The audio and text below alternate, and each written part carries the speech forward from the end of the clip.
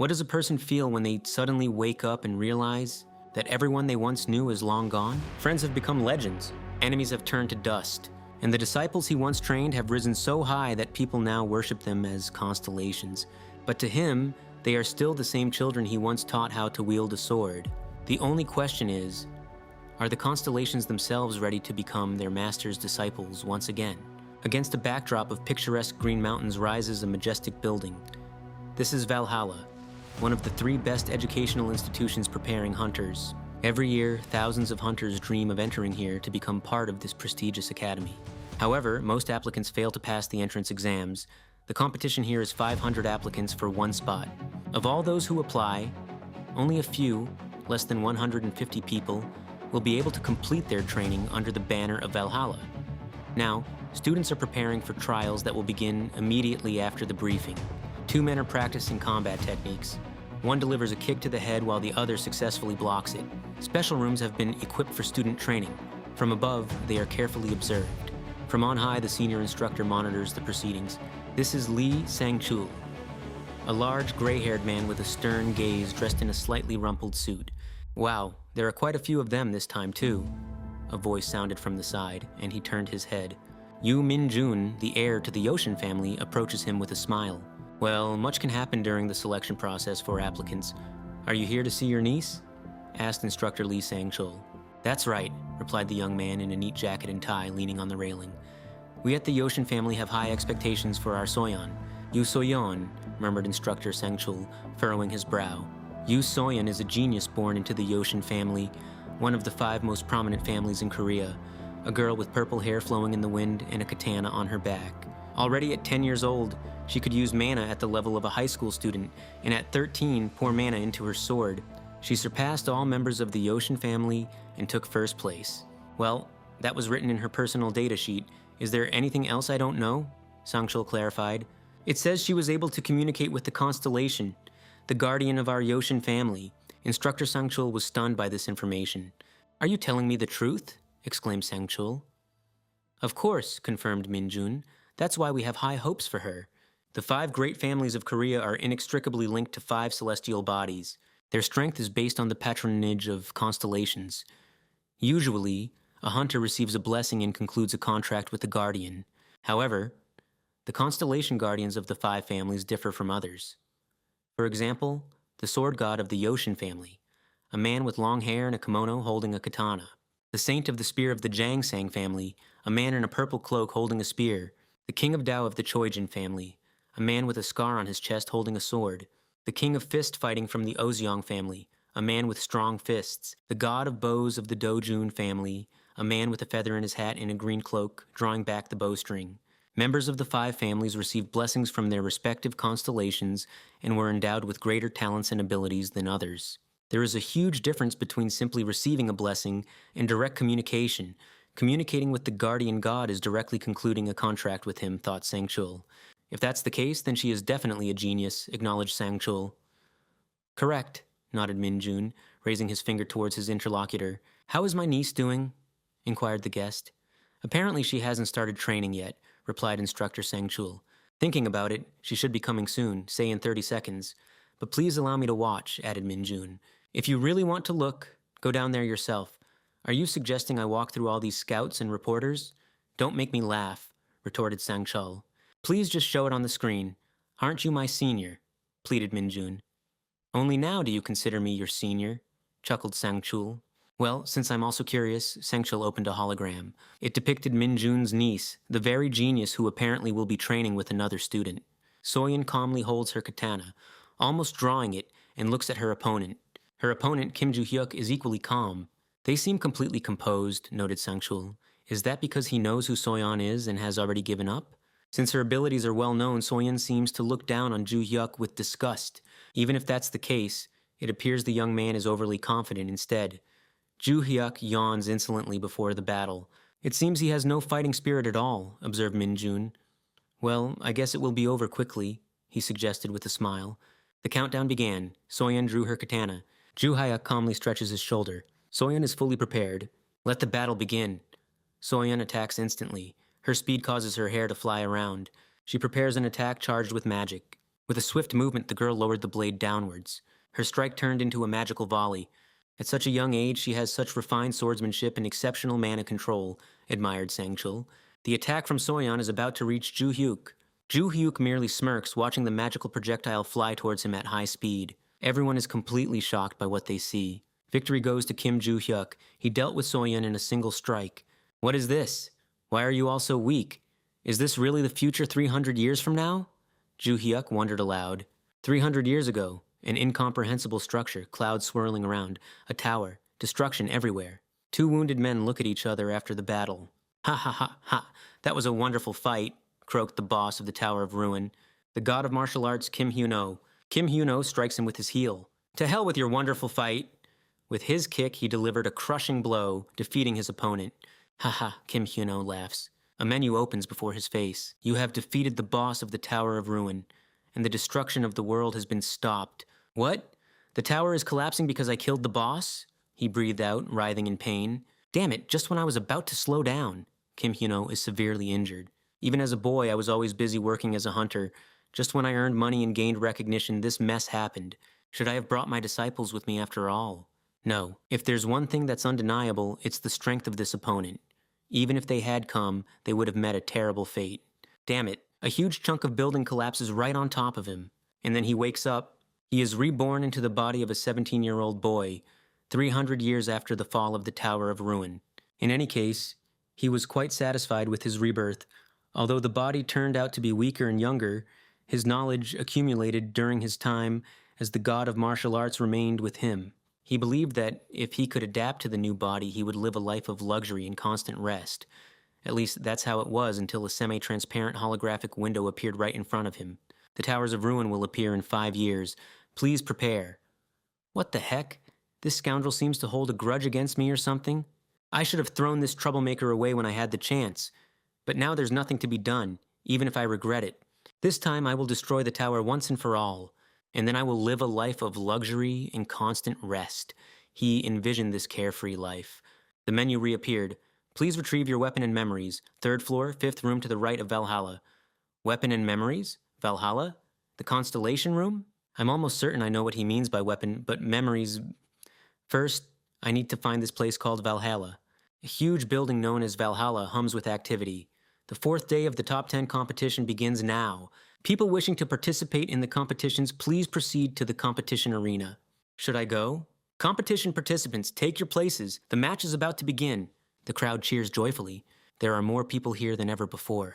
That's because future iconic figures from all 5 families have gathered here at the same time, Sangchul observed. And, Sangchul said, narrowing his eyes and focusing on someone, in the presence of this newcomer, Kim Ju Hyuk, Sangchul stares intently at him. His opponent, a healthy young man, stands in a cage with Ju Hyuk, 30 seconds until the match begins. The eldest son of the Osung family, Se Hyuk, 17 years old, dark-skinned and serious. This person, is that the one who defeated Soyeon on the first day?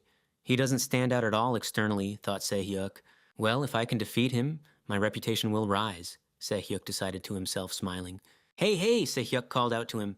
I'll take you down in M.O. What's this M.O.? Some kind of abbreviation? Ju Hyuk clarified. It means in a moment, of course, explained Se Hyuk. Oh, if that's the case, then P.Z.O. What? Se Hyuk asked awkwardly. Smiling, Ju Hyuk parried. That means go to hell, you bastard, and showed him the middle finger. The eldest son of the Osung family. Se Hyuk wasn't strong in literature, strategy, or martial arts. However, he still possessed a talent that surpassed everyone else. His physique. He was capable of doing what others wouldn't have the strength for unless they had mana. And even with minimal training, he could become stronger at an exponential rate. Se Hyuk broke through a wall with his bare hand. He was born with a first-class physique without putting in any effort. For that alone, he could be called a genius. Ju Hyuk was still giving him the middle finger. I said, get lost, you idiot, which greatly angered the brute. Se Hyuk rushed at him while Ju Hyuk continued to show him the middle finger. With the body I was reborn into, I won't win in a physical confrontation. I don't know about everything else, but his strength is something else. Just because he surpasses me in physical strength doesn't mean he'll win, Se Hyuk shouted furiously. Se Hyuk throws a punch. Ju Hyuk dodged. Martial arts should compensate for that difference in strength. And Ju Hyuk raises his leg, toppling the brute with one move. What? Se Hyuk was stunned. Ju Hyuk prepares to strike. The ability to track an opponent's movements. Ju Hyuk delivers a powerful blow straight to the opponent's chest. The brute seems to be losing consciousness. He falls onto his back. If there is no harmony, that's how it ends. Victory for Kim Ju Hyuk. Well, even though this body is weaker than before my reincarnation, there shouldn't be any problems hunting monsters. Everything like before. Ju Hyuk leaves the arena. The staff who watched the match were stunned. Was Se Hyuk really knocked to the ground after just one hit? A woman exclaimed in amazement. Honestly, I didn't expect him to collapse from such a simple attack, a man replied. The head of the Osung family was watching intently. Ignoramuses, he hissed through gritted teeth. You call that a simple attack? Even though my son never strived to learn martial arts and only strengthened his body, he could easily withstand any peer's blow. But that hit, he won't be able to recover from it, the man mused, thoughtfully rubbing his chin. Se Hyuk, carried away by emotion, recklessly rushed at Ju Hyuk. Applying a rare magical art, he tried to finish off his opponent in one go. But Ju Hyuk simply tilted his head, dodging the attack. Confident of landing the hit, Se Hyuk put all his strength into the strike and shifted his center of gravity. Ju Hyuk, with a single precise movement, overturned him onto the floor, and followed up with a decisive blow. How could he move faster than Se Hyuk at the peak of his abilities? Kim Ju Hyuk calculated everything from the moment his opponent stepped into the arena. That's monstrous talent, he exclaimed, not hiding his admiration. Se Hyuk's father shifted his attention to something else. Unfortunately, many others also realized the value of this newcomer. Not everyone here is blind. Kim Ju Hyuk, Se Hyuk's father murmured with a frown. I will do everything possible to make you part of our family. Silence fell over the arena. At that moment, fans began chanting, Choi Ari Nuna, Nuna, I love you. Look at these lunatics. Why are guys who have already served in the army calling a 17-year-old girl Nuna? The final match has begun. Kim Ju Hyuk versus Choi Arin. The fight started. Aaron was fully prepared. Kim Ju Hyuk gave her a smirk. No one rushed to begin. What is she waiting for? Does she want me to attack first? But if she's trying to wait it out, that means she's far more perceptive than the others, thought Ju Hyuk. Then maybe I should, he whispered with a smile, and he lunged towards her. He approached without hiding his confident smile. Aaron prepared for a counterattack. The girl filled her strike with an unknown energy. Could she have already mastered the technique of changing elements within the Chuejin family at 17 years old? Exclaimed a woman in the stands. All participants from the 5 great families are demonstrating remarkable talents. Aaron braced herself for the attack. Ju Hyuk froze in place. Now, she shouted, and her eyes flashed with determination. The girl rushed forward, delivering a strike. At that very moment, Ju Hyuk vanished from sight. Where is he? Ran through Aaron's mind. Hey, if you reveal the direction of your attack with your gaze, do you really think it would be difficult for me to dodge? Ju Hyuk asked mockingly. He stood directly beside her. What? Aaron was stunned, sharply turning towards him. Ju Hyuk launched a swift strike that she barely managed to block. Sharp pain contorted her face. Ju Hyuk stared at her with frightening calmness. Aaron's blade withstood the collision. The girl was thrown backward. She chose to take the hit on her sword. No wonder I didn't feel direct contact with her body, thought Ju Hyuk. How heavy, Aaron murmured to herself, still trembling from the force of the impact. Ju Hyuk pressed his fist against the edge of her blade. Aaron was confused. Now try dodging this, Ju Hyuk said coldly. He delivered a powerful blow, easily breaking through her defense. Aaron gasped for breath at the strength of the assault. In the next moment, she collapsed to the floor. That attack, what was it? Something wasn't right. It felt as if my stance momentarily lost its stability. However, that doesn't matter now, Ju Hyuk decided. Victory belongs to Kim Ju Hyuk, top 10 Valhalla applicants. First place went to Kim Ju Hyuk. Ju Hyuk calmly walked away, kneading his stiff shoulder. Suddenly, he was surrounded by persistent journalists from other academies. Student Kim Ju Hyuk, we implore you to choose our academy. Just imagine, our guild has existed for 30 years. We guarantee you the best conditions and treatment. Now everyone be quiet. Immediately, Ju Hyuk roared in response. Breaking news. Is Kim Ju Hyuk a mad psychopath? Is it true that after his triumph in the entrance exams, he furiously dismissed representatives of guilds offering him contracts? Is he on the verge of insanity? The cover of the article featured a photo of Ju Hyuk demonstratively expressing his displeasure. Comments under the post multiplied. Did you see the video? It's so funny how he yelled, "Get out, idiots!" Honestly, after such an outburst of anger, it seems like he's a bad person, don't you think? The huge building of Valhalla was bathed in bright sunlight. Freshmen, welcome to Valhalla, a voice boomed. Numerous newcomers, including Ju Hyuk, stood at attention. Valhalla is proud of its century-long history. How boring, Ju Hyuk yawned. Ju Hyuk noticed a boy who was staring intently at him. The boy immediately looked away. Anyway, I attracted too much attention yesterday, Ju Hyuk muttered. I just need to attend classes and leave, so there shouldn't be any problems. Besides, I've realized something. The entrance ceremony has now concluded. A virtual battle simulation room. What's wrong with the class assignment? Frowned Guildmaster Kim Lee-gun. Ahead is Yu Soyan from the Yoshin family, and next to her is Arn from the Chwejin family. And in the center, Si-hyuk from the Osin family. It seems the assignment was random, muttered the instructor in a panic. How could geniuses from 3 of the 5 great families end up in the same class? A look full of anxiety darted to Ju-hyuk. The instructor stared at Kim Ju-hyuk. Why is he here too? Ran through the mentor's head. I am definitely doomed this year. Okay, calm down. We need to pull ourselves together and act decisively. Ahem. He cleared his throat. Nice to meet you. I'm your instructor, Kim Lee-gun, and will be leading this session. So let's begin. The mentor pressed a button. What? What is happening? Students froze in astonishment. The walls around them vibrated. The space around them distorted, transporting everyone to an unfamiliar place. What the heck? Where are we? We were just in the auditorium. Puzzled exclamations rang out. At that moment, Kim Lee-gun drew his sword. If I spill a little blood right now, numerous goblins appeared around them. The creatures surrounded the newcomers in a dense ring. There are orcs and goblins here, about 100, reported Pachun. The goblins rushed into attack. The protective field took the hit. Si-hyuk flinched, nearly colliding with a monster. The creatures swarmed around the barrier, furiously pounding on it. Excellent, the instructor nodded approvingly. The barrier holds. Kim Ju-hyuk, come here. The instructor beckoned him with his hand. Can you handle these monsters alone? He inquired. Those running around, yes, no problem. Kim Ju-hyuk remained completely calm. Good, now his arrogance will subside. Students are used to seeing monsters only in pictures, not in real life. Naturally, he's scared, thought the instructor. Stop playing the hero, just say no. We'll start the lesson as soon as you cool down a bit, sneered the instructor. Kim Ju-hyuk laughed. Are you laughing? Frowned the mentor. Since you are laughing, does that mean you're confident you can do it yourself? Of course, confirmed Kim Ju-hyuk. Impudent, still bluffing. Well, try your luck, grumbled the instructor. As far as I know, something like this wasn't planned for the first day. Since you decided to give me a test, there should be a reward, right? You want a reward? Surprised the mentor. Exactly, replied Kim Ju-hyuk. If I destroy all the monsters, what shall we bet? Challenged Kim Ju-hyuk. If you manage them all, I will fulfill any wish of yours within my capabilities. Kim Ju-hyuk thoughtfully stroked his chin. Although that's a bit little, I accept the deal, he responded. Ju-hyuk swung his sword, felling a crowd of goblins with one movement. Monsters crept up from behind him. Kim Ju-hyuk flipped his sword. Without even turning around, he delivered an accurate strike to the nearest goblin. 300 years have passed since I last held a sword, but it seems my skill hasn't disappeared. Back then, the world was engulfed in chaos caused by monsters, and we had to grab anything at hand to survive. But the sword will always be something special to me. Kim Ju-hyuk turned sharply. A monster attacked from behind. Kim Ju-hyuk skillfully dodged the attack. As I expected, their fighting style is simply primitive. It's just a quality imitation. Students watched in amazement as Kim Ju-hyuk fought on the training ground. Incredible. I only lent him my sword, muttered the instructor. There's no magic or enchantment on the blade. How does he manage to defeat enemies so easily? It's as if this sword attracts monsters to itself. Soyeon watched his swordsmanship technique with irritation. This is just madness, breathed Pachun. Aaron, standing aside, observed what was happening intently. It seemed his skill truly impressed her.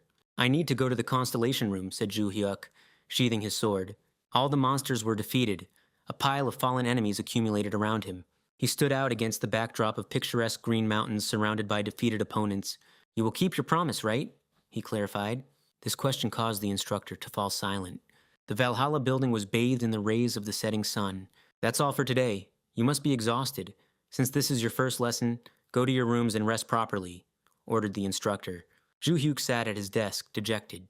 Wait a minute, what even is this lesson? If it's going to be this long, I'll just take what I need and get out of here quickly. Incidentally, I never considered teaching, and I didn't really go to school much either.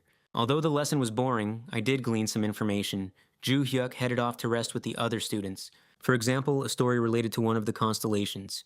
In my past life, the term constellation didn't have the same meaning as it does here.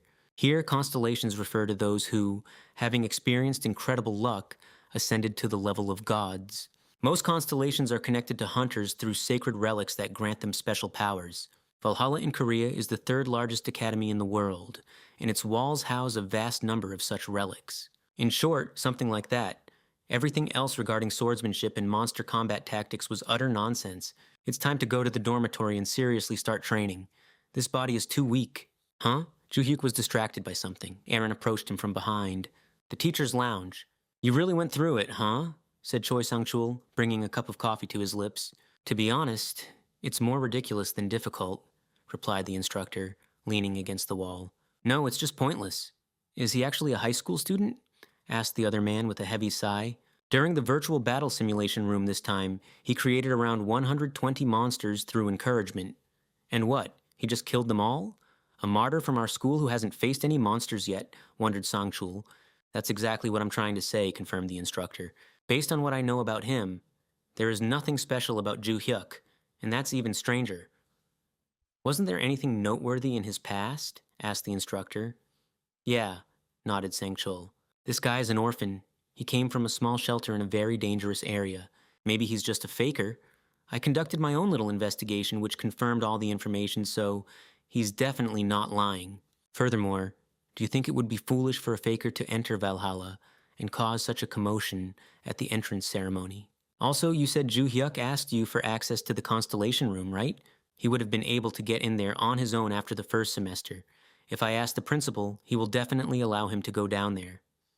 I am very grateful to you for that, admitted the instructor. I was the one who brought him here, so I bear no less responsibility, noted Sang-chul, sipping his coffee. I don't know what's going on with the completely closed zone on the 5th floor, but anyone can get to the 1st floor, so there won't be any problems if he gets there a little earlier than scheduled.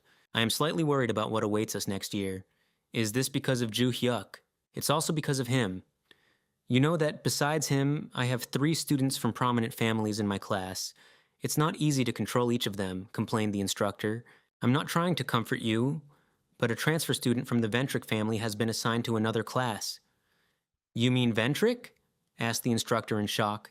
Yes, directly from the Ventric family, Rodil Ventric. I heard about how he was expelled from the British Academy for some mischief. The instructor exhaled. Now I'm starting to think things aren't so bad after all.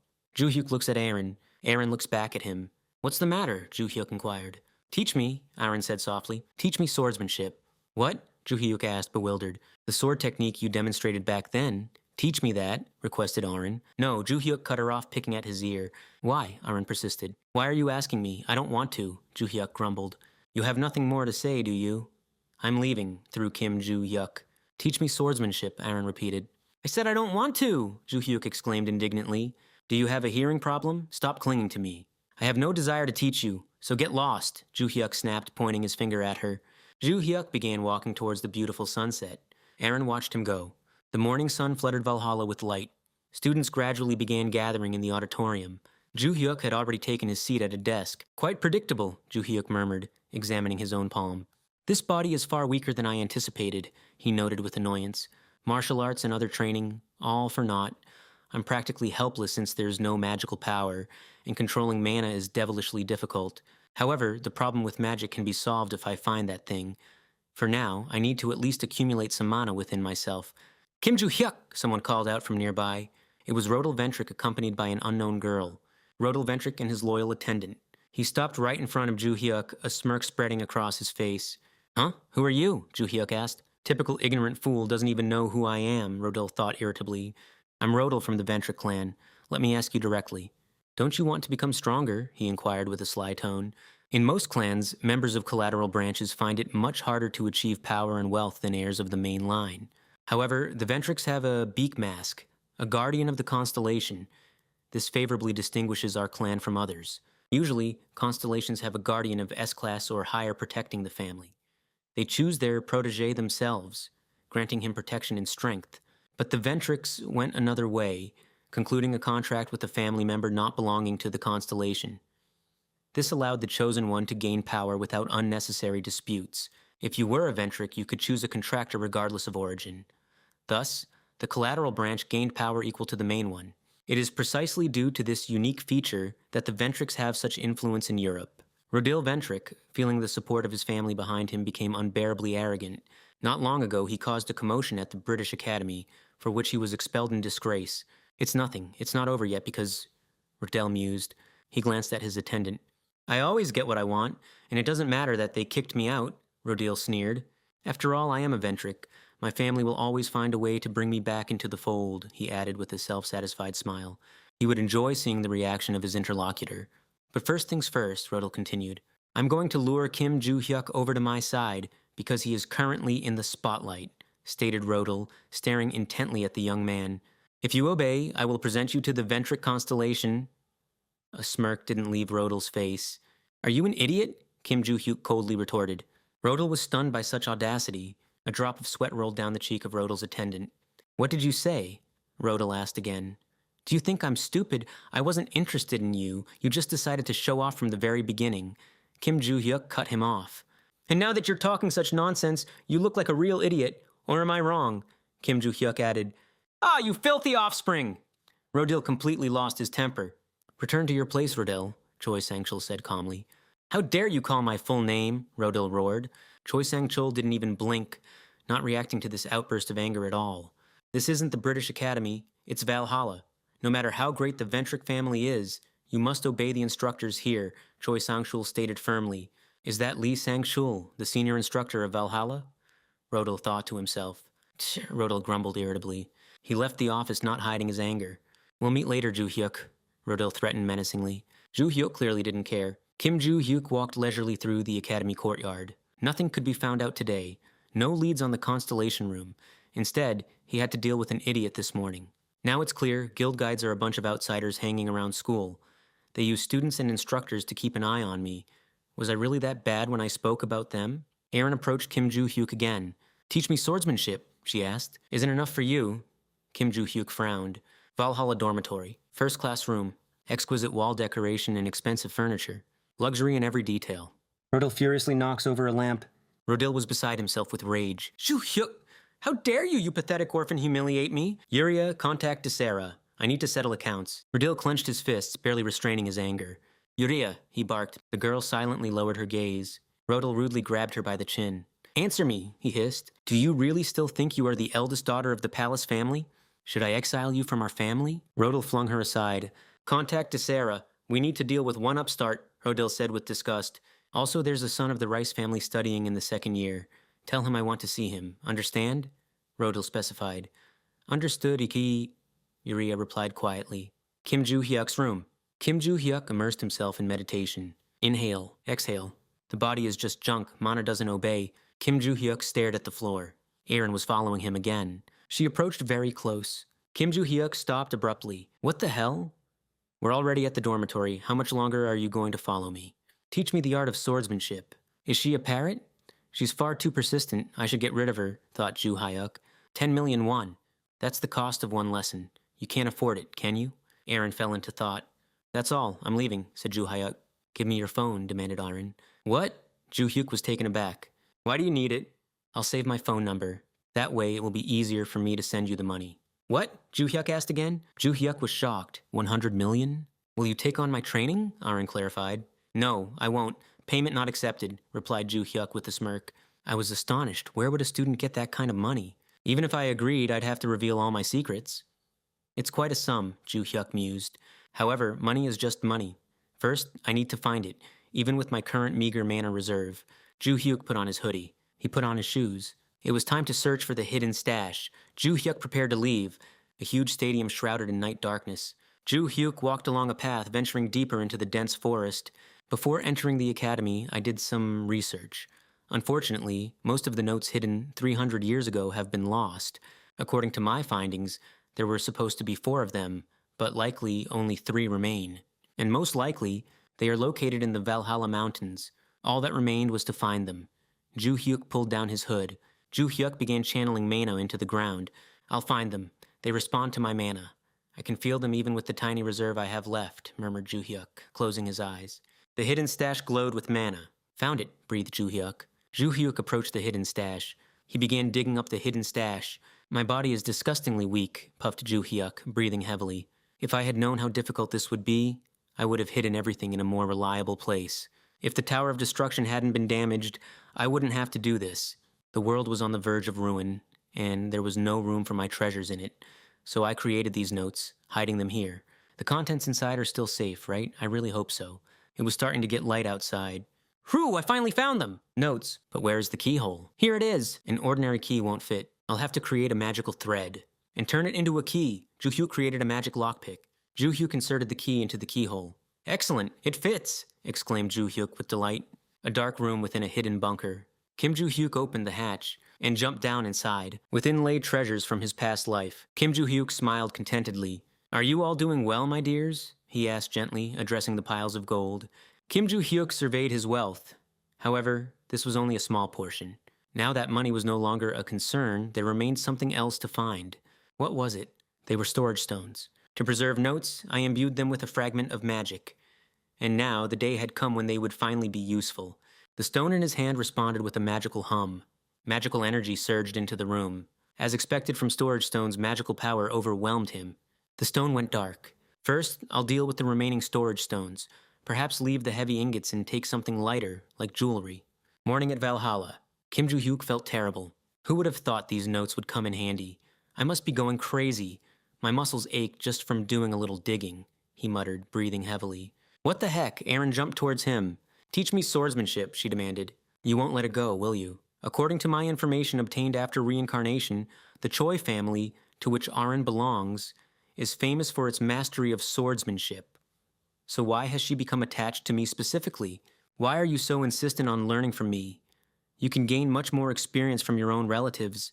"No, I want to learn only from you," Aaron retorted. "Really?" Kim Ju-hyuk asked, surprised. "I've never seen anyone who wields a sword better," she added. "What about your father? Isn't he the hero of the Choi family? He fights better than me, right?" "Father..." Aaron started to speak, but was interrupted by the instructor. "Kim Ju-hyuk, come with me to the teacher's lounge." "Me? Why to the teacher's lounge?" "It concerns what you asked about last time. Aren't you curious?" "I'm coming." Kim Ju-hyuk followed him. "Oh, excuse me," Aaron mumbled. The girl lowered her gaze. "Tomorrow at 6 in the morning. Come to the training ground," Kim Ju-hyuk said. Aaron looked up at her companion. "Is there a problem?" he asked. Aaron shook her head negatively. "I'll be there," she replied. "The teacher's lounge." Kim Ju-hyuk stopped beside the instructor. "I have a lesson soon, so I'll be brief," the instructor began. "First of all, your access to the constellation room has been approved. You just need to go down to the basement level." "The basement?" Kim Ju-hyuk asked. "Yes, but remember, you are forbidden from entering any other levels." "Understood. When can I go there?" "If you're free tonight." "Excellent, then I'll go today." "Unexpected. I thought he would make a fuss about the ban on the second floor," thought the instructor. "Good, then we'll go today." "Understood," Kim Ju-hyuk nodded. Kim Ju-hyuk left the office. Night had fallen outside. "We have arrived," announced the instructor. "Treasures of the Valhalla Academy, the constellation room."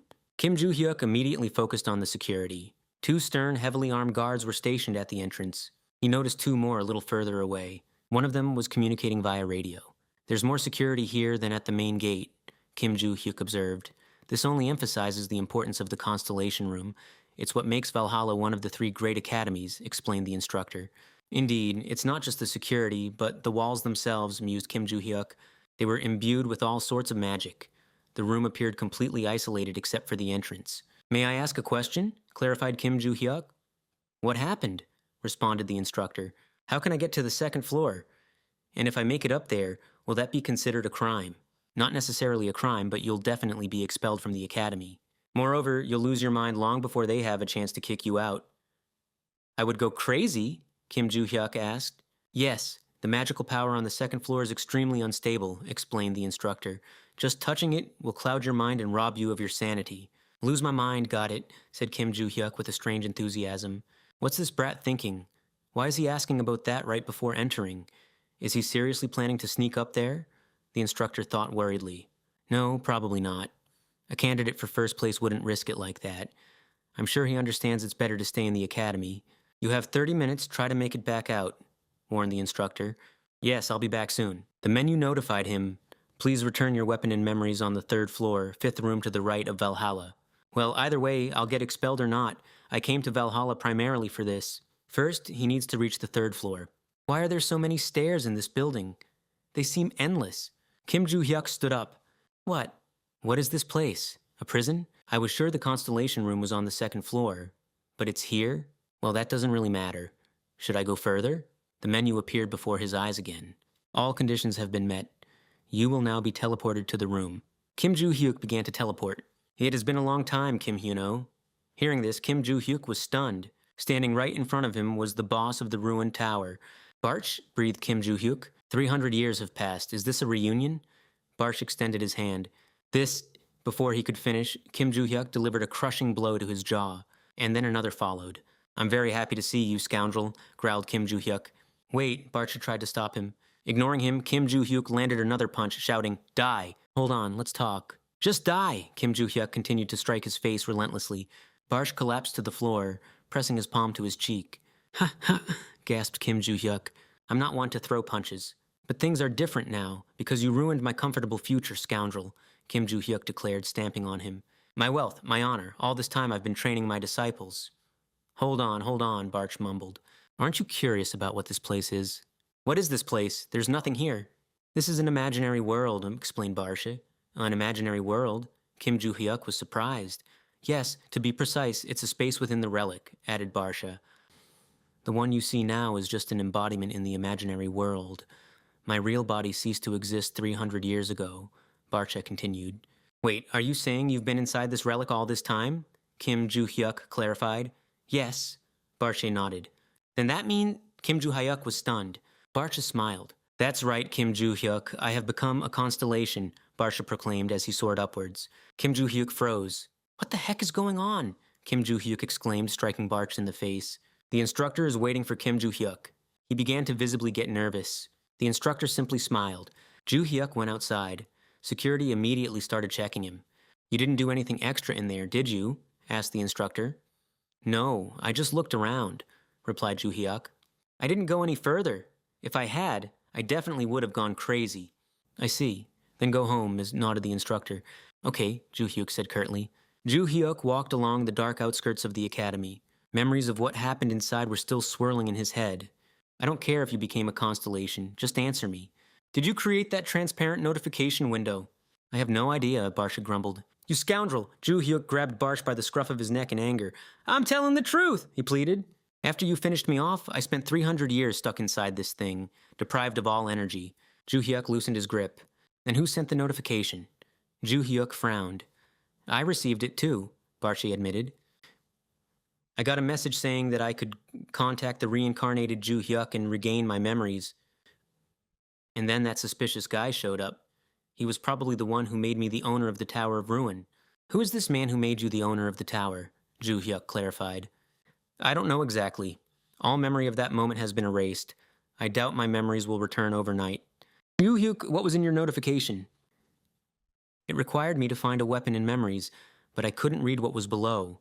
The text was covered with censorship squares. But I don't remember losing anything. My memories of the tower are intact." "Maybe you don't remember everything. Once you find the weapon, your memories will start returning on their own."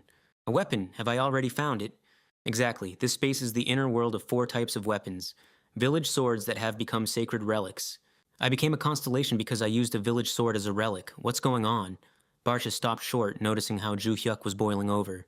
"You cursed scoundrel!" Joo-hyuk roared, barely containing his rage. Joo-hyuk continued on towards the academy. "My sword became a relic, and inside it is a constellation. What the heck is happening? I wanted to destroy it and forget about it, but..." Joo-hyuk summoned his sword, and it materialized in his hand. No matter how worn it looked, the sword still contains Barch, once known as the King of Ruin. There's no helping it. A new quest from the notifications is only available with this village sword. He'll have to accept it. "Hey, were you the one who took first place at the entrance ceremony?" Someone called out to Joo-hyuk. A group of bullies decided to teach Joo-hyuk a lesson. "My seniors were away, so you haven't had a chance to introduce yourself yet?" One of them grinned. "A senior? Does a thug like you even have juniors?" Joo-hyuk smirked. "This upstart has gotten too bold. Just because you're the best freshman doesn't mean you can ignore your seniors." "I'll teach this newbie a lesson first," one of the second-year students spat out. "Freshman, the difference between first and second year is that..." Kim Joo-hyuk interrupted him mid-sentence, delivering a sharp kick to the chest. "Stop talking, you damn insolent fools," Kim Joo-hyuk spat with a chilling smile. He followed up with another kick, directly to the opponent's head. The unfortunate fellow flew straight into the crowd of his friends, and crashed into the barrier with a dull thud. Second-year students watched in stunned silence. "What a crazy, arrogant brat," their leader growled, turning sharply. The senior student's gaze suddenly caught on something important. "A sword?" Kim Joo-hyuk drew his weapon. A pleasant sensation of perfect grip. "It's been a while, old friend," Kim Joo-hyuk whispered, addressing the blade. "What are you standing around for? Attack, it'll be fun, and if you continue to stand like pillars, I'll knock some sense into you myself. What? Listen carefully. You need to do one simple thing. Just take care of this freshman, Rodil Ventric said coldly. Of course, I will reward you handsomely, with something that will greatly help your family. His name is Kim Ju-hyuk. Give him a warm welcome. It doesn't matter how, you can even use weapons. It's been too long since order was restored here. You agree, right? Rodil Ventric clarified. Understood, the senior student replied curtly. He left Rodil Ventric's room. Even if he is the best among the newcomers, he has no chance against seniors. The difference between them is colossal, and it's all about contracts with constellations. In their second semester, Valhalla students are required to visit the constellation room and make a deal. Those who succeed become contractors. Becoming a contractor gives a person access to the power of their patron. And Kim Ju-hyuk, lacking noble origins, remained without a guardian constellation. I'll take him down with one hit, the senior student muttered with anticipation. That's what he thought, but Kim Ju-hyuk playfully spun the sword in his hand and immediately unleashed it upon the second-year students. What the hell are you doing? One of the opponents shouted, rushing into attack. What? The attacker could only exclaim when Kim Ju-hyuk's blade darted towards his face. Kim Ju-hyuk delivered a precise strike, sending the enemy flying. Then he turned his gaze upwards. Another opponent was diving down from above. Die! He roared, unleashing an attack on Kim Ju-hyuk. But the blade merely sliced through the air and plunged into the ground. My attack, the attacker stammered in surprise. You missed, huh? Kim Ju-hyuk smirked, and immediately delivered a crushing blow to his forehead. The opponent flew away, passing by his stunned comrades. The senior student couldn't believe his eyes. How could one student so easily defeat an entire group? This can't be! He's taking down second-year students one after another, the senior exclaimed excitedly. Before becoming contractors, second-year students were required to master martial arts or magic at a level higher than freshmen. But why are they so helpless now? What is this strange sword technique? He doesn't even seem to be exerting any visible effort, yet those around him receive devastating blows. Hey, didn't I warn you that I would smash the head of anyone who just stands and watches? Kim Ju-hyuk threw, directing his sword at them. Damn it, the others hesitated, unsure whether to attack. Don't be afraid, cowards. It's just a freshman. So your leader does have some spirit after all, huh? Shut up. The senior visibly grew nervous. Ju-hyuk pressed the tip of his sword against the man's abdomen. I told you not to stand still, Ju-hyuk said with a smile. Ju-hyuk poured magical energy into the hilt of his weapon. A powerful impulse ran through the blade and pierced the bully clean through. How did he get so close? The opponent groaned, writhing in pain. The upperclassman instantly lost consciousness. Ju-hyuk clasped his hands together. Wake up, Ju-hyuk commanded, slapping the bully across the face. Who are you? Why did you suddenly attack me? Didn't rumors reach you? We're your seniors, 1 year more experienced than you. So, a group of second-year students came with weapons to beat up a freshman. Is that normal for you? Answer me. Who sent you? Was all this orchestrated just to break the nose of the guy who took first place? Is that it? What the hell? Is that how bullies operate? I'm surprised, Ju-hyuk chuckled. All right, I'm leaving. Clean up here. Wait, the bully shouted. Do you think you can walk around the academy peacefully after this? It doesn't matter that you're the best in your first year. If people find out about this incident, you'll be expelled. Doesn't matter. Are you going to tell them how it really went down? A few second-year students came to beat up a freshman, but ended up on the ground themselves. If that story comes out, wouldn't you be ashamed to show your faces at the academy? Ju-hyuk inquired. At that moment, the senior lying on the asphalt flew into a rage. So do what's wise if you want to finish your education and join a guild. Saying this, Ju-hyuk stretched his lips into a terrifying smile and his eyes flashed with crimson light. Ju-hyuk turned around and left, leaving the second-year students lying on the asphalt. Rodil Ventric waited for the call, not letting go of his phone. He should be calling soon, Rodil muttered expectantly. Here he is, Lyric Sunrise. The name of the senior appeared on the screen. Senior, well, did you beat up Kim Ju-hyuk? Rodil. I'm backing out of this job. What are you talking about? Stay away from anything related to Kim Ju-hyuk. What the hell? You were full of confidence when we last spoke. That's it, I'm hanging up. Wait, Rodil roared. If you called me just to tell me that Kim Ju-hyuk beat you up, go complain to the administration. Do you have any bruises at all? Isn't that enough evidence? Can't you even do that? Do it, and I'll pay the promised amount. I'll try to arrange for my family to fund you. Even if your family agrees to fund us. Rodil was completely bewildered. We can no longer hold our heads high. We lost, the senior replied, supporting his wounded comrades. I'm hanging up. This piece of trash! Rodil threw his phone onto the floor in a fit of rage. He slumped to the floor, lost in heavy thought. Hey, Yuria, have you contacted DeSera? Yes, I told him you wanted to meet in person. But he's far away, so it will take time to get here, Yuria responded. Where on earth is he? Rodil asked. Mexico, the Aripia Academy, a mountain of bodies. What? He demands that I come to Korea, DeSera said, seated atop a pile of corpses. Come to Korea to deal with someone named Kim Joo-hyuk, you say? The reward is already waiting. And is it true? He asked with a smirk. After being kicked out, I hadn't hoped for any earnings. What a wonderful turn of events, he exclaimed with a manic smile. The next day, an empty training hall. Wow, what a huge hall. Is the academy really this big? Kim Joo-hyuk wondered, adjusting his bag on his shoulder. I feel like running around, Kim Joo-hyuk exclaimed joyfully. Why are you here? A voice echoed directly in his head, causing Kim Joo-hyuk to jump. What? Who is that? Barch, where are you broadcasting from? I'm currently inside a sealed sword. What are you so surprised about? Barcha clarified. Surprised because I thought you had escaped. I would have had to beat you again and force you back in, Kim Joo-hyuk retorted with a smirk. Barche became nervous, remembering the past. Nothing like that, so don't worry, Barcha quickly assured him. Well, if that's the case, then fine, replied Kim Joo-hyuk. Kim Joo-hyuk began to lace up his sneakers. Anyway, are you sure everything is all right? Kim Joo-hyuk inquired. Are you asking about my condition? Barche asked in return. No, I'm talking about the sword. The artifact is currently in Valhalla. We both left the constellation room with it. Don't worry, I replaced it with an exact copy, Barcha stated. That's actually what worries me, Kim Joo-hyuk countered. When I woke up, I had lost all my power, but I was able to create a copy, Barcha explained. Although, I don't understand where I got this ability from. Kim Joo-hyuk opened his eyes. Aaron stood before him. He hadn't expected her to approach so closely. Have you come? Yes, she responded briefly. Will you start teaching me swordsmanship right away? Aaron asked. No. First, we'll work on your stamina, Kim Joo-hyuk stated firmly. Why? She questioned, surprised. You can leave if you want, Kim Joo-hyuk shrugged. No, I'm staying, Aaron declared resolutely. Then start with stretching. The higher the stamina, the more effective mana absorption and control become. Ultimately, it's the foundation of any improvement. Current training methods seem strange. Everyone seems to focus on mana instead of stamina, Kim Joo-hyuk mused as he watched Aaron warm up. Even Aaron, despite her huge mana reserves, her stamina is like that of a green novice with a sword. I'm finished, Aaron announced. Let's begin the real training. The work began. It was clear from Aaron's face how difficult the exercises were for her. By the end of the session, she was completely exhausted. We've only just begun, Kim Joo-hyuk said. What did you say? Aaron asked back. Stop lying there and get up. We still have 20 kilometers to run. Aaron couldn't believe her ears. The training classroom.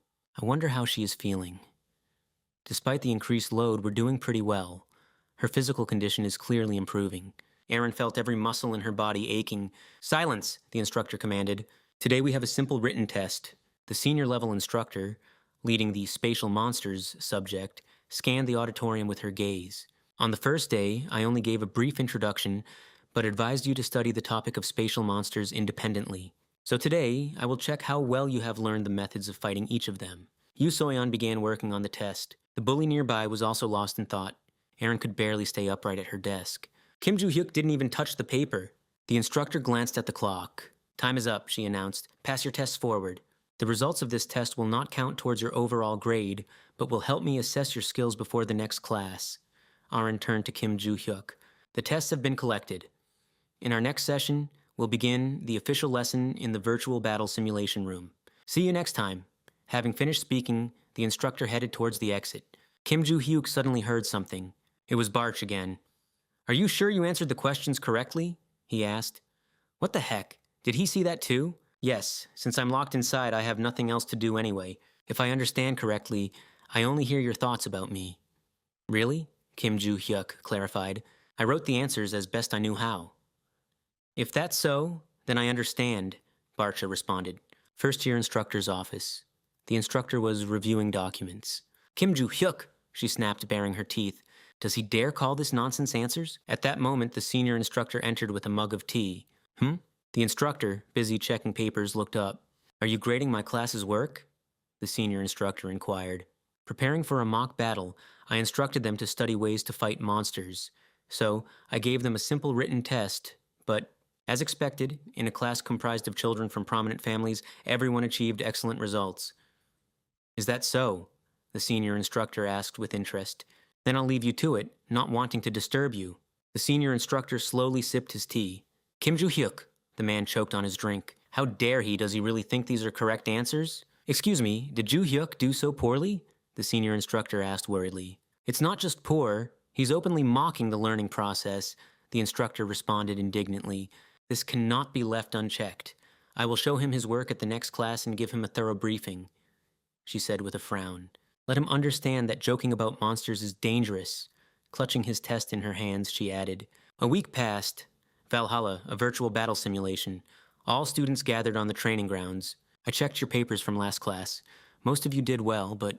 Joo-hyuk, come here, she said sternly. Joo-hyuk, casually picking at his ear, slowly approached the instructor. She scrutinized his face intently. Take this. She handed him a written sheet. The test, grade 1. Student Joo-hyuk receives 0 points. Are you sure you even understood what you were writing?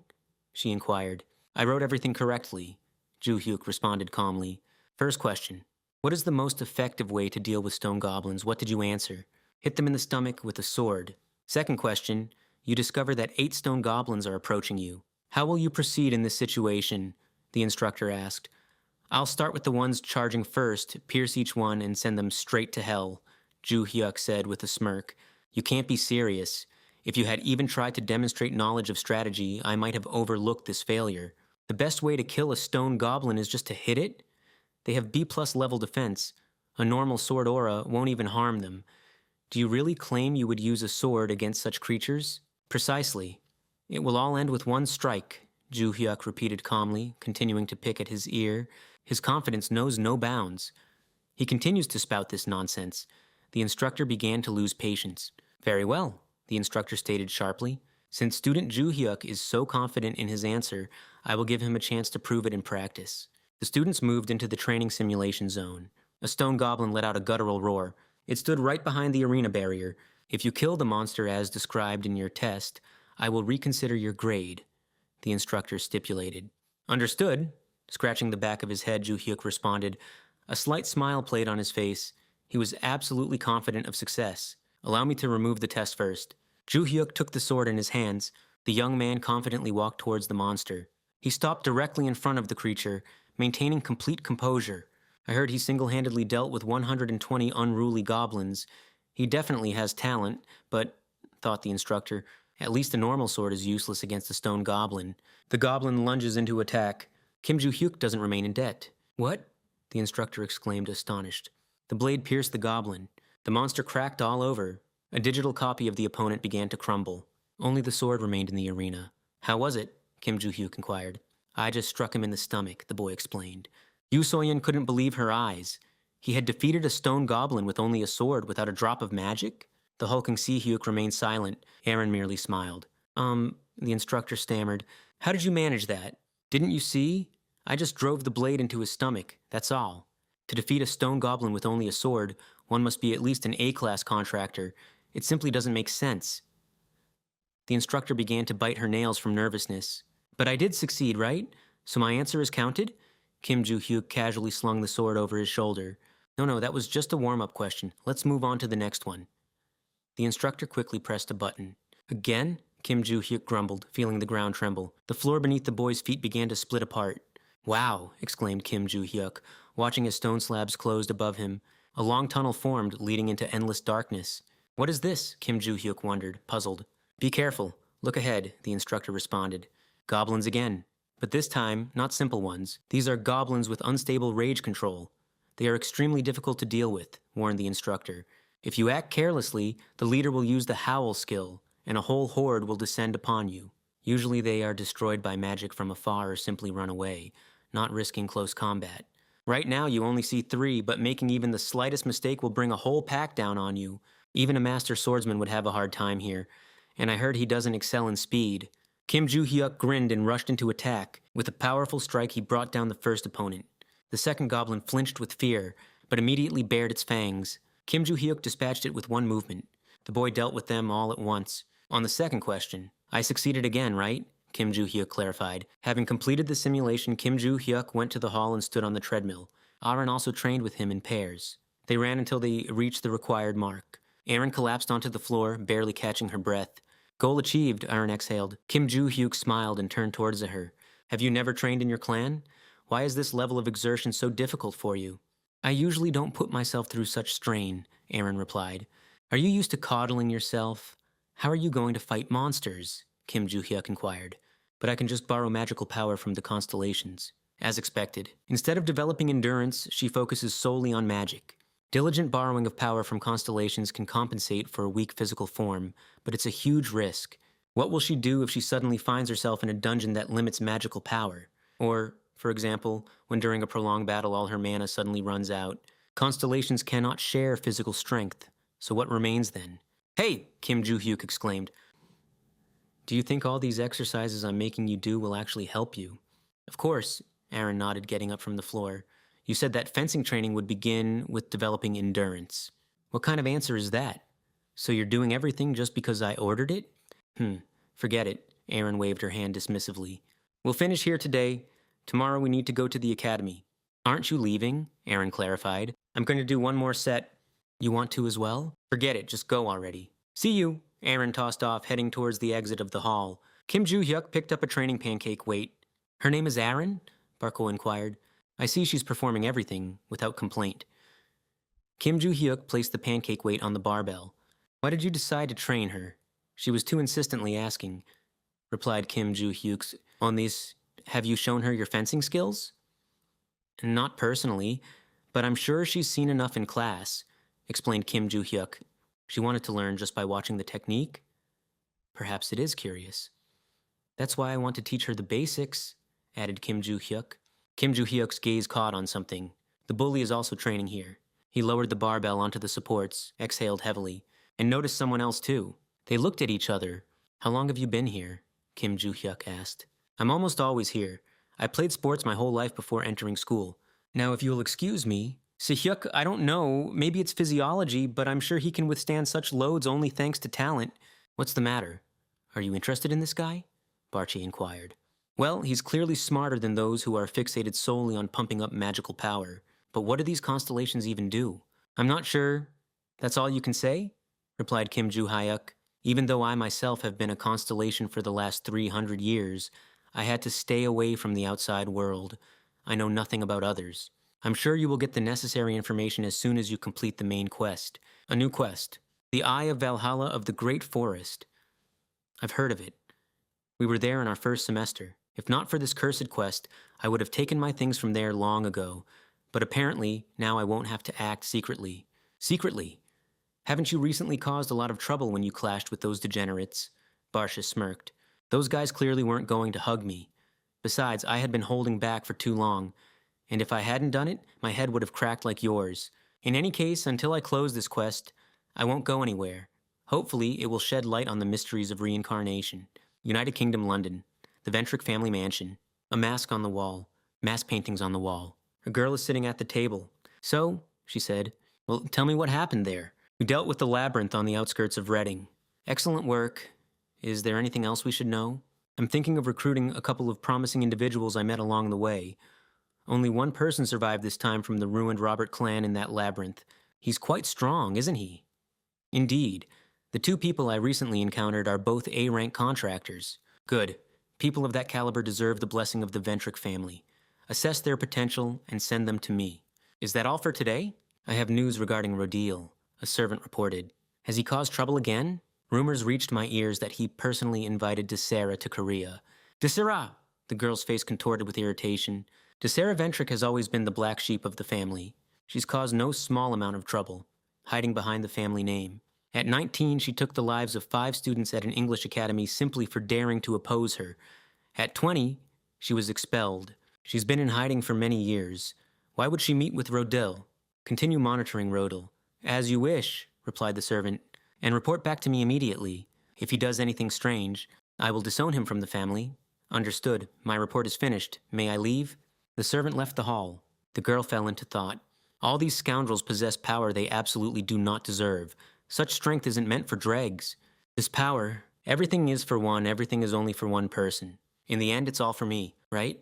Guardian constellation. If you try to define the concept of villain, it consists of the words evil and executor, literally meaning one who commits evil. These days, villains are those who use the power of constellations for harm. They most often act alone, but sometimes form entire organizations. The most infamous of these is the Vanguard Group. Among their constellations there is this body. Even though I feel myself growing stronger from ordinary training, it also possesses a talent for mana. It's not at a genius level, but still much better than before my reincarnation. And yet, it's strange. Even if the body was untrained, why was it in such a deplorable state? On the very first day when I tried to circulate Qi, I barely managed. There was less mana than an ordinary person, and my physical condition left much to be desired. It only took a little work with a shovel before I was ready to collapse. But even with these limitations, things shouldn't have been so bad. Did something happen to him in the past? I have no idea, Ju Hyuk said, leaning back in his chair with his arms behind his head.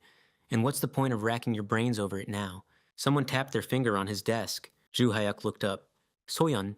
The girl had left a note on his desk.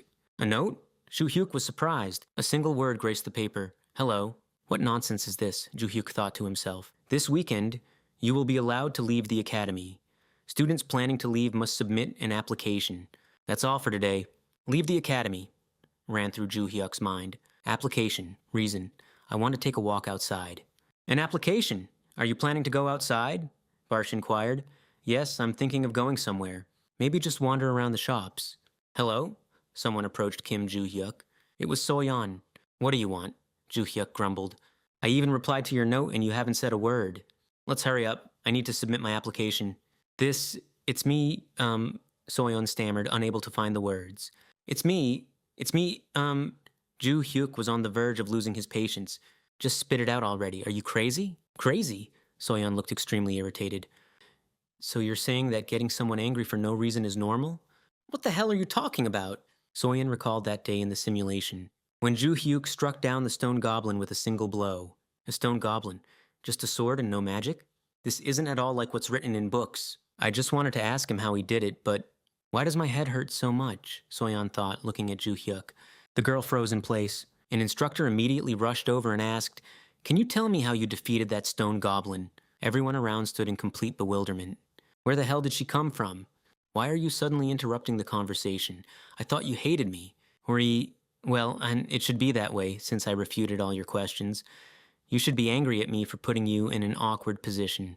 That doesn't bother me, exclaimed the instructor with shining eyes. I believed there was only one way to defeat monsters, but you showed me there are many other options. So, she added, placing a hand on his shoulder, do you want to be my assistant? She curiously asked with a smile. I'll have to decline. I need to submit an application. Ju Hyuk cut her off bluntly. Oh, why? Become my assistant and let's publish an article. The instructor continued. Ju Hyuk repeated, No, I refuse. Soyeon, watching them, spoke up. Excuse me. I will personally find everything you need, declared the instructor. Shouldn't you be ashamed of treating a student like that? Ju Hyuk clarified. Why should I be embarrassed?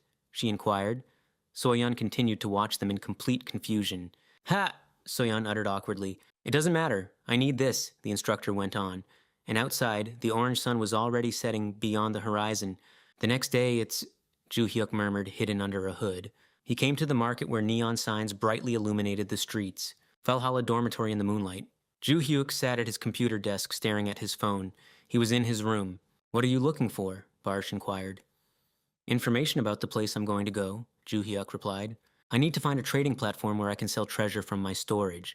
It's quite an interesting place, Ju Hyuk explained, not taking his eyes off the screen. Found it, said Ju Hyuk. He entered the market website. From what I've learned, after paying an entry fee, the market allows people to freely trade anything. People from all countries can list their goods on it. Because anyone in the world can use this market, it is considered black due to criminals who trade on it, Ju Hyuk mused. The reason such an unthinkable market even exists is that its creator is a constellation guardian known as the Hidden Ruler. Because the constellation guardian created and actively supports it, high-ranking people use it openly. Although illegal, the government doesn't fight it, Ju Hyuk thought, resting his chin on his hand. This is also why I can easily find out how to enter it. I should use it for a while, Ju Hyuk decided as he scrolled through the site. Ju Hyuk read information on his phone. how to get to the market, plus what to pay attention to and frequently asked questions. So today we will tell our readers how to get to the market open to everyone. There's nothing special about this method. You need to follow the link in the comments and reserve a spot. Then you'll be given a location within 50 kilometers of your current location. Just follow it and go through the door to find yourself at the market. There's a link in the comments? Joo-hyuk murmured. Aaron sent Joo-hyuk an emoji. He said, reaching for the view button. Joo-hyuk opened his chat with Aaron. She had sent a lot of crying rabbit emojis. What? Exhaled Joo-hyuk.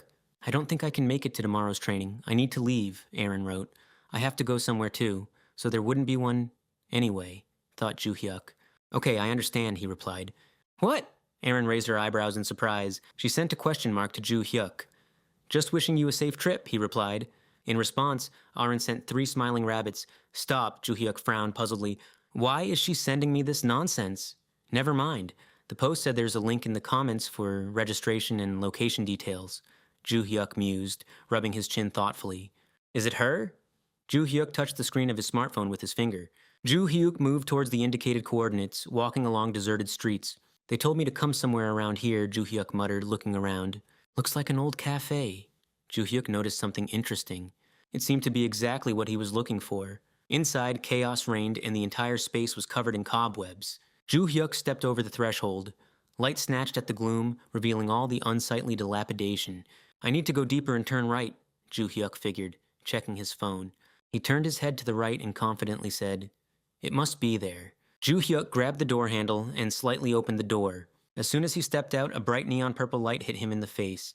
Is this the place? Joo-hyuk exclaimed, looking up. He found himself at a market where neon signs flickered everywhere, and people in masks swarmed among the crowd. Even the moon here bathed the buildings in a purple glow.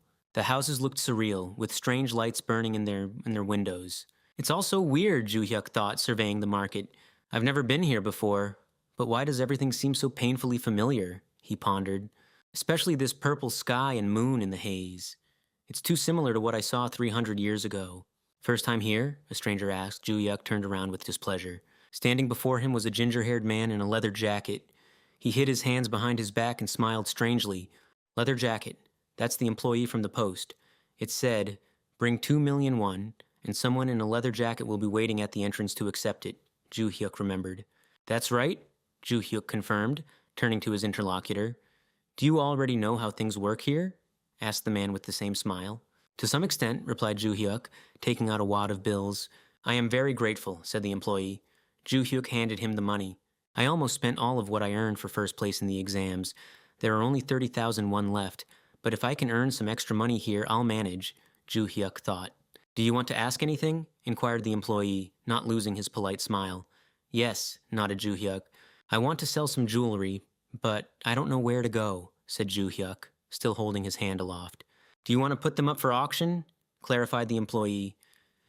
No, I need to sell them as quickly as possible, replied Joo-hyuk. Then your direct route is to the market in the 3rd district. There are plenty of buyers there who take trophies, valuables, and generally everything imaginable, explained the employee with a smile. Who should I contact there? Asked Joo-hyuk, putting his hands in his pockets. I recommend Morris. He's known for having the best prices, advised the man. Where is the 3rd district? Inquired Joo-hyuk. Go straight ahead and turn right at the fork, replied the employee, pointing to an alleyway. Got it. Thank you, said Joo-hyuk. And one more thing, added the employee. Joo-hyuk looked at him questioningly. I strongly advise you to wear a mask, said the employee, handing Joo-hyuk a panther mask.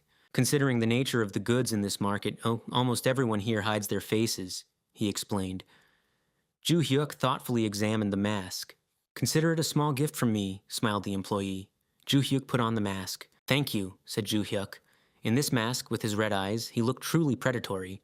I wish you a pleasant time, bowing after Kim Joo-hyuk, said the employee.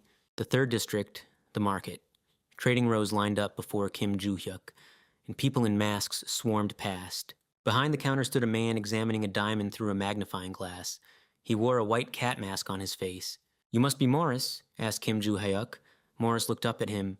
That's me, replied the merchant. I have some goods to sell, said Kim Joo-hyuk. It all depends on what you brought. If it's gold or jewelry, I'll appraise them in no time, assured Morris. Kim Joo-hyuk silently unfastened his backpack and pulled out a small black pouch from within. I want to sell this. He carelessly tossed the pouch onto the counter. Morris untied the ties. Inside were rings. Are these rings? He wondered. The man murmured, examining one of the ornaments with the magnifying glass. This is it, he exclaimed in astonishment, his mouth wide open with surprise. An artifact from the Age of Ruin, he breathed out, clutching a gold ring with a bright red stone in his fingers. No matter how you look at it, this is definitely an artifact from the Age of Ruin, Morris muttered, breaking into a sweat. The ring in his hand emitted a soft orange light. Taking out the next ring, he peered at it. Are the others also from that era? The merchant's forehead glistened with sweat. The pouch was full of similar rings, all shimmering with a violet aura. They are all from the same era, Morris exclaimed, unable to close his mouth in shock. Hey, Kim Joo-hyuk called out to him. Morris looked up, panic evident in his eyes. How much are you willing to offer? Kim Joo-hyuk inquired. Just a moment, Morris replied, thoughtfully rubbing his chin. Where did he get so many artifacts? Judging by his voice, the guy's around 20 years old.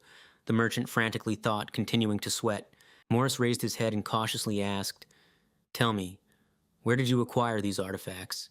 I heard that it's not customary to ask such questions here. Or am I mistaken?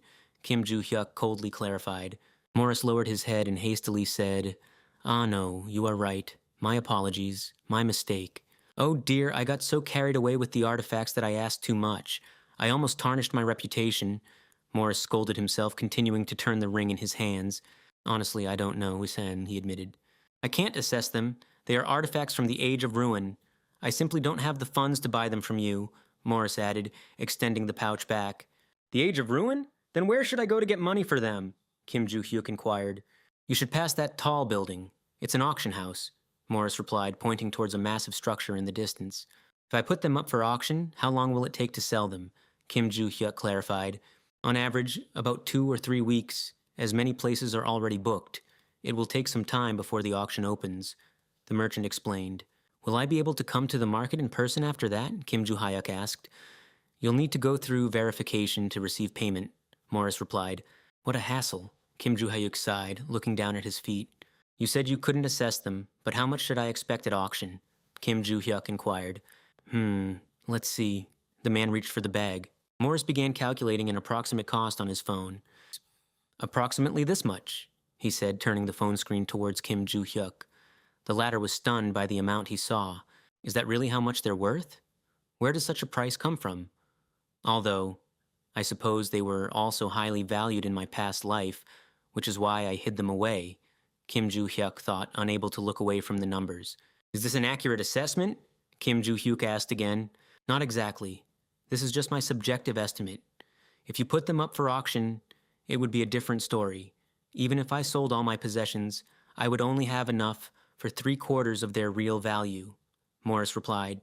Is that so? Joo-hyuk clarified. Then I'll sell them to you for exactly that amount. Joo-hyuk nodded.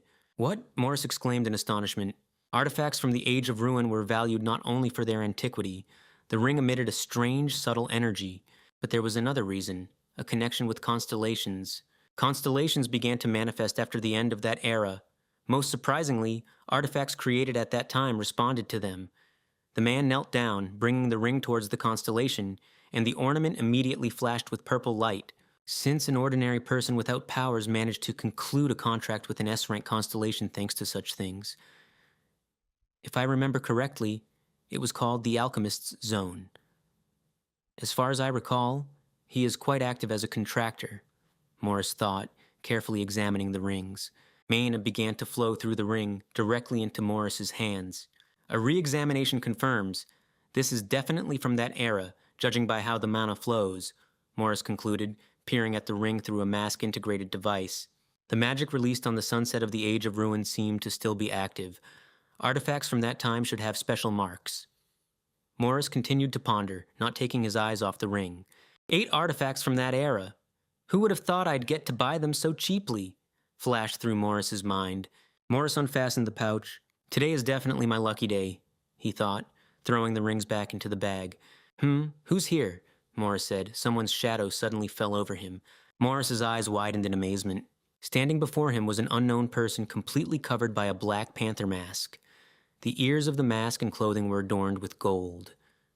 The stranger wore a black coat, and his hair had a dark blue tint. Light streamed through the doorway. From there came Ju-hyuk. Whew! That was so uncomfortable, I thought I was going to die. Ju-hyuk exhaled, removing his mask. If my memory serves me right, exiting through the same door should return me to the starting point. It seems this is indeed that same cafe, Ju-hyuk mused, looking around. Ju-hyuk opened his transaction history. It showed he had successfully sold the rings at a very high price. The money problem is solved. Who would have thought I could earn so much? Ju-hyuk smiled, looking at his phone screen. Even if this money runs out, there are plenty of other things in storage, Ju-hyuk happily thought as he left the cafe. What's that? Ju-hyuk was surprised. His phone vibrated. Who is this?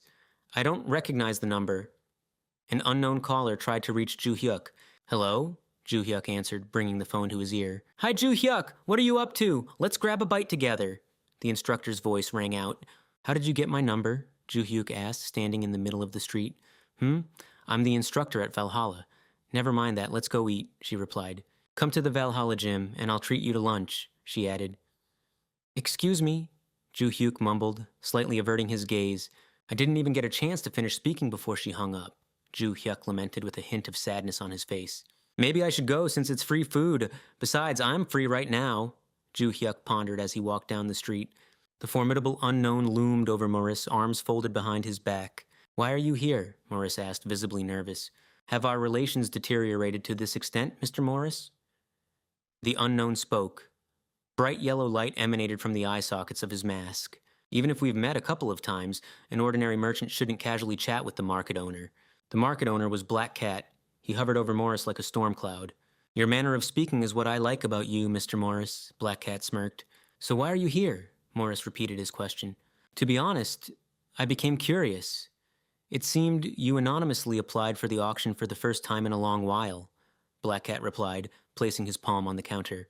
I suppose an anonymous application isn't truly anonymous, Morris remarked. Since the true owner of the market is not me but my constellation, I can find out anything, Black Cat responded, tapping his finger on the mask. Before his eyes appeared a menu with a series of repeating notifications. Your constellation desires the ring. Apparently, it really has taken a liking to it, Black Cat murmured, twirling the artifact in his fingers. Inside Valhalla's restaurant, the instructor and Kim Ju-hyuk were having lunch. Steaming pizza sat on the table before them. They were seated on snow-white sofas in an equally dazzling white hall. The instructor leisurely wrapped spaghetti around her fork. After winding a portion generously coated with sauce, she paused with the fork in mid-air. Then the instructor brought the fork to her mouth. Delicious, she exclaimed, chewing the bite. Kim Ju-hyuk silently looked away. She turned her gaze towards the boy who hadn't touched his food and was still staring into space. What are you doing, Ju-hyuk? Why aren't you eating? She asked. Just thinking about why there would even be a place like this in Valhalla, he replied. Besides the student cafeteria and faculty restaurant, there are also departmental facilities. There are plenty of ordinary cafes like this in Valhalla. Didn't you know?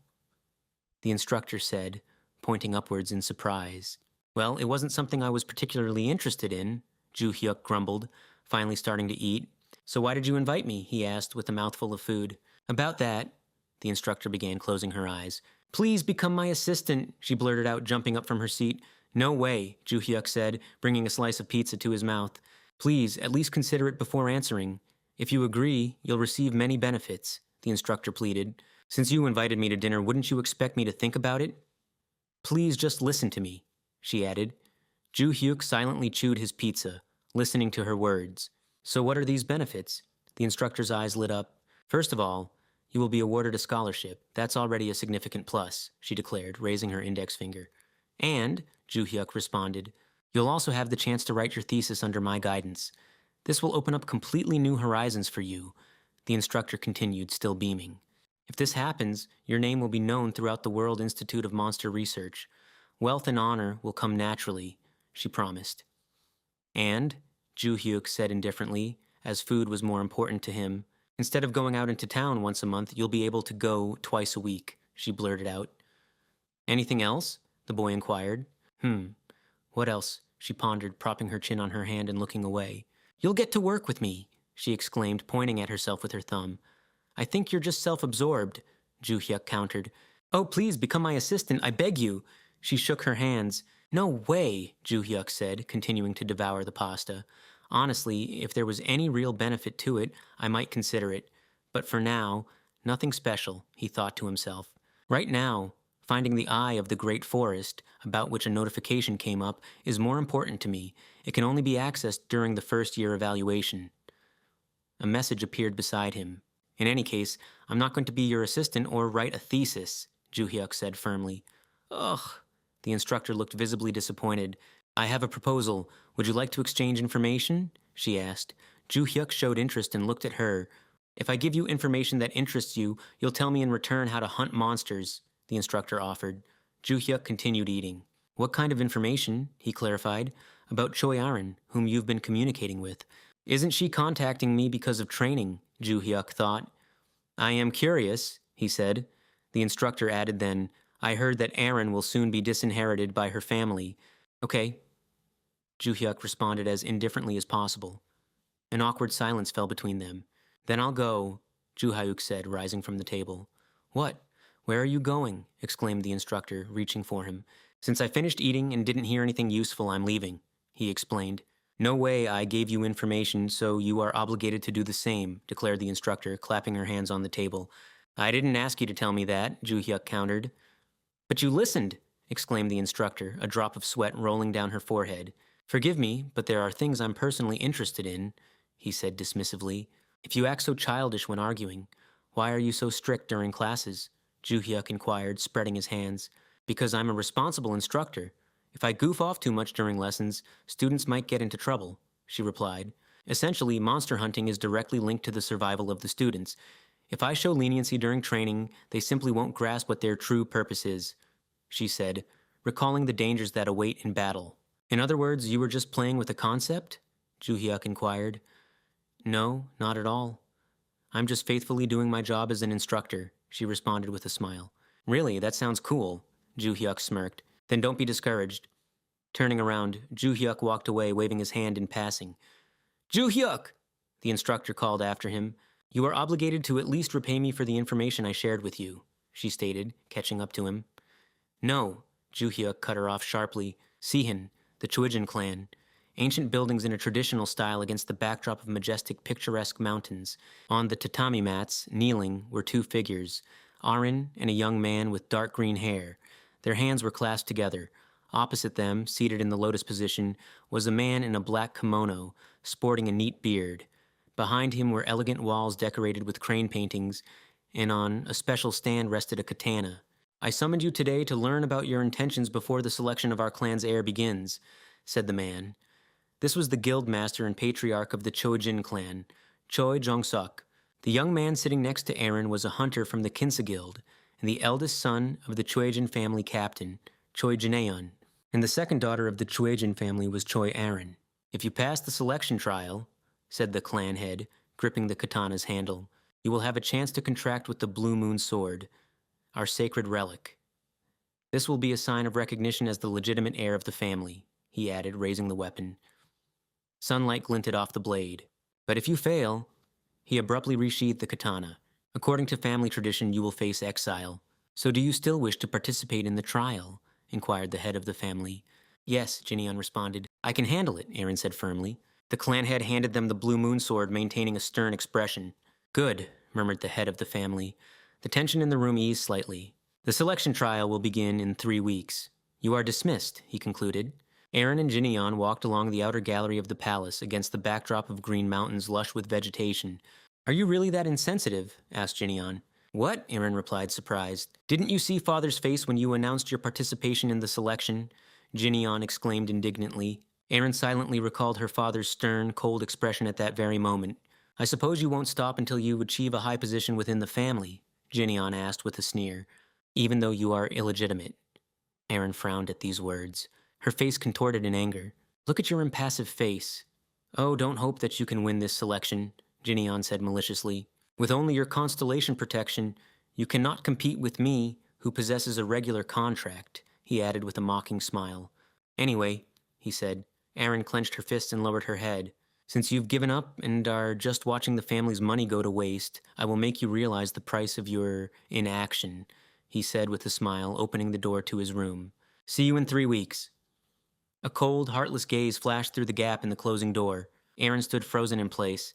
"Aaron," her mother whispered from her sickbed, "you must become the head of the family," she instructed, as little Aaron, tears streaming down her face, tightly gripped her hand. "It would be wonderful if you took that position and could do whatever you wanted." Aaron closed her eyes, lost in bitter childhood memories. She resolutely opened her eyes. The training classroom, Class 1A. The early sun shone through the window. Students sat at their desks, attentively listening to the instructor explaining a new topic. Kim Joo-hyuk sat with his hands shoved into his pockets, lost in deep thought. "Your midterm exams are coming up soon," Barch's voice echoed in his mind. "Are you worried about them?" Kim Joo-hyuk inquired. "You should be more attentive. Didn't the homeroom teacher talk about the midterms?" Barch asked. "Really?" "I usually tune everything out," replied Kim Joo-hyuk, glancing at the instructor explaining something at the blackboard. "All of you are supposed to know this already, but in Valhalla, exams are crucial," the instructor declared. "Both the midterm and final tests will result in immediate dismissal for those who score the lowest, so everyone needs to try their best, understand?" he added, scanning the silent students. "I hope you've all prepared well for both the written and practical tests. Do your very best," the instructor encouraged. Kim Joo-hyuk listened carefully to his words. "The practical test isn't as important as the written one," thought Kim Joo-hyuk. "I have to stay in this school until I reach the eye of the great forest, but I have no idea how to do it." "Hey, Barsh!" called out Kim Joo-hyuk. "What?" responded Barsh. "You attended most of these classes, right?" clarified Kim Joo-hyuk. "What are you up to?" asked Barsh cautiously. "Then you'll take the test for me," Kim Joo-hyuk stated. Barsh was stunned by such audacity. What? stammered Barch. "You'll just write the test instead of me," repeated Kim Joo-hyuk, propping his head on his fist. "I don't like your plan." "I think it's unfair," protested Barsha. "Unfair? I would be taking the test anyway, and you would simply dictate the answers to me, Mr. Constellation." Kim Joo-hyuk offered her a devilish grin that sent shivers down Barsh's spine. "So write it for me," he concluded. "That concludes today's class. Good luck to everyone," said the senior instructor impassively, as always. Kim Joo-hyuk rose from his desk and grabbed his backpack.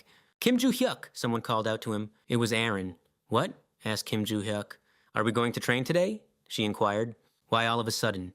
Do you want to end our sessions?" countered Kim Joo-hyuk with a question. "No, it's not that," mumbled Aaron. "Then what is it?" asked Kim Joo-hyuk, hiding his hands in his pockets. "Do you want to learn the art of swordsmanship?" he unexpectedly asked. "I think it's time we talked.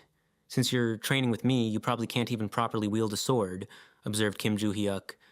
"Then," Aaron said, bewildered, "it's not exactly the art of swordsmanship, but I'll show you the basics," Kim Joo-hyuk tossed out, picking at his ear. "Besides, it's also time for me to practice with my own weapon," added Kim Joo-hyuk, narrowing his eyes. "I'll be waiting for you in the training hall," said Kim Joo-hyuk. "Okay," replied Aaron brightly. The training hall. Aaron and Kim Joo-hyuk stood facing each other, gripping their swords. "How long has it been since you last held it?" "Your sword?" asked Kim Joo-hyuk, pointing at her with his finger. "A day and a half. I haven't touched it since we started training together," she answered. "So you trained every day before that?" clarified Kim Joo-hyuk. "Yes," confirmed Aaron. "Then draw your blade," commanded Kim Joo-hyuk, gesturing towards her weapon. Aaron grasped the hilt and drew her sword, assuming a confident stance. "Put emphasis on your ring and little fingers. Grip the handle firmly," instructed Kim Joo-hyuk, pointing to the handle of his own sword. "Ring and little finger," Aaron repeated, changing her grip. She tightly gripped the sword's hilt. "What?" she exclaimed in surprise. A violet glow illuminated her face. Her sword was enveloped in purple mana. "I didn't even infuse it with magic, but now it feels much more reliable and stable than when I held the blade with both hands," Aaron thought, raising the blade before her. "Now attack, with all your strength," said Kim Joo-hyuk coldly. "All right," responded Aaron resolutely. With a swift motion, she returned her sword to its scabbard. The girl took a stance, preparing to strike. Kim Joo-hyuk waited calmly for her attack. "I'm ready," announced Aaron. Lightning flashed across her body. She gripped the hilt, about to draw the blade. Electrical discharges ran along her arm and the steel. "The speed of my feet," exclaimed Aaron, looking down at herself. At that very moment, she lunged towards Kim Joo-hyuk. He, in turn, simply blocked her attack with a simple movement. "You've gotten much faster, but," noted Kim Joo-hyuk with a smile. "Don't put more magic into your legs than necessary," instructed Kim Joo-hyuk, pushing Aaron away from him. "Okay," she nodded. Aaron sheathed her sword. She focused on her feet, preparing to lunge forward. The girl pushed off the ground, rushing towards Joo-hyuk. With a swift movement, she released magic from her blade. You've become more agile, Kim Joo-hyuk remarked with a smile while simultaneously dodging her magical attack. But when you stop, he added, gripping the hilt of his sword, you need to twist your body a little more, Kim Joo-hyuk clarified, striking Erin's sword. She stumbled back from the force of the blow. Okay, Erin mumbled, clutching her right hand.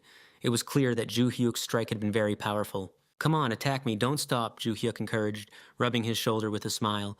Whew, good, Erin exhaled. She struck at Kim Joo-hyuk's sword. Sparks flew in all directions. Erin slashed with her blade against the opponent's edge, and delivered a direct strike with maximum seriousness. Kim Joo-hyuk, smiling, executed a technique, from which Erin's blade was thrust into the floor. The girl stared at Kim Joo-hyuk, whose sword was stuck in the ground. He simply continued to smile. As expected, Erin thought, pulling her sword from the floor. She launches another attack on Kim Joo-hyuk. This time her gaze is more confident. The blade once again runs along Kim Joo-hyuk's sword, but this time, upon contact, the steel emitted a bright flash. Thanks to Joo-hyuk's training, I've become much stronger, Erin thought, delivering countless strikes. Kim Joo-hyuk cheerfully parries her attacks. Their swords collided again, their faces very close to each other. Outside, the sun was already setting over the horizon, painting the sky a bright orange color. The training hall. The sign reflected the orange rays of the setting sun. Tired Erin stood in a stance before Joo-hyuk. The floor around her was completely scarred. Whew, Erin said shakily. Sweat covered her entire face. Has it been an hour already? Kim Joo-hyuk asked. Let's finish here. Phew. Erin sat on the floor, unable to catch her breath from the harsh training. The girl pondered, watching as Kim Joo-hyuk placed his sword on a weapon rack. My swordsmanship has become better than ever before. It's incomparable to what it was during the entrance ceremony, Erin thought. Her hair was tousled from such exertion. But still, she lowered her gaze, frowning. I couldn't even touch Kim Joo-hyuk, ran through her mind as she watched him massage his wrists.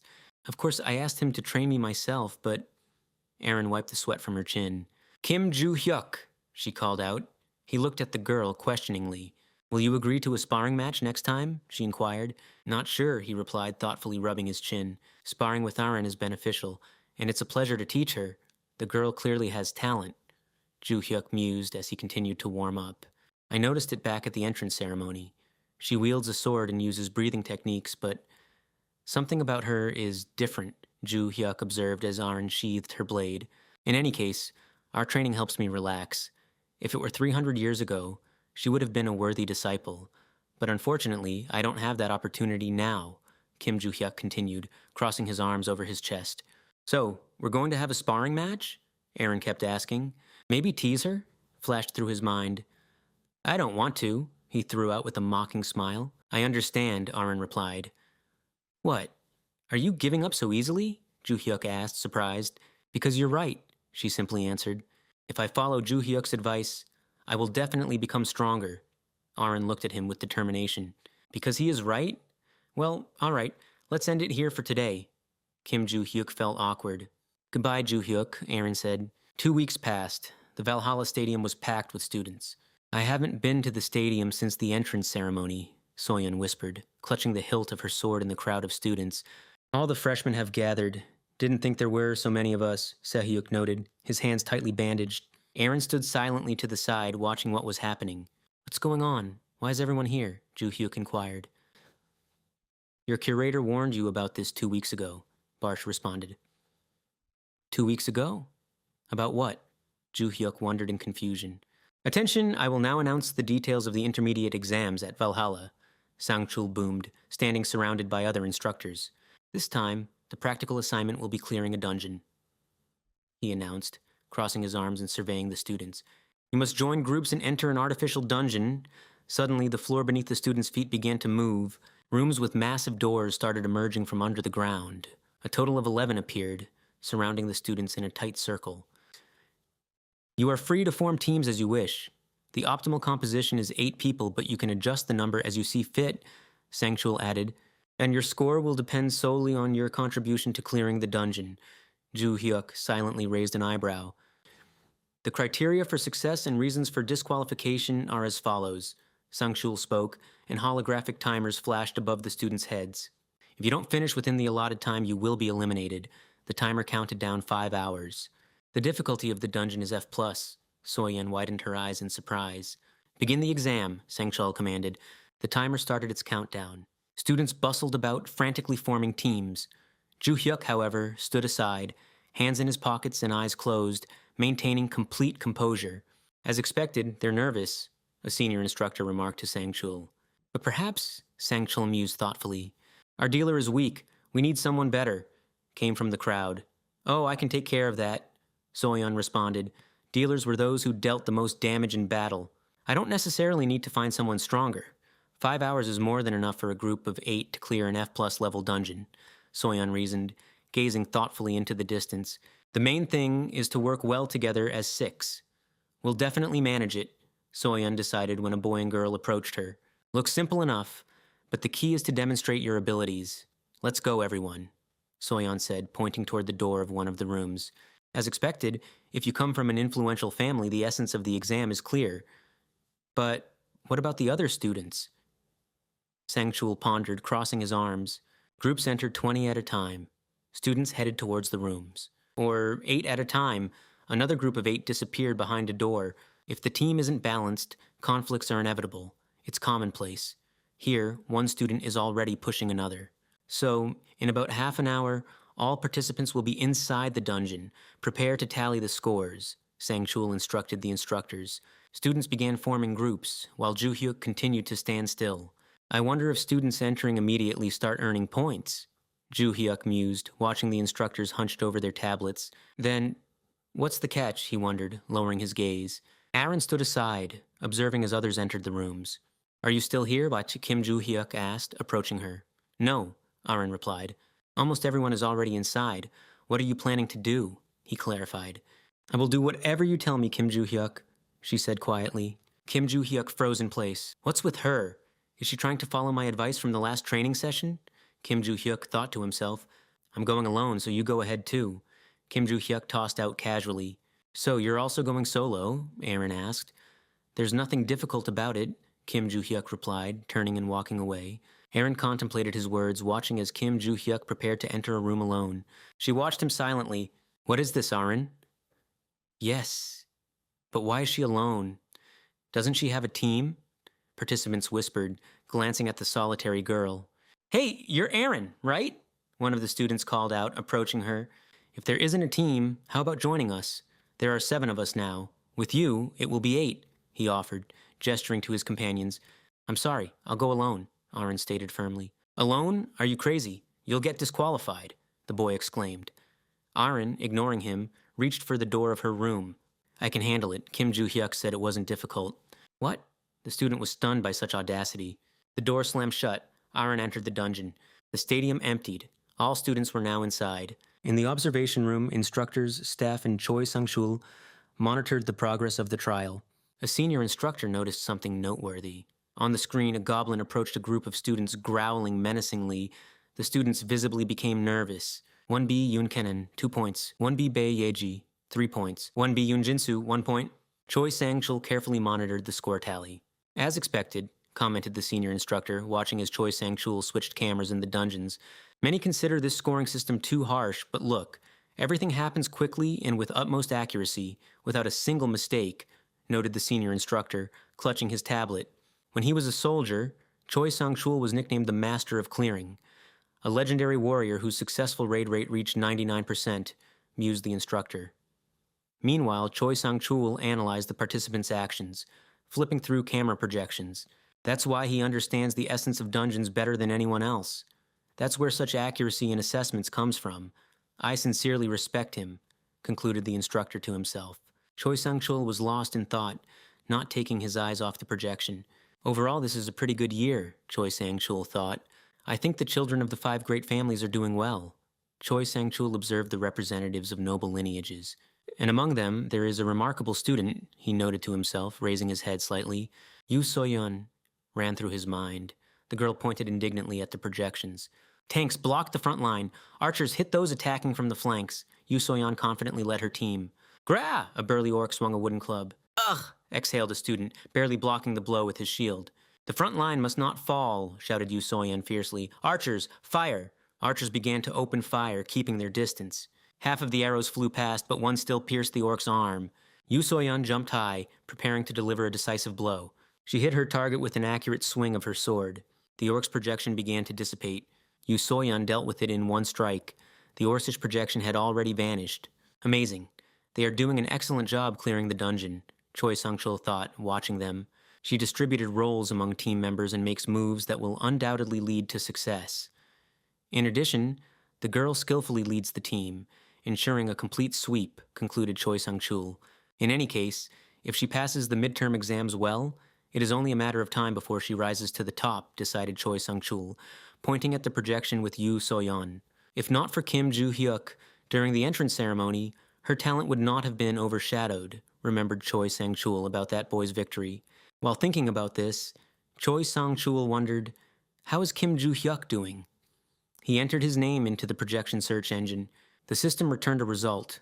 Nothing found. What? But this search engine should find any information about all students who have entered the dungeon, exclaimed Choi Sang-chul in shock to himself. Could it be... A drop of sweat rolled down Choi Sang-chul's cheek. Midterm exam artificial dungeons list. First place, Kim Joo-hyuk. Choi Sang-chul stared intently at this list. Did he already clear it? Alone, without a group? Choi Sang-chul was stunned. Clearing time is 23 minutes and 32 seconds? No matter how impressive he was at the entrance ceremony, this isn't something a 17-year-old high school student can do. I need to watch the recording. Choi Sang-chul pressed play. The recording started. Kim Joo-hyuk stood motionless. Kim Joo-hyuk turned his attention to the opponents. A crowd of angry goblins, and behind them stood two huge orcs with clubs. Kim Joo-hyuk, smiling, loosened his shoulder. Kim Joo-hyuk swiftly rushed towards them. The goblins stopped. At that moment, they rushed towards Kim Joo-hyuk, their eyes glowing crimson. Kim Joo-hyuk prepared to deliver a thrusting sword strike. Smiling eerily, he flashed his eyes, which glowed redder than usual. With a powerful lunge, he brought down two goblins at once. "Gyak!" croaked a goblin crawling on the ceiling. "I love slashing stone goblins." Kim Joo-hyuk smirked, striking this opponent with one blow. Kim Joo-hyuk crouched as two huge shadows loomed over him. "Oh," he exhaled. Before him stood those very large orcs with clubs. They simultaneously unleashed their attacks on Kim Joo-hyuk. Heavy clubs crashed into the ground with a resounding boom. In that instant, Kim Joo-hyuk found himself directly above them, swinging his sword for an attack. He brought down the blade upon both opponents, shouting, "Slice orcs!" "Cut, cut, cut," he continued relentlessly. The instructors and Choi Sang-chul, observing from the control room, were stunned by what they saw. A massive armored leg slammed forcefully into the ground. Before him loomed a colossal golem in heavy armor. Kim Joo-hyuk raised his head, meeting its gaze. "This is a special golem created specifically for the intermediate exam," Choi Sang-chul mused. "Its characteristics have been enhanced to challenge a group of 8 people." The golem swung its arm, attempting to crush Kim Joo-hyuk with its gigantic palm. Kim Joo-hyuk watched the approaching attack with obvious excitement. Infusing his sword with red magic, he delivered a devastating blow directly to the enemy's head. The golem's helmet flew off. The recording confirmed. Kim Joo-hyuk had defeated this formidable foe with a single strike. "Cut the golem!" Kim Joo-hyuk's voice echoed from the screen.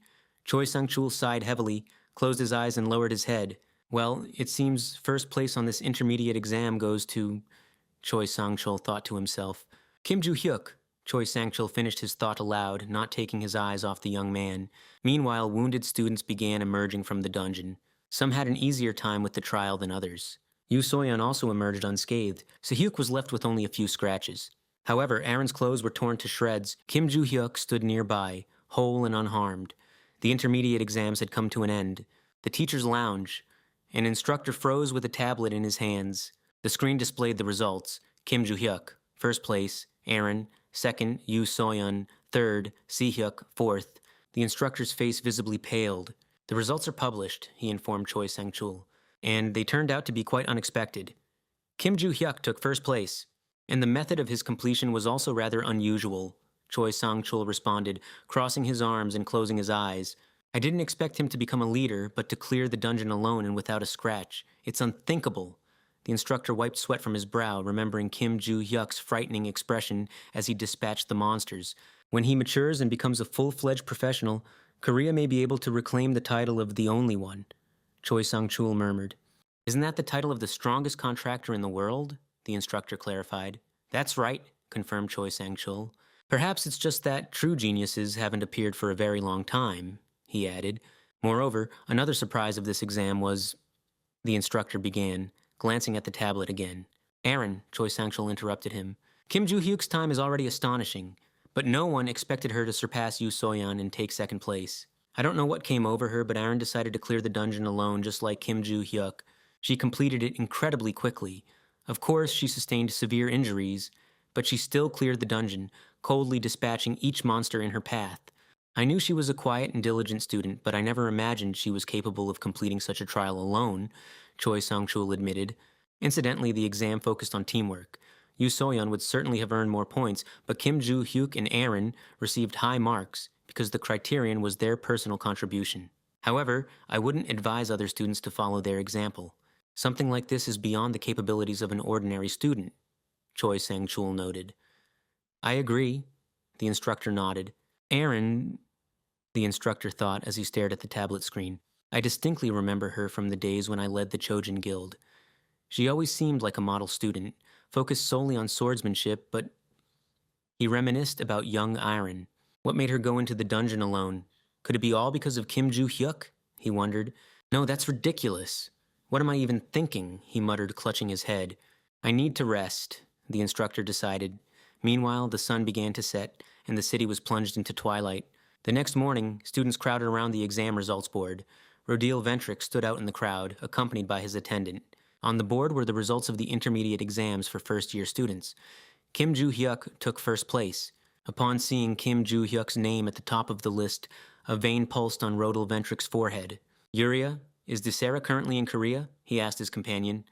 Yes, sir, she confirmed. Contact him immediately. We're leaving. Rodil Ventrick snapped, grimacing with anger. Seoul. Skyscrapers soared into the sky, disappearing into the night starry heavens. A small restaurant with a cozy veranda covered in greenery. Rodil Ventrick stepped over the threshold of the establishment in a strict black suit, followed by Yuria. Hey, brother, Desera greeted him, raising his hand in welcome. Long time no see, he added. Massive gold chains glittered on Desera.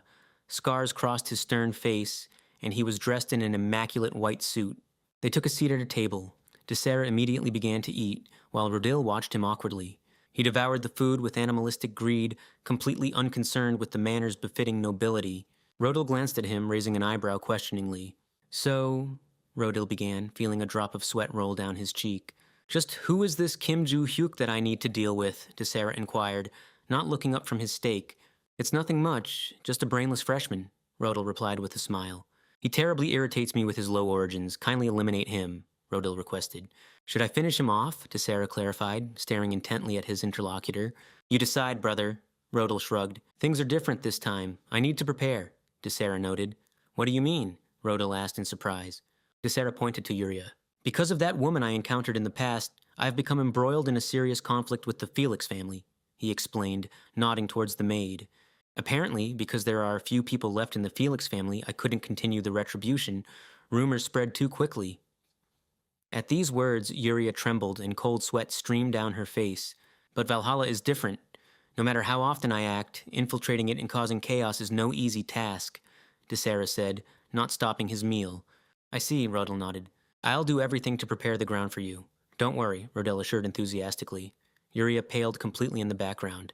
Excellent. Gather some capable guys, Desera grinned, baring his fangs. A week passed. Joo-hyuk held another leave request in his hands. Asking to go to town again? Barch inquired. Yeah, replied Joo-hyuk, walking down the academy corridor. You just returned recently, Barch noted. I know, but I need to get out again, countered Joo-hyuk. I heard you're entitled to an extra day off for excellent results on the exam. Is that right? Barche clarified. Yes. Can't miss such a chance. I need to find my notes, confirmed Joo-hyuk. And where are you headed? Barche asked curiously. Suwon. A beautiful building in traditional Asian style, surrounded by a powerful wall. The sun was shining brightly outside. Joo-hyuk, having pulled his hood over his head, walked towards the building, not taking his eyes off his phone screen. It seems to be here, he murmured, checking his phone. Hey, someone called out to Joo-hyuk. He looked up. How are you doing? Desera asked with a devilish smirk, appearing right next to him. The Market District 7, a tall dark building against the backdrop of a bright purple moon. The black cat, owner of the market, enjoys the view from the panoramic window. He stood silently gazing into the distance, surveying the surroundings, frozen in immobility, as if waiting for something. Suddenly he was distracted by something. Constellation asks when the ring will arrive. A notification popped up. It's already on its way, Mr. Constellation. It's undergoing standard procedures and will be delivered through the portal soon, replied the black cat. Constellation says you've lost your mind. Dozens of similar messages filled the menu. What's going on? The black cat wondered. I was just checking if it was an artifact left over from the destruction, as requested by the former black cat. But I've never seen such a reaction before, he muttered, rubbing his forehead. To his right, a device activated, flooding the room with blue light. It was that very portal designed to deliver rings. Finally. I hope if I give them this thing they'll quiet down, grumbled the black cat, heading towards the portal. He opened a box just received through the portal. Inside lay the ring of the Age of Ruin. Mr. Constellation, the ring has arrived, said the black cat, clutching it in his hand. Mr. Constellation? He asked again. It's it! It's it! It's it! Hundreds of such notifications flashed across the menu. The black cat was genuinely nervous. Suan. Ju-hyuk stood opposite to Sarah. Lush trees rustled around them. Who are you? Kim Ju-hyuk cut him off sharply. Are you sure you want to know? Sarah inquired with a smile. I assume you need something from me? Ju-hyuk clarified, placing a hand on his hip. Correct. Otherwise, why would I seek you out on this desolate mountain peak? Sarah countered. Let me guess, you want to get rid of me, right? Ju-hyuk threw out, fixing him with a cold gaze. You have excellent instincts, Sarah narrowed his eyes, breaking into a smirk. It's not about instinct. Ju-hyuk exhaled, removing his backpack. Anyone would understand that as soon as they saw you. Wouldn't they? He added, tossing the backpack to the ground. I noticed you several days ago, Ju-hyuk chuckled. Damn it, Sarah hissed. He held out his hands in front of him, tensed up and bared his teeth like a wild beast. For someone who occupies first place in Valhalla, you seem like a foolish guy, Sarah said, clenching his fist. Don't disappoint me, okay? He growled, swinging his arm back. With a smile on his face, he delivered a devastating blow. Kim Ju-hyuk easily dodged the attack. Sarah unleashed his full power with a punch aimed at a tree. Ouch, he breathed. The trunk cracked under the monstrous force. The tree began to lean over, creaking and rustling its leaves. Sarah felled it with a single strike. Kim Ju-hyuk calmly observed this. You're lucky you dodged. If you hadn't, it would be all over for you, Sarah shouted angrily. Steam emanated from his fist. Luck? No, I dodged because you are too slow, Kim Ju-hyuk replied with a mocking smile. But, Ju-hyuk murmured, lowering his gaze, he's definitely strong. Comparable to Se-hyuk in power, if not surpassing him, Ju-hyuk mused, looking at the fallen tree. With my currently fragile body, taking such hits is still dangerous, Ju-hyuk considered to himself, shifting his gaze to Sarah. Well, the strategy is simple, he thought with a smirk. Kim Ju-hyuk darted away in the opposite direction from his opponent. What? Sarah was taken aback. Decided to run? Sarah sneered, giving chase. For someone in your position, a perfectly reasonable choice. After all, if you had stayed put, you would have already been defeated. But Sarah rapidly closed the distance. I won't let you escape, the pursuer roared, raising his fist to strike. Kim Ju-hyuk braked sharply and turned around. Don't you use your brain at all? Kim Ju-hyuk asked with a smile. His fist was already flying towards Sarah. How did he get so close? I didn't even notice his fist until it was right in front of my eyes, Sarah thought frantically. Kim Ju-hyuk's fist crashed directly into the opponent's face. A powerful impulse sent Sarah flying backward. He collapsed to the ground, writhing in pain. Sarah's face was overshadowed by a looming figure. Kim Ju-hyuk raised his leg for another attack. With a maniacal smile on his face, Kim Ju-hyuk prepared to bring his foot down on his enemy's head. Clenching his teeth, Sarah rolled aside at the last moment. The colossal force of the impact shook the ground, and everything around was illuminated by a bright red flash. Sarah stared in shock at Kim Ju-hyuk's leg. Take a look at this, Kim Ju-hyuk said softly. You were lucky to dodge, he added mockingly. You scoundrel, Sarah growled, his face contorted with rage. What did you do? Sarah asked, rubbing his bruised nose. Don't you know? I was sure the news had reached you that I took first place in Valhalla. Kim Ju-hyuk raised an eyebrow playfully. Kim Ju-hyuk? What was this brat taking to become so strong? Sarah panicked as he pondered. Members of the Ventric family, a luxurious mansion nestled amidst lush greenery. My parents used my talent to elevate their status even slightly. They watched with smiles as young Sarah obediently drank elixirs from 2 bottles. My gift was an innate predisposition for elixirs. I could absorb any composition they gave me. My parents didn't skimp, pouring into me elixirs worth hundreds of millions of dollars per bottle. Sarah forcefully smashed a bottle against the floor.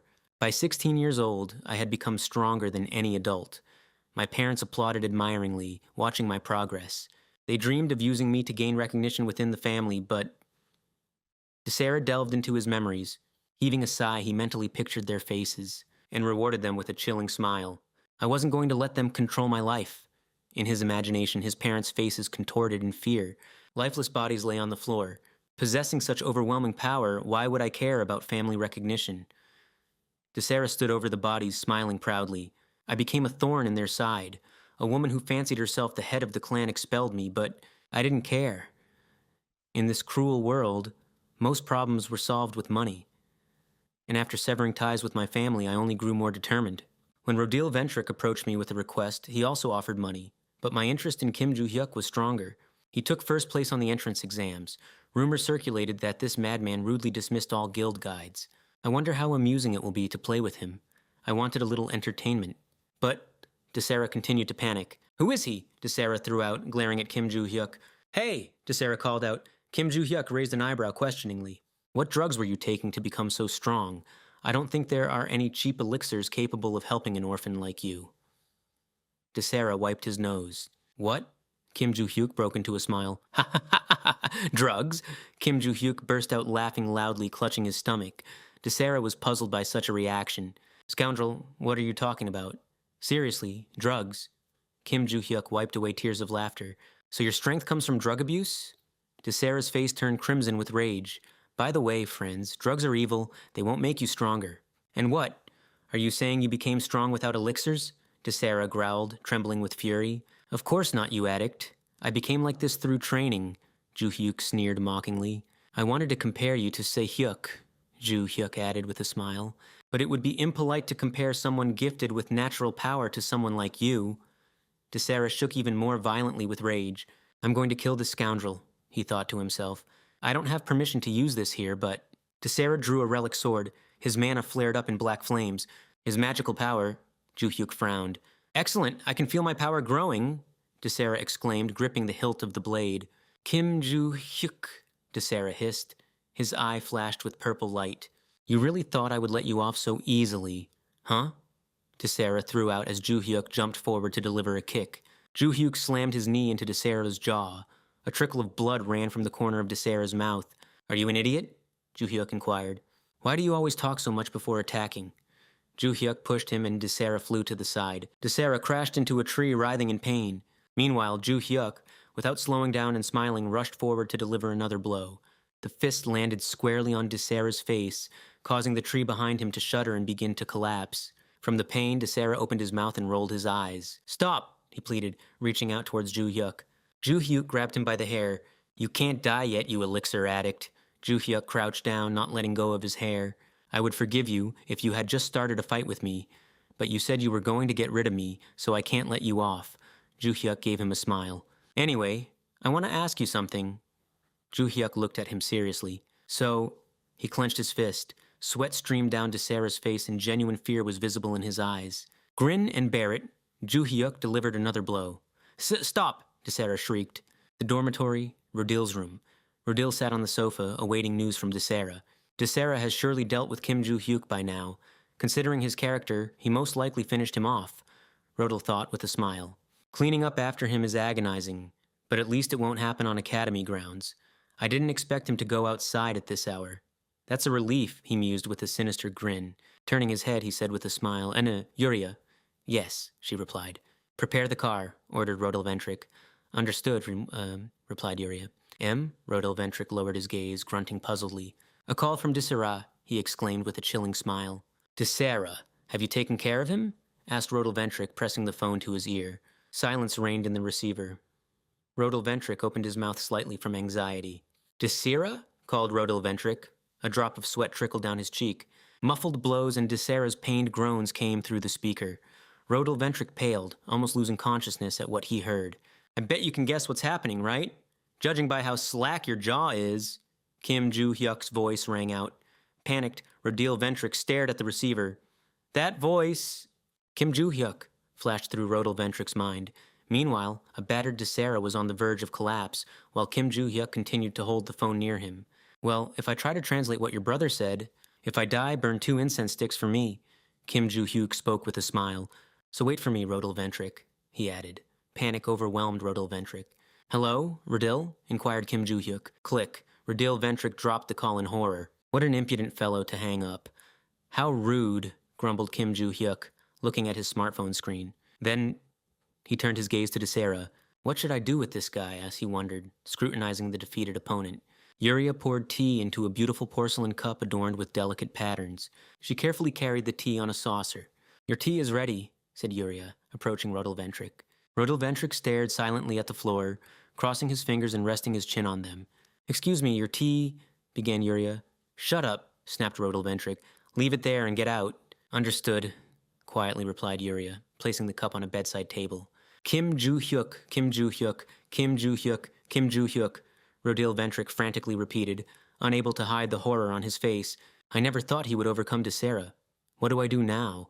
How do I get rid of him? Rodilventric anxiously pondered. Now I know who's behind all this. Desera ruined everything, that scoundrel. At this rate, the news will soon reach the Ventric family. The situation is out of control. Rodilventric grabbed his hair.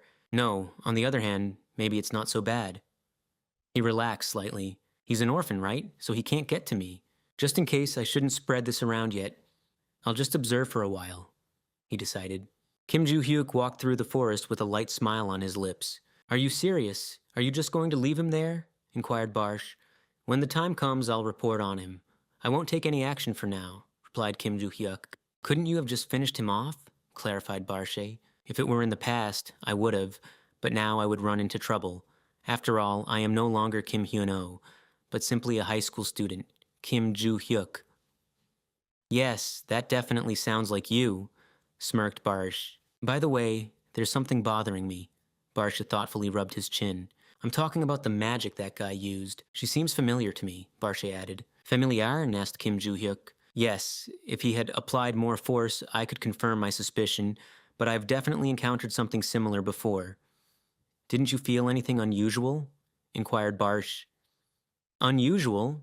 300 years ago, monsters sacrificed dogs and cows to use this type of dark magic, didn't they? Clarified Kim Joo-hyuk. I suppose you aren't as skilled at discerning people by their aura, are you?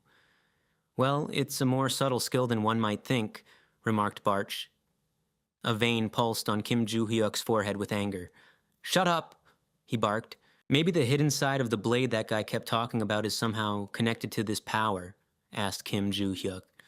It's quite possible, replied Barsha. Hey, who sent you? Kim Joo-hyuk threw out, sitting down opposite Desera. Desera only mumbled in response.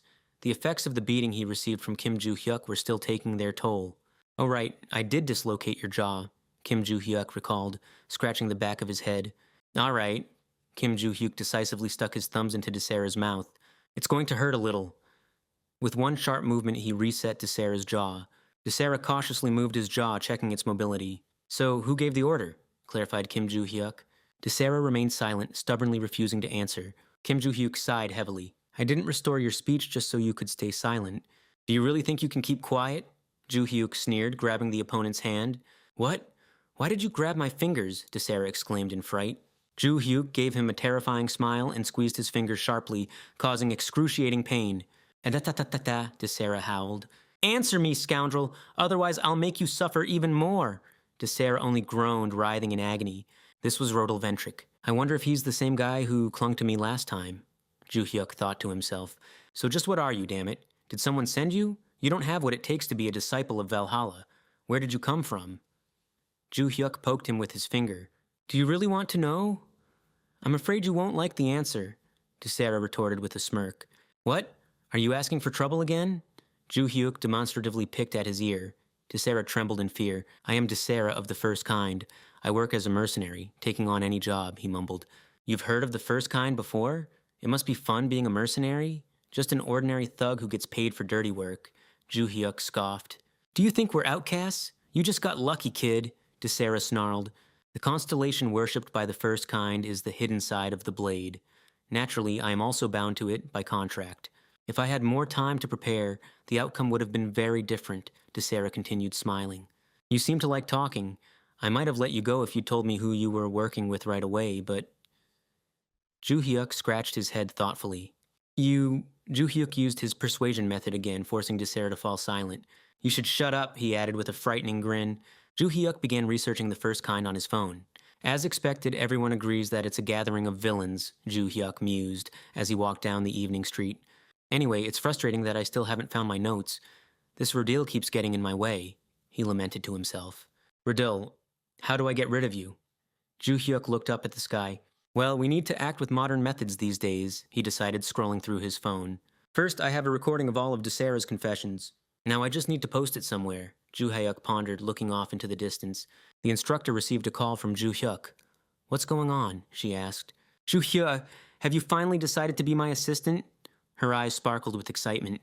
No, do you happen to know the contacts of any reporters? Ju Hyuk asked with a smile. The news headline read, Attempt on student's life by Ventric family? Last Thursday, a freshman at the academy was attacked by a villain while walking.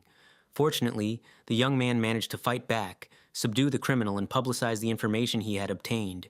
It is rumored that the student immediately reported the incident to the instructor, providing recorded evidence. In the recordings, the perpetrator confessed. Rodil Ventric, a scion of the Ventric family and a student at Valhalla, conspired with him to attack the freshman. Ju Hyuk was browsing the news feed. This is what modern warfare looks like, Ju Hyuk remarked with a smile. For someone who lived 300 years ago, you've adapted surprisingly well to current culture, Barsha commented. I had a hard time after reincarnation. I mostly tried to get used to everything just by browsing the news, Ju Hyuk confessed, rocking on his chair. That's what made me who I am today, he added, putting his feet on the table. I understand, Barsha nodded. But what a pity. What do you mean? Barsha asked. I just wanted to frame Rodil, but the reporters got so enthusiastic that they ended up damaging the reputation of the entire Ventric family. In any case, the reporter she introduced me to turned out to be quite influential. I didn't expect this story to cause such a stir. Official statement from the Ventric family. The head of the family is preparing to speak. First and foremost, I would like to express my deepest apologies to the student who was attacked, and to Valhalla Academy. This is the official position of the Ventric family on this matter. First, the attack was carried out by Desera, who has already been expelled from the Ventric family. In Desera's confession, which the victim claims to have recorded, he stated that the order came from Rodil Ventric. However, Desera later testified that this was a lie, just an attempt to get out of a difficult situation. Therefore, we insist that the Ventric family has nothing to do with this incident. Although he was expelled, he once belonged to our clan. Therefore, we consider it our moral duty to make amends. She turned the page and continued reading. As head of the Ventric family, I will personally visit the victim and apologize. After these words, reporters rushed to photograph the head of the family.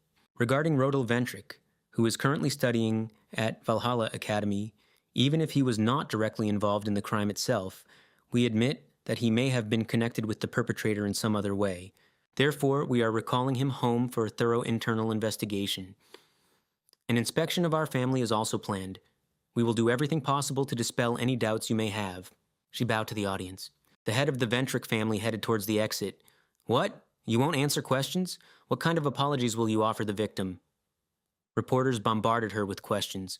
Rodil trembled watching the live broadcast. He was overcome with panic. Rodil received a phone call from his father. Father? Rodil held the phone to his ear. Rodil, return to England immediately, he ordered sharply. This is an order, he added. Understood, mumbled Rodil. Rodil clenched his fist around the phone in anger. Damn it, he cursed. Yuria calmly observed the scene unfolding. The next day, the majestic building of Valhalla.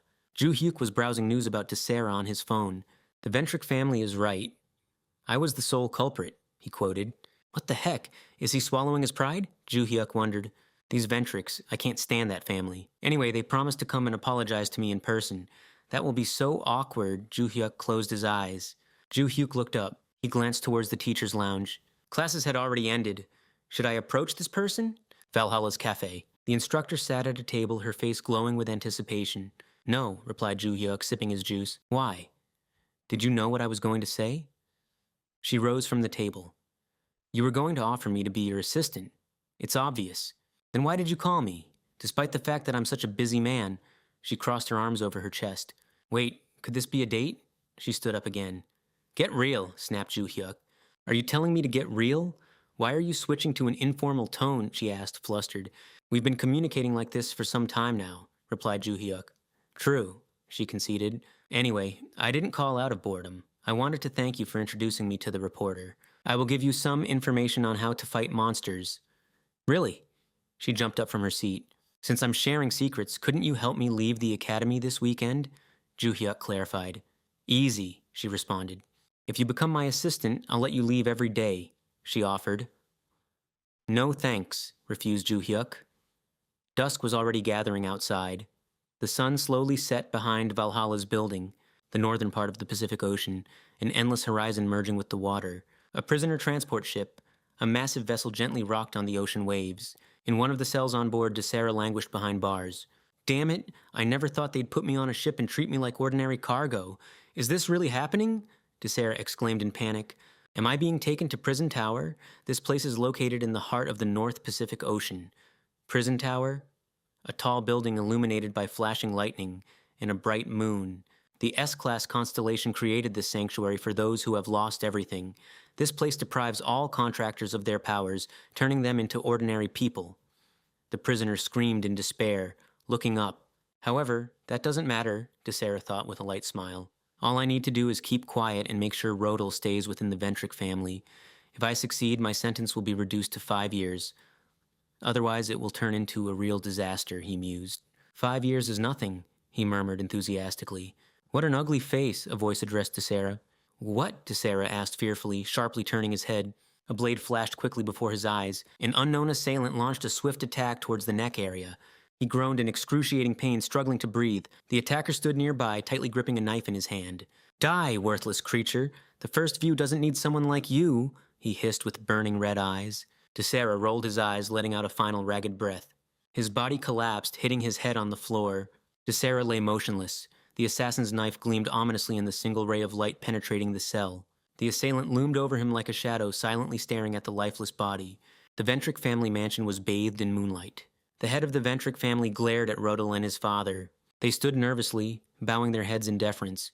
Rodel, she said coldly. Yes, he stammered, panicked. What are you planning to do? She inquired. I beg your forgiveness, he mumbled, bowing even lower. Is that all? She asked haughtily. Could these apologies possibly rectify anything? Sweat trickled down Rodel's face. Tell me in detail what motivated you to commit such an act.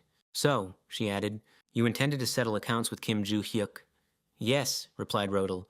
That is indeed, she said, gripping the armrests of her chair. The explanation I wanted to hear? Her hair and cloak billowed upwards. Did you act on your own accord, believing he had insulted the Ventric family, or was it merely wounded pride? She threw at him, rising sharply from her chair. Or, moreover, it is your actions that have tarnished the reputation of the Ventric family, she stated firmly, approaching Rodel. So what are we going to do with you, Rodel Ventric? She said, looming over him. What? Wild panic was visible in Rodel's eyes. I will do everything to restore our family's honor, he blurted out, collapsing to his knees and bowing deeply. What are you talking about? She asked indignantly. The only way to wash away the shame is to disown you from the family, she said, coldly. Fear flashed in Rodel's eyes. Disown him? Isn't that too harsh? His father interjected. Then do you want you excluded, Eden Ventric? And she clarified. But, he mumbled, lowering his gaze. I would have preferred to have him killed right now, she thought, as Rodel trembled with fear. But then it would become definitively known that Rodel was the one who ordered DeSara to deal with Kim Ju-hyuk. A vein pulsed on her forehead in anger. Rodel, she called. Yes, he responded. I won't disown you just yet. Return to Valhalla and hold your tongue, she commanded.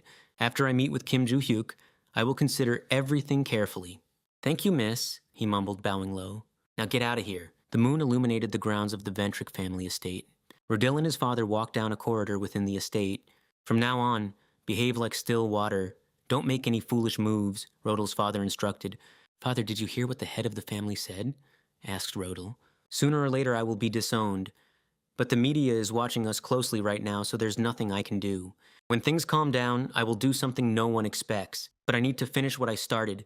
This situation not only hinders... Rodel ground out. You must help me, Father. You have to keep this a secret, his father stated firmly. Of course, Rodel nodded. A few days later, early morning in Valhalla. An interrogation room, so... The head of the Ventric family will be here soon. She wants to apologize to you, the instructor informed him. But I have nothing to do with the head of the family. She herself stated that this incident has nothing to do with their lineage. Ju-hyuk shrugged, his hands in his pockets. That's true, but she still decided to apologize. She even flew into Korea for it. The instructor explained excitedly, gesturing wildly. The Ventric family wants to avoid punishment for Rodil. She's meeting with me because she has no other choice, Ju-hyuk thought. Damn, honestly, this is incredibly irritating, Ju-hyuk grimaced. Instructor Sang-chul and I aren't thrilled about this either, the instructor added. Following the order of events, a Valhalla student was attacked first, then the attacker confessed that Rodil ordered him to do it, but it's incomprehensible that they are trying to protect their family, dismissing your testimony, or the instructor sighed. In any case, they are currently occupied with concealing the truth. To ensure the safety of our students, Rodil Ventric must be excluded. However, the Ventric family recently made a substantial donation. I can't believe that most of Valhalla's budget is held together by handouts from influential families, the instructor grumbled. The academy will surely turn a blind eye to everything if they are paid enough. Understood. I'll speak to this so-called head of the family myself, Ju-hyuk tossed off, picking at his ear. The instructor was stunned. Why are you reacting so calmly? He inquired. I've always been normal, Ju-hyuk responded impassively. There was a knock on the door of the office. She's here. I'll let her in now, the instructor announced. Well then, I'll take my leave. Enjoy your conversation, he added, rising from the sofa. The door opened slightly, and she appeared in the doorway. The instructor respectfully bowed to the head of the Ventric household. You don't need to rush, she said. Thank you for your hospitality, the guest replied. She stopped directly in front of Ju-hyuk. Kim Ju-hyuk, it's a pleasure to meet you. I am Adelia Ventric, head of the Ventric family. She introduced herself with a smile. Likewise, Ju-hyuk responded briefly. The woman sat down on the sofa opposite him. Ju-hyuk also remained silent. They studied each other intently. First of all, Kim Ju-hyuk, regarding the attack committed by Desera, I offer my deepest apologies, she said, bowing her head before the young man. You promised to deal with it, so that's no longer important, Ju-hyuk countered. I also heard that Rodil was causing you trouble at the academy, Adelia noted. It only happened once, so it's not worth paying attention to. Ju-hyuk dismissed it. You claimed that Rodil wasn't involved in the incident, but since an official statement has been made, I have nothing more to add. Adelia smiled faintly. Actually, I came here to talk about that, she began. We released an official denial immediately after the attack, but now a situation has arisen where neither the media nor ordinary citizens believe us. What did you expect? Ju-hyuk smirked, picking at his ear again. As if everything you say is pure truth, liars, he thought to himself. And by telling you this, I hope to create an opportunity to resolve the misunderstanding, she said softly. Perhaps you could help us, Kim Ju-hyuk? Ju-hyuk raised his eyebrow skeptically. No, he cut her off. I knew you would say that, she sighed, closing her eyes. If you help us even this once, I promise to provide full support until you finish the academy, Adelia promised, spreading her hands. Of course, I could even recommend you to a guild sponsored by the Ventric family so we can continue to assist you after graduation. I will help you become the best hunter in Korea, she added enthusiastically, gesturing with her hands. So if I make a statement, it'll all be over? Ju-hyuk clarified. To think of what you're willing to do just to shut my mouth. You must truly be desperate. Kim Ju-hyuk smiled mockingly. A vein pulsed on Adelia's forehead with anger. I'm annoyed that you pretend nothing happened. Why would I play along with you? Kim Ju-hyuk asked, pointing his finger at her. I want a reward. All I want is to see the Ventric family disgraced. You are despicable, she hissed, contorting in anger. Who do you think you're talking to? Her eyes flashed with yellow light and her hair stood on end. Oh, so now you're showing your true face. It must have been difficult for you to restrain yourself. Kim Ju-hyuk chuckled. I came to this cursed academy to accommodate you, and you dare act so arrogant? She shouted furiously. I should just kill you. Her eyes blazed with rage. I wanted to be generous and give you a chance, but you're refusing it yourself. Really? Then try, Kim Ju-hyuk replied with a smile. What? She asked.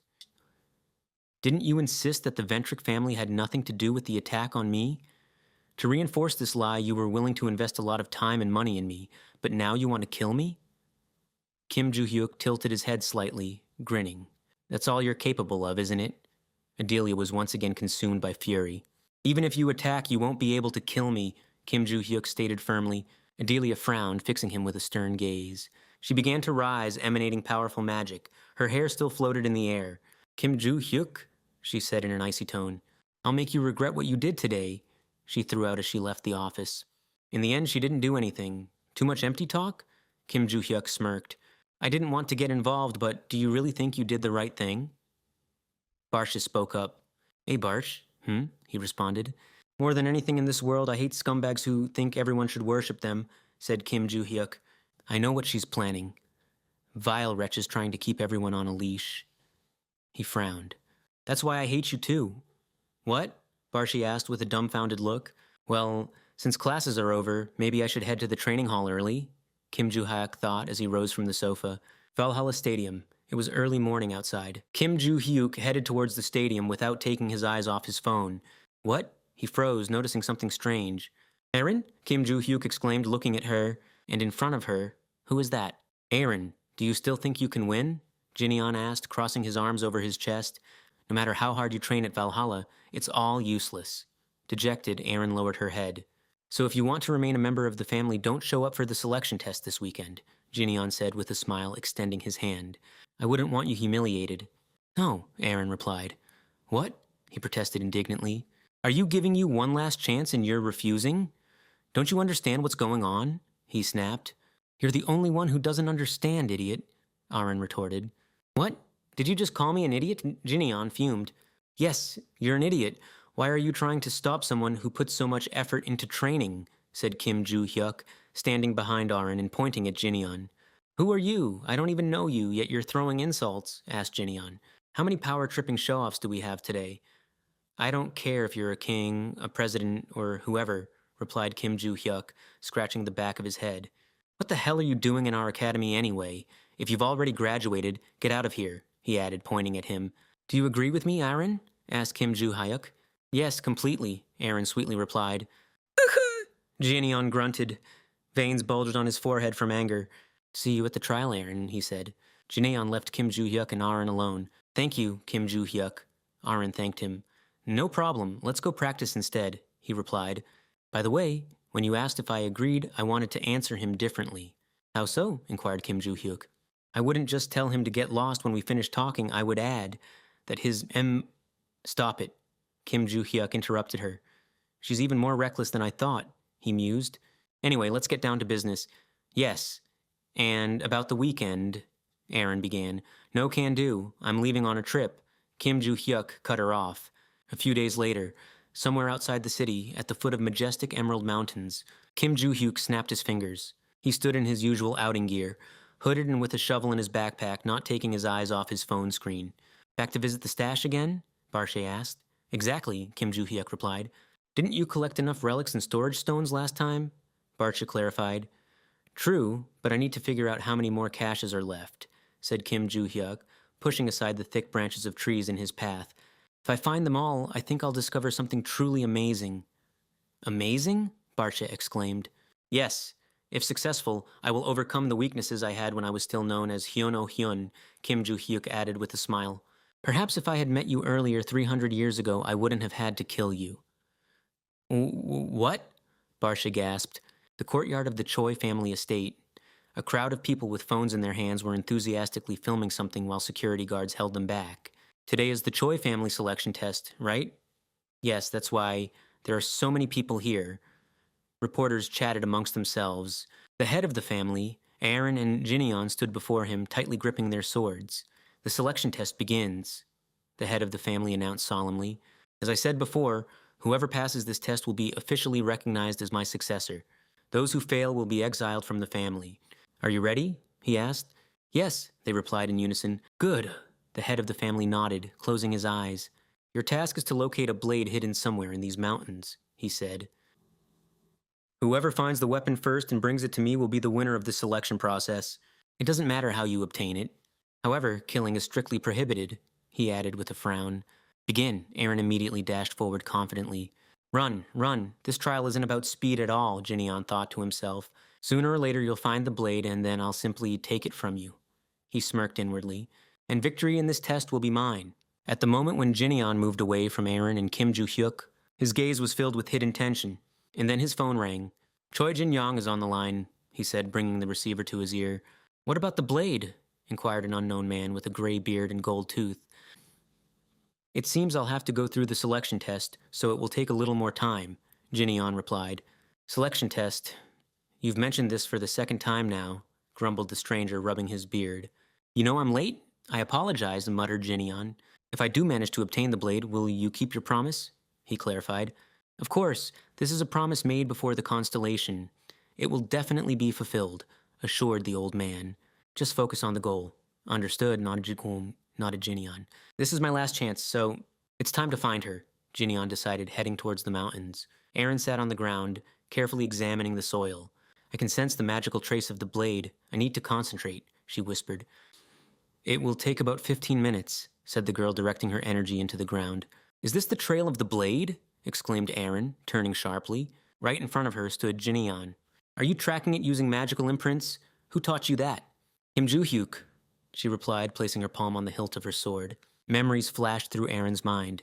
Controlling magic? She had asked then.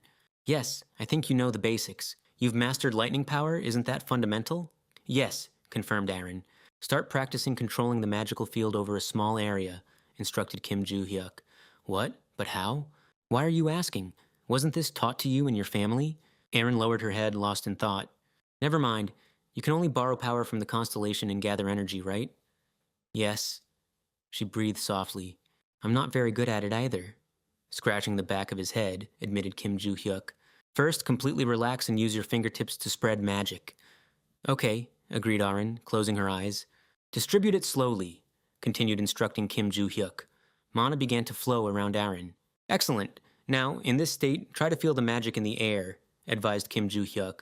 Feel it, he repeated. With her eyes closed, Aaron suddenly saw the outline of Kim Ju-hyuk. She snapped her eyes open. Aaron began to gasp for air. Did you feel something? Asked Kim Ju-hyuk. Yes, I saw the shape of magic surrounding you. This is one way of perceiving it. You can even notice faint energy emanating from a body. It becomes possible with precise control. The more you practice, the easier it will become to sense residual magic on the ground or in the air, explained Kim Ju-hyuk. I understand, replied Aaron, staggering slightly. If you learn to see the magical essence of things, you'll be able to determine the nature of traces as well. With more training, you'll clearly see silhouettes. You must learn the rest on your own. Okay, mumbled Aaron, embarrassed.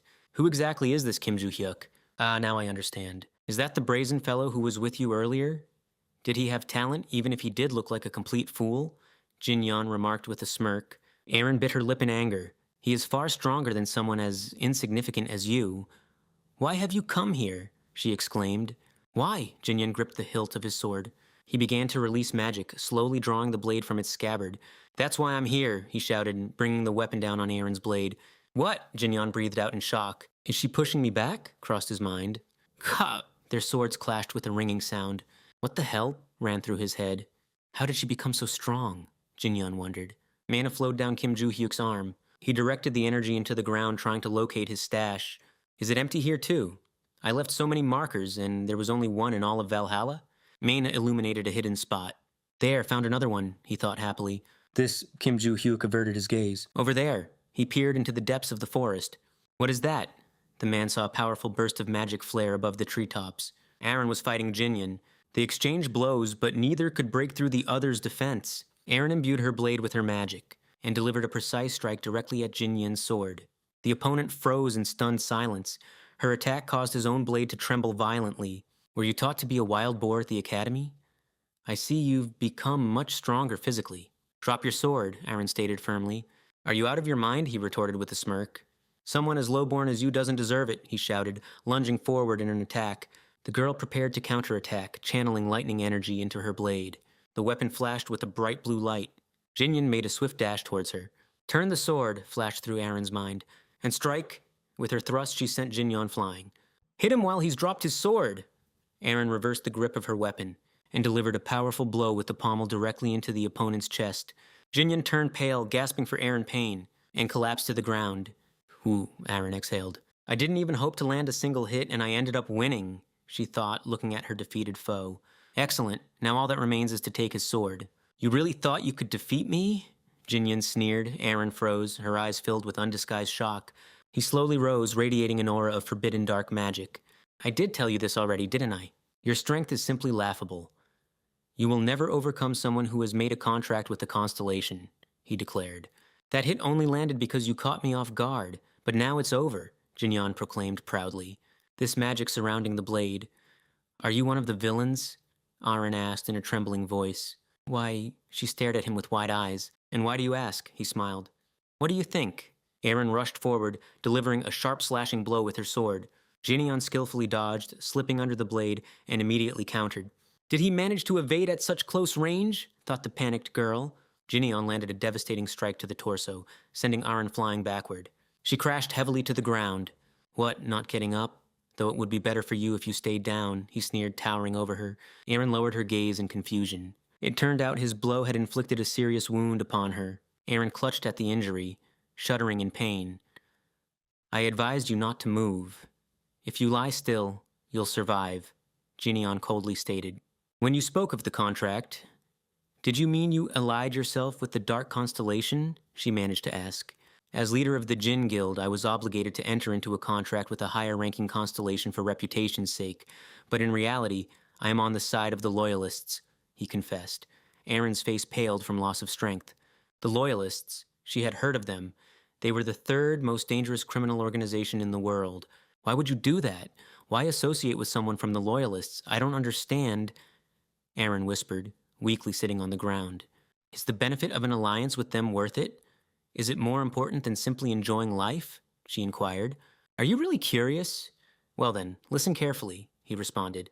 It grants boundless power, incredible strength, and freedom from unnecessary feelings, Jinny added with a manic smile. Aaron realized the meaning of his words with horror. Freedom? She echoed. Do you know how old I was when I joined the Jin Guild? I was only 12 years old. He sat down beside her. I worked in my family guild from an early age. While other children played, perfection was demanded of me, as I am the eldest son of the Choi family. I stayed there only due to my father's supervision. It was never my choice. Even as a teenager, I hated that life. And it was then that I met someone from the Loyalists. At our first meeting, he offered me to join them. He convinced me that this would allow me to fulfill all the secret desires of my heart. He must have seen my true nature right away. Nature? Aaron echoed. My deep revulsion towards people, he murmured with a devilish expression. But I couldn't just leave and join them. I needed to meet certain conditions. Obtain our family heirloom, the lunar blade. If you had simply surrendered, we wouldn't have had to begin this second selection test. They would have given me the sword anyway. Second? Aaron didn't understand. What, don't you remember? Jinny asked in surprise. 10 years ago, the eldest daughter of the Choi family, your sister Choi Ajin, underwent the first selection test. Sister? The girl said, stunned. But she disappeared without a trace, Aaron murmured. Right during the test, he confirmed with a smirk. I just couldn't control my desires, Jinny explained with a wild smile. Before going to retrieve the lunar blade, I finished her off right there on the mountain. A chill ran down Aaron's spine at these words. In the end, I never managed to find the lunar blade, received a severe injury, and failed the trial. If not for that, I could have joined the Loyalists 10 years ago. But Father secretly found and placed Choi Ah-jin in a hospital, desperately trying to save her. I left her there, hoping she would simply vanish, but... He exhaled, noticing Aaron, overcoming the pain beginning to rise. Where is she now? Aaron asked. Do you want to find her? You'd be better off just disappearing, he said coldly. Your mother lost consciousness because she saw your resemblance to her daughter. Well, now I know where the lunar blade is located, so... Give my regards to your sister, he shouted, raising his sword for a strike. The blade was already almost touching Aaron's neck. A sharp clang of metal on metal echoed. Jinion's face instantly paled. Kim Joo-hyuk blocked the attack with his blade, preventing the enemy from delivering the fatal blow. What the hell are you doing? He asked in an icy tone. This is our family business, don't interfere, Jinion snapped back. What kind of crazy family is this? Kim Joo-hyuk muttered, frowning angrily. To press a blade to your own sister's throat? He forcefully flung the opponent away. Jinion crashed into a tree trunk with a dull thud. Ju, Aaron whispered, looking up at him. Kim Joo-hyuk, she breathed. Why did you come here? I was searching for my hidden caches. One of them is right here, he replied. Aaron's wounds were serious, and blood stained her clothes crimson. Kim Joo-hyuk immediately noticed this. I was just here on business. Step aside and focus your magic on healing your wounds. Okay, Aaron responded with a forced smile. Interesting. Who are you to appear so suddenly? Are you that student I saw in Valhalla? Growled Choi Yeon-hoon as he rose from the ground. It's family business, so, he began. Die! The opponent roared, rushing towards Kim Joo-hyuk. Choi Yeon-hoon filled his sword with the power of forbidden magic. He delivered a furious strike but missed. Kim Joo-hyuk easily dodged the attack. "What?" exclaimed Choi Yeon-hoon. Had he managed to evade it? "When you swing," said Kim Joo-hyuk, gripping the hilt tighter, "don't aim at someone standing still. You always have to consider that your opponent might move off the line of attack." With these words, he delivered a sharp blow with the pommel directly into the enemy's face. The powerful impact sent Choi Yeon-hoon flying backward. Kim Joo-hyuk instantly closed the distance and loomed over him, pointing his sword without drawing the blade. Was he prepared for a counterattack even before I started to move? Thought Choi Yeon-hoon in horror. Kim Joo-hyuk delivered a crushing blow with the pommel of his sword to the area of the abdomen. The collision was so forceful that the ground around them trembled. Choi Yeon-hoon immediately lost consciousness. Kim Joo-hyuk smirked, looking at the defeated opponent. "Are you all right, Aaron?" he asked. "Yes," she replied softly. "Can you walk?" "I'm not sure. Let me try," murmured Aaron. Behind Kim Joo-hyuk, a violet glow suddenly flared up. Choi Yeon-hoon's body began to emit waves of forbidden magic. "It's sword magic," Nakin exclaimed Barche. "So this guy's one of the villains too?" thought Kim Joo-hyuk. Choi Yeon-hoon struggled to his feet. "Bastard!" he hissed through gritted teeth. "You're just a pathetic newbie in Valhalla." "Did you really think you could defeat the guild leader?" shouted Choi Yeon-hoon, rushing at Kim Joo-hyuk. Kim Joo-hyuk calmly blocked this thrust. Despite me hitting him with magic, he didn't even flinch, thought Choi Yeon-hoon in fury. "Guild leader?" asked Kim Joo-hyuk, clenching his fist tightly. "And you think that title will help you somehow?" he retorted, delivering a counterattack. Choi Yeon-hoon withstood the onslaught, but his face contorted with unbearable pain. "Is this the power of a 17-year-old boy? He blocks all my attacks and immediately counters. There's no choice, I have to use this. This thing has a lot of side effects, but if I let him hit me even once more, I'm finished," he muttered, reaching into his pocket. It was the pass stone. Choi Yeon-hoon extracted the crystal, pulsing with an ominous violet light. "With it, I'll make a temporary contract with the constellation," he shouted and bit down on the stone. Kim Joo-hyuk silently watched what was happening.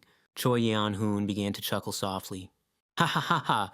The laughter grew into loud guffaws as he spread his arms wide. "What is that? An earthquake?" exclaimed shocked reporters who were waiting for the selection process to end. "Look over there," one of the journalists shouted, pointing her finger at the sky. "What the hell is going on?" A powerful magical vortex of dark blue and violet color rose into the air. "That's," said the head of the family, "sword magic. It's so dense that even ordinary people can see it. And moreover, there's the moon sword there. Such an event right in the middle of the selection test. I must go there personally and find out what is happening," ordered the head of the family. Choi Yeon-hoon stood before Kim Joo-hyuk, radiating colossal streams of dark energy. "I was just watching what you were up to, but did you end up only slightly amplifying your magic?" asked Kim Joo-hyuk lazily, picking at his ear. "You're too foolish to realize it. It's just a side effect," Jin Hyun remarked with a smirk. "It's merely a fragment of the power gained through a contract with the constellation." A ghostly image of a purple dragon materialized behind Jin Hyun. "Now you will surely die here." A dragon bearing doom to all living things recognizes the sacred relic and descends into the world.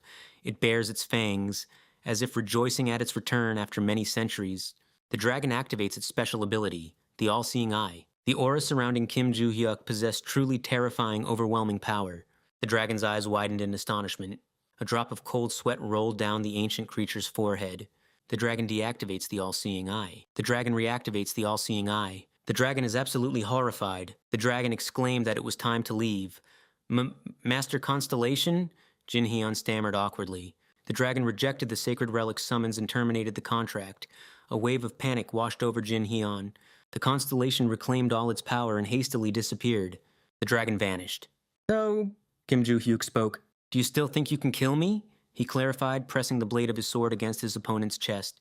The young man delivered a sharp strike to the hilt of his sword.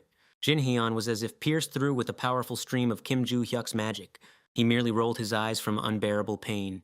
Jin Hyun collapsed to the ground, completely losing consciousness. The leader of the devoted, Dragon King Han Nibel, was in complete shock. "Dragon? You've brought me a lot of trouble," roared the constellation. "Do you want to disappear from the mortal world forever?" thundered the dragon's voice. "I apologize.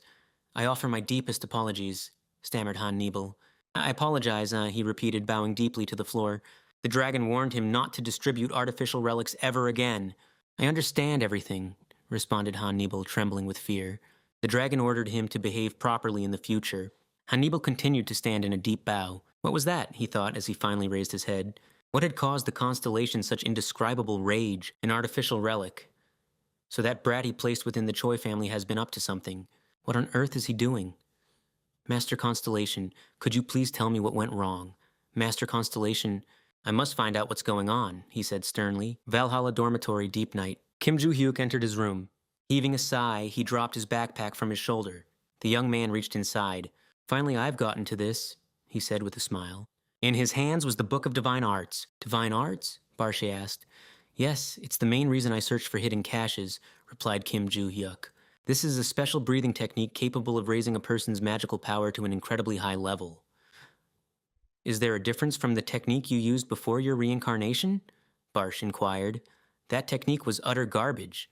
When I was nobody, I just bought it at the market, mastered it, and used it until the end. I see, responded Barshe. Besides, when I found these divine arts 300 years ago, I could no longer change my breathing technique. It had become too deeply rooted in my body, explained Kim Joo-hyuk, opening the book. In the battle with you, Barch, I suffered heavy damage. Due to the imperfection of my technique, I simply ran out of magical energy. But now, in this new body, I can start from scratch, he thought, smiling contentedly. For a while, physical training will have to be put aside. First, you need to perfectly master the divine arts. By the way, about that situation, you left the wounded girl alone with that crazy guy. Responded Kim Joo-hyuk. I heard someone approaching, so I left. They'll sort it out themselves. Kim Joo-hyuk recalled recent events. Did you defeat him? Barshe asked. I can't kill him. I'm already involved in one incident at Valhalla, and if I get caught up in another, there will be trouble. Only faint traces of magic remained on him, so he will survive. Agreed, confirmed Barsh. Can you stand, Arin? Yes, she replied, pressing her hand to her abdomen. Then, Kim Joo-hyuk was suddenly distracted by something. Is someone approaching? Perhaps Arin's family is already on their way, having detected the surge of magic from the sword. This complicates the search for hidden caches. Arin, called Kim Joo-hyuk. Yes, she responded. It seems your family is close by. Just sit and wait. I need to finish up here, so I'm leaving. Okay, agreed she. And tell them it was you who knocked that idiot out, he added, pointing at Jin Yun. I went a little overboard, so he won't be coming around for a while. Well then, goodbye. Kim Joo-hyuk pulled his hood up. I understand, Kim Joo-hyuk. See you at the academy. Meanwhile, the head of the Choi family was already nearby. Either way, thought Kim Joo-hyuk as he lay down on the bed. Once I master the divine arts, I'll take the remaining storage stones. Last time, due to a lack of magical power, I couldn't fully absorb their energy. Kim Joo-hyuk decided it was time to rest. It was deep night outside. The estate of the Choi family. Bright moonlight flooded the spacious courtyard. An emergency meeting began, dedicated to recent events. Thanks to the press coverage of our selection test, articles spread instantly, stated the head of the Choi family. Has everyone reviewed the materials? He inquired. Yes, most have already done so, responded those present. Is this a joke? Are they really connected with the Devoted? The most dangerous gang of villains in the world? Muttered one of the women, scanning the headlines. A man wearing glasses was also carefully rereading an article. What chaos! I can't believe there was a villain hiding within the Choi family, lamented the head of the clan, clutching his head. In addition to this, the association has issued an official statement. I have already received their notification, he added. When something similar happened with the Rodel-Ventric family, it didn't concern us and we chose to remain silent. But that approach will definitely not work now. Choi Jin-yeon has been handed over to the police, reported a guard. How is Arin? Asked the head. We sent her to the family hospital for examination and treatment. What's her condition? He clarified. The wound is serious, but we managed to stop the bleeding. Internal organs were not affected, so complex surgeries won't be necessary. Heaving a heavy sigh and tilting his head back, the head of the family briefly said, I see. By the way, about Lady Arin, several noteworthy articles have appeared, noted one of the advisors. They write about a young genius who, while just a student, defeated a member of the Devoted. Valhalla Academy. Following in Kim Joo-hyuk's footsteps, Arin crushed her enemy. An era of geniuses has arrived, and so on. She went against her own family, and that's been written about too? Isn't this fortunate? Although the test ended in chaos, the issue of succession is now resolved, said someone among those present. Such publications will help her firmly establish herself as the heir. Undoubtedly, agreed the head of the Choi family. It's good that Aaron has a legitimate chance at success, but to defeat Jin Yan alone, that's very strange, he mused. The head of the family recalled the final selection trial. Aaron sat next to Jin Yan, who lay unconscious. My brother attacked me using dark magic, so I had to stop him, she said then. I see, but a colossal surge of magical power was recorded in the mountains. How exactly did you defeat him? Asked the head. Guards helped Aaron get to her feet. Aaron responded, Kim Joo-hyuk taught me. The head of the Choi family looked at his tablet with the strange feeling. Kim Joo-hyuk, he thought. On the screen was that very scandalous news story where the young man showered reporters with insults and displayed indecent gestures. The Valhalla building in the early morning light. Kim Joo-hyuk was just about to sit down at his desk, but his gaze stopped on someone. He looked at Aaron, who was sitting quietly at her seat. I thought she should have been hospitalized, but it looks like she's okay, he thought to himself. Aaron turned to Kim Joo-hyuk. She smiled and waved at him. Aaron smiled and waved at me? A student standing behind Kim Joo-hyuk thought in shock. Kim Joo-hyuk remembered the training with the Book of Divine Arts. He began concentrating mana in his hand when he received a message. It was from Aaron. I don't think I'll be able to make it to practice. The doctor has forbidden any physical activity for a while. There was a crying rabbit emoji at the end. Considering how much blood she lost, that was to be expected, thought Kim Joo-hyuk as he read her message. Okay, I'll be busy with my own things in the coming days, so get some rest, typed Kim Joo-hyuk in response. In response, Aaron flooded him with stickers of nodding rabbits. Stop it, he typed. Send them one at a time, the boy added indignantly. By the way, there's something you should know, Barsha interjected. The dark magic we encountered seemed familiar to me. Did you remember anything about it? Kim Joo-hyuk clarified. No, Barsha cut him off. Then what is it? Kim Joo-hyuk frowned. It's not that I don't want to remember. It feels like something is blocking my memory. Something interfering? Could it be related to the guy you mentioned last time? Kim Joo-hyuk inquired. Possibly, Barsha responded. I'm not entirely sure, but if we can fulfill the second condition, maybe it will help break through the mental block. But that's just a theory, Barsh mumbled. The second condition, the eye of the great forest, flashed through Kim Joo-hyuk's mind. I thought this was just a training zone, but it turns out the final practical exam will be held here too. It seems those who score the lowest on all the tests will simply be dismissed, he mused as he settled into a chair. Damn, am I just supposed to wait for the exam? What a waste of time, the boy thought irritably, scratching the back of his head. However, I still need time to get accustomed, and after that, I'll go search for the eye of the great forest. Please everyone take your seats, announced the instructor as he entered the auditorium. Before I begin the lesson, I need to make a small announcement.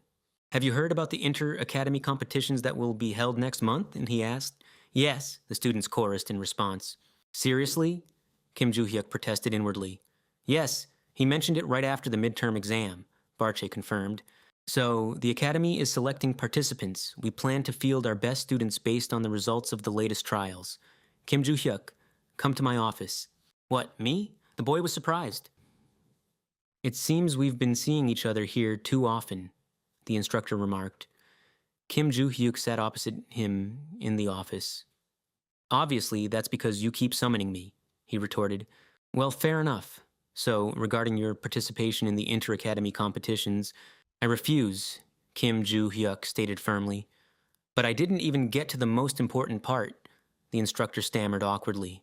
What is this tournament anyway? Kim Joo-hyuk inquired. I explained it thoroughly during the lecture. All right, listen up. There are 3 major hunter training academies in the world. In Korea, it's Valhalla. In China, it's White Lotus. And in the USA, it's Heroes. Each academy selects its best first-year students as representatives. The program includes sparring matches, maze navigation, and more. The instructor counted on his fingers. And we decided to send those who perform best on the practical exam. Kim Joo-hyuk yawned demonstratively. Aren't you interested at all? The instructor asked.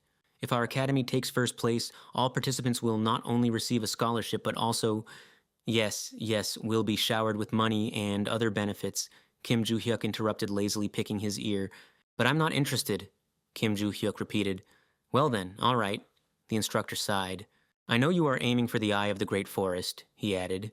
Kim Joo-hyuk froze as if struck by lightning. What? Kim Joo-hyuk asked.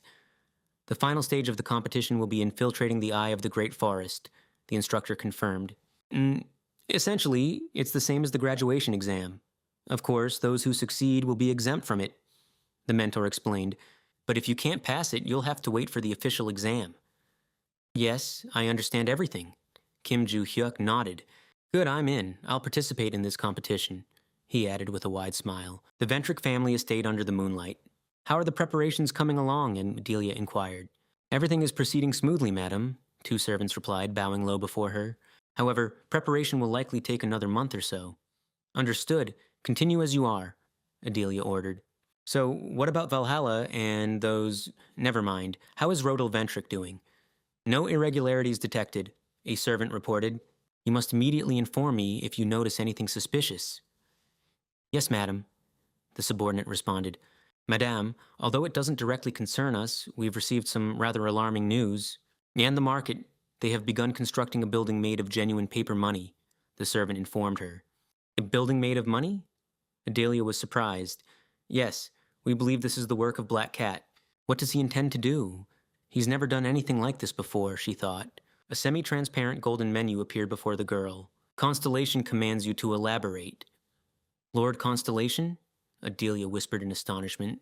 Market number 7, a towering building belonging to Black Cat. Construction of some kind of object was in full swing there. Black Cat observed the process through the panoramic window of his office. Constellation, we will fulfill any of your requests, he said with obvious anxiety. But what's the purpose of building a structure entirely out of banknotes? It's a gift, a present for him. The girl with the manic glint in her crimson eyes and an unsettling smile crossed her fingers. Why did you order me to build the structure specifically from money? The two-faced ruler says it's a gift. A gift? But for whom? Black Cat questioned, puzzled. What? The two-faced ruler asks, have you found anyone who sold the ring? Not yet. The seller could only describe his voice and basic facial features, responded Black Cat. But since customer data was recorded that day, we are checking all available records to track him down. Hurry, hurry, hurry, hurry, a message flashed from the constellation. Yes, breathed Black Cat. The teacher's Valhalla. The instructor sat at his desk. He murmured, thoughtfully scratching the back of his head. Have we already selected all the participants for the competition? Inquired Choi Sang-chul. Oh, instructor, yes, everything is ready. May I see the list? Yes, of course, nodded his colleague, turning a laptop towards him. Almost all of them are from my class except for one, explained the instructor. Participating will be Kim Joo-hyuk, Yoo So-yeon, Se-hyuk, Do Jongjin, and Arin. Kim Joo-hyuk is on the list too, quite unexpected, remarked Choi Sang-chul. He initially refused, but as soon as I mentioned that the competition would be held in the eye of the Great Forest, he immediately changed his mind and decided to participate. Strange. Most people in his position would have hesitated upon hearing that, said Choi Sang-chul, sipping coffee and tilting his head back. Are you sure? Asked the instructor. Maybe he just doesn't understand what the eye of the Great Forest is? Even if he slept through every lesson, he should still have been told. The constellation room, too. Choi Sang-chul frowned. It feels like he entered the academy pursuing some hidden goals. Would you mind gathering the students and running a small training session for them? Offered Choi Sang-chul. Of course, I'll take care of clearing their schedules, agreed the instructor. Good luck, thank you, said Choi Sang-chul. Several days passed, the small hall of Valhalla. All participants in the upcoming tournament had already taken their seats. Choi Sang-chul entered the room. Is everyone here? Since there are 5 of you, no one is late, he stated, looking around at the students. Glad to see you all. I'm sure you remember me from the midterm exams, but let me introduce myself again. I am Senior Instructor Choi Sang-chul. The reason for your gathering is the upcoming inter-school competition. Today, I will brief you on the details and tell you about the upcoming training sessions. You will have to go through 3 trials, added Choi Sang-chul, holding up 3 fingers. The first is duels between students. This is very similar to the entrance test that you all have already taken. The second task is a team battle. A quintet of representatives from our academy will compete against teams from other educational institutions. However, this isn't just a one-on-one match. All 3 teams will clash on the battlefield simultaneously. In this trial, the captain's ability to assess the situation will play a crucial role. The third task will take place in the eye of the Great Forest. Although the exam is not for some time yet, I cannot reveal all the details to you. Let me just say that the Eye of the Great Forest is a labyrinth. The Eye of the Great Forest, as the name suggests, is a dense forest. Unlike an ordinary forest, its borders are under strict guard. Anyone attempting to enter illegally will be immediately detained. The only path lies through the official gates, a majestic green portal guarded by 2 sentries. That's all I can tell you for now. Each team will enter the Eye of the Great Forest, and you will receive specific tasks on the day of the competition. Do you understand? The students chorused that they did. If there are no questions about this part, let's move on. Now I'll explain the specifics and format of the team battle. So you already have experience working together in dungeons, and that's it? That's all the explanation regarding the Eye of the Great Forest? Thought Ju Hyuk. If there's a barrier there, can't I just break through it? He mused, rocking slightly on his chair. This is the essence of the team battle. Now let's move on to how our training will proceed, continued Choi Sang-chul. Any questions? Ju Hyuk raised his hand. Ju Hyuk, can I train alone? Asked the young man. It's not essential. If you really want to practice on your own, be my guest, said Choi Sang-chul dismissively. Anyone else? Then I'll also train independently, Aaron chimed in, raising her hand. Not only Ju Hyuk, but Aaron too, noted Choi Sang-chul to himself. All right, anyone else? It seemed there were no more volunteers. Well then, that's all for today. See you at training, said Choi Sang-chul and left the room. The students began to disperse, leaving only Ju Hyuk and Aaron in their seats. Before the competition begins, I need to master a technique at least. I'll absorb all the mana and be in perfect shape by the start, Ju Hyuk pondered, and I'll spend the rest of my time on physical conditioning. Hey Ju Hyuk, called Aaron. Should I just participate in the general training? She asked. Why are you asking me that? Didn't you say you shouldn't overexert yourself? Retorted Ju Hyuk. Aaron thoughtfully touched her stomach. However, she remembered her recent conversation with the instructor. I've read the reports and have a general understanding of your condition, but I decided to ask you personally. Do you want to participate? The instructor had said. You are going to compete, aren't you? He clarified. Will Ju Hyuk Kim be participating? She inquired. Ju Hyuk? Yes, I heard that he is involved. Then I will participate too, Aaron declared resolutely. What? But your wound hasn't fully healed yet, the instructor objected. I will be all right, Aaron assured him. I am already halfway to leading the family. And yet, she thought, thanks to Ju Hyuk, she had a different goal. To become stronger, flashed through her mind. To help you achieve what you strive for, Aaron said with a gentle smile, just as you once helped me. What, you speak first, then suddenly fall silent and laugh so terribly? Anyway, you shouldn't overexert yourself in training, right? Ju Hyuk asked. Yes, Aaron replied. Then for the most part, let's not focus on mana control. During practice, we will limit ourselves to light walking, trying to keep energy at a minimum, said Ju Hyuk as he rose from his chair. Okay, she agreed. Once I finish my tasks, I'll help you a little more. For now, see you later, Ju Hyuk said as he left the office. An abandoned building on a dark night. Have mercy, cried an unknown voice. Please, let me go. I will give you anything you want, begged a half-naked man chained to a chair. Before him stood a bald man with a tattoo on his face, menacingly playing with a dagger. With a swift movement, he threw the blade, delivering a fatal blow to the hostage. Death came instantly. Couldn't you finish him off faster? Asked a woman with the short hair and a D1 tattoo on her cheek. It's not fun that way, replied the bald man. These were Lisa and Al from the Samsal Alliance. What, a new order already? Lisa murmured, pulling out her phone. Another target? Al asked. Yes, his partner confirmed. Apparently, a student from Valhalla. A photo of Kim Ju-hyuk appeared on Lisa's phone screen. By the way, Al said, wiping the dagger on the body of the deceased. Why were we ordered to eliminate this boy? He inquired.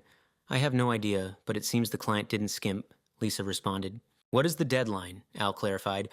They want us to eliminate him within a month, right during the competition. Can't we do it now? The academy and dormitory security are too tight. Or are you suggesting storming the protective barrier for one student?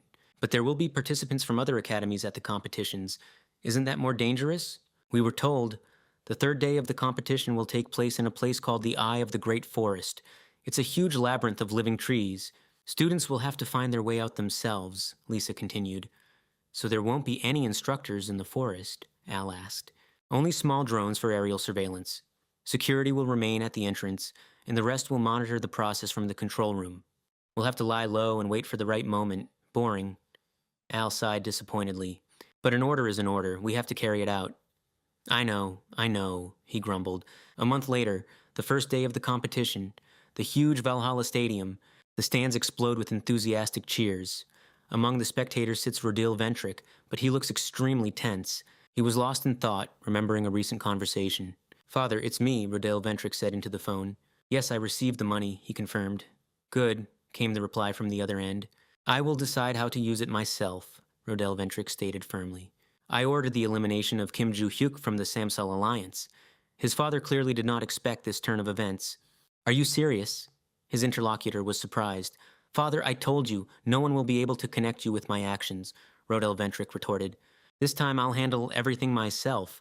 The Samsal Alliance has already accepted the order. Samsal, I've heard of them, especially Il-shin, their leader. A team of 3 people who act as one. They are considered invincible, thought Rodil Ventric's father. I understand. Try not to do anything that could expose us, he warned. Okay, father, Rodil Ventric replied. They responded that they will get rid of him during the competition, Rodil Ventric pondered as he sat in the stands. I have nothing more to do here. Yuria, let's go, Rodil Ventric said, rising from his seat. Dear students and guests, we are glad to welcome you to this celebration, proclaimed the chairman of Valhalla Academy. I am the chairman of Valhalla Academy, Shim Dicken, and before the start of the competition, we must introduce all the participants. The first participant is the White Lotus Academy from China. Students of the White Lotus are entering the arena. Next up is the Hero Academy from the USA. The Hero students greet the audience. And finally, the final participant, Valhalla Academy from Korea. The competition will last for 3 days. Today will be the first stage, duels between students. Representatives of all academies, please return to your seats and await your call. Choi Sang-chul observed them from above. He silently watched the arena, his arms crossed over his chest. Hey, Choi Sang-chul, someone called out to him. Long time no see, exclaimed Jack Rover, the senior instructor of the Hero Academy, waving his hand. Just 3rd place, responded Choi Sang-chul. Don't call me that, grumbled Jack. Besides, Valhalla isn't the only one who took 1st place, added Jack. That's true, nodded Choi Sang-chul, but everything will be different this year. This time the heroes will take 1st place, declared Jack Rover confidently. Choi Sang-chul merely raised an eyebrow slightly. What makes you so sure? The strongest contractor. You know who he is? Inquired Jack, and receiving an affirmative nod, continued. That guy nicknamed the Destroyer. Logan, responded Choi Sang-chul calmly. Jack added with a smile. His son studies at our academy. He carefully watched Choi Sang-chul's reaction, which visibly changed. His son? Yes, and he came to the competition. Over there, Jack pointed his finger at a young man in a striped tie. Logan's son, Logan Jr. Choi Sang-chul thoughtfully placed his hand on his chin. Well then, I look forward to seeing what he is capable of. Jack smirked. By the way, this guy is already contracted with his father's constellation. A contract with the destroyer of everything? Clarified Choi Sang-chul. Interesting. Will he use the same power of destruction as his father? Jack nodded. Maybe, but not as skillfully as his parent yet. However, I've heard that the newcomers from Valhalla are also very strong, especially a guy named Kim Joo-hyuk, right? I've heard he caught and taught a villain. Saying this, Jack looked at his counterpart, who calmly replied, Yes, and Aaron was able to repeat his success shortly after, so they will be excellent rivals for Logan Jr., considering that he easily defeats even adult contractors. Choi Sang-chul stretched thoughtfully. Jack turned to him, noticing his indifferent reaction. At that moment, the loud voice of the host rang out, The participants of the first round have been determined. Choi Sang-chul carefully studied the information on the monitor and said, You will understand the reason for my restraint. As soon as you watch this match, Kim Joo-hyuk and Logan Jr. will face off in the first round. The opponents entered the arena and stood facing each other. Shim Dik-woon announced into the microphone, The rules are the same for all upcoming matches. Whoever knocks out their opponent first wins. Even if you deliver a devastating blow, the stadium system will automatically mitigate its consequences. Instead of critical damage, the target will receive an electric shock that simply renders them unconscious. So don't hesitate to go all out. There will be no external interference. The protection system will remain in effect until the end of the fight. Keep that in mind. Begin on the start signal. A countdown began. 3. Kim Joo-hyuk wondered, A protection system? Why use something like this? 2. Logan Jr. stood silently, staring intently at his opponent. 1. Kim Joo-hyuk lazily scratched the back of his head, not even taking his other hand out of his pocket. He looked completely relaxed. "Start!" sounded. In that instant, Kim Joo-hyuk rushed towards his opponent, swinging for a powerful blow. A resounding collision. Kim Joo-hyuk widened his eyes in surprise. Logan Jr. calmly blocked his attack, catching the fist and squeezing it tightly. He said, "You think you're strong?" Kim Joo-hyuk still had his hand in his pocket. They stood facing each other at arm's length. "No, I think I have a long way to go," he replied. Logan Jr. swung for a powerful right hook. "Oh, you're more humble than I thought." Kim Joo-hyuk easily blocked the side attack. "Does that even matter? I'm still growing. By the way, how long are you going to block my attacks?" he added with a smirk. With a swift movement, he turned the blocked arm against his opponent, forcing him to open up. Logan Jr. did not expect such a maneuver and felt a chill of excitement. "What?" Kim Joo-hyuk confidently swung his left arm and delivered a devastating blow straight into his opponent's chest. From this strike, Logan Jr. flew backward and collapsed to the ground. "Huh," he coughed. "What a powerful hit." "You're tougher than you look," Kim Joo-hyuk said with a smile. "I thought you'd be knocked out on the first try." The instructors watched the match silently.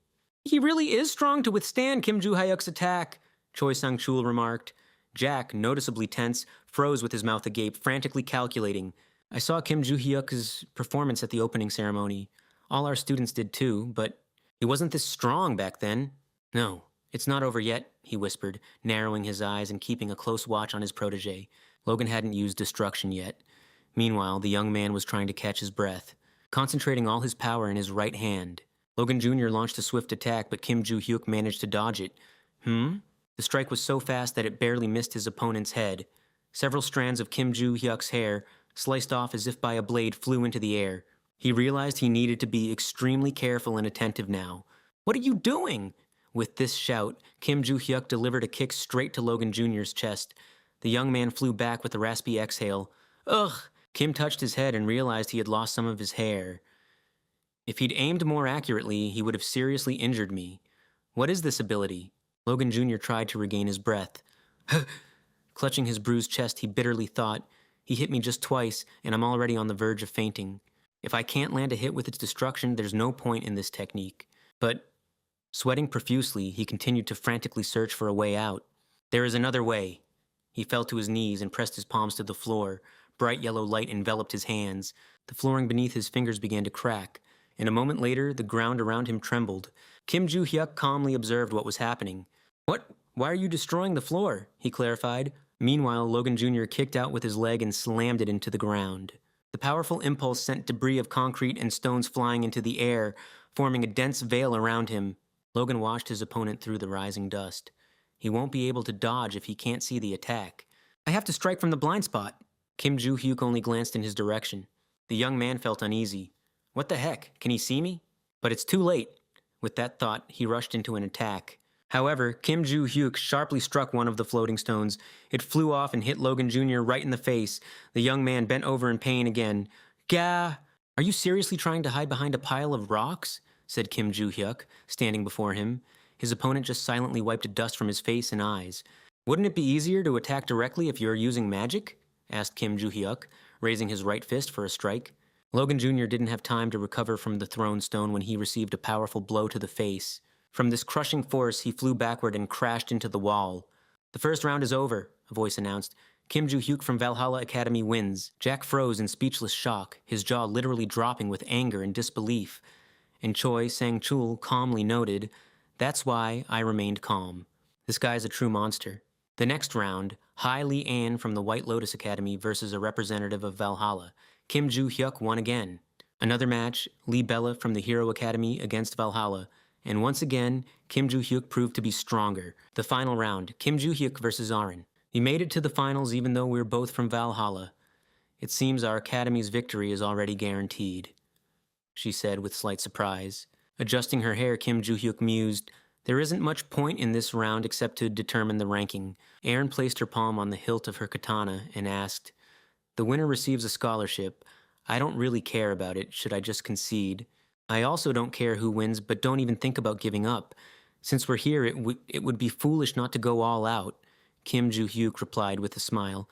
"Besides, you should show how much your skills have grown." He pointed at her. Rubbing his shoulder, Kim Joo-hyuk confidently said, "Attack with all your might. I'll take your injury into account." "Understood," she exclaimed enthusiastically and immediately launched an attack. With a sharp, honed movement, the girl drew her katana and rushed towards her opponent. Kim Joo-hyuk met her with a smile, swinging his arm for a counterattack. The spectators in the stadium froze in amazement. Even the instructors broke out in a cold sweat on their foreheads. The crowd stirred, their eyes glued to the arena. In just a second, Erin found herself on the floor. Her katana flew away. The girl froze. Kim Joo-hyuk's strike had been faster than her blade. A voice boomed over the arena. The final round is over. Kim Joo-hyuk becomes this year's Inter-Academy competition winner. How ruthless. Didn't you promise to consider her injury? A voice echoed in his mind. I was indeed holding back. At least I didn't hit her stomach. That was improvisation? Seriously? The trajectory of her blade had been aimed directly at my torso. That's why I decided to meet it with a fist.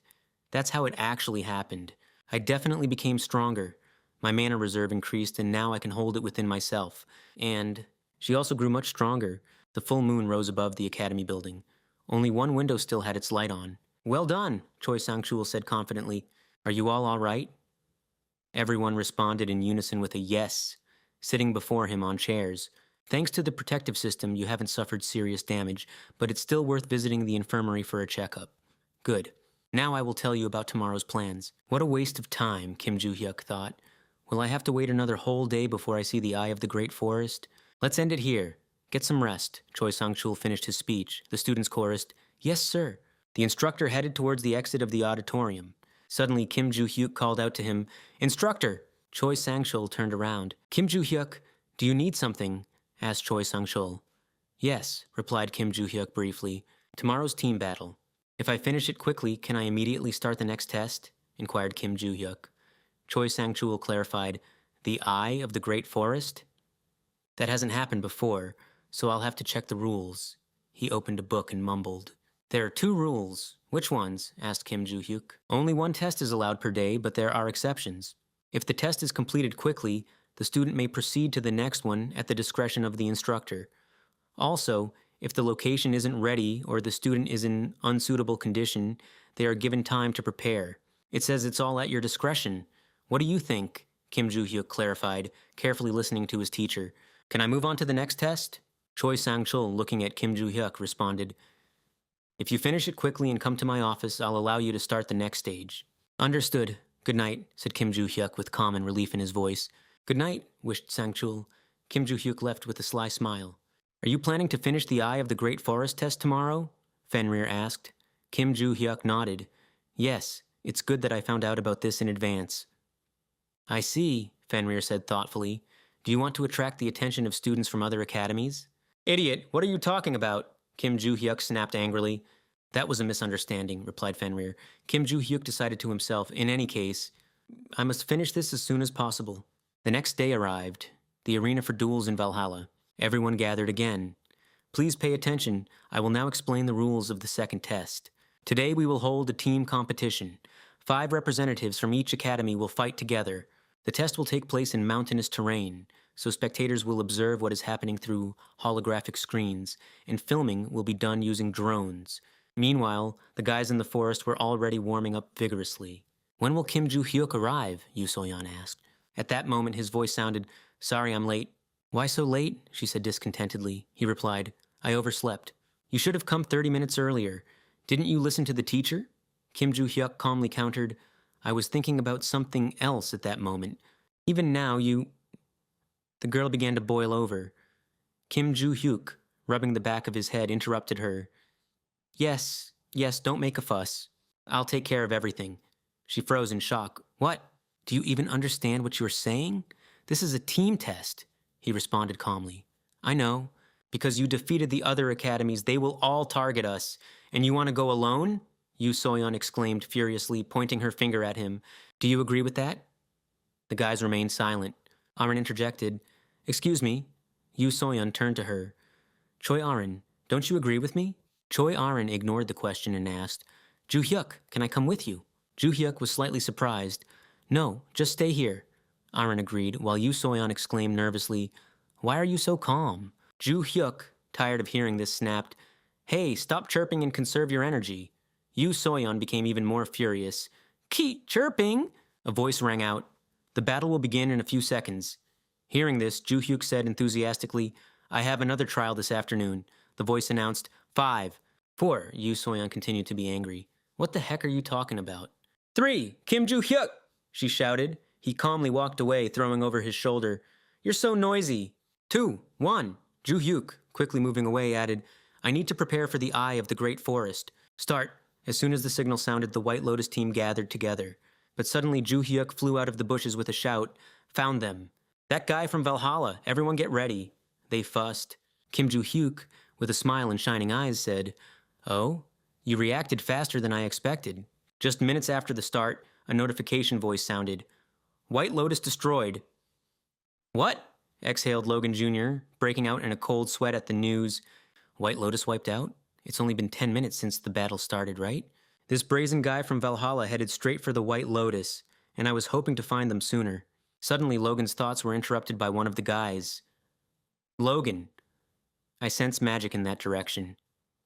The guy standing behind him asked worriedly, Are those Valhalla's students?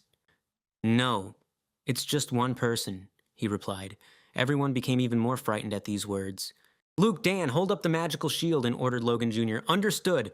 They responded in unison. Melissa, prepare the magic circle, continued the leader, giving instructions. She nodded quickly and answered. Oh, okay. Lee Bella, prepare the shield. She immediately replied, I'm already doing that. The group was fully prepared to meet Kim Joo-hyuk. Melissa questioned doubtfully, but it's just one person. Do we really need such strong protection? Logan Jr. responded tensely, If it's Kim Joo-hyuk, then yes. Lee Bella added, Melissa just doesn't know how powerful he is since she hasn't fought him before. This guy is incredibly strong. But you're no slouch either, the girl pointed out. Logan cut her off. Don't compare me to him. What? The magic disappeared, exclaimed one of the guys. Logan Jr. became alert. He's gone? Lee Bella, without lowering the shield, suggested, maybe he returned to camp after defeating White Lotus Academy. Time passed, but the guys didn't rush to lower their defenses. From a distance, hidden in the branches of a tree, someone was watching them intently. Suddenly, Kim Joo-hyuk revealed his presence. There you are, shouted Logan. Above him, he roared. And at that moment, he received a hilt across the face. Kim Joo-hyuk descended from above, breaking through their defenses in one swift motion. Logan instantly collapsed to the ground. Lee Bella only managed to scream, What the heck? Kim Joo-hyuk delivered a sharp blow to her stomach, throwing on the move. You're too slow. Kim Joo-hyuk, cried Melissa, concentrating magical energy into a glowing sphere in her hands. She threw the ball towards the opponent. Kim Joo-hyuk easily dodged and smirked. Is that all? Without wasting time, he delivered a crushing blow to Melissa. Did you really think you could touch me with that burst of magic? Luke and Dan simultaneously attacked Kim Joo-hyuk from behind, but before they could strike, one of them was already knocked down. With an unchanging smile on his face, Kim Joo-hyuk overturned both of them with a powerful movement. The opponents flew in different directions and crashed heavily to the ground. Amidst the defeated enemies stood Kim Joo-hyuk. Again, a voice sounded and a notification popped up. Heroes destroyed. Kim Joo-hyuk, satisfied with the result, said, Now I can go to the eye of the magnificent forest, right? Valhalla, observation room. A gray-haired man with a mustache turns to his colleagues. How did this happen? He looks around at the instructors. Kim Joo-hyuk completed the team battle in 23 minutes. To be precise, he spent 20 minutes on the road and finished the battles in 3. Closing his eyes, the man brings his hand to his chin. This will ruin our schedule. A real problem. Sangchul makes his edits. From what I read in the rules, if the trial ends before noon, we can start the next one. If you don't mind, I'd like to discuss this with the other academies. The man turns to him. The next trial, huh? All right. Let me know the result when you finish discussing it. Sangchul nods in response. Understood. And inwardly, he is horrified by the boy's abilities. Did Kim Joo-hyuk ask me about this because he knew it would happen? How frightening. Instructors walk down the academy corridor with tablets in their hands. Jack Rover claps Sangchul on the shoulder. We still need to talk to White Lotus. The heroes don't object to starting the next trial. Humiliation is visible in his eyes at accepting defeat. I was finally convinced of this when I watched the team battle. I don't think the result will change if we postpone it. Jack looks at his colleague with respect. Now, I understand why you call Kim Joo-hyuk a monster. In response, Sangchul merely smirks and closes his eyes. I see. And they continue on their way. Let's talk to White Lotus, Jack agrees. All right. Valhalla, the lounge. All team members are resting. Yu Soyeon sharpens her sword. Oh Se-hyuk works with the dumbbell, while Joo-hyuk and Choi Arin sit nearby. Yu Soyeon glances furtively at Joo-hyuk. She is amazed by his abilities as he sits with closed eyes. A madman.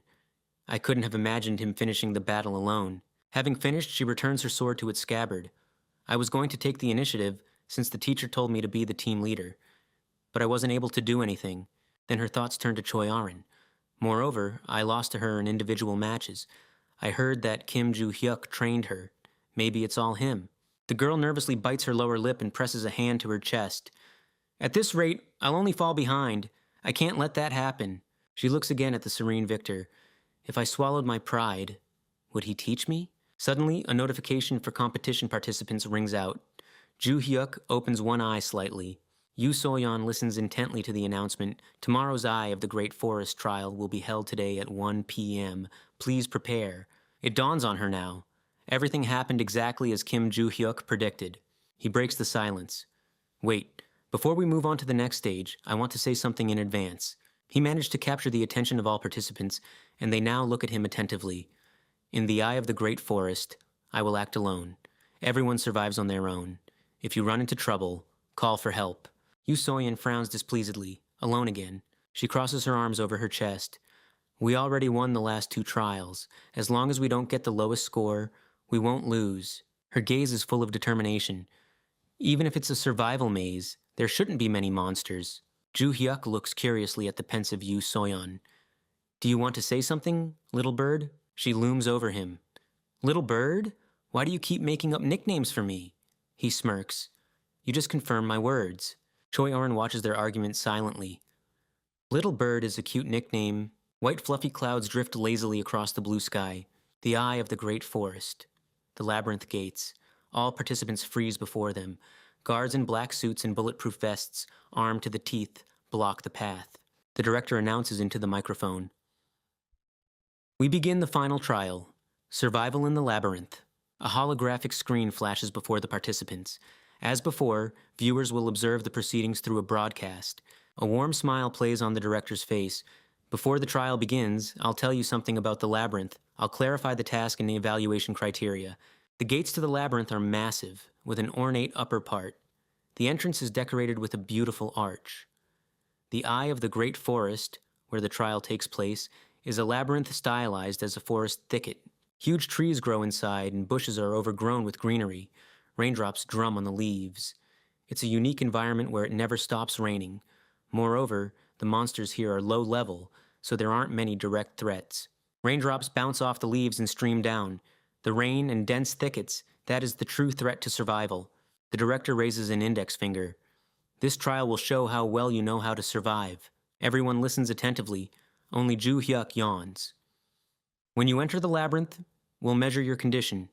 We'll check again in 5 hours. The closer a person is to their initial state, the higher the score. Team fights are prohibited. Finally, he gets to the point. So let's begin. The gates of the labyrinth creak open, letting the participants inside. Valhalla. An abandoned warehouse. Al and Lisa are already waiting.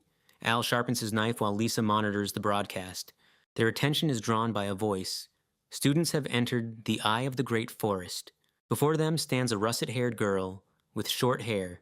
She wears glasses and a mask.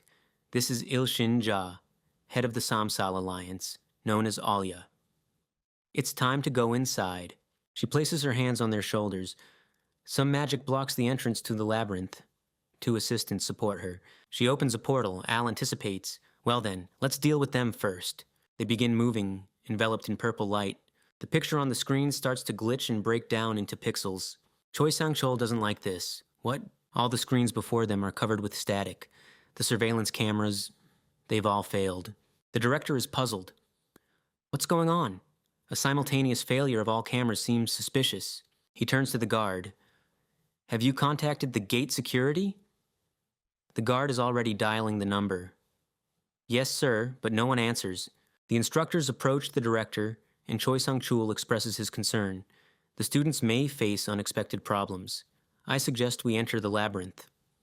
The director approves. Well, they all rush towards the gates leading to the labyrinth.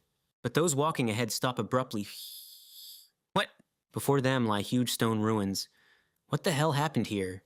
Meanwhile, a cool rain continues to fall in the forest. The team of heroes takes shelter under a tree and surveys the surroundings. Someone calls out to the man, Logan. He turns his gaze. Huh? A blonde woman looks at her trembling friend. Belle isn't feeling well. But the girl reassures her friends. I'm okay. The rain was too sudden and cold. Logan shields his face with his hand from the raindrops. If you catch a cold, you'll be disqualified. Even if we can't win, I want us to score high points. He proposes a plan. Let's build a shelter and hide from the rain. Melissa, gather large leaves. Dan and Luke's collect branches. Everyone nods at the captain. Understood. And he rolls up his sleeves. I'll level the ground and dig a pit. Suddenly, a dark portal appears before him. Huh? Al, Lisa, and Alia emerge from it. Lisa looks displeased at the sky. What the heck? Why is it raining here? And Al is ready for battle. Forget about the rain. We need to finish the mission. His eyes burn with fierce anger and excitement. That's right, Kim Joo-hyuk. I'm going to kill him. But then he sees Logan in front of him. What? He exclaims indignantly. Hey, Alia, that's not Kim Joo-hyuk. Alia shields her face from the rain with her hands. I teleported us to the source of moderately strong magic, because that's the only way I can find him. Lisa clarifies. Moderate? Their negotiations allow Logan to assess the situation. Who are these people? He said he wants to kill Kim Joo-hyuk. His gaze becomes tense. Besides, I felt dark magic. Perhaps these people... He looks at them intently. Villains? Lisa gives Al a command. We can't leave any witnesses. Deal with him. But there is only boredom on his face. I know. Logan prepares for battle. Bastards, and attacks first. What the hell are you doing here? Al draws his knife. And wounds Logan with the very first movement. But then a clone appears behind him, which he created. Called me a bastard? Looking around, Logan sees Al with a knife that pierced him. A smile plays on the opponent's face. Logan doesn't understand how he did it. How did you get behind me? He smirks in response. Behind you? It seems you don't understand. Look ahead. Logan looks forward again, and there stands another Al. He can hardly believe what he sees. What, two identical people? The one in front grins, swinging his knife. That's right, kid, it's called a doppelganger. And delivers a second blow to the stomach. Ka! From the received wounds, Logan falls face down into the wet ground. Lisa looks at the half-dead man. Did you kill him? But Al is not so simple. No, I'll let him bleed out slowly. Suddenly they hear a loud scream of horror. Yeah, yeah, yeah! And see a girl standing next to Logan. Logan. Lisa gives Al another hint. Hey, get rid of the witnesses. He nods. Yes, I'll take care of her. I can do whatever I want. His partner responds lazily. Yes, just finish it quickly. He eagerly rushes to attack Bella. Excellent. Meanwhile, Joo-hyuk confidently makes his way through the forest thicket. Where is he? The man remembers again the system notification. Eye of Valhalla's great forest, home of Madagai Rona. Attention, a sword is required for successful completion of the assignment. Thoughts swirl in his head. Home of Madagai Rona? Is there even a house here? All around are just bushes and trees. Suddenly, while running, he notices a girl with long blonde hair. Huh? She freezes in place, clutching leaves in her hands. No. Horrified looking at the wounded Logan and his friends, she drops the leaves and covers her face. No. Lisa angrily slaps herself on the forehead. Oh, another witness. And the fire has already gone out in Al's eyes. This is starting to get annoying. Where do they keep coming from? Suddenly he notices someone. Specifically his target, standing next to the crying girl. Kim Joo-hyuk. He smiles, seeing him. The target came to us on its own. He raises a hand to his chin. I guess he ran here at the screams. That's why I don't kill them right away. Joo-hyuk carefully examines them. Target? Then he lowers his gaze. And there, wounded members of the hero team. Their bodies are mercilessly drenched in cold rain. He takes a step forward. Hey, Blonde, while I deal with them, help the wounded. But she looks at him confused. What? Then he gives her hope. They're still alive. Mentally, he assesses their condition. It seems they were intentionally injured so that they wouldn't die immediately. But why leave them bleeding? Wild dogs. He throws a furious look at the enemies. You ruined my mood. Since you broke in here, I have to deal with you. Al stands among the bodies, not believing his ears. What? Then he grins predatorily.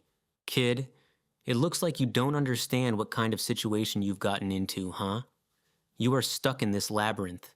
The man's eyes widen. We broke through the only entrance to the labyrinth and disabled the surveillance drones.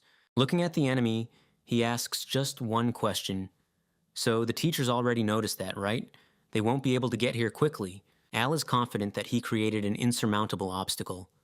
The entrance is completely destroyed. It will take them no less than an hour. Joo-hyun sighs. 1 hour, just 1 hour. He wearily raises his head to the sky. In this cursed forest under the relentless rain, are you saying I only have an hour to find that place? Al spins a knife in his hand. I don't know what nonsense you're talking about. Creating a doppelganger, he attacks from both sides. Die! The blade confidently moves towards Ju Hyuk's body, but it passes by. Al barely understands how he could have missed. What? He begins to look around. Where did he go? They only notice him when he speaks. Damn! He already has his sheath drawn for an attack. I'll kill you! And forcefully strikes the bridge of the nose, which causes the opponent, bleeding, to fly away, and crashes his head directly into a tree trunk. Lisa freezes. Out! But Ju Hyun is already rushing at them.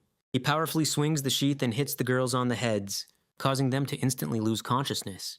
They collapsed in the mud right next to Al. Kim Ju Hyuk immediately gave an order to the girl, blonde, use magic to heal the wounded.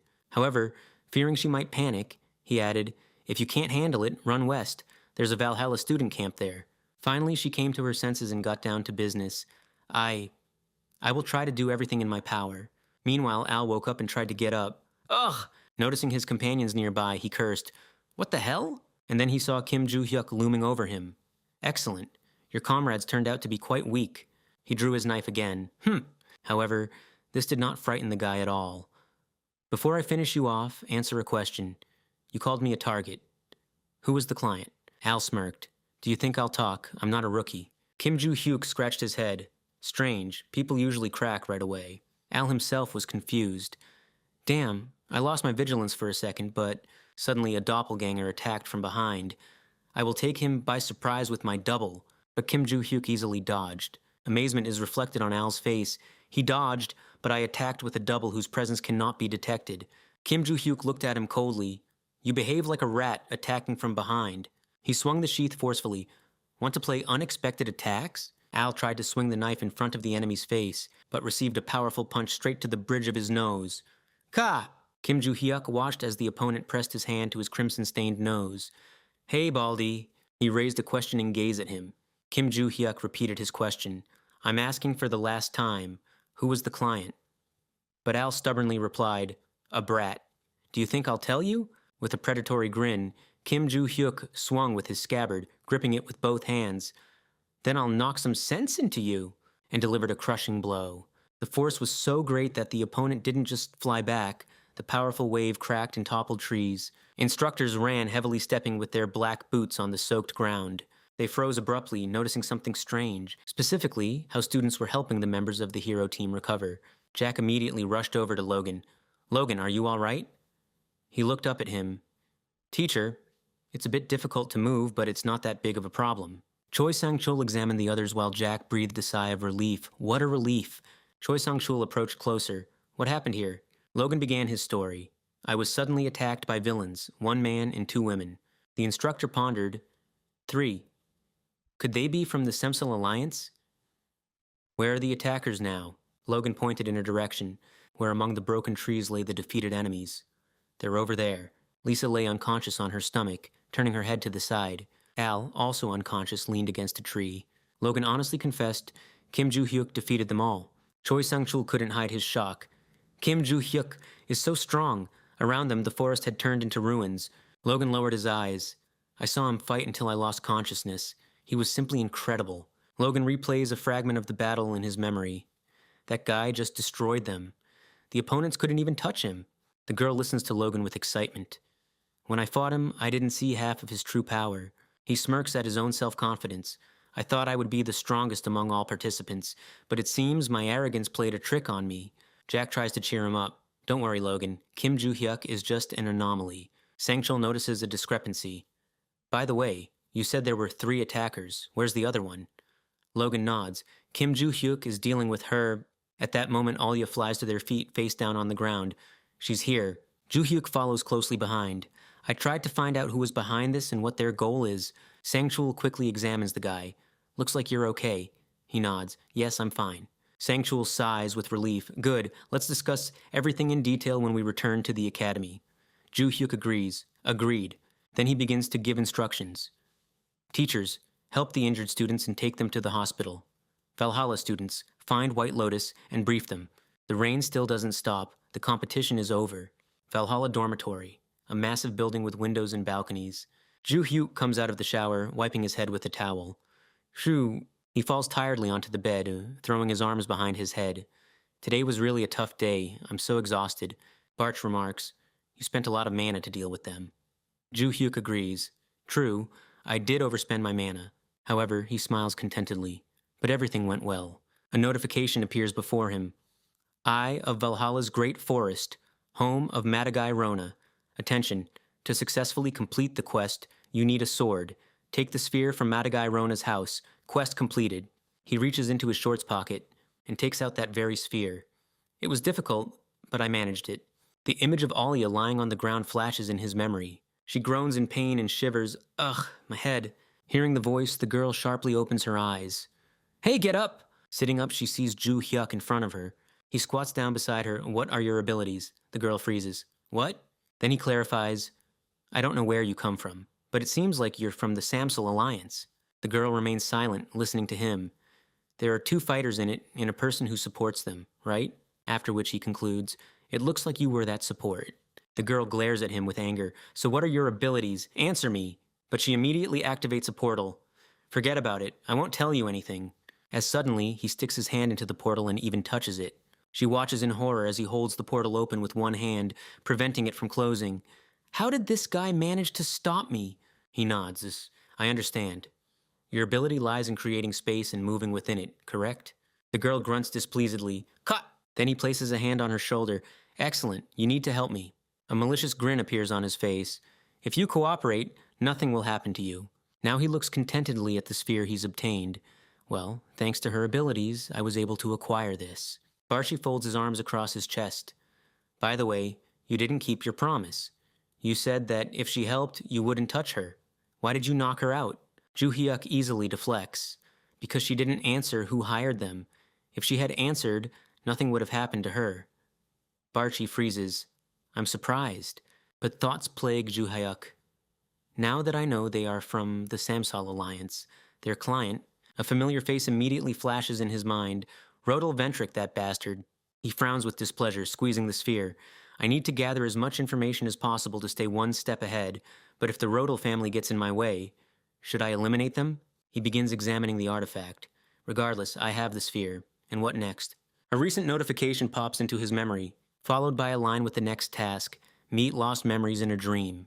Ju-hyuk, lying in bed, lazily scans the text. What the heck? Am I just supposed to sleep? Barsh, who received the same message, responds. Looks like it. If you can find your memories, maybe mine will return too. I also received a notification. Ju-hyuk reaches for the light switch on the wall. Seriously? Well, it's worth a try. Immersing himself in darkness, he lies back down and covers himself with a blanket. The sphere rests beside him. The young man gazes at the ceiling. Lost memories, huh? I don't remember forgetting anything. He closes his eyes. It doesn't matter. Maybe I can see something. In his dream, a collapsing tower appears before him. He lies on the floor as everything crumbles around him. Damn. The hero is severely injured, and huge blocks come crashing down from above. One of the stones flies straight towards his head, but freezes just centimeters from the back of his skull. Everything around him comes to a standstill. All the stones, from enormous boulders to tiny fragments, even the dust. Then everything slowly begins to move in reverse, as if rewinding. A dark silhouette with eyes glowing white appears before him. The stranger looks directly at him and says, I will take good care of your name. Ju-hyuk freezes. And the names you protected in this world. The silhouette radiates a powerful aura, then and dissolves into space. After that, time resumes its course. Stones fall as they should. Ju-hyuk jolts awake, snapping his eyes open. He sits up abruptly. What the hell was that dream? He touches his forehead. Did that really happen? Were those the lost memories? Then he turns to the constellation. Barch, did you remember anything? But he remained suspiciously silent. I was a tiger. The answer throws Ju-hyuk off balance. What? Just in case, he asks again, picturing a cute cub. A tiger? Barshi retorts indignantly. It wasn't cute at all. Ju-hyuk becomes curious. Do you remember what it looked like? The other man folds his arms across his chest. I don't remember any details. The young man concludes. So, Barshi didn't see that person? Well then, I will find out who he was myself. Ju-hyuk sits in a lotus position on the bed. Then maybe you remember your name? Or heard it spoken? The answer was brief. No. Ju-hyuk closes his eyes, lost in thought. It seems that all I managed to learn were useless fragments. But why doesn't he remember his name? At this moment, a new notification appears before him. What? Initially, the text looks encrypted, but soon the message becomes clear. The Grand Palace of Ahala Alafridi, Johnny's secret room. And then another line is added. Please look the truth in the eye. This raises new thoughts. Ahala's Grand Palace? I have to look the truth in the eye. The young man's gaze becomes focused. Perhaps this is the last... After today's training, I need to ask Lily about this Grand Palace of Ahala. The dormitory continued to live its quiet, measured life, offering students warmth and shelter. Valhalla, training hall. Kim Joo-hyuk and Choi Arin are working hard with the weights. The guy is bench pressing while the girl is doing squats. Oh Si-hyuk is training nearby. A sudden exclamation makes him turn around. What's going on? Yoo So-yeon approaches him, clutching a bottle of water in her hand. Oh Si-hyuk, why are you here? He parries with a counter question. I should be asking that. What are you doing here? The girl is lost for words. Embarrassed, rubbing her cheek and looking away, she admits. I think the reason we have in common, I feel a strong sense of pride, but I'm a little envious of Kim Joo-hyuk. The guy doesn't share her enthusiasm. I'm not here because of him at all. I've been doing weight training for a long time, and my presence here has nothing to do with Kim Joo-hyuk. The girl freezes. Really? He closes his eyes. The reason you envy Kim Joo-hyuk, is it because you lost to Choi Arin? Indignation flashes across Yoo So-yeon's face, but a moment later she humbly lowers her gaze. Yes, the memory of that very fight in the arena surfaces. How she rushed at Choi Arin, and how the latter effortlessly blocked the attack. Then she decided to put more magic into the blade, and delivered a new, more powerful strike, but her opponent confidently met her attack with her own weapon, and literally shattered the magical flow. All the power of the blow hit the wall behind, doing no harm to Choi Arin. That's when she first tasted the bitterness of defeat. She was able to destroy my magic with an ordinary sword? Then, she unleashed a series of powerful downward strikes on her opponent. 3 destructive waves rushed towards the target, crushing the arena floor beneath them. Choi Arin calmly reached for the hilt of her sword, and filled the blade with bright lightning energy. With a couple of precise movements, she deflected the attack. The success of her opponent shocked Yoo So-yeon even more. She stopped my 3 attacks with one swing? Moreover, Choi Arin had already launched a counterattack that she barely managed to notice. What? And a moment later, she took a crushing blow. Ugh! Yoo So-yeon crashed to the ground with a thud, dropping her sword. Choi Arin won. Now she openly shares her thoughts. She's become much stronger since I saw her at the entrance ceremony. I think it's all thanks to Kim Joo-hyuk's help. She turns her gaze to the training Choi Arin.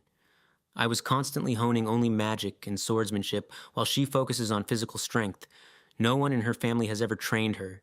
Maybe that's why she's progressing so quickly. Oh Si-hyuk listens silently to her reasoning. After thinking for a moment, he advises, I think you should go to Joo-hyuk, not me. The girl is lost for words. What? Thoughts race through her head. Right. I can't wait any longer. I need real results and improved abilities. Even if it's awkward, I must get an answer from him. Gathering her courage, she approaches the guy who is just wiping sweat during a break. Kim Joo-hyuk. He looks at her questioningly. He doesn't miss an opportunity to tease. What is it, little bird? She's boiling with anger inside. He called me little bird again. She pushes the anger away.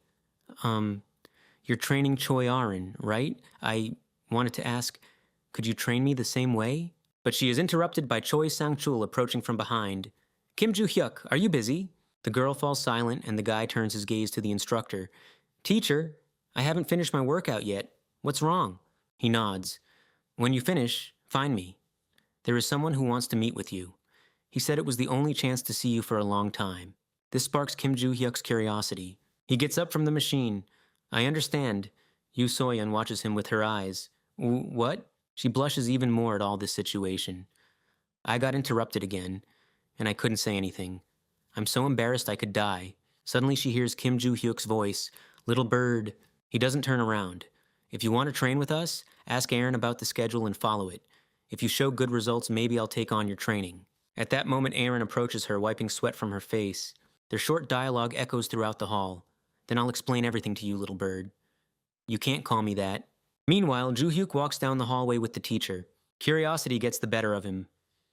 So, who wants to see me? Did he really ask for a meeting right now? Sang-chul continues walking without turning around. you probably already have an idea who it is. He's waiting for you in the small hall. The young man begins to consider options. Perhaps it's... But the teacher cuts him off. We have arrived. The teacher abruptly throws open the door to the hall. Inside stands a frightened Rodel Ventric, with a maid behind him. Kim Joo-hyuk's face remains impassive. So it was you, Rodil? Rodel's voice trembles. I beg. He falls to his knees and cries out, "Please save me." Rodel humbly begs for help. His face is noticeably gaunt. But please, closing his eyes and pressing his hands to the floor, he screams at the top of his lungs, "Please save me." Joo-hyuk indifferently turns to the teacher, pointing a finger at the guest. What is he doing here? The teacher, expecting such a reaction, retorts, "You act as if you know nothing? You must have already understood. He hired the Samsal Alliance." Hearing this, Rodil trembles silently with horror. Crossing his arms over his chest, the instructor continues. Furthermore, considering the suspicion surrounding your previous attempted assassination, this is his second attempt. Both times, you were the target. The media is pressuring me for information. Headlines are now filled with stories about the Samsal Alliance and this man who attacked Valhalla. Joo-hyuk looks at him with indifference. Well, that's because I leaked the information to the press myself. He then clarifies, by the way, isn't the Ventric family protecting him? Why should I forgive him if this family starts covering for him again? Sang-chul delivers the main news. The Ventric family just released an official statement. Rodil has been exiled from the clan. Rodil's face expresses confusion and despair. The teacher adds, and not only him, but his father as well. Joo-hyuk looks away. I see. Sang-chul glares at Rodil with disapproval. And unlike last time, the Ventric family isn't trying to suppress the headlines in the media. Joo-hyuk concludes, so he has no protection now, right? And how do you want me to save him? Trembling, the culprit begins to speak without raising his eyes. Give me, and cries out hysterically, a chance! He looks up at him with a guilty expression. Your words will be the main evidence, won't they? So, his plea sounds like a cry of desperation. Kim Joo-hyuk, please tell them I'm innocent. Looking down on him with contempt, the young man scratches his ear. I don't want to. Rodel jumps up in panic. What? Is it because I haven't apologized yet? Folding his hands and sobbing, Rodel begins to beg for forgiveness. Forgive me, I will never cause you trouble again. But Joo-hyuk answers honestly, no, I don't want an apology. The man looks at him bewilderedly. What? You won't forgive me? Do you need money? This behavior irritates the teacher, who is forced to be a reluctant listener. But he refuses money as well. Money doesn't interest me either. Rodil throws his hands up. You don't want it? In a panic, he turns around and grabs Yuria by the arm, causing her pain. Kaya! Then he pulls her close to him. How about this girl? I'll give her to you. The girl averts her gaze in shame. She is a direct descendant of the British royal family. Possessing her will help you raise your status. Joo-hyuk clarifies. You'll give me the girl? Do you treat people like objects? Rodel's face contorts into a vile, arrogant grin. This girl is my property right now. He unfastens the collar of her shirt, and a trace of red symbols appears on her neck, like barbed wire wrapping around her skin. Look at her neck. The girl is in pain. Ugh! The mark glows with crimson light. Do you see this spell? It's proof that she belongs to me. What do you think? He continues to offer her as if she were merchandise. If you want, I'll give her to you. The teacher's face boils with rage. This is taboo! He peers at the unfortunate girl's neck. She was sealed with magic, a forbidden spell that prevents the victim from acting against their owner.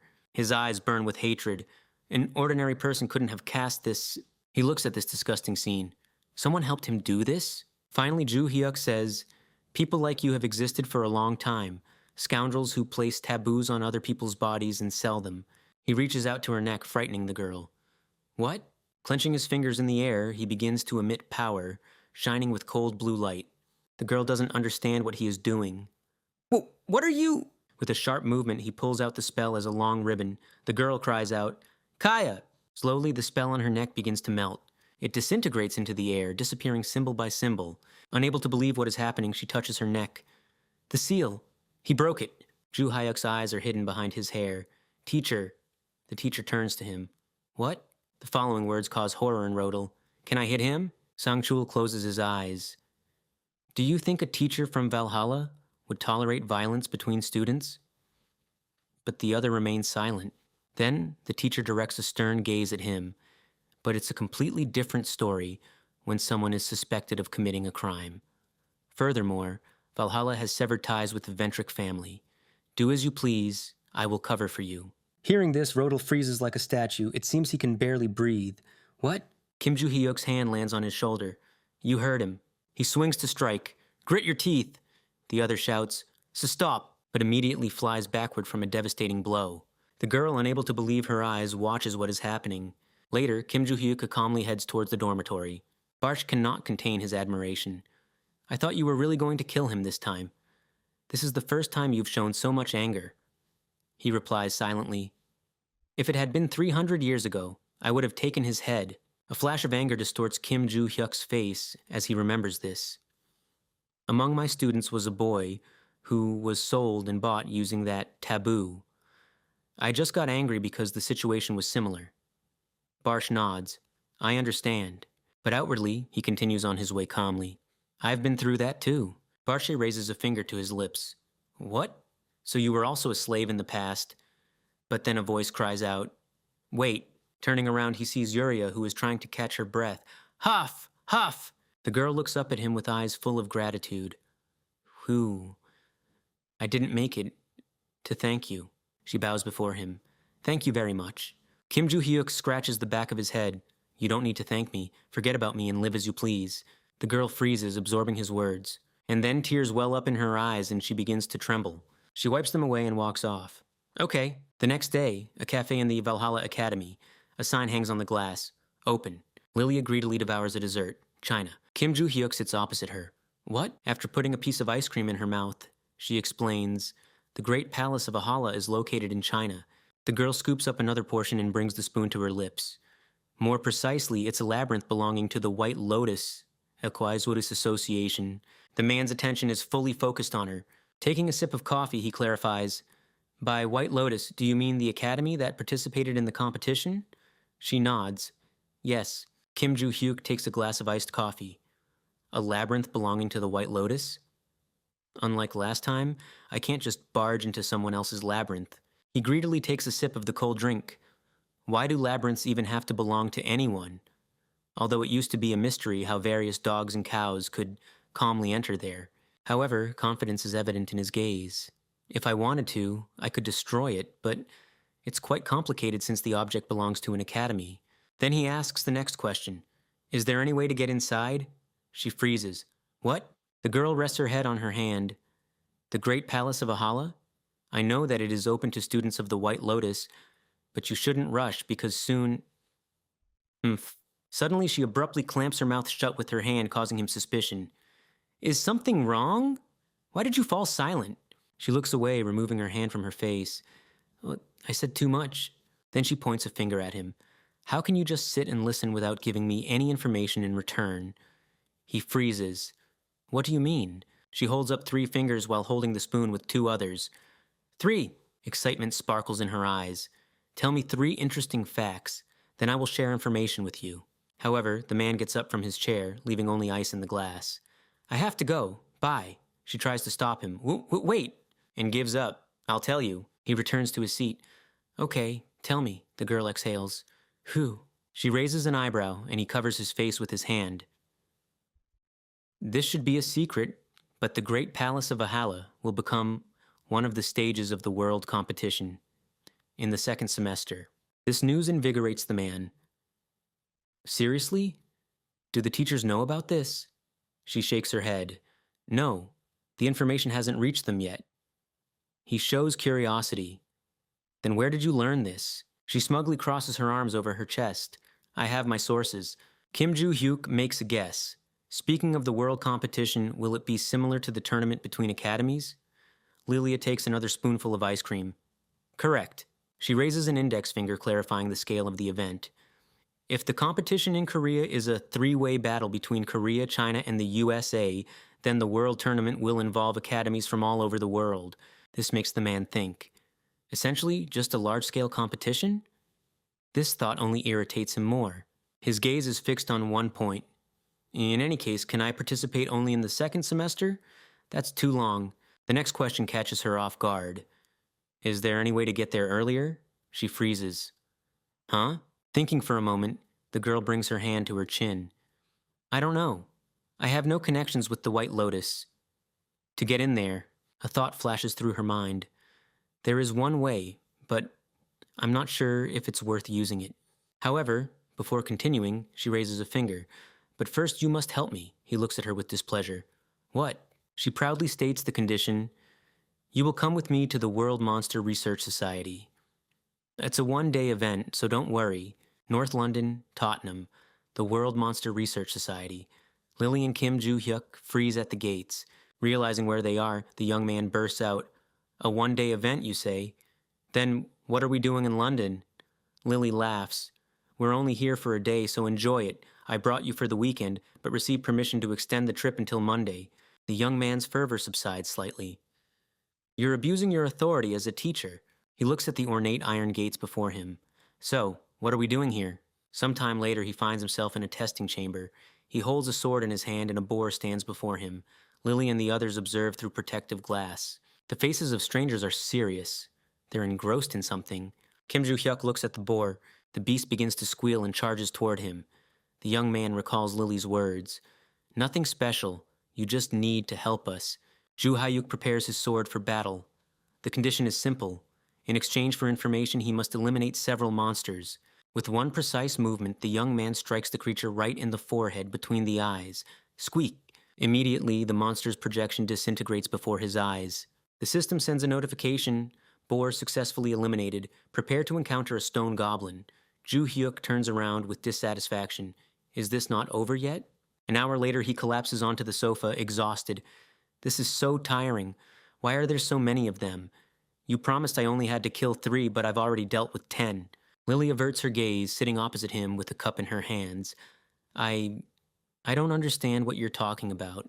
But the young man doesn't give up. In any case, what kind of atmosphere is this? He remembers the stern and wary looks of the researchers. As soon as we entered, they stared at you. I felt undisguised hostility. Did you quarrel with them? Lily silently sips her coffee from the cup, and then sadly lowers her eyes. Yes. It's because they have been unwavering in their theories about monster hunting for decades. And suddenly, data appeared out of nowhere that contradicted everything they preached. Joo Hyuk freezes before her. But isn't this method of verification a bit outdated? They insisted I fight with a sword specifically. Lily explains, it's the most proven method, a true tradition of the association. Then he asks, but if they want to verify everything so much, why don't members of the association do it themselves? The woman's face darkens. They don't want to get their hands dirty. These are old men who can't stand having their theories shattered. She sweeps her hand across the large dome of the building, explaining the essence of the matter. Their theory about monster hunting is just a convenient tool for consolidating power. The current status quo is nepotism and deadweight in the upper echelons of society. Joo Hyuk doesn't hide his condemnation. What despicable people, and yet, why do they constantly update documents? Lily takes another sip, because documents without societal recognition are nothing. Their main focus is on a perfect hunting strategy. They're willing to go to any lengths to obtain new data. Joo Hyuk nods, I understand, and hunches slightly. So, since I helped you, it's your turn to help me now. She smiles at his words. Ah, of course. Coming here was the right decision, as expected. She is here. Listening to Lily, he envisions the figure of a powerful woman, the chairwoman of White Lotus. The girl begins to share her guesses. I heard she's in the association. I think she watched you during the trial. He's surprised. Really? The young man gets up from the sofa. I'm sure you know what she looks like. So let's go and talk to her. Just then, someone knocks on their room door. A voice sounds, Is student Kim Joo-hyuk here? I want to speak with him. Joo Hyuk immediately assesses the intonation, a woman's voice, perhaps, and responds, Yes, come in. Indeed, a pair of feminine lips whisper a greeting, Hello. He freezes before the guest, clenching his fists. It's a beautiful girl with white hair neatly styled. She is dressed in a Chinese-style outfit and holds a fan in her hands. She's kind and welcoming. It's a pleasure to meet you. My name is Solin, and I head the White Lotus Association. The young man remembers he should also introduce himself. My name is Kim Joo-hyuk. How can I help you? The woman bows. Actually, I was looking for you to ask a favor. Could you take care of one person?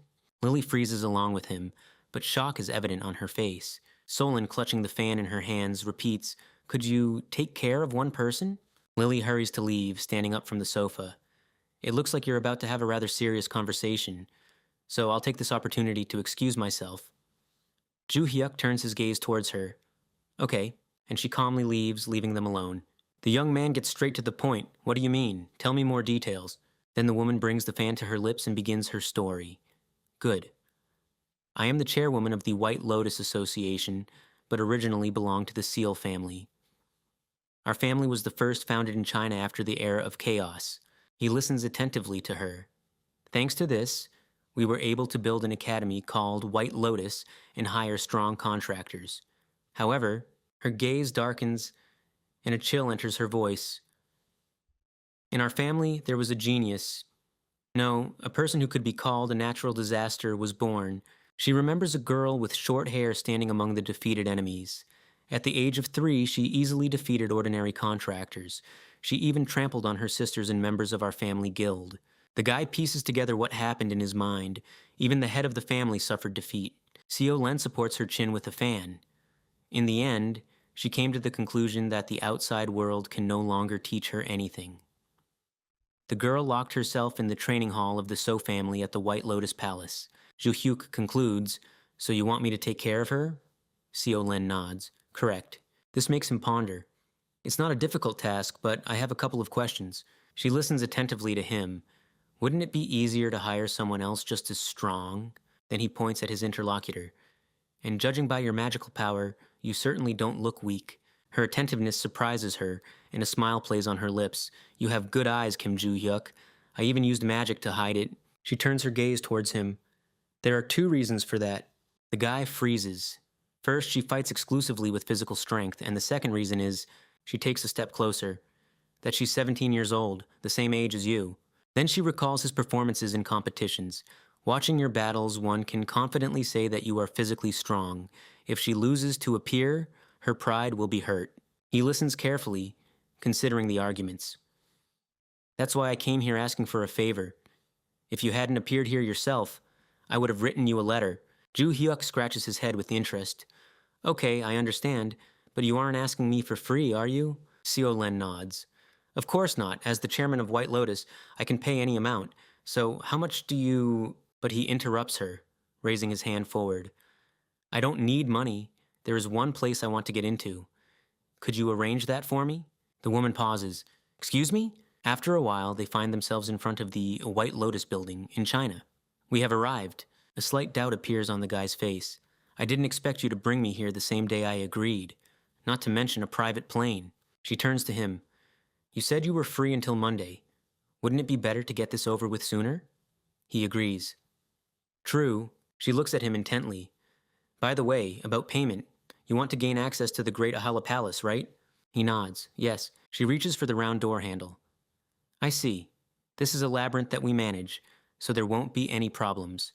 But maybe we should go inside first. He agrees.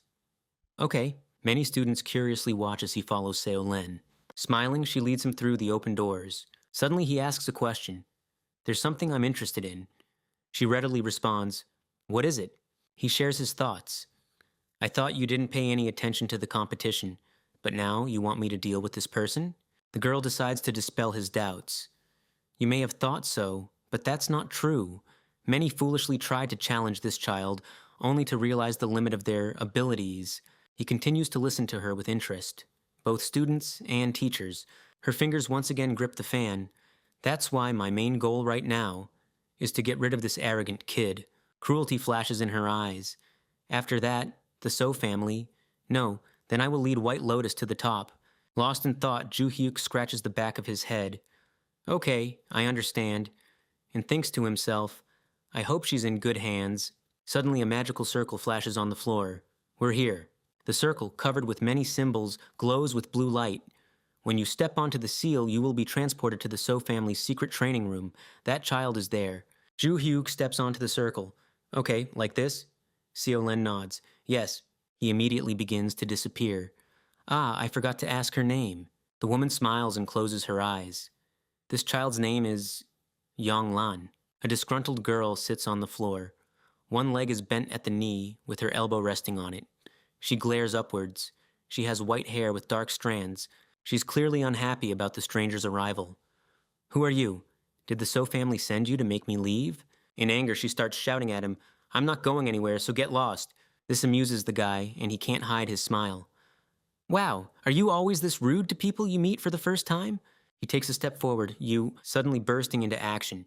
Swinging for a punch, he throws, "You really are crazy, aren't you?" Kim Joo-hyuk delivers a blow with enthusiasm, but the girl catches his fist on the fly. This takes Joo-hyuk by surprise. Red energy flashes in the girl's palm, and she delivers a crushing blow to his stomach. Her anger seems to have only grown stronger.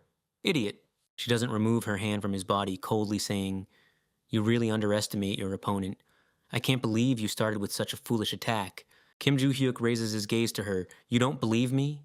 This makes her wary. What? And only a moment later she notices him intercepting the wrist of the hand she just used to strike. Then he swings his second arm, aiming directly at her face. She manages to raise her other hand to block.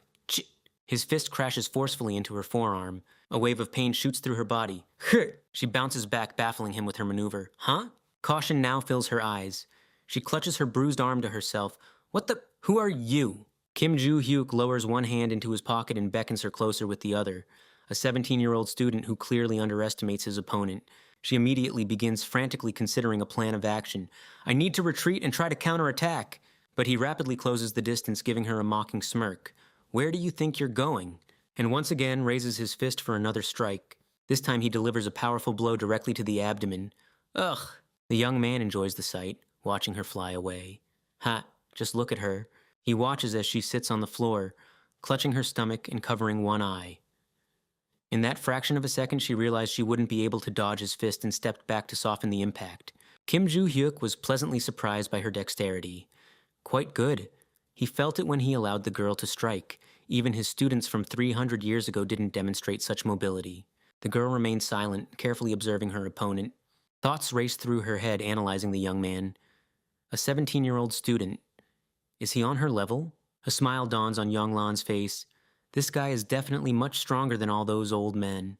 Filled with excitement, she assumes a fighting stance. "I won't lose to him," flashes through her mind. Kim Joo-hyuk notices the glint in her eyes. It seems she has no intention of giving up. At that moment, they watch the match unfold through a holographic screen. The observer was Solon herself, comfortably settled in a luxurious armchair. A man in a strict black suit and glasses approaches her from behind. "Milady," she doesn't even turn around, unwilling to miss any detail of the fight. "What is it, secretary?" asks the woman. The secretary appears nervous. I know this sounds presumptuous, but will he be all right?" The man puts his hands behind his back, continuing to watch the screen with the mistress. "I don't think a student from another academy can oppose anyone from our White Lotus." He bows slightly. He looks defeated right now. Can he defeat Lady Yonglan? "Forgive my rudeness, but didn't you lose to her yourself, milady?" The atmosphere around the woman instantly changes after these words. The man bows again, clearly regretting what he said. "Of course, it was without using magical power. You fought her using only physical techniques." But Solon interrupts him. "Correct." She looks at the screen with resignation, bringing a fan to her lips. "I lost to her, and even if I had used magic, there is no guarantee I would have won." The secretary steps closer. "What do you mean?" The woman explains. "Back then, the difference in magical power between me and Yonglan was as thin as paper." The man freezes in confusion. "Excuse me?" Solon doesn't take her eyes off the screen. "That was several years ago. It's very likely that she has become even stronger since then, both physically and mentally." The man excitedly reaches out. "But doesn't that make the situation even more risky? This student, Kim Joo-hyuk, could never have defeated you, milady." Solon proudly raises her head. "I can't be sure of that. He has defeated several villains while still a student and also took first place in the competition between academies, hasn't he?" A genuine interest flickers in her eyes. In any case, he won't give up so easily. On the screen, Yonglan rushes towards the guy. All we had to do was watch how events unfolded. In the real world, the girl confidently moves toward him. She opens her palm, extending claws and preparing for a crushing strike. Like a wild beast, she pounces directly at him. The girl delivers 2 strikes with both hands, crossing them, but the guy deftly dodges by crouching down. "Oh my," she breathes out. Then her knee shoots towards his face. The impact lands with tremendous force. Joy is reflected on her face. "I hit what?" She stops abruptly. A moment later, the girl freezes, overcome with doubt. She bounces back, clutching her knee. My leg. Do you have a rock for a head or something?" Kim Joo-hyuk, remaining crouched down, smiles at her. What do you think? He decides to clarify the situation. Your knee strike was sudden, so I just took it on my forehead. Doesn't that prove my forehead is harder than your frail kneecap? After that, she once again began analyzing the battle. Even if I use all my techniques, he'll just block them. I don't know how to defeat him. In her eyes, a surge of fury ignited. I hate to admit it, but his physical strength surpasses mine. Then, she decided to ask aloud, You fought without using magic, didn't you? Ju Hyuk stood before her. That's right. Isn't that what you yourself prefer? But the girl resolved to change the rules of their game. And then let's change the rules. Her body began to emanate a dense red energy, because now I'm going to use everything I have. Ju Hyuk immediately assessed the situation. It seemed she was starting to accumulate magic. The young man couldn't help but scoff. Decided to get serious? In response, he released his blue energy. Well then, I suppose it's time to crush your pride. The flash of his power clearly frightens her, causing her to become flustered. She can barely believe her eyes. Could this be the magical might of an ordinary student? It's simply madness. Pushing off from the floor with force, she decides, no more tricks. Launching into attack, she mentally promises herself, I'll end this with one blow. Her fist is enveloped in furious flames. She directs a devastating strike straight at his face. The fist rapidly approaches its target. Anticipating victory, she whispers, Got you? But then she notices he merely tilted back slightly, avoiding the attack. What? A spark of excitement flashes in his eyes as he prepares a counterattack. I've had enough fun. It's time to finish this. He delivers a powerful blow to the stomach, sending her opponent flying backwards. Indignation is etched on her face.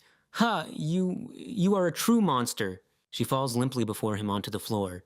Seo Len and her guard freeze in shock. As you requested, she says. Kim Ju Hyuk returns to them, dragging the defeated girl behind him like a captured beast. I beat her, and brought her out. Seo Len lowers her gaze towards Yonglan, unable to believe her eyes. You really did it? I can't believe you managed to defeat her. Are you unharmed? The young man calmly shrugs his shoulders. I'm fine. She cannot suppress her curiosity. How difficult was it? He carelessly throws Yonglan onto the floor. Ha! She was quite strong, but I'm a little disappointed with the finale. Too big of a skill gap. The disgruntled Yonglan rubs her bruised head. Ouch! What the heck? At that moment, she notices Seo Len before her.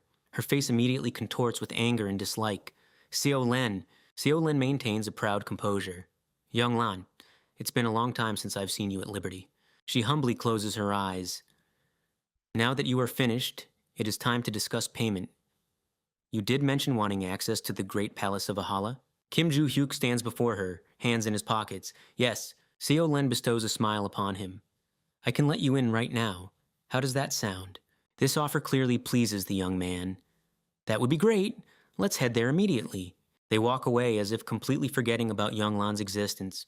She watches them go with her gaze. A bewildered man beside her asks worriedly, My lady, if you are injured, we must provide immediate assistance. But the girl is uninterested. That guy, what was his name? The man replies, his name is Kim Ju Hyuk. She slowly repeats, Kim Ju Hyuk's. Looking at him with excitement, she places a hand on her thigh. I'm sure he's one of the strongest people in the world. And adds to herself, I will definitely fight him again. A demon with a horse's head and ram horns sits upon a throne. His eyes blaze with crimson fire, and he is clad in armor and a red cloak. One of the strongest? He muses. Kim Ju Hyuk looks around unhappily. This place, is this really a labyrinth? A labyrinth. The Great Palace of Ahala. On either side of him stand rows of knightly armor with lowered swords, and ahead looms a stained glass window. He recalls Seo Len's words. The Great Palace of Ahala is a unique labyrinth, similar to a castle. She also warned about the Guardians. If you don't disturb the monsters called living armor, there won't be any problems. Then he clarified an important detail. How long can I stay in there? The answer came immediately. About 5 hours. If you want to stay longer, come tomorrow. Kim Ju Hyuk cracks his shoulder. Well then, I have 5 hours to calmly look around. He opens his eyes intently, so before him lines up an entire army of knightly armor, ready for battle. Well then, it's time to deal with this rabble. One of the armors raises its sword to strike. In response, the young man swings his own blade. With a powerful movement, he knocks his opponent down, slicing through the point where the chest plate and waist meet. Empty armor clatters to pieces. The young man exhales with relief. Phew. Surveying the pile of debris, he remarks, Is that all? His gaze falls upon a peculiar door. Anyway, where's the office? he muses. I've already searched more than 20 rooms. He replays the details of the assignment in his mind. The office of the Grand Palace of Ahala Alafridi, Johnny's secret room. He frowns. Please be honest. I still can't find it. Does it even exist? Barchi speaks up. Look to the right. That door is a little different from the others. Zhu Hayuk shifts his gaze to a dark door adorned with a gold frame and patterns. Doubtingly, he clarifies, Seriously? He opens the door and steps inside. Inside hangs a portrait of a man depicted in profile. A stern look, reddish-brown mustache, beard, and headgear. Underneath the painting are a table and chair, surrounded by other interior details, a candlestick, vase, carpet. It definitely looks like someone's office. He approaches closer. But does it really belong to Alafridi? Wonders the young man. What if it's someone else's office? Barshi speaks again. No, I think this is it. Look at the inscription under the painting. The young man lowers his gaze. A name is engraved on a gold plate. Barcha translates. It says, Alafridi. Ju Hyuk is surprised. How are you able to read that? The other folds his arms across his chest. I don't know why, but I can read it. Perhaps it's information that remained in my memory from the past. Ju Hyuk places a hand on the writing desk. He needs to search this place thoroughly. There must be a secret room here. He raises his fist for a strike. Examining each item individually would take too long. With a swing, he smashes the table with his fist. If I destroy everything here, I'm sure to find a secret room. Soon, only fragments of the table and chairs lie before him. Suddenly, he notices something under the carpet. A hatch is discovered in the floor. This... Barsh guesses. It looks like you found it. Ju Hyuk grabs the handle of the hatch. It leads underground. He descends the stairs, closing the hatch behind him. There's no light down here, he grumbles irritably. Before his eyes immediately appears a notification. Office of the Grand Palace of Ahala Alafridi, Johnny's secret room. And below it, an addition, conditions met. Ju Hyuk abruptly opens his eyes. Before him is a wooden table and chair. On the table, on both sides, wax candles burn in candlesticks. And sitting behind the table is a woman in a black hat with red hair. Her hands are folded on the table. The young man asks, What is this place, and who are you? The woman smiles. Nice to meet you. I will answer your questions, so why don't you take a seat? He sits down silently, not taking his eyes off her. The girl looks up at him. Allow me to introduce myself. I am a guide. He asks again, A guide? To which she immediately explains, Oh, sorry, that's not my real name, but a nickname. Her face becomes serious. I had my name taken from me. Suddenly he remembers the entity from his dream. Your name. I will take care of it. He clarifies, Wait, your name was taken? She nods. That's right. But the young man doesn't understand. That sounds like nonsense. Just tell me normally what that means. Besides, how the heck can you steal a name? She closes her eyes, pausing for a moment. Names possess immense power. All beings build their lives around what they are given. Any activity, any effort, any significant achievement, all of it works towards their name. She pictures in his mind an entity, a man with a radiant halo. It doesn't matter if these are good deeds or evil ones. All of them contribute to the main business of life. Their name. And this man steals such names. The girl maintains her composure, telling him about it. He absorbs the power contained within them, absorbs the strength they hold. Kim Ju-hyuk is filled with curiosity. What happens to a person when their name is stolen? She looks at him understandingly. I'm sure you're already familiar. Her answer strikes him deeply. They become constellations. He concludes, not taking his eyes off her. If your name is taken, you become a constellation. The girl smiles. Yes, but she immediately points out an important detail. However, it doesn't work with reincarnation. You are an exception in that regard. Now he looks at the woman cautiously. She does know about my reincarnation, just like Barsh. The girl watches him with interest. Still doubting me? A reincarnated man who received a notification window? And yet, I don't know when exactly this notification window appeared. Kim Ju-hyuk sits half-turned. You also see the notification window? With a haughty expression he throws, then stop talking and explain. Who is this person who stole the name of the Tower of Destruction? The girl begins her story, presenting that dark silhouette. His name is Lord Labyrinth. As I said before, it was he who sent the Tower of Destruction to Earth in order to gain fame and power. Kim Ju-hyuk rests his hand on the back of a chair. Was that the Lord of the Labyrinth? The girl props her head up with her hands clasped together. Yes, his actions match his name. What do you think? Why? He looks at her without breaking eye contact. But isn't that strange? How could a Lord of the Labyrinth send the Tower of Ruin to Earth? At that moment, his eyes widen in realization. Ideally, he can only create something like that within his own labyrinth. Wait, it can't be. The girl smiles, closing her eyes. You finally understand. Now he fully realizes the scale of what's happening. The world you live in, the place you call Earth, is a labyrinth. But he doesn't rush to believe her immediately. You want me to believe that? However, it isn't important for her to prove she's right. It's up to you whether or not to trust me, but why would I lie to you? This somewhat appeases him. All right, so you're saying he sent the Tower of Ruin because he wanted to collect great names. The girl nods. Exactly. Accumulating karma is easier when there's a crisis in the world. Whether it's killing monsters, protecting villages, or using the situation for selfish purposes, he listens to her with particular attention. So just having your name stolen doesn't mean you'll become a constellation. It's only possible if the person whose name is stolen has accumulated enough karma. Kim Joo-hyuk ponders this. In that case, could my students also have become constellations? After all, they all made a name for themselves in the end. He leans back on the chair with dissatisfaction, putting his hands behind his head. How annoying. So no matter what we do, it will benefit the Lord of the Labyrinth anyway? In response, the girl raises her index finger. No, your rebirth and appearance here were an unexpected variable for him. Her words surprise him. Perhaps you'll be the one to outplay the Lord of the Labyrinth at his own game. Kim Joo-hyuk places his hands on the table. He might not just know about my reincarnation. There's a chance he's responsible for the notification window, and that our meeting was also orchestrated by him. What should I do in that case? The girl corrects him. Ah, you're mistaken there. The one who allowed you to be reborn and created the notification window is not the Lord of the Labyrinth. Now he loses track of the conversation. What? Then who's behind it? She sighs, closing her eyes. I don't know that either. If he was able to revive you, then he must have been connected to you.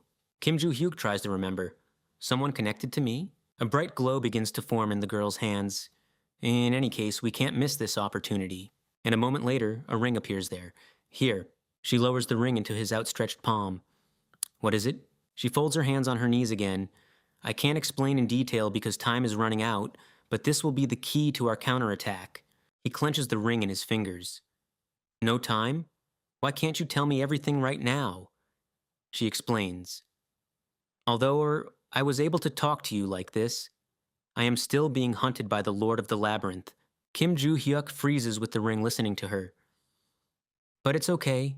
You have fulfilled the condition, so it will be easier to meet from now on. She prepares to snap her fingers. See you in a few days. Don't lose the ring. And then she snaps her fingers. Joo-hyuk returns to reality, where he is left completely alone. He stands before a large building that resembles a palace. What the heck? What an extravagant way to send me out, huh? The main thing comes to mind. The one responsible for the appearance of the Tower of Ruin stole my name. He bites his lip in anger. Didn't let me live a peaceful life. This freak, the Lord of the Labyrinth. The young man glances at the ring on his finger. I don't know what kind of artifact this is, but I'm sure it will empower me. I will absorb the remaining magical energy from the stones that are still in storage. Formless stones flash through his memory. Even though I couldn't fully restore my power, my mana reserves have reached the level of my best days. Putting his hands in his pockets, he heads towards the exit, the northern part of the Pacific Ocean. A small island with mountains and greenery, surrounded by crystal-clear blue water. Hannibal sits on a dark sofa staring at a tablet. He reads news about the attackers being detained. 3 assassins from Il-shin-ja were defeated by a student from Valhalla, Kim Joo-hyuk.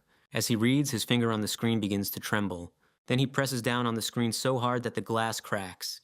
These stupid bastards. He throws the tablet against the floor with force, completely shattering it. The leader of Il-shin-ja, Hannibal the Dragon King. His face contorts into a malicious grin, revealing a gold tooth. After I heard about the constellations, I carefully studied Joo-hyuk and learned that he was the one who defeated Choi Jin-ga, who had a temporary contract with the constellation. A look of incomprehension appears on his face.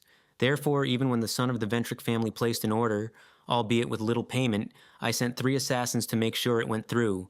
Clutching his head, he sinks back onto the sofa. I wasn't just robbed. Now I have to gather all the lone wolves from the group, an entire team of professionals, and all for killing some kid? His gaze falls on someone who rudely interrupts his thoughts. Looks like you're having problems, Hannibal. Standing before him is a man in a black cloak and hat, the leader of Privilege Race, George. Hannibal looks intently at the guest. George, I told you to knock before entering. The latter shows no remorse for visiting without warning. I only came because you were deep in thought. Is it about Kim Joo-hyuk? Hannibal gives him a heavy look. Seems like it.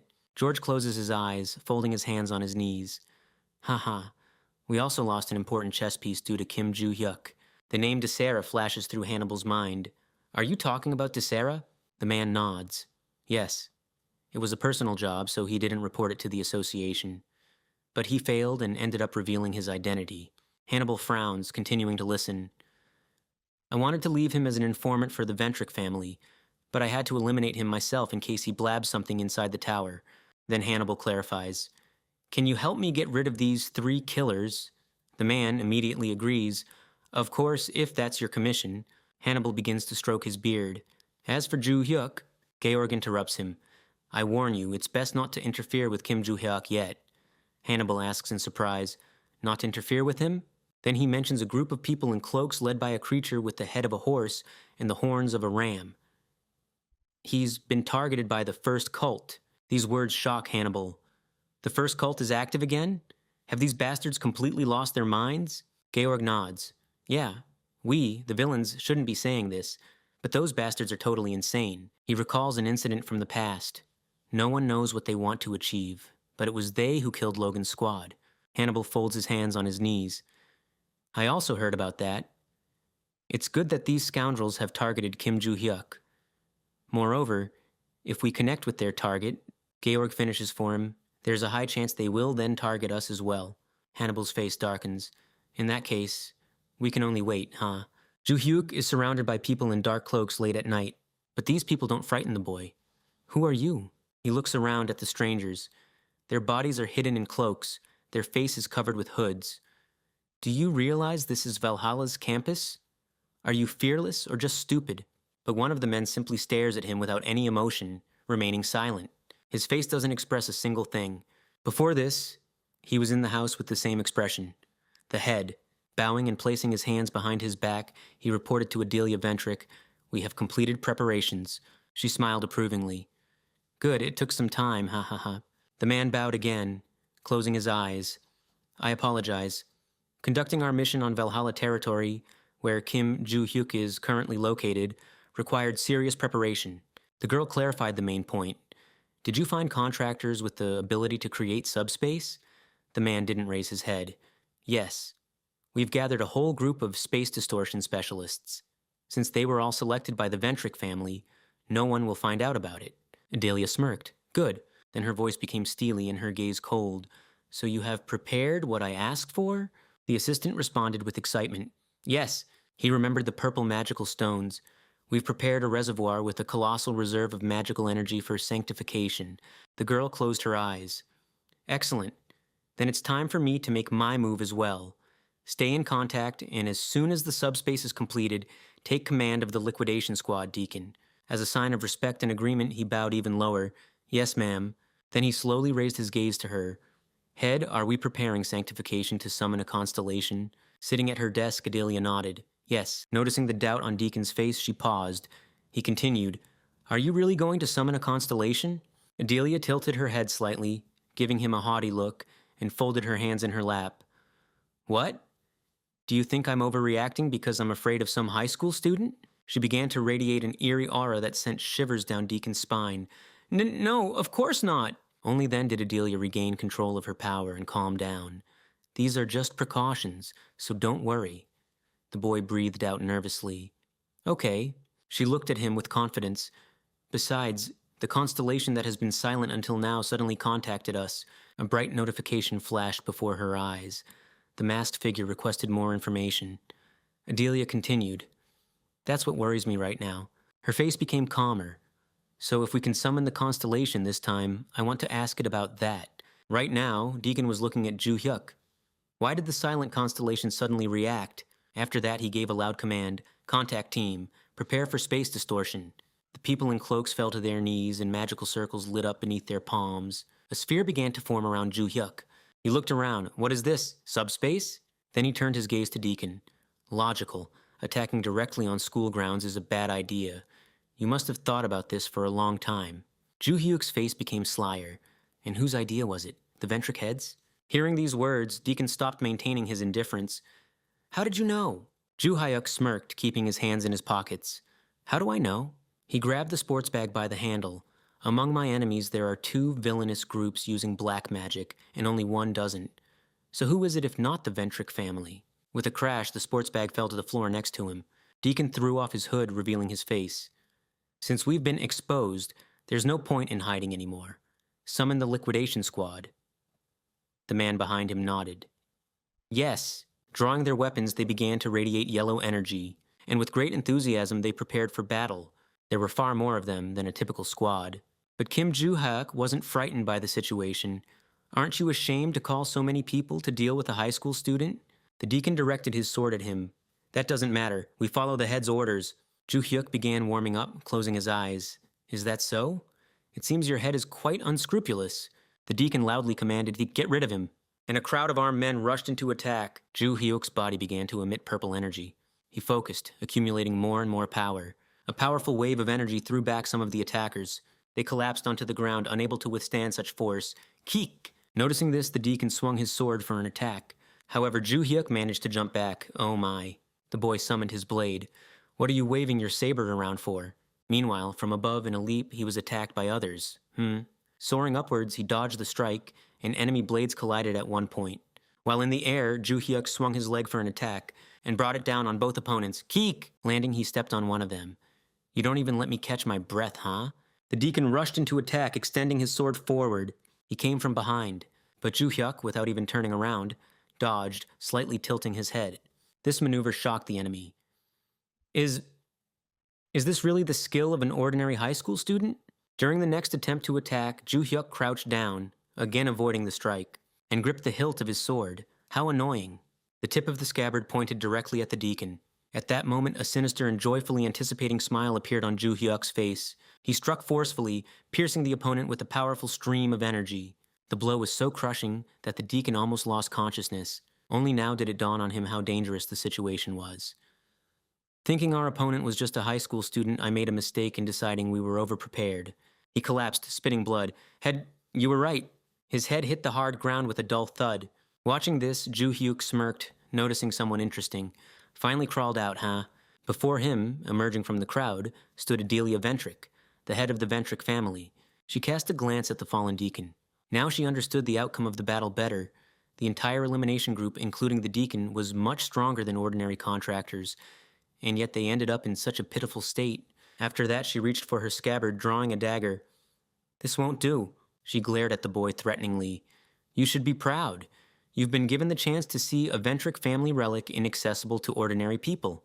A smirk flickered in the boy's eyes. Do you want me to be scared of this trinket?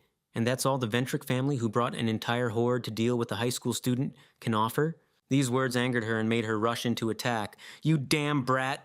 Next to the deacon lay a purple power stone. Suddenly it flashed with bright yellow light. Such a stone had been given to each of the fighters. What is this? Adelia, freezing with weapon in hand, turned around in bewilderment. What's happening? The sword in her hand began to emit a colossal amount of energy. She stared at the blade, unable to believe her eyes.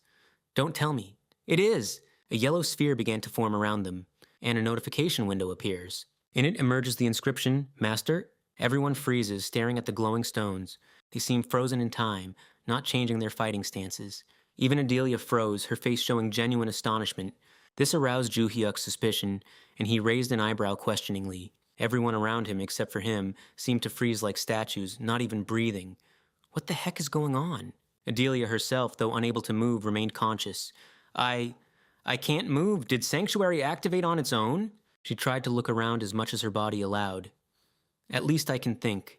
It seems everyone else has had their minds and bodies frozen. Then she turned her gaze towards Ju-hyuk. But why is he okay? Meanwhile, he reached for the dagger in her hand. Is this a sacred relic? At that moment, a yellow notification popped up before him. He read it aloud. Master? Ju-hyuk repeated in astonishment. Master? And behind him, directly from the light, a silhouette began to appear, first the legs. It was a short person wearing a bird-like mask and a tracksuit. The stranger pulled off the mask with hands sporting black nails. Now before him stood a beautiful blonde woman with short hair and blue eyes.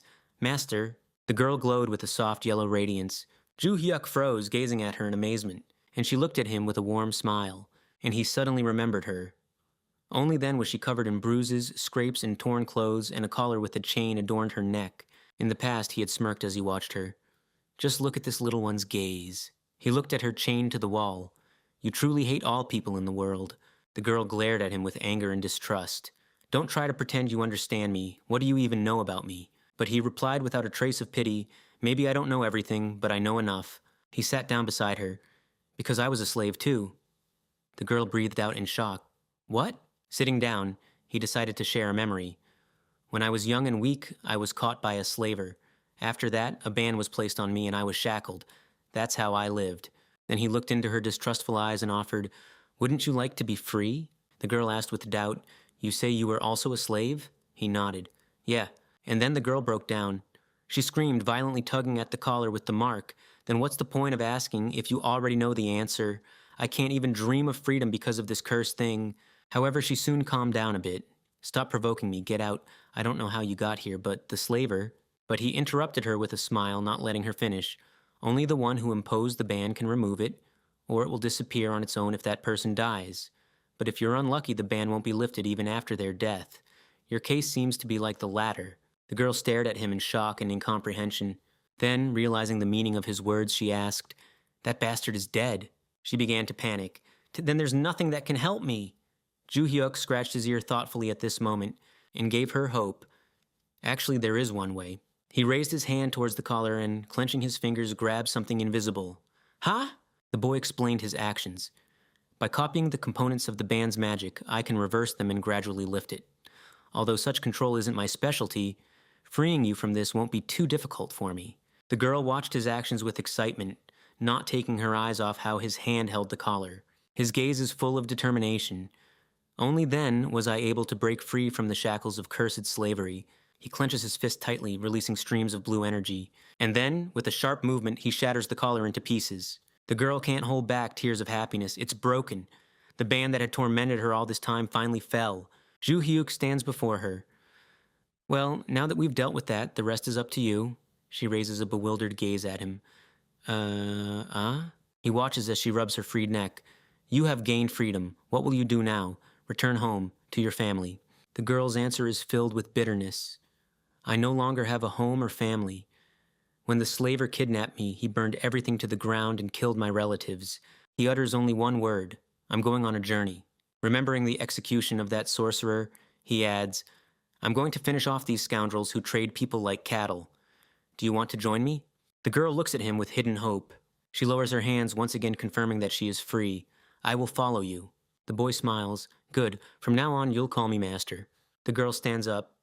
Okay. Then comes a reprimand. And let's be more polite. Enough of this rude tone. The girl loses herself.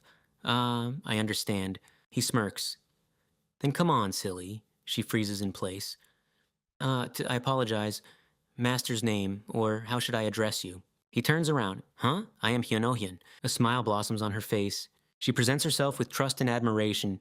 My name is... Now she appears before him like a constellation. Remembering everything, he smiles warmly. Now I remember. As expected, she has become a constellation. I know her better than anyone else, but... He stops before her and realizes the main thing. I can't remember her name. Could this be the work of the Labyrinth Lord, to steal names? Calming down, he closes his eyes. Well, there's nothing to be done about it. In the end, I still remember her nickname. He warmly addresses her. Silly, long time no see. Hearing him address the constellation, Adelia freezes in shock. Silly? He calls a constellation silly? The constellation approaches Adelia. Master, before we celebrate our reunion... Adelia doesn't understand her words. The constellation touches the dagger in her hand. It personally touches the sacred relic, and she deftly snatches the weapon from her hands. Adelia can only watch with regret. Then falls, exhausted. All the people around them collapse to their knees, losing consciousness. Clutching the dagger, the constellation addresses him. What should I do with these scoundrels? Should I eliminate them? Ju Hyuk surveys the defeated with interest. No, I have a better idea. The next day, the academy dormitory. A man jumps up in horror from his bed, pale as a sheet. What? Before him is a computer screen. Valhalla sponsorship. Sponsor, Ventric family. Amount 5 billion won. Note, personal sponsorship of student Kim Joo-hyuk. He stares at the monitor, frozen in shock. What the heck? He looks back at the data on the screen again. First at the sponsor's name, then at the astronomical amount, and finally at the note with a very curious content. The man clutches his head in horror. 5 billion won, and also personal sponsorship for Kim Joo-hyuk? Choi Sang-chul approaches him with a cup of coffee in hand. Looks like you saw it too. The man turns around. Instructor. The instructor stands behind him, taking a sip and looking at the monitor. It's strange that the sponsorship came just now. The man puts his hands on the keyboard. Is this because of Rodel Ventric? We suffered because of him ourselves. Didn't he send those 3 assassins? Choi Sang-chul draws a conclusion. So they want to hush up the matter with money? That doesn't make any sense. He comes closer. After Kim Joo-hyuk was attacked by Desera, they clearly tried to silence him with money. Then they tried to protect Rodil and their family's reputation. However, the Ventrics crossed the line when they excluded him from the clan. The man lowers his gaze at the guy. If that hadn't happened, they would be trying to divert attention from Rodil right now. But they didn't do that. The man turns to Choi Sang-chul, listening attentively. So the question is, why did they decide to sponsor Kim Joo-hyuk? The instructor suggests, and we don't even know if he will accept this offer. I think he might refuse very sharply. Choi Sang-chul takes another sip, tilting his head up. Well, I guess we'll find out when we ask. The man freezes at the table. Understood. The door to the room. A sign hangs above it. Negotiation room. Kim Joo-hyuk smiles. Yes, I accept. This answer shocks the teacher. Huh? Kim Joo-hyuk immediately explains. Who would refuse 5 billion won? The teacher freezes. Well, yes, but Kim Joo-hyuk is about to get up and leave. Since we've settled that, I can go now, right? But the teacher stops him, extending his hand. Ah, wait. Excitement reflects on his face.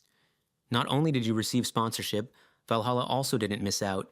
According to Academy rules, you can move into the premium dormitory. What do you think? But Kim Joo-hyuk refuses. I'm fine here for now, so not yet. If I change my mind, I'll let you know. The teacher nods. Okay, after which he remains alone sitting on the sofa. Kim Joo-hyuk's behavior seems suspicious to him. What the heck is going on? He refused their head then, and now suddenly decided to accept. He shifts his gaze to the door. Well, since the Academy is in the plus, I won't delve too deeply into it. Kim Joo-hyuk walks down the Academy corridor, putting his hands in his pockets, and remembers the meeting with the constellation, specifically her words. How should I deal with these bastards? Should I kill them? But he turns his gaze to Adelia, lying unconscious on the ground. No, wake her up. I have a better idea. The constellation nods. Yes, master. And so Adelia trembles, kneeling and humbly lowering her eyes. Kim Joo-hyuk squats down beside her. Hey! His voice startles her. Yes? Then he points a finger at the constellation behind his back. I think your constellation doesn't care what I do to you. What do you think I should do? The constellation immediately clarifies. Originally, I created the Ventric family to serve you, so you can do whatever you want with them, master. Kim Joo-hyuk smirks. Got it. Adelia looks at her constellation with excitement. Forgive me, Lady Constellation. Then the phrase, all for one, that has been passed down in our family for generations. The constellation adjusts its mask threateningly. Of course it was about the master. Did you only just realize that, foolish girl? Not believing her ears, Adelia clarifies. So, this student, this person is your master, Lady Constellation. The constellation puts on its mask. Yes. Though his appearance has changed, I can't mistake the master's magical power for anything else. Kim Joo-hyuk looks at the trembling Adelia. I think that's enough questions about me. Maybe you should worry about yourself now. Looking at her, he muses. Honestly, when I think about how much they bother me, even their death wouldn't satisfy me. However, they do have prestige and power. He smiles to himself. Therefore, for a comfortable life, I just need to use them for my own benefit. But controlling them myself is too troublesome. Finally, he turns to Adelia. Hey, were you a good head of the family? She freezes before him. What? Her voice sounds calm. I may be the vice patriarch, but I've been in the position of head of the family for 4 years now. During that time, We regained our lost power and became the strongest clan in Britain. He listens carefully. Is that so? Then continue your work. Delia's face shows confusion. What? Kim Joo-hyuk continues. And support me at the level of a family. Don't ask why. If you mess up again, you know what will happen, right? He points to the constellation in a mask which is literally burning with power. She confirms his words. Master, please don't worry, I won't let that happen. Kim Joo-hyuk nods approvingly. Good. The constellation begins to melt before their eyes. Ah, Master, it seems the time has come. Joo-hyuk gets up from his knees. Huh? Where are you going? The constellation explains, to maintain its form in this space requires a colossal amount of magical energy. Joo-hyuk asks incredulously, Seriously? The constellation returns to stone. Yes, it needs 12 magic crystals for that. The guy concludes, I see why they brought so many. She dissolves into the air. Magical power is dwindling, and I've spent too much ability. I need to rest. Joo-hyuk watches her disappear. Do constellations always have such limitations? The constellation adjusts its mask on its face. It's all right. She smiles and tenderness can be read in her eyes. I was able to see the reincarnation of my master. That's enough. Joo-hyuk returns a smirk. What is it? Get some rest soon. She almost completely hides her face behind the mask. Ah, Master, I forgot to say... Joo-hyuk freezes. Huh? Her voice comes from under the mask. I'm not the only disciple who has become a constellation. You will meet him soon. Goodbye. After these words, the constellation completely disappears before the eyes of Joo-hyuk and Adelia. This thought settled firmly in his mind. Another one of my disciples became a constellation? I expected something like this, but who could it be? He continues to walk forward, pondering, or maybe all my disciples have become constellations, and yet, I will meet him soon. The guy's gaze becomes serious. I personally met 2 constellations, that scoundrel Barch and that silly girl. Joo-hyuk hides his hands in his pockets. I met Barch thanks to the notification window, but meeting the silly girl was purely accidental. He is completely alone in the corridor. And right now, there are a lot of constellations around. I can't meet them all. He glances aside. By the way, I haven't spoken with the guide Barch since our encounter. A voice suddenly rings out. Were you calling me? Joo-hyuk freezes. What is it? Why were you silent? Barche folds his arms across his chest. I was sorting through my thoughts. My memory broke off at the moment you entered the secret room. This intrigues Joo-hyuk. Your memory broke off? Barchi brings a hand to his chin. Yeah, it looked like you went in and immediately came out, and then memories returned to me later. These words interested him. Remembered how pathetic your existence was? Barchi coughs. Why would I remember that? I learned the concept of a name which you should already be familiar with, and Joo-hyuk waits for continuation. And? Barch presents the silhouette of a man, the Lord of the Labyrinth. He named me Barch. With a sharp movement, Joo-hyuk opens the door. He sits down at his desk, attracting the attention of Yu So-yeon sitting in front of him. But Joo-hyuk is still lost in thought. So, the person who steals names and the one who gave you the name Barch are called the Lord of the Labyrinth? Barch joins his reasoning. That's right, he has both names and power that allows him to control the Tower of Ruin. This sounds interesting to Joo-hyuk. With this power, can he influence a person's character? Barch agrees. Yes, I remember that when I was Lord of the Tower, my character was more rigid. My current state is closer to my original one. Joo-hyuk wonders. How does he even take and give names? Barchi freezes. No idea. Then Joo-hyuk makes a new guess. Well, considering that the world is his labyrinth, he must be able to take and give names as he pleases. Barch folds his arms across his chest. Huh? What do you mean the world is a labyrinth? Joo-hyuk freezes in shock. You missed that? Slowly the sun sets, painting the sky with an orange sunset. And only then did Barch listen to the whole story. So that's how it is. Joo-hyuk walks out of the academy, lowering his eyes to the floor. Yeah, it sucks, but there's nothing I can do about it. He raises his eyes and looks ahead. But the guide said this is an opportunity for a counterattack. We just need to wait a little. The next day, the guide sits before him at the same table with 2 candles on either side.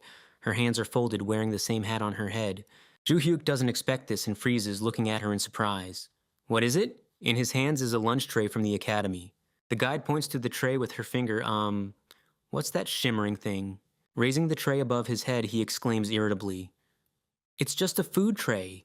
A food tray. Even though we agreed to meet in 2 days, why are you summoning me during lunch? She feels embarrassed after that. Sorry, I didn't notice. She sits down at the table. Okay then. She gets straight to the point. The ring. Did you bring it? Joo-hyuk takes out the ring. Yes. He looks at her through the jewelry. Good. Now we'll start using it. The young man firmly grips the ring with his fingers. As far as I understand, this isn't just an item for strengthening the body. Will the ring help us strike back at that guy? The girl smiles. It's simple. Put on the ring and escape from the labyrinth. He pauses, hesitant to put it on. A labyrinth? Any labyrinth? Actually, there aren't any naturally occurring labyrinths right now, and those that remain have long been divided. The girl nods. Of course, you can't just walk into any labyrinth. Her hands are neatly folded together. Soon the Lord of the Labyrinth will start creating them personally. What do you call it? She searches for the words. Dungeon breakthrough? Calamity? At the last word, Joo-hyuk immediately remembers a crowd of monsters. Calamity. As soon as a labyrinth appears, monsters scatter everywhere, destroying everything in their path. His eyes flash with anger. In my past life, they were everywhere. There was nowhere to hide in the world, but this life is much more pleasant because there aren't any... He places his hand on the table. So, where and when will it appear? How big will it be? She answers easily. About 3 months from now. I'm still clarifying the scale, but it will appear in a country called Korea. Joo-hyuk is amazed by her abilities. Wow, incredible. If you narrow everything down to one country, how can we prevent a national-level disaster even if I live there? The girl is offended by such words. Let's not talk about that. You know it's quite difficult to gather information while hiding from the Lord of the Labyrinth. He rests his elbow on the back of the chair. Shh. First, let's get this straight. Isn't the whole world a labyrinth already? Why are other labyrinths appearing in it? The guide explains. The Lord of the Labyrinth creates them deliberately. Joo-hyuk raises an eyebrow in surprise. He does that to take and give names? The girl nods. Yes, he must think the time has come. She remembers the tall tower. Before the Tower of Ruin appeared, he's essentially trying to adapt people. Joo-hyuk doesn't let go of the ring, so I need to put it on and destroy the labyrinth that appears during the calamity. She nods. Yes, to be more precise. She points at him with her finger. How did you usually destroy labyrinths before? He freezes. Huh? He remembers his fierce battles. Since boss fights in labyrinths are sometimes tricky, I usually just smash the labyrinth stones. When I did that, it disappeared. The guide smirks. That's usually the fastest way. But this time, you shouldn't do that. He waits for her to continue. Then, she points directly at him. Put on the ring and defeat the boss of the labyrinth. Joo-hyuk looks unfazed. Is there a reason? The guide folds her hands again. Yes. Although labyrinths are created by the Lord, things like calamities and towers of ruin aren't easy to create. It's all based on someone's name. She simplifies her words for him. Simply put, labyrinths are made from names. Closing her eyes, she continues. Among the components of labyrinths created in this way, the point where name involvement is maximized is the boss of the labyrinth. He listens, examining the ring in his fingers. By putting on the ring and defeating the boss, you'll be able to absorb the name taken by the Lord of the Labyrinth. Then she places her hands on the table between the two candles. This will be the starting point for our counterattack. But something worries the young man. I have a question. That guy didn't take just 1 or 2 names, right? How will returning one name help our counterattack? She smiles at his perceptiveness. Good question. And adds warmly, of course the Lord of the Labyrinth won't bat an eye if he loses one name. His current goal is adaptation before the Tower of Ruin appears, isn't it? Joo-hyuk looks intently at her, listening further. Honestly, the core of this plan isn't just stealing a name, but quickly clearing the labyrinth. She predicts the enemy's next move. If he realizes that the labyrinth disappeared before adaptation, he will change his plans. He might send many names into the world, creating various incidents. The guide is calm in her story. At that moment, we can absorb names on a massive scale. The absorbed names will become our strength. Joo-hyuk clarifies. It absorbs the name and turns it into power? Then let me ask one more question. His face darkens with anger. What then will differentiate us from the Lord of the Labyrinth? Such a reaction surprises the girl. Surprisingly, huh? I didn't expect you to care about that. But he stands his ground. Why are you looking at me like that? I need a legitimate reason for my actions. She begins to present arguments. First, we don't harm ordinary citizens when collecting names. If you take the name from the Lord of the Labyrinth, you will become a saint or be bound to the name without the possibility of reincarnation. Whatever happens, the body will be in a contested state, essentially not existing. He silently looks at her, but his gaze doesn't frighten her at all. Moreover, if you use the absorbed names, as soon as the restrictions fall off them, they'll disappear for those guys too. Then she directs her gaze directly at him. But if that bothers you, you can do whatever you want. In any case, you will immediately know whose name it is when you start absorbing it. Ju Hyuk smiles and puts the ring on his finger. Then okay, we just need to wait for the dungeon breakthrough? The girl nods.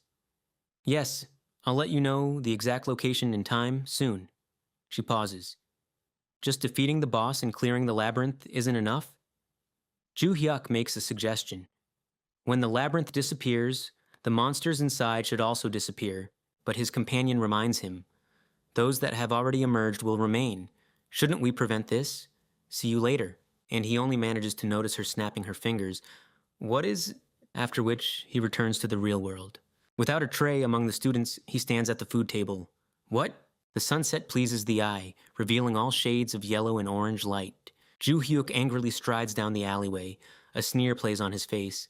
She could have warned me in advance, but soon his face relaxes. Besides, she mentioned gathering mandas. In my past life, I dealt with calamities alongside my students. Doing it alone takes a long time, and we need to prevent collateral damage. So, I need to nurture disciples again. Huh? He lifts his head and notices someone in front of him. Younglan stands before him with an arrogant smile, her arms confidently folded across her chest. Ju Hyuk is surprised to see her here. What? What are you doing here? The girl answers directly. After losing to you, I thought about it a bit. I became curious as to why that happened.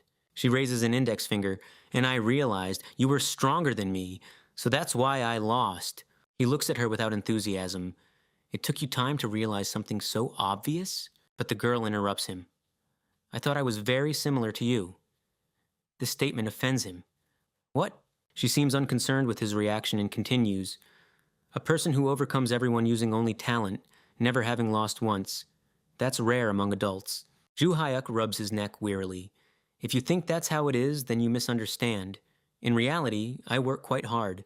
Younglan smirks, looking at him. I voiced the mindset I had before, not now. She recalls their battle.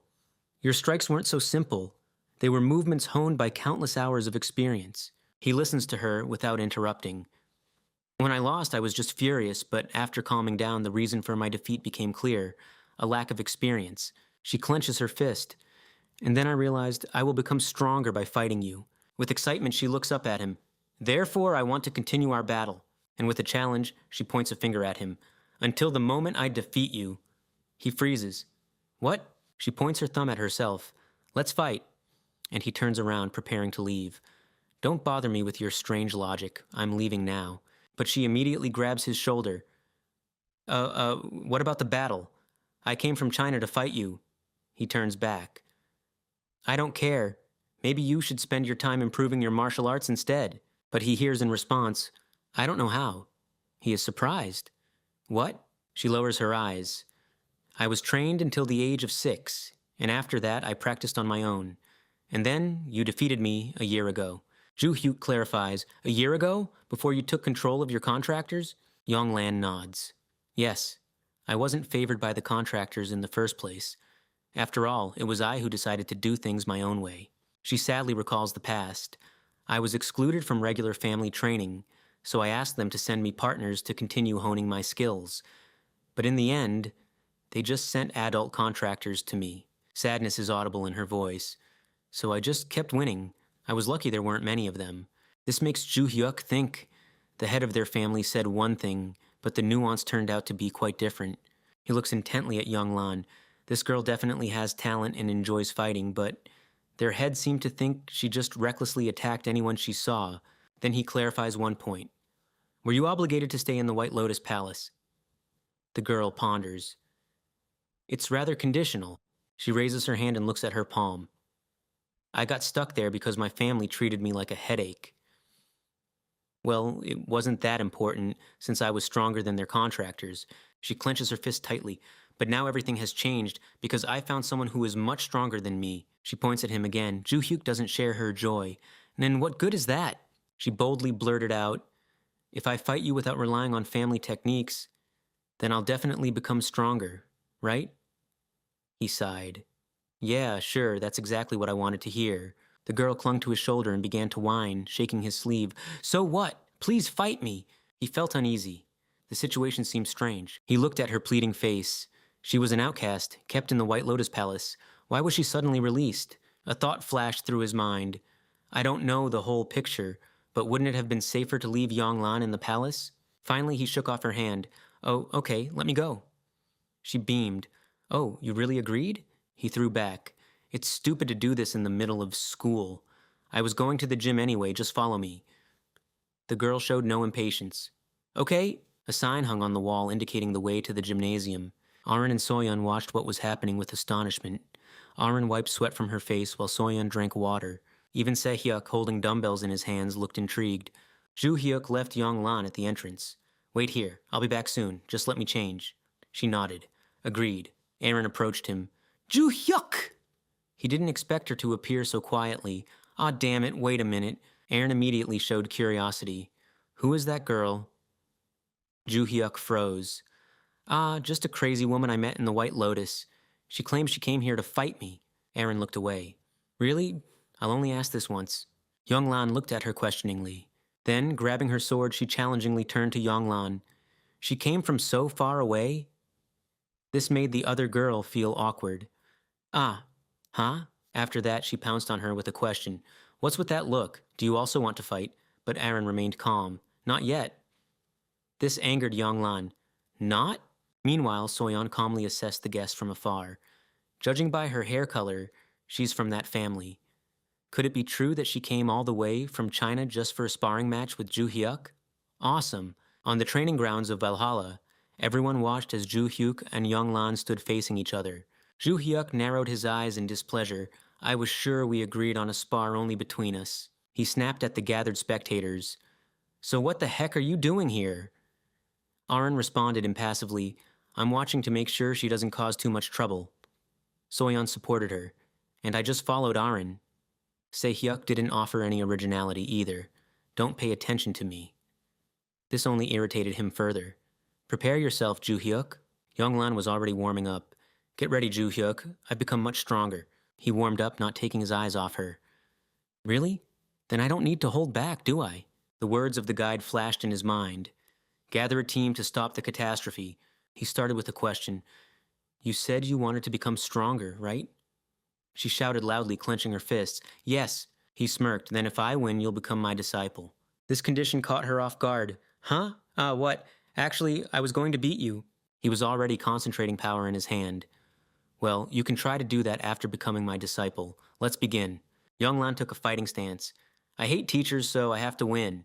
She suddenly threw a punch towards him, but he easily accepted the attack. Stopping the fist with his bare hand, he said, "You really have gotten stronger."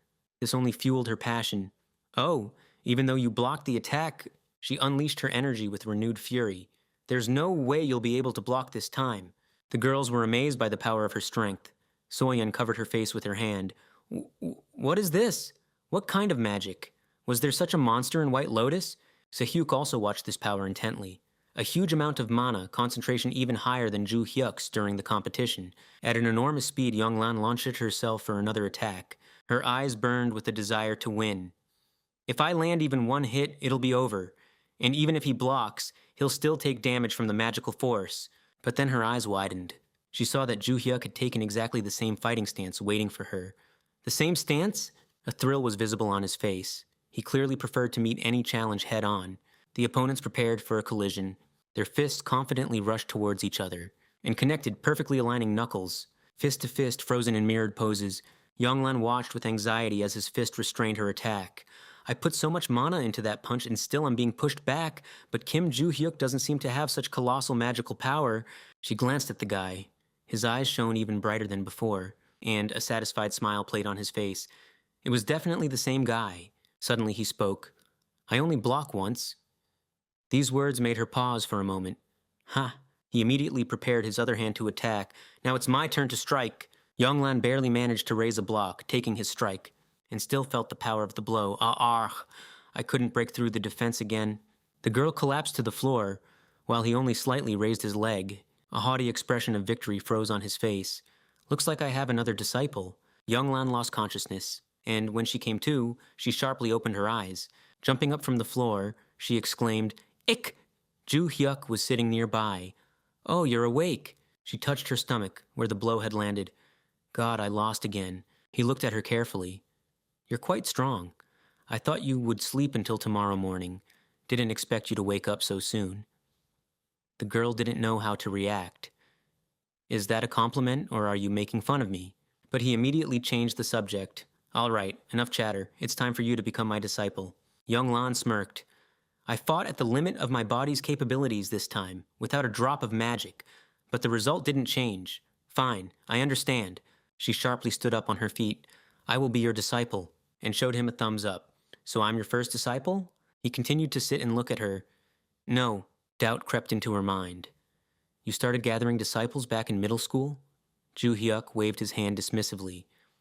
"Not really," but Choi Iron interrupted him. "Ju Hyuk is right."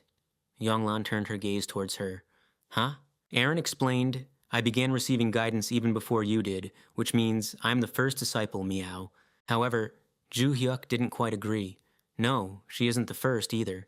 But perhaps I can accept this version. It will cause fewer problems." Aaron's behavior irritated Younglan. "Meow? What did you call me? Are you asking for trouble?"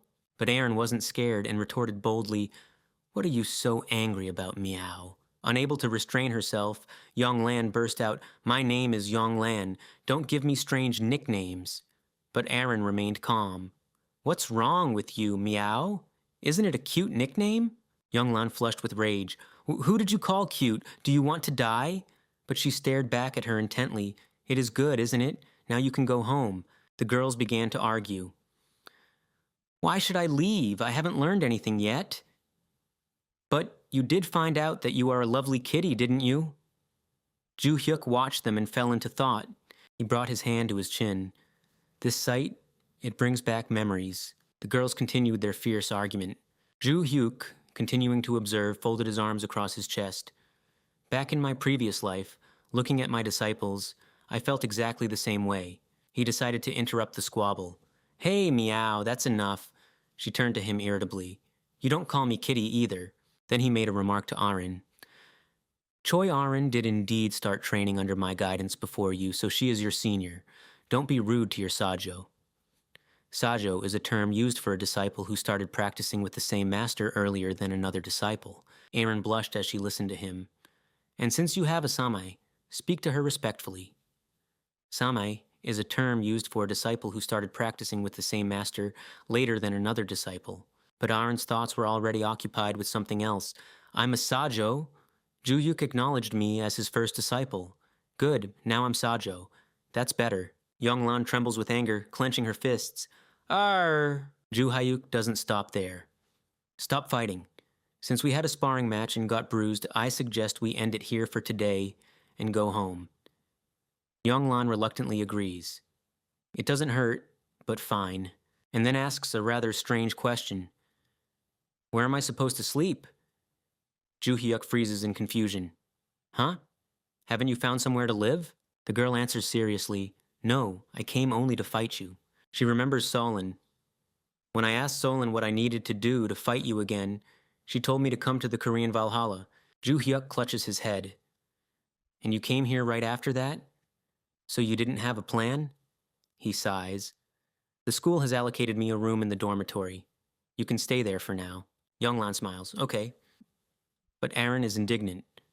"As expected from you, Kitty." Which provokes Younglan to shout again. "What the heck? Do you really want to die?" But Ju Hyuk interrupts them. "Now that's enough." Later that night he heads to the dormitory. His head aches from all the events. I'm tired. Because of Younglan and Aaron, I was busy and didn't manage to finish my daily training. He thinks about his disciples. But in any case, it seems like they both will become good fighters. Yu Soyeon is currently focusing on physical conditioning, so she's still far from sword training. And Oh Se-hyuk hasn't shown interest and trains himself. So for now, these two will take care of preventing a catastrophe. His thoughts are interrupted by a phone call. Huh? A number and name appear on the screen. Adelia Ventrick. Ju-hyuk answers the call. Ah, Kim Ju-hyuk? This is Adelia Ventrick. He recognizes her voice. Ah, yes. Her voice sounds anxious. The donation you requested, Sir Ju-hyuk. I'm finishing other matters now, including your request, so I wanted to warn you right away. He immediately responds, I checked the donation this morning. The girl exhales. Oh, that's how it is. Do you have any further questions? The man remembers. Ah, about that. Please inform the contractors. A catastrophe will occur in 3 months. These words shock Adelia. What? How did you find out? He continues walking. Don't ask about the source. I don't know what the scale will be, but something will happen here. Adelia clarifies. So this will happen in Korea? He confirms. Correct. The girl immediately responds. Okay, I'll contact useful contractors on Ventrick's side and Korean guilds. Ju-hyuk glances away. Yes, please try to keep it as secret as possible. Adelia's voice trembles. Mr. Ju-hyuk? He asks. What? And here's her request. Spoken in a quiet tone. Could you possibly praise my efforts to the guardian constellation when she wakes up? He clarifies. Is she still asleep? The girl checks her notification window. Yes, I've been trying to contact her, but she doesn't respond. Ju-hyuk reminds her. She said she needed a break after directly using her abilities. Apparently, 1 day isn't enough for full recovery, huh? And agrees to the request. Okay, I will tell her. For which Adelia thanks him. Thank you. The next day after school, the Valhalla Hall. Ju-hyuk runs in the hall on a treadmill. So does Aaron. But Younglan barely keeps up with them, gasping for air. Ha! Ha! After a while, Ju-hyuk stops his treadmill. Phew! And turns his gaze to the side. There on the floor, Younglan tries to catch her breath. Ha! Ha! Ha! Her eyes show that she didn't expect such exertion. Do you let me rest? I'm going to die. I almost died. Aaron and Ju-hyuk calmly wipe themselves with towels, looking down at her. So you're not dead after all? Still, you're holding up better than I expected. I thought you would give up halfway through. Younglan looks at him intently and defends herself. Of course, I'm not here to play games. The young man draws conclusions. It seems she has good stamina, but maybe we should slow down a bit. Just then someone calls out to him. Hey! Turning around, he sees Seo Len before him. She wears white Chinese-style clothing, and her hair is partially gathered into a bun with a stick. Has Younglan happened to come here? Seo Len looks at him carefully. Ju-hyuk is wary. What's wrong with her? She looks exactly like Younglan and Seo Rin. Suddenly, the woman lowers her gaze. Noticing Younglan sitting on the floor, she says, You've come so far, and didn't even bother to inform your mother, Younglan. She grimaces, glaring at the guest with hatred. Seo Yeon-hwa? Ju-hyuk decided to intervene. Are you Younglan's mother? I thought her mother was Seo Rin. The woman turns to him. So it's Kim Ju-hyuk who brought our Younglan here? Her gaze is cold. Allow me, then, to introduce myself properly. She freezes directly in front of him, locking eyes with his. My name is Seo Yeon-hwa. I am the head of the So family and Younglan's mother, and Seo Rin is the head of the White Lotus Society and my younger sister. Ju-hyuk recalls who she is. I see. Then she turns her gaze back to her daughter. It's strange, all of this. Seo Rin promised to contact me if Younglan left the White Lotus, but she remained silent and simply sent her here. Younglan continues to bore her mother with an unhappy look. Yeon-hwa extends a hand towards her. We'll settle the reasons later. Younglan, come with me. It's time for us to return to the White Lotus. The girl shakes with anger. You didn't care before, and now you decided to send me home? Get lost! She throws this out without a trace of pity, not averting her gaze from her mother. And stop treating me like your daughter. It's irritating. The woman tries to justify herself. Then the rejection of you was the will of the constellation. You knew that? Her daughter's anger only intensifies. Yes, and I found out about it from a servant, not from you. Besides, that happened very recently. The woman doesn't lower her hand. It doesn't matter. The main thing is that you are aware. Moreover, this time the constellation ordered to bring you. The girl flinches. What? The woman explains. There's a chance that the constellation will recognize you. Stop shaming your mother, Younglan. Younglan is confused by such a demand. You want me to go home now? So that's why you've been trying to pull me out all this time? Her mother nods. Yes. The girl shakes even more violently at this answer, but Younglan's position remains the same. Get lost. She even points to those around them. Students are training here, so don't interfere with them. And adds threateningly, This is Valhalla, not the So family or the White Lotus. Don't even think about causing trouble here. Yeonhwa closes her eyes. Do you know why I came without guards? Then she snaps them open, to take you unnoticed. Her palm begins to glow with blue energy, and she strikes her daughter. The blow is so powerful that she flies backward, barely managing to stay on her feet. But Yonglan manages to block the attack by crossing her arms. What are you doing? The woman assumes a fighting stance. Isn't it obvious? I'm not going to hold back. This only makes Yonglan even angrier. So that's how it is? Then I won't hold back either. She rushes at her mother with all her fury. Recalling all the old grievances, she shouts, Do you remember? When you challenged me last time, I defeated you. Jumping forward, she lunges towards her, swinging for a strike, and delivers a crushing punch with her fist. However, her mother blocks the attack with her own fist. You've definitely gotten stronger, Yonglan. It seems you haven't just been idling in the White Lotus. The girl exclaims in response, Yes, I trained hard so as not to fall behind. Yeonhwa continues to hold her hand. Therefore, it's time for you to return to the So family and start training properly. With a sharp movement, she twists her arm, knocking her daughter off her feet. Yonglan can't believe how easily she managed that. What is with this woman? Was she always this strong? Yonglan manages to stand up, bracing herself with her foot.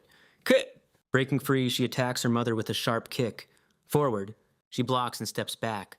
What barbaric attack, she throws out. But Yonglan, not losing a second, rushes into battle again. Shut up, I just need to win. Aaron watches what is happening. Ju-hyuk stands nearby. Really? The girl thinks thoughtfully, tilting her head. Should we call an instructor to break them up? Ju-hyuk mentally pictures the head of the So family causing a commotion in Valhalla without any guards and declaring she's come to take her daughter. What do you think will happen if the instructor finds out? Aaron frowns. It will be very bad. Ju-hyuk calmly watches the scuffle. And yet I don't like her. Aaron nods in agreement. Yeah, abandoned her own daughter and now suddenly decided to take her back when she feels like it? There's sympathy in the girl's eyes. Poor thing. She must be having a really hard time right now. Yonglan's face is contorted with anger. She rushes forward, but her mother dodges again. Yonglan, stop this pointless resistance and come with me before you get hurt. Yonglan raises her leg for a kick. I think it'll be you. Who gets hurt? The woman steps back once more, covering her stomach with her hand. Yonglan smiles contentedly, confident in her success. I landed a good one. Even if she blocked the hit, she definitely took some damage. Suddenly she feels something and looks down. Ugh! Her leg is bound by ice. My leg, it's frozen? Yeonhwa steps forward. Apparently you're seeing this for the first time. Behind the woman, a silhouette with long hair and animal ears appears. This is the power of our family's constellation, the snowy chaos god.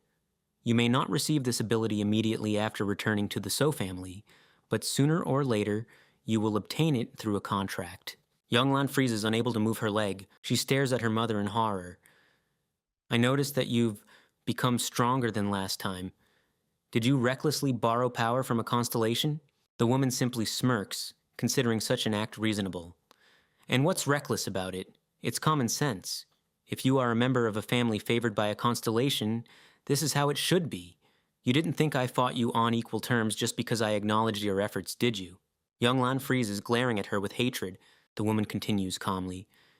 Maybe you've changed your mind. I'll ask one last time. Are you going home? Yonglan sees the hand outstretched towards her again, and immediately shouts angrily, Never! Yeonhwa sighs in disappointment. You insignificant brat. She quickly closes the distance. Don't even think about leaving here unharmed. Yonglan clearly didn't expect such speed. Damn it, because of this ice trap I couldn't even react. Her mother reaches for her arm. I will freeze and neutralize your right arm. Look at it and say, I will never go against my family or the constellation again. Yonglan tries to dodge. Ah! Unexpectedly, Ju-hyuk kicks Yeonhwa's hand away. Without even removing his hands from his pockets, he blocks her attack with a single kick. Yonglan looks at him in disbelief. Kim Ju-hyuk? He stares at the woman with undisguised threat. What are you doing? Are you seriously going to cripple your own daughter? But Yeonhwa shows no remorse. As a mother teaching her daughter, I assure you, this is none of your business. Ju-hyuk clearly dislikes such a tone. Have upbringing methods changed so much these days? It seems like I heard something similar recently. He remembers one man. It's family business. Deal with it yourself.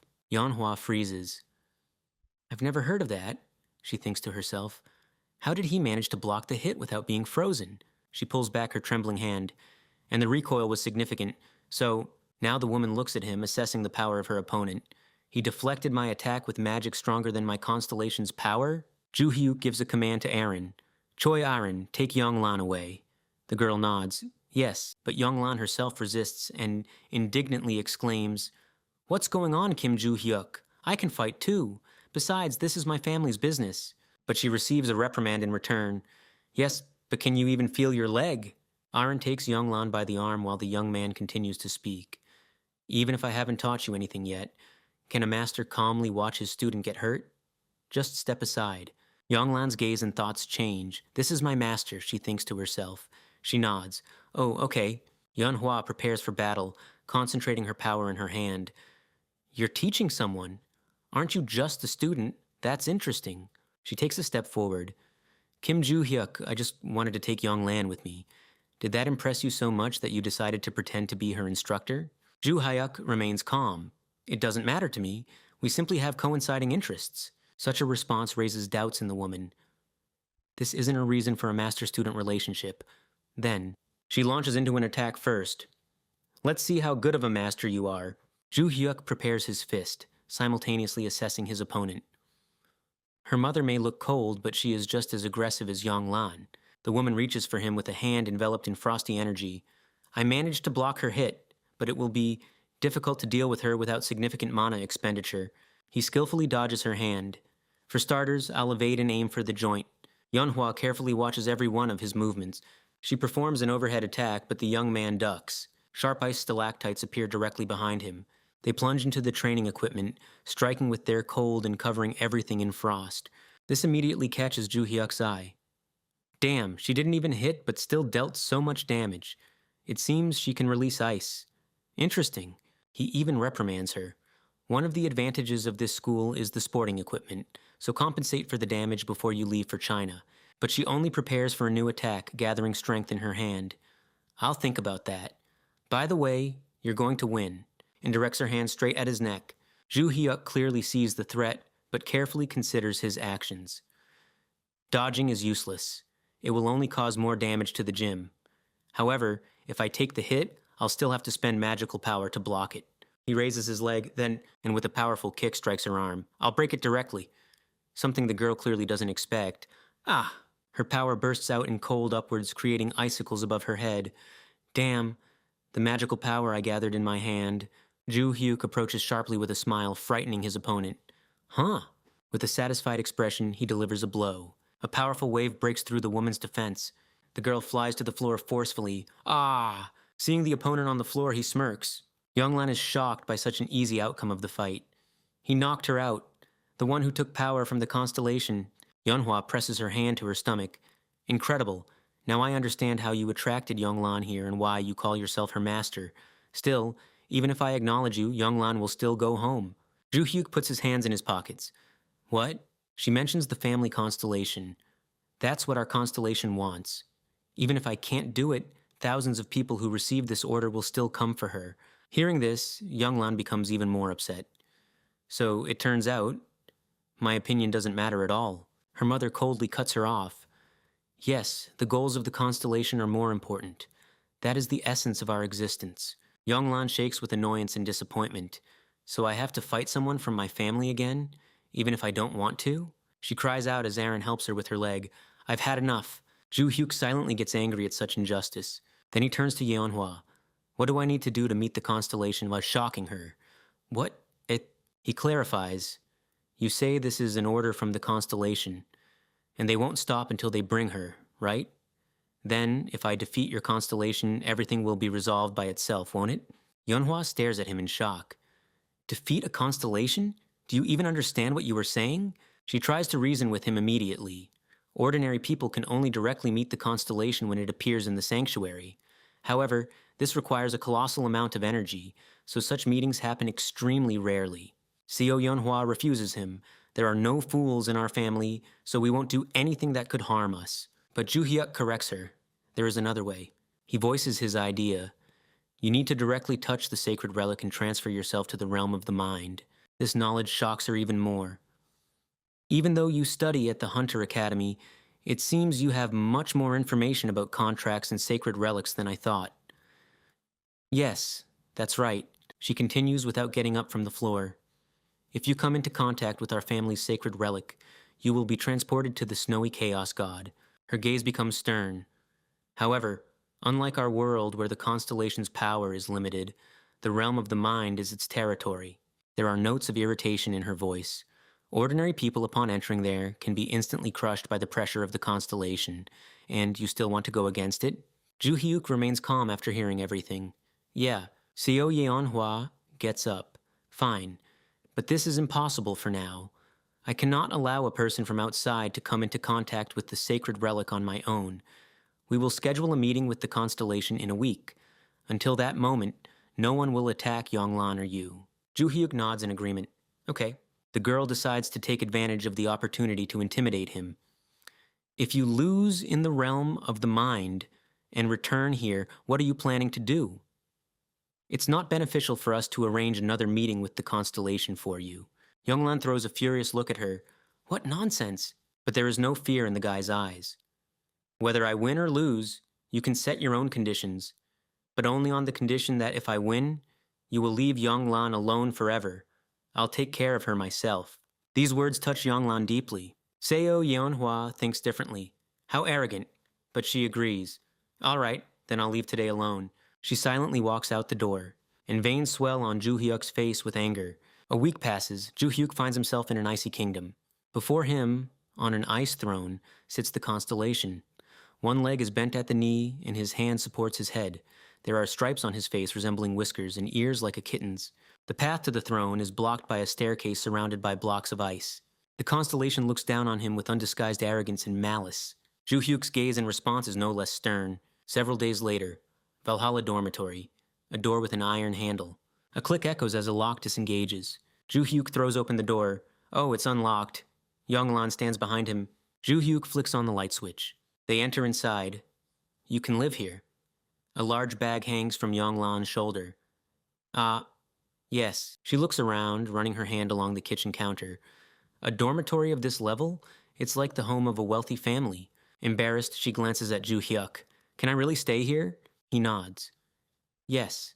Originally, I was supposed to move into this room, but I asked them to let me keep both this one and the old one, and they agreed. Yonglan nods. I see. Lowering her eyes, she blushes. Hey, Kim Ju Hyuk, why are you so concerned about me? She looks up at him. He meets her gaze. Huh? The girl clarifies her question. Seo Yeonhwa and the others. That was my family's business. Even if you hadn't intervened, everything would have been all right. She shares a thought. Are you helping me because I became your student? Ju Hyuk scratches the back of his head. Well, that too, but honestly, I just don't like it when things happen like that. Listening to him, she remembers her mother. I hate arrogant people who think their status allows them to disregard others. That's why I became curious. Are you uncomfortable with this? She immediately starts waving her hands and shaking her head negatively. No, no! Avoiding eye contact, she pats her cheek with the brim of her hat. It's the first time anyone has paid me so much attention. I wanted to say thank you. Ju Hyuk gives her a warm smile. When you go through my training and find it too difficult, something tells me your gratitude will quickly disappear. Yonglan freezes, staring at him. Huh? Suddenly he remembers, by the way, there was something I wanted to ask. She clarifies. What is it? The conversation turns to family. Is your family's constellation the king of Deep Mountain? She corrects him. No, the snowy chaos god. He changes the subject. In any case, what exactly is he like? Yonglan ponders. The girl brings a finger to her chin. In battle, he uses ice. But I haven't spoken to my family in a long time, so I don't really know much. I only heard that he doesn't particularly interfere with family affairs. And among my relatives, there are those who aren't even aware of him. Ju Hyuk listens intently. Really? This makes him wary. That's strange. He still ordered your family to bring you here, didn't he? Yonglan nods. Yeah, it doesn't seem like I have much connection with him. He carefully studies the student as she shares her thoughts. I didn't receive protection from a constellation like the other members of my family. That's why I know so little. Ju Hyuk sighs. Well then, he offers an encouraging smile. If that's how it is, I'll figure it out on the spot. Then he heads towards the exit. Recover until your family arrives. You'll have to accompany me that day. She nods. Okay. He reaches for the doorknob and presses it. All this time, Younglan follows him with a fixed gaze. Then, blushing, she lowers her head. Her heart begins to beat faster in her chest. Kim Joo-hyuk's room at Valhalla Dormitory. The young man sits on a chair listening to the beeps of his phone. Finally, someone answers. Ah, this is Adelia Ventrick. What's wrong, Kim Joo-hyuk? He gets straight to the point. I want to ask for a favor. I fought with the head of the So family. Adelia is horrified at what she hears. What? How did that happen? Joo-hyuk sits with his feet propped up on a chair. She came to take her daughter, and it ended in a fight. Adelia concludes. So her daughter is currently in Valhalla? He confirms. Yeah. He remembers the damage to the sports equipment. Anyway, we broke some school equipment during the scuffle. Can you handle that? Adelia can't refuse. I think so. We just need to replace everything as soon as possible. He nods. Good, then take care of it. Adelia sighs in annoyance. All right, is there anything else? He asks his next question. There is something else. Do you know anything about the So family's constellation? Adelia immediately understands who he's talking about. The snowy chaos god? I heard that he doesn't personally interfere with family affairs, and the So themselves aren't very active outside their circle, so it's hard to judge. Joo-hyuk remembers another constellation. Seriously? By the way, has she awakened yet? The answer is brief. No, still nothing. Joo-hyuk freezes. I see. He falls into thought. A wise constellation, but you can't say that about many beings of that level. I don't think So and the constellation have met personally. Suddenly, Adelia blushes and becomes embarrassed. Joo-hyuk, are you asking about the constellation because you want to tell me how hard I'm working? He doesn't miss a chance to tease her. You seem relaxed, huh? Once you start talking nonsense, I'm hanging up. This immediately frightens her. I'm sorry. He ends the call. Does anyone know anything? He thinks when Barsh appears. Kim Hyun, that's not like you. The young man is puzzled. What do you mean? Barshe crosses his arms over his chest. Aren't you used to rushing into battle without paying attention to who your opponent is? Joo-hyuk flexes his arm. That's true. However, even as I grow stronger, I am still far weaker than I was in my past life. It would be foolish to confront an enemy without knowing their strength, don't you think? Barch ponders. Like that? He then begins to warm up his shoulder. Moreover, the realm of reason is his territory, allowing him complete control over his power. But then it dawns on him. Wait a minute. If that's the case, why is Barch so weak in his own dimension? After all, considering his original power, he should be no weaker than other constellations. Barch considers it with him. If you're going to fight in the realm of reason, I can give you some advice. This intrigues the young man. Huh. Barch brings his fingers to his lips. Power in the realm of reason has nothing to do with physical strength. Now Joo-hyuk looks genuinely interested. What? Then what does it consist of? Barshe explains, you can use power based on the capabilities of a body you know. But the young man is not satisfied with such an answer. And that's all? Are you kidding me? Barch remains serious. A normal person wouldn't feel the difference upon entering the realm of reason, but that doesn't apply to you, Kim Hyuk. Don't forget that. Joo-hyuk lowers his foot to the floor. Closing his eyes, he thoughtfully says, I think I roughly understand what you mean. The young man's gaze becomes serious. Then there is only one path left, to go to the temple and overcome the constellation. A week passes. China, the estate of the Seo family, a vast territory covered in snow with frozen streets and rooftops. Joo-hyuk, along with Yonglan, head towards Yonhwa, passing through rows of numerous disciples. She gives him an unfriendly look. You really came. I thought you would run away. The young man replies cheerfully, I'm not the type to do that. Now can I touch the sacred relic? Yonhwa irritably throws back, Come with me. He pats Yonglan on the shoulder. I'll be back soon. The girl nods. Oh, okay? She watches them go. Before them rise massive, richly decorated doors. Yonhwa sharply swings open the doors, letting in icy coldness. And beyond the threshold, true snowy mountains and piercing ice winds. Joo-hyuk looks around. What is this? What's wrong with this room? Yonhwa plunges her hand into a snowdrift and pulls out a small chest from within. Opening it, she admits, After returning from Seoul, I kept thinking about what to do with you if you lost. Turning around, she shows a white glove lying inside. Then I had an idea to make you our house's slave. He reaches out his hand. Do as you please, just give me the glove already. She extends the relic towards him with both hands, radiating blue light. Here, He immediately grabs it and is instantly transported to a constellation seated on an ice throne. The constellation gazes proudly at the guest. Who are you? Ju-hyuk smirks, raising his fist. If you introduce yourself first, I will do the same. The constellation merely narrows its eyes coldly, assessing the unwelcome guest. Ju-hyuk doesn't back down, continuing to bore him with a determined gaze. Ju-hyuk intently studies the Ice King. This isn't my student, he thinks to himself, but he looks painfully familiar.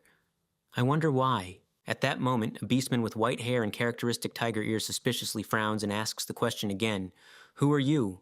Or did you not hear me the first time? Clenching his fist, around which ice shards crackle and form, he coldly throws back, looking at the newcomer.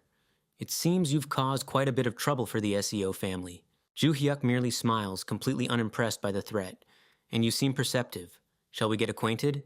The beastman swings his arm, enveloped in vibrating ice shards, and cuts off. If you survive. Ju-hyuk smirks, noticing the opponent's mannerisms. Attacks from a distance? Sharp ice projectiles whiz past, but Ju-hyuk deftly dodges them, easily changing trajectory in the air. Failing to reach their target, the projectiles crash into the ground with a deafening roar, scattering into thousands of sparkling fragments. Regally seated on a massive ice throne, the opponent doesn't rush to continue the attack. He merely observes with a cold, assessing gaze as the stranger tries to regain his balance after the recent clash. The constellation freezes, its eyes widening in undisguised amazement. It seems he hadn't expected the opponent to be able to dodge so easily. Ju-hyuk stands calmly amidst the ice shards, with a serene smile watching the opponent's confusion. The Ice King chuckles contentedly, acknowledging his rival's skill. Ho ho, I didn't think you would evade that. A glimmer of understanding flashes in the eyes of the white-haired opponent. This attack couldn't be avoided with an ordinary jump, and even ordinary magical power wouldn't have been enough, he realizes, gazing in astonishment at how Ju-hyuk continues to move, leaving a ghostly trail behind him. The constellation rises to his full height, finally acknowledging the strength of his opponent. I see you are no mere nobody. He takes a step forward. His gaze becomes less warlike, but still wary. I was going to tell you my real name, but I forgot it when I got trapped in this place. So I'll give you a nickname. Many know me as the Snowy Chaos God, huh? What's with the sudden draft? Ju-hyuk touches his face in confusion, feeling the icy wind intensify around him. Powerful energy, shimmering like radiant crystals, rapidly envelops his body. My followers called me the God of Chaos, he says, and from this aura, the space around begins to tremble. The gaze of glowing eyes becomes even colder as he adds, and those who feared me called me the Snow Demon. Combining these two regalia, the beast's voice echoes through the hall as icy dust swirls in the air. Ju-hyuk merely observes him impassively, not even removing his hands from his pockets. So, the nickname is Snowy Chaos God, he summarizes, holding a shining crystal in his hand. Now he openly declares himself the constellation patron of the SEO family. Ju-hyuk simply smirks as if assessing the scale of the threat. Interesting. My name is Kim Ju-hyuk. Snowy Chaos God repeats thoughtfully, Kim Ju-hyuk. A spark of excitement flashes in his gaze as he adds, Excellent. Snowy Chaos God raises his palm, gathering streams of icy energy around him. I will remember that name. With a sharp whistle, ice shards constrict around him as if trying to turn the space into an impenetrable cocoon. However, Ju-hyuk continues to stand absolutely unmoved, ignoring the raging cold around him. The young man clenches his fist tighter, not backing down from the icy threat. Does he really think I'm going to run? The sound of cracking ice echoes through the hall as Snowy Chaos God smashes the icy barrier he created with a thunderous blow. Ju-hyuk watches his aggressive actions impassively, not even thinking of retreating. Snowy Chaos God launches forward, pouring all his fury into a devastating strike. His fist cuts through the air, aiming directly at the target. Without moving an inch, Ju-hyuk allows ice spikes to grow around him. The young man's gaze remains calm, and his hand does not leave his pants pocket. Icicles? Ju-hyuk skeptically surveys the icy spikes surrounding him. I don't particularly want to deflect them with my bare hands. In that case, Ju-hyuk firmly grips the hilt of his blade. Snowy Chaos God watches the opponent's actions with bewilderment. A sword? Ju-hyuk forcefully plunges the blade into the ice, shattering it. Fragments explode around him, scattering from the powerful impact. Without slowing down, he descends, plunging the weapon directly into the center of the icy mass. Snowy Chaos. God cries out, feeling his magic crack under the opponent's onslaught. However, he doesn't intend to give up. With a sharp wave of his hand, he forces the ice shards to swirl around him again, regaining control of the battlefield. A blatant mockery is visible in his gaze. You counter with ice? How foolish. Snowy Chaos God calmly adjusts his stance, playfully demonstrating his power over the element. All the ice and snow in this place are under my control, he declares, causing the space around him to vibrate with oppressive magical force. Ju Hyuk merely smirks, instantly appearing close to his opponent. Really? He throws out mockingly, bringing the blade up for a swift strike right in front of the stunned Snowy Chaos God's face. With a mad grin, he unleashes a devastating blow. There's no escaping such an attack. However, the cat-eared opponent easily blocks the strike, meeting the sheath with his hand. Snowy Chaos God, looking at the block strike, calmly and confidently says, "So you were just trying to throw me off balance and get closer. Good idea, but not enough power." "Are you sure?" Ju Hyuk throws out with a slight sneer, and a sinister light flashes in his eyes. The opponent's face contorts in shock, and the confidence in his eyes is instantly replaced by horror. Not enough power? He thinks, struggling to withstand the pressure of the blade, feeling his own muscles tremble under the monstrous force. Smiling, Ju Hyuk wraps his hand in crimson energy and parries defiantly. "Then why don't you take this hit? Who knows what else I might be lacking?" "Heck!" Snowy Chaos God gasps as Ju Hyuk's fist slams into his chest, knocking the air out of him.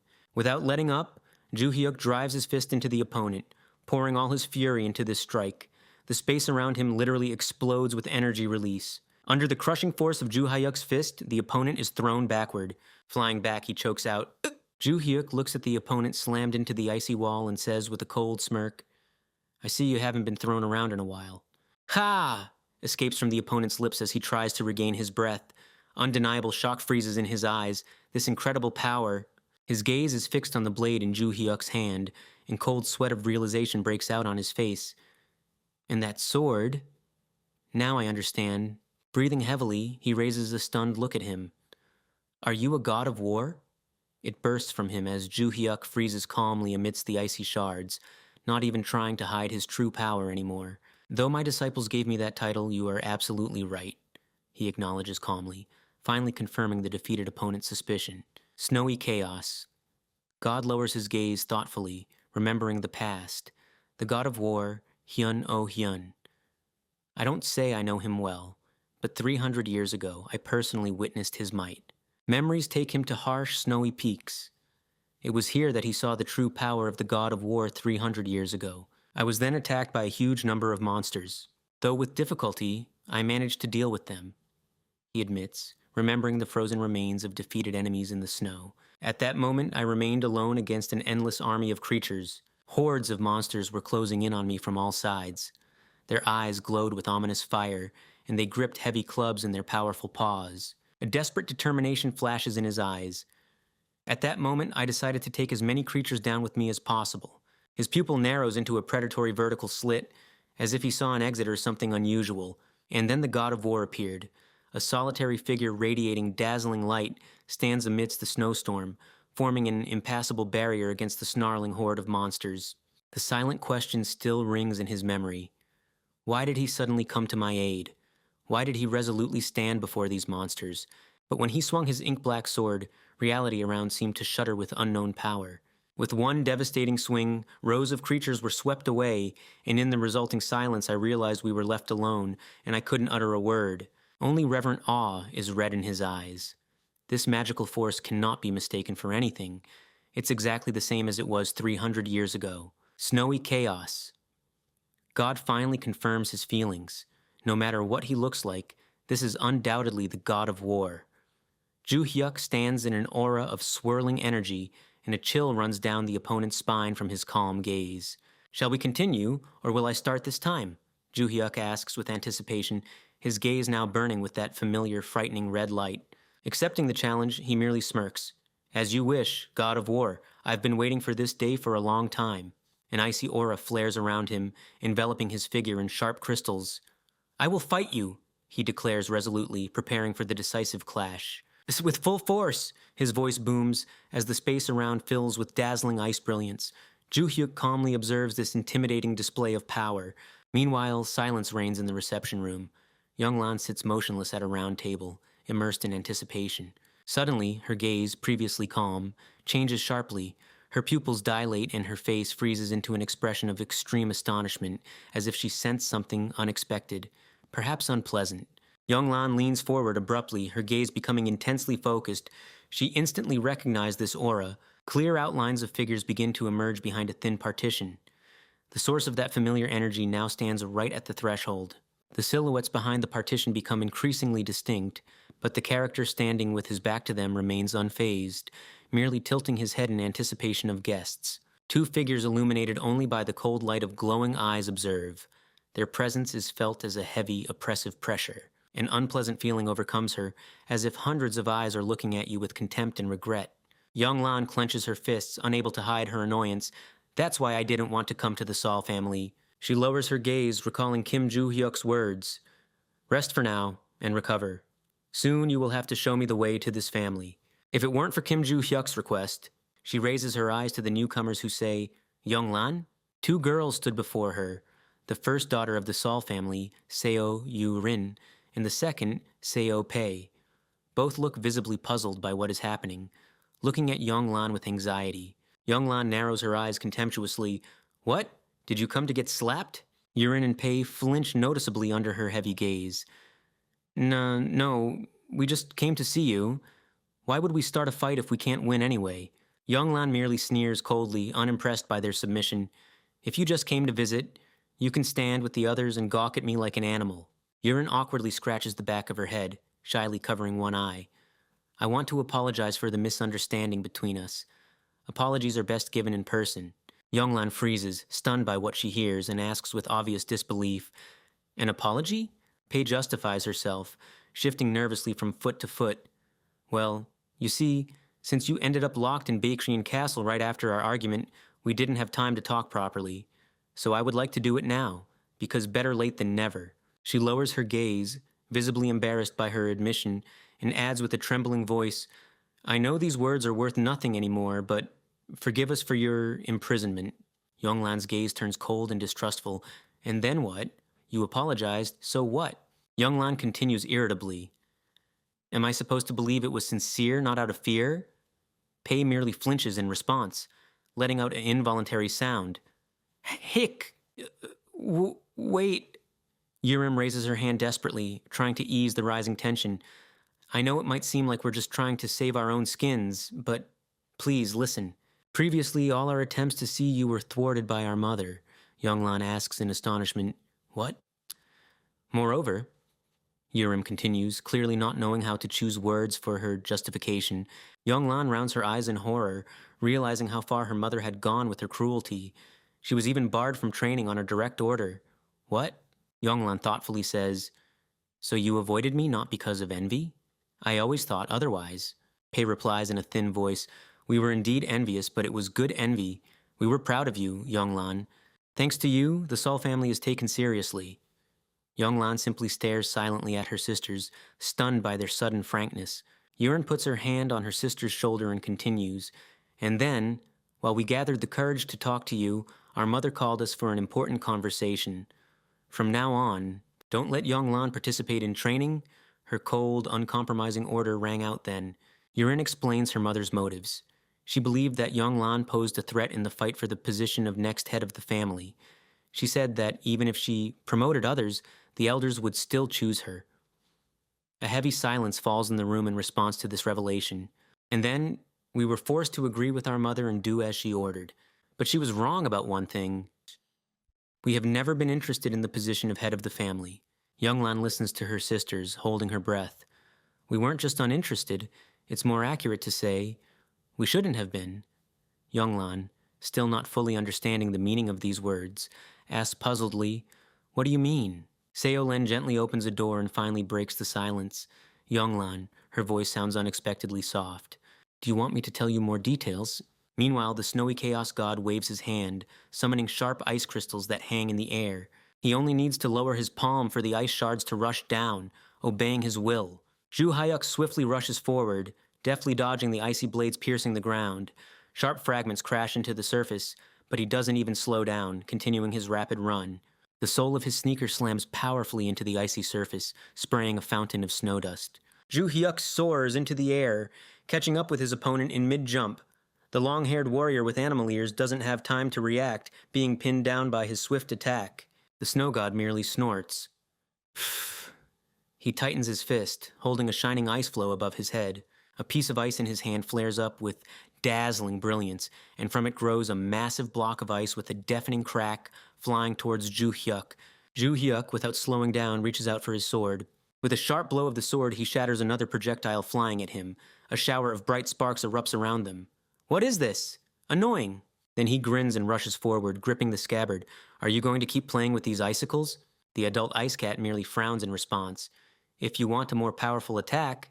Before Ju Hyuk Kim unfolds a complex ice structure resembling a whimsical snowflake. Take this. An ice seal suddenly detonates. A dazzling flash fills the space, releasing a wave of destructive energy. A powerful explosion sends shards of ice flying in all directions as the long-haired warrior directs his palm towards the epicenter of chaos with a triumphant expression. Through the whirlwind of icy debris and dust, Ju Hyuk Kim easily flies forward, unscathed. You can do that too? I'm impressed. The snowy chaos god observes him with mild bewilderment. I intended to freeze you solid, but you were merely dusted with a handful of snow, he admits, adding with a touch of respect, as expected from the god of war. Ju Hyuk Kim casually brushes off the remaining snow from his shoulder. Don't shower your enemy with compliments, he retorts, slightly narrowing his eyes. It makes me uncomfortable. He's different from others, Ju Hyuk Kim thinks to himself, as if, standing face to face, Ju Hyuk Kim continues to ponder. I should have remembered him if he was this strong 300 years ago. He must have been trying to break his limiter all this time, the one that operates in the pleioma of mental image. That's why he became stronger. How interesting. Strength within the pleioma of mental image is subject to special rules. As Barsh has said, your perception of your own strength matters. His pupils constrict, and a cold determination flashes in his crimson eyes. But that Barsik... The thought lingers, forcing him to focus on his opponent. He's most likely a reincarnation of his former self. His true body has long since decayed, just like mine. Ju Hyuk Kim closes his eyes and exhales. Truly an interesting rival, after which he says aloud, I would have liked to meet you sooner. The snowy chaos. God's eyebrows furrow, revealing genuine confusion. What do you mean? He asks, clearly taken aback by the opponent's strange words. Ju Hyuk Kim offers a light smile as he draws his blade from its scabbard. Just an exchange of compliments, he parries, preparing to continue the fight. The snowy chaos, God's face changes and a slight smile appears on his lips. Oh, is that so? The opponent takes a heavy step forward, and the ice beneath his feet responds with a dull thud. Then, as a token of gratitude, he says, never taking his eyes off Ju Hyuk Kim, his fist becomes enveloped in a dense layer of shimmering ice, and the air around them fills with the sharp crackle of freezing energy. A massive icy fist, glowing with cold light, hangs suspended in the air. The opponent is ready to strike, causing everything around him to tremble. A cold glint flashes in the opponent's eyes, and his face contorts into a predatory grin. I will defeat you. A powerful swing of the enormous fist. Ju Hyuk Kim simply grins wider. The icy onslaught doesn't frighten him, but only fuels his excitement. His sword whistles through the air, meeting the opponent's power with a counterattack. In an instant, Ju Hyuk Kim finds himself behind the snowy chaos god, completing a swift movement with his sword. A strange, almost detached smile spreads across the king's face. Perhaps I should forget about this. Ju Hyuk Kim calmly steps aside, leaving his enemy kneeling, alone amidst the scattering icy fragments. He only hears from behind, I don't even stand a chance against you. The relic white glove glows with icy flames. Ju Hyuk Kim stands impassively, hands in his pockets, as the relic floats before him. Behind him, Seo Yeonhwa stands frozen like a silent witness, observing this display of power with interest. She watches intently, thoughtfully noting, it took longer than I expected. Kim Ju Hyuk really used some strange magic. No wonder Master Constellation played with him for so long, without looking away. She muttered softly. Her gaze darts across the young man's figure, trying to decipher what is happening. What's this? After so much time in the pleioma of mental image, he looks perfectly normal. Ju Hyuk? A knowing smile spreads across the face of Kim Ju Hyuk with crimson eyes. Ah, yes, he says quietly, as if suddenly remembering something important that had eluded him until now. Kim Ju Hyuk, casually keeping his hands in his pockets, throws at her, I defeated your Barsik. The girl only asks indignantly, excuse me. Seo Yunhua frowns incredulously, staring intently at him. Are you kidding me? She barely manages to utter, clearly unable to believe what she's hearing. Suddenly, a bright system panel unfolds before them. The snowy chaos god is grateful to Kim Joo-hyuk. The notification lines put everything in its place, confirming the unbelievable. Seo Yeonhwa stares at the flickering lines in complete bewilderment. What? She breathes out, unable to believe her own eyes. She reads the system notification in shock. The snowy chaos god declares his sincere respect for Kim Joo-hyuk. He really did it? Completely losing her voice. Staggering, she barely manages to stay on her feet. This is unthinkable. A high school student defeated our patron constellation? Kim Joo-hyuk walks towards her calmly without slowing down. You can ask him yourself. He seems to respect me. Seo Yeonhwa only huffs indignantly. Humph. She flinches when Joo-hyuk Kim puts his hand on her shoulder. Ah, you promised not to touch Yonglan again. His face twists into a predatory grin and a sinister red light flares in his eyes. You know what? I'm going to make some adjustments. Kim Joo-hyuk opens the door saying, well, let's go. Yonglan only turns around at him with a surprised question. Huh? Kim Joo-hyuk catches the company off guard, casually asking, why are you all gathered here? The room instantly falls silent as the stunned people exchange bewildered glances. To think we've met again, Kim Joo-hyuk. I never would have thought you'd show up here, said Seo Len with a smile. Kim Joo-hyuk shifts his gaze to the new speaker and, slightly furrowing his brow, replies, Ah, Madam Seo Len, chairman of White Lotus. I never expected to see you here. Yonglan watches him attentively, waiting for an answer. Are you done with your business? He nods and calmly adds, Yeah, I'll tell you all about it on the way home. Kim Joo-hyuk feels the weight of other eyes upon him and throws over his shoulder, You guys are staring too much. They walk at a leisurely pace along the street bathed in sunset light. Leaving behind the tension of their recent encounter, the silence is broken only by the measured sound of their footsteps on the cobblestones. Yonglan casts a probing glance at his companion, tilting her head slightly. You returned much faster than I expected. You lost, didn't you? Kim Joo-hyuk only asks puzzledly, Huh? Yonglan adds sympathetically, It must have been difficult for you. Not only did you fight a constellation, but without divine protection. Kim Joo-hyuk simply nods briefly. Yeah, it wasn't easy. She suddenly asks, What condition did Seo Yunhua set? Without hesitation, he retorts, To become a slave to the So family. Yonglan widens her eyes at such a confession. So you're now a servant of the family? Kim Joo-hyuk merely smiles serenely. Who knows? He continues to smile slyly, looking at his companion, and ironically adds, Naive one, brace yourself when I tell you. Yonglan suddenly darkens and genuine regret flashes in her eyes. I should have stopped you. My aunt and older sister told me everything. Yonglan exclaims with horror in her eyes. Seo Yunhua is insane. She's willing to give up her life for the position of head. Kim Joo-hyuk merely silently widens his eyes, shocked by what he heard. Yonglan continues her story. She wanted this since she was young, as Seo Len advised her to calm down back then. She darkens, continuing. However, even after Seo Yunhua became the head of the family, she didn't slow down at all. She needed to remain the head until her last breath, until her strength finally abandoned her. Her story sounds like a harsh warning. Even the elders have begun to look at her with apprehension. She never loved children. For her, there are no familial ties or attachments, only cold calculation. Looking at those standing before her, she ruthlessly cuts them off. They are merely obstacles threatening my position. With bitterness in her voice, she continues, She always punished us, always for any little thing. She treated me the worst, though, all because of my talent, so I was locked away. Kim Joo-hyuk thoughtfully frowns, looking to the side, and says with slight bewilderment, Funny, Barshi thought so too. Why didn't he do anything then? Isn't it ridiculous? I didn't even intend to become the head of the family, so why did she treat me like this? Joo-hyuk listened to her and calmly responded, Ah, really? Well, we certainly ate a lot of glass, meow. Enough with the drama already. Let me interrupt this depressing speech and cheer you up a bit. I actually won that battle. Yonglan asks in complete bewilderment. What? She frowns incredulously, unable to believe what she heard. You're kidding, right? Is it April Fool's Day today? Kim Joo-hyuk clarifies, wondering if all this madness only started because his patron constellation summoned him for a meeting. Yonglan simply confirms uncertainly a yes. Kim Joo-hyuk thoughtfully frowns, analyzing the information he received. Something doesn't add up here. From your explanation, it followed that the constellation wasn't interested in leaving the family. That's when I asked him personally, he casually throws out, looking at the motionless beast. Without waiting for a response, he delivers a sharp blow to his opponent. Hey, R!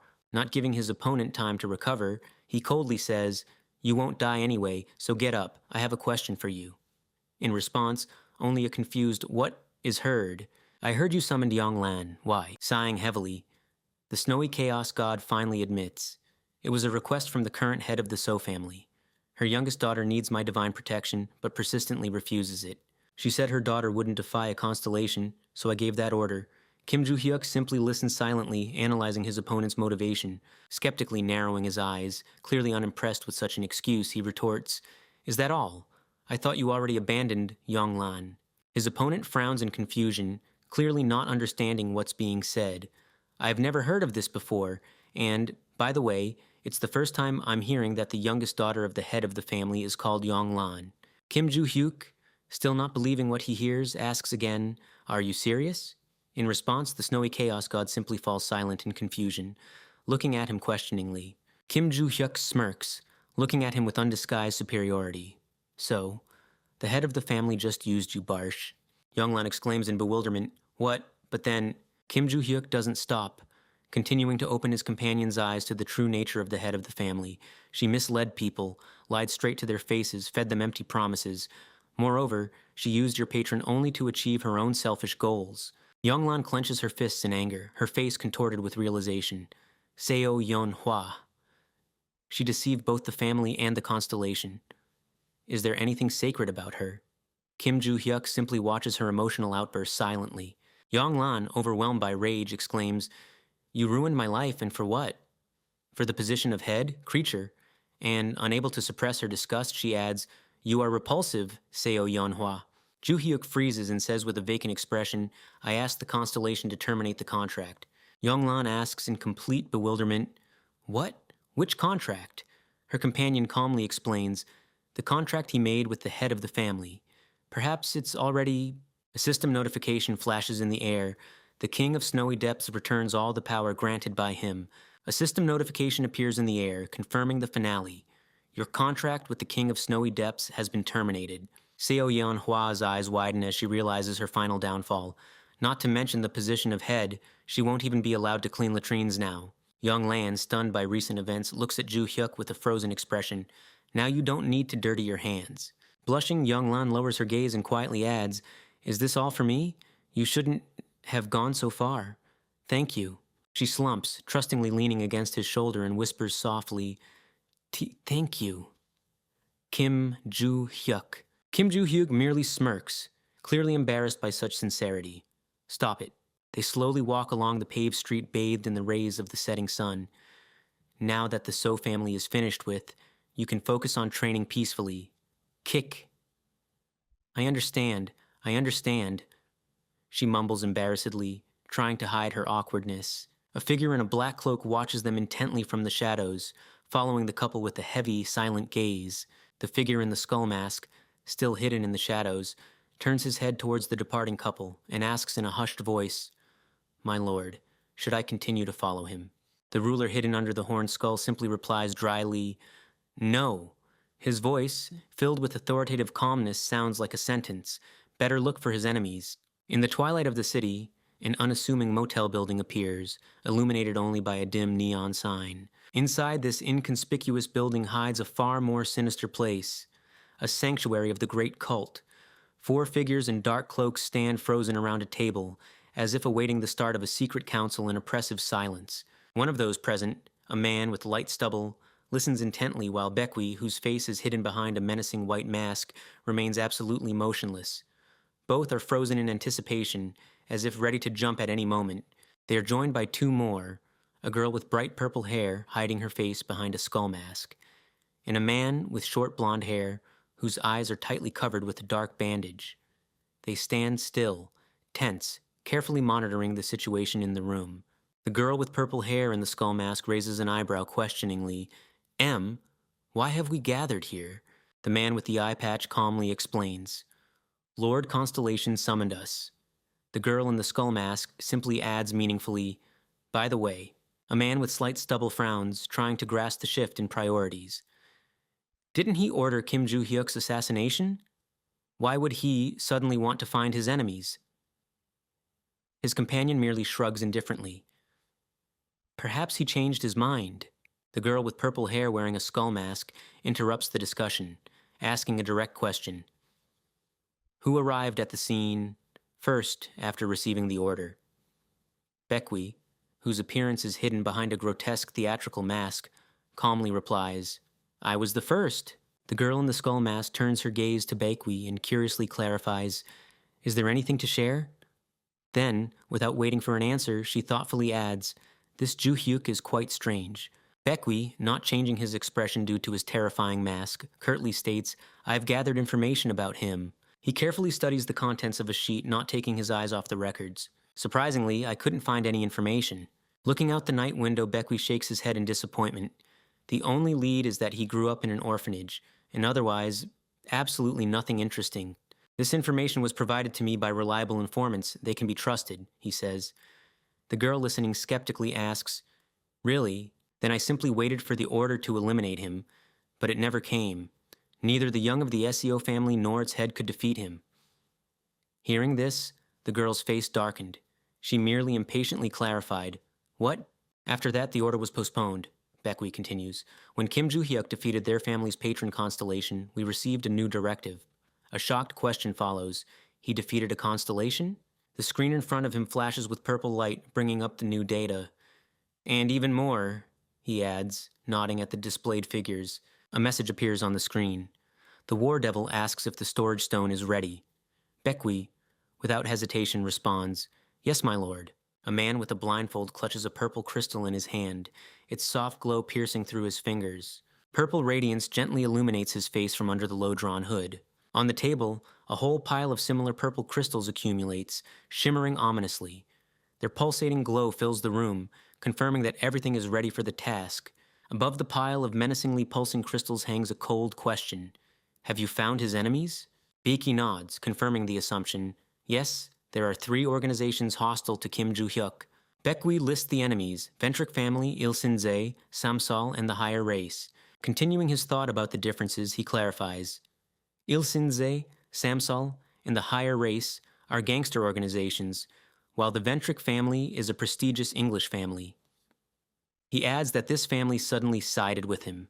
Perhaps they made some kind of deal, he reasons. Now we can't declare them his enemies. The girl with purple hair and the skull mask continues her report. And although there are no official confirmations yet, rumors circulate that the Complete Burial Hitman organization is targeting Kim Joo-hyuk. Are these bastards trying to increase the value of a name? The man with the blindfold exclaims indignantly, to which his companion in the skull mask simply nods briefly. Most likely. The ominous figure in the skull mask with burning crimson eyes leans forward, interrupting their discussion. I will issue a new order. Eliminate his enemies, the cold command rings out, hanging in the air above the table of crystals. Those present listen to the instruction without a word. Day is turning into evening, flooding the walls of a modern building with golden light. Kim Joo-hyuk pauses in the doorway, intently peering at the screen of his smartphone. His gaze becomes extremely serious, as if he has received an important message before leaving. A short beep sounds, a message from Aaron appears on the screen. Joo-hyuk. The smartphone continues to vibrate with insistent notifications. Again and again, her name flashes on the screen until he finally replies briefly, What? Another message pops up on his smartphone from Aaron. I'm going to miss today's training, okay? I need to go home and get something, she adds with a tearful smiley face at the end. He sends a laconic, okay. Getting something, it must be important. Kim Joo-hyuk puts his things in his locker, pondering her recent message.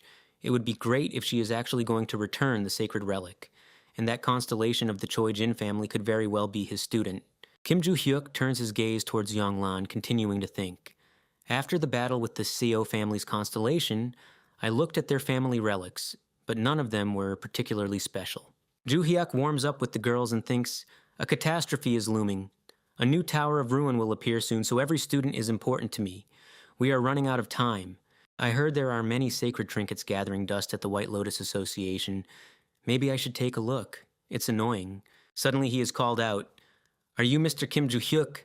He freezes, his eyes widening in surprise. A man in a formal suit stands before him, his face hidden behind a mask with pointed ears. The stranger doesn't move, awaiting a reaction to his question. A cat mask? Please don't tell me, he frowns, looking at the strange interlocutor. Who exactly are you? Considering the extra eyes and ears, I suggest we talk outside, the man in the mask says calmly, clearly hinting at unwanted witnesses. Ju Hyuk takes a confident step forward, accepting the mysterious guest's offer. All right, he says shortly, heading towards the exit of the hall under the watchful eyes of those present. As he leaves, he ironically adds, while I'm gone, feel free to beat each other up. The girls exchange confused glances, and one of them, visibly embarrassed, exclaims, Huh? I won't. Her? Or something. That would be too easy. Kim Ju Hyuk walks out the corridor without looking back, while behind him an argument flares up. Easy? You should apologize then fight me. Younglan shouts angrily, clearly offended by Aaron's words. Ju Hyuk stops in the hallway, looking at the stranger in a mask who patiently waits for him with his arms folded behind his back. The man whose appearance is hidden behind a black mask finally breaks the silence. Without a shadow of doubt, he explains, I am a representative of the market. Ju Hyuk looks skeptically at his interlocutor. I already understood that from this pretentious form.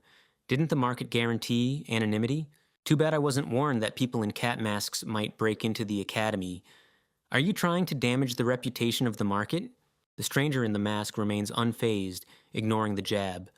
Please don't escalate things. According to instructions, I must deliver something to you.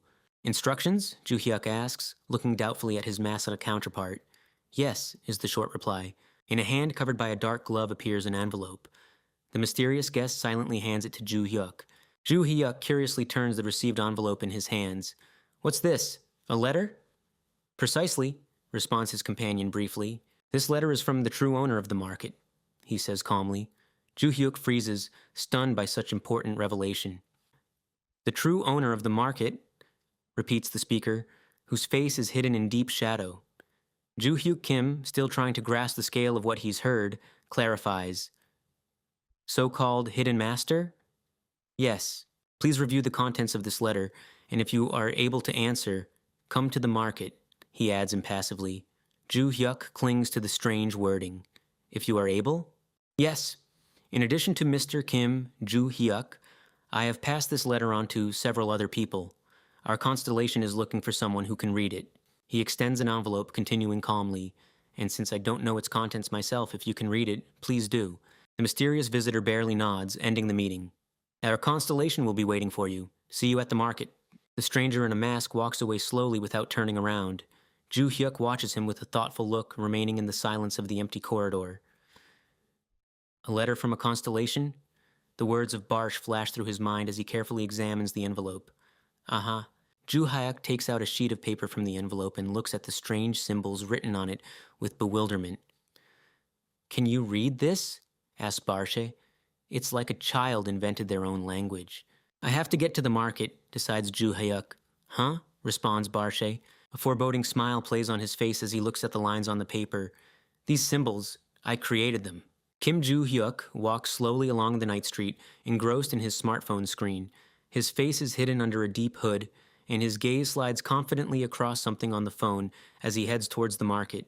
A voice sounds in his head. It seems you've been venturing out of the academy on your own more often lately. Ju Hyuk, without looking up from his smartphone, casually replies, Uh-huh. Ju Hyuk recalls, You know, I made a deal with that strange gray-haired teacher. He remembers her face and words. I caused quite a sensation at the last conference, so just keep supplying me with information. In response to this, Barsha thoughtfully remarks, Strange gray-haired teacher? You must mean Lily. Ju Hyuk continues his journey through the night streets. Barsha asks, So, in short, you invented these scribbles? Uh-huh, is the reply. Barsh touches his chin thoughtfully, clearly puzzled. Why? Didn't writing exist back then? Kim Ju Hyuk closes his eyes as if lost in memories. I guess it could be called part of my training. Don't remind me about this, okay? Unless you want me to flatten you. Kim Ju Hyuk growls and Barsha just sighs conciliatingly. All right. A door creaks open quietly, letting a thin strip of light into the room. Kim Ju Hyuk peers into the opening. He steps inside, carefully examining the room. Before him is an unassuming metal door. An entrance behind this iron door? He grips the cold metal tightly and pulls the handle. I didn't think I'd ever return here. Kim Joo-hyuk stops at the threshold looking around the familiar space. And yet, I'm here again. Joo-hyuk squints thoughtfully as if remembering something important. By the way, he looks up at the night sky, bathed in an unnatural crimson light, and thoughtfully says, "The sky hints to me about a grand meeting." Joo-hyuk's gaze is fixed on this ominous landscape, flooded with crimson light, and distant memories surface. The last time I saw it like this was about 300 years ago. Kim Joo-hyuk stops abruptly, hearing an unexpected call, and turns his gaze to the one who addressed him. "Mr. Kim Joo-hyuk?" A voice comes from the darkness, and the young man freezes, raising his eyebrows in surprise. The stranger in a cat mask asks impassively, "Have you come for the letter?" That's right. When Kim Joo-hyuk clarifies where he needs to go, the guide politely points the way. "Please follow me. I will lead you." Kim Joo-hyuk considers whether or not a disguise is necessary. The cat-masked guide shakes his head negatively. "I'll take you through a secret passage, so you don't need to bother." Soon they reach their destination. Before them lies the market of District 7. Kim Joo-hyuk thoughtfully looks at the night city bathed in that ominous crimson light, which evokes something long forgotten. He looks around, but the guide in a cat mask has disappeared without a trace. "Is the black cat gone?" Kim Joo-hyuk mutters puzzledly, not understanding where his guide went. Suddenly Barsh's voice sounds, and Kim Joo-hyuk turns sharply. "Kim Joo-hyuk, look at the building behind the glass." He asks in surprise, "Huh?" Looking closely at the structure, he freezes in speechless amazement. All its yellow parts are banknotes. Looking at the unusual building, Kim Joo-hyuk frowns, and Barsh wonders, was this skyscraper here last time? Shrugging his shoulders, he just sighs heavily. "Who knows? I don't remember." A figure emerges from the shadows and addresses him. "You have arrived, Mr. Kim Joo-hyuk." He calmly freezes. He clearly didn't expect anyone to recognize him by that name. The figure in a cat mask, without waiting for a response to the greeting, asks a direct question. "So, were you able to read this letter?" "I think so. In short, there is no concrete answer to the contents of this letter." Kim Joo-hyuk just squints skeptically. "Excuse me, what are you talking about?" asks the cat. Kim Joo-hyuk adds, "Bring me paper and a pen. I'll explain now." The masked interlocutor extends a sheet of paper and a pen to him. "Here." Kim Joo-hyuk accepts them. "Thank you." Kim Joo-hyuk begins to write something intently on the sheet, while the cat-masked interlocutor watches him with doubt, wondering, "What is this? Another failure?" Only 5 sold their rings. 3 of them were already here and only angered the constellation with their lies. Having finished writing, Kim Joo-hyuk hands the sheet to his companion. "Here." The guide carefully examines the notes. "This looks like the symbols from the letter, but what does it mean?" he murmurs in confusion, unable to decipher the meaning of what is written. Kim Joo-hyuk just smiles mysteriously, seeing the interlocutor's bewilderment. "It means no." A black notification appears. The cat flinches in surprise, staring at the suddenly manifested magical pattern. The hidden master asks, "No?" System lines begin to flash rapidly on the background while the guide freezes, staring in disbelief at the sheet. Shocked, he just lets out a short breath, unable to believe what is happening. The cat-masked interlocutor turns sharply, his voice trembling with excitement. Sir, it seems you were right, so you should meet the constellation as soon as possible." Kim Joo-hyuk calmly nods in response. "Okay." At that very moment, his hand firmly closes on the hilt, and a sharp flash of magic emanates from the violet crystal on the pommel of the weapon. The cat-masked interlocutor explains, "If you touch this item, you will find yourself in the pleioma of a mental image." Kim Joo-hyuk just laconically says, "Got it." Kim Joo-hyuk touches a glowing violet crystal. The space around him begins to distort and melt rapidly. He clenches the pulsating violet crystal. The surrounding space finally dissolves into radiance. Kim Joo-hyuk, with an impassive, piercing gaze, stares into the void. His eyes glow crimson, as if reflecting the power of the force hidden within. The world around him transforms, and before him appears a solitary figure frozen in emptiness. Long dark hair cascades over her shoulders as the unknown girl silently contemplates the infinite violet haze. She manages a faint smile, sensing how the space around her fills with alien energy. "Ah, this magical power." She exhales, savoring the waves emanating from it. Kim Joo-hyuk calmly withstands her gaze as she intently studies him. "Though your appearance has changed, this power is unlike anything I've ever seen." He merely curls his lips into an ironic smirk. Long time no see, maniac. Her face lights up with ecstatic joy and her eyes greedily flash crimson. Ah, teacher, she breathes out, pressing her palms to her flushed cheeks. She falls to her knees, humbly bowing her head to the ground. Your humble student. Bowing her head further, she continues, greets you with all due respect. Kim Joo-hyuk merely smirks, looking down at her. No need to kneel, get up. She obediently rises to her feet, responding briefly, uh-huh. She looks at him thoughtfully. By the way, I didn't think you would still remember these symbols, teacher. Kim Joo-hyuk smiles faintly as if remembering something important. How could I forget them? I only created them for one purpose. Suddenly he remembers. A grim dungeon appears before his eyes, where on the stone floor, shackled and curled up, lies an exhausted girl. She doesn't even lift her head, silently accepting her fate in this cramped, cold confinement. Thick, dark strands completely hide her gaze, leaving only pale, bitten lips visible. A rough metal collar constricts the prisoner's neck, a silent testament to her complete helplessness. Before the prisoner's eyes suddenly appear two figures, a tall man in a long cloak, Joo-hyuk, and a fair-haired girl who curiously peers at her through the bars of the grate. The strangers freeze, studying the captive whose face is hidden by thick, flowing hair. Joo-hyuk doesn't avert his heavy gaze from her. Tap, tap. The measured tapping of his fingers on the cell bars echoes. A gloved hand gently pushes a strand of hair aside, forcing the prisoner to raise her head. Wide, unnaturally red eyes meet his gaze, eyes that have lost all expression. In her eyes, awareness suddenly flickers. When I took you into my ranks as a student, I realized you were completely unsocialized. You didn't even know how to communicate. She stands with her head bowed, thoughtfully gazing at her wrists, as if still feeling the weight of vanished shackles. The only language she knew was the language of her own emotions. Joo-hyuk crosses his arms over his chest, looking thoughtfully at the student. I was teaching someone like you for the first time, so we came up with these symbols together. The girl turns her gaze to the sheet of paper extended towards her, scrutinizing the inscribed symbols. In her red eyes, once empty, a timid understanding now flickers. Joo-hyuk, without looking away, adds with a smirk, however, you stubbornly refuse to learn. Adjusting her hair, he continues with a mischievous smile. I try to instill in you a love of writing, so that learning the characters would be easier. After all, once you mastered the language, I could finally teach you the art of combat. With a soft, almost tender smile, she clasps her hands together. It's all thanks to you. I only studied then for your sake. All for one. Joo-hyuk carefully listens to her question. You did understand what was written in the letter? He pauses, then calmly says, Yeah. I miss you, teacher. When we meet again, will you marry me? Joo-hyuk turns his gaze to the student, impassively adding, and I answered no.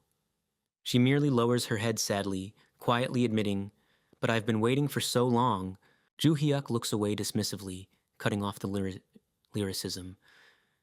There's no time for that now. He turns his gaze to the student, adding in a more serious tone, I'll bring you up to speed later, as the current world is just as dangerous as it was 300 years ago. Understood. Then there's nothing I can do, she says quietly, smiling faintly. For now. Joo-hyuk merely asks with bewilderment, Huh? She suddenly changes the subject. By the way, teacher, have you seen the building outside?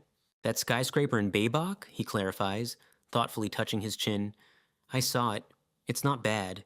A happy smile lights up her face as she exclaims excitedly, It's yours. From now on, it belongs to you. He merely frowns in bewilderment at such a strange statement. What? I don't want it. The girl looks at him with disarming, slightly frightening adoration and quietly asks, Why? Her face contorts and a sickly glow flares up in her red eyes. Why? Why? Why? She looms over him, demanding an answer with terrifying insistence. Watching this madness, he merely swallows hard, realizing the seriousness of the moment. She's completely gone wild. She hasn't been restrained for too long. Her gaze becomes truly frightening, and a heavy, oppressive aura begins to gather around her. Why? Why? Why? Her obsessive whisper echoes, sending shivers down your spine. The endless why resounds in his ears like a dull hum, filling all the space. Joo-hyuk merely freezes in shock, unable to utter a word, overwhelmed by the sudden outburst of her obsession. In his gaze, reflecting the unfolding madness, solidifies a bitter realization. That's why I called her maniac. She's completely out of control. To interrupt this endless interrogation, he decisively flicks her on the forehead. Enough with this craziness. Startled by the sharp flick to the forehead, accompanied by a short snap out of it, she cries out in surprise, "Ouch!" Crossing his arms over his chest, he coldly observes as the student tries to regain her composure. "You got too worked up. Think clearly." Rubbing the bruised spot, she asks with sincere bewilderment and a hint of offense in her voice, "Teacher, did you not like my gift? Did I do something wrong?" Ju Hyuk skeptically raises an eyebrow, not understanding where this absurd idea came from. Did I ever want a skyscraper from Baybok? Yes. She merely sighs softly. Tension hangs in the air as that strange, almost absurd desire from memories sounds. I wish I had a skyscraper from Babok right now. Ju Hyuk crosses his arms over his chest, looking gloomily into the distance while the students practice. The girl asks confusedly, looking at the teacher, a skyscraper from... And in response, she hears an impassive clarification. Yeah, a tall one, like Everest. The student stares intently at him, trying to make sense of what she heard, and with a hint of doubt clarifies, Is that your dream, teacher? He thoughtfully ruffles his hair on the back of his head, contemplating what he's heard. A dream, you say? I guess you could say that. When peace comes, I would like to drown in luxury in dreams that were previously unattainable, but it's still a long way off. Ju Hyuka adopts a lecturing tone, seriously scrutinizing the faces of his pupils. That is why you must become stronger. Only through hard work can you save your generation. Only then will I be able to breathe freely, Ju Hyuk adds with a light smile before decisively commanding, now continue training.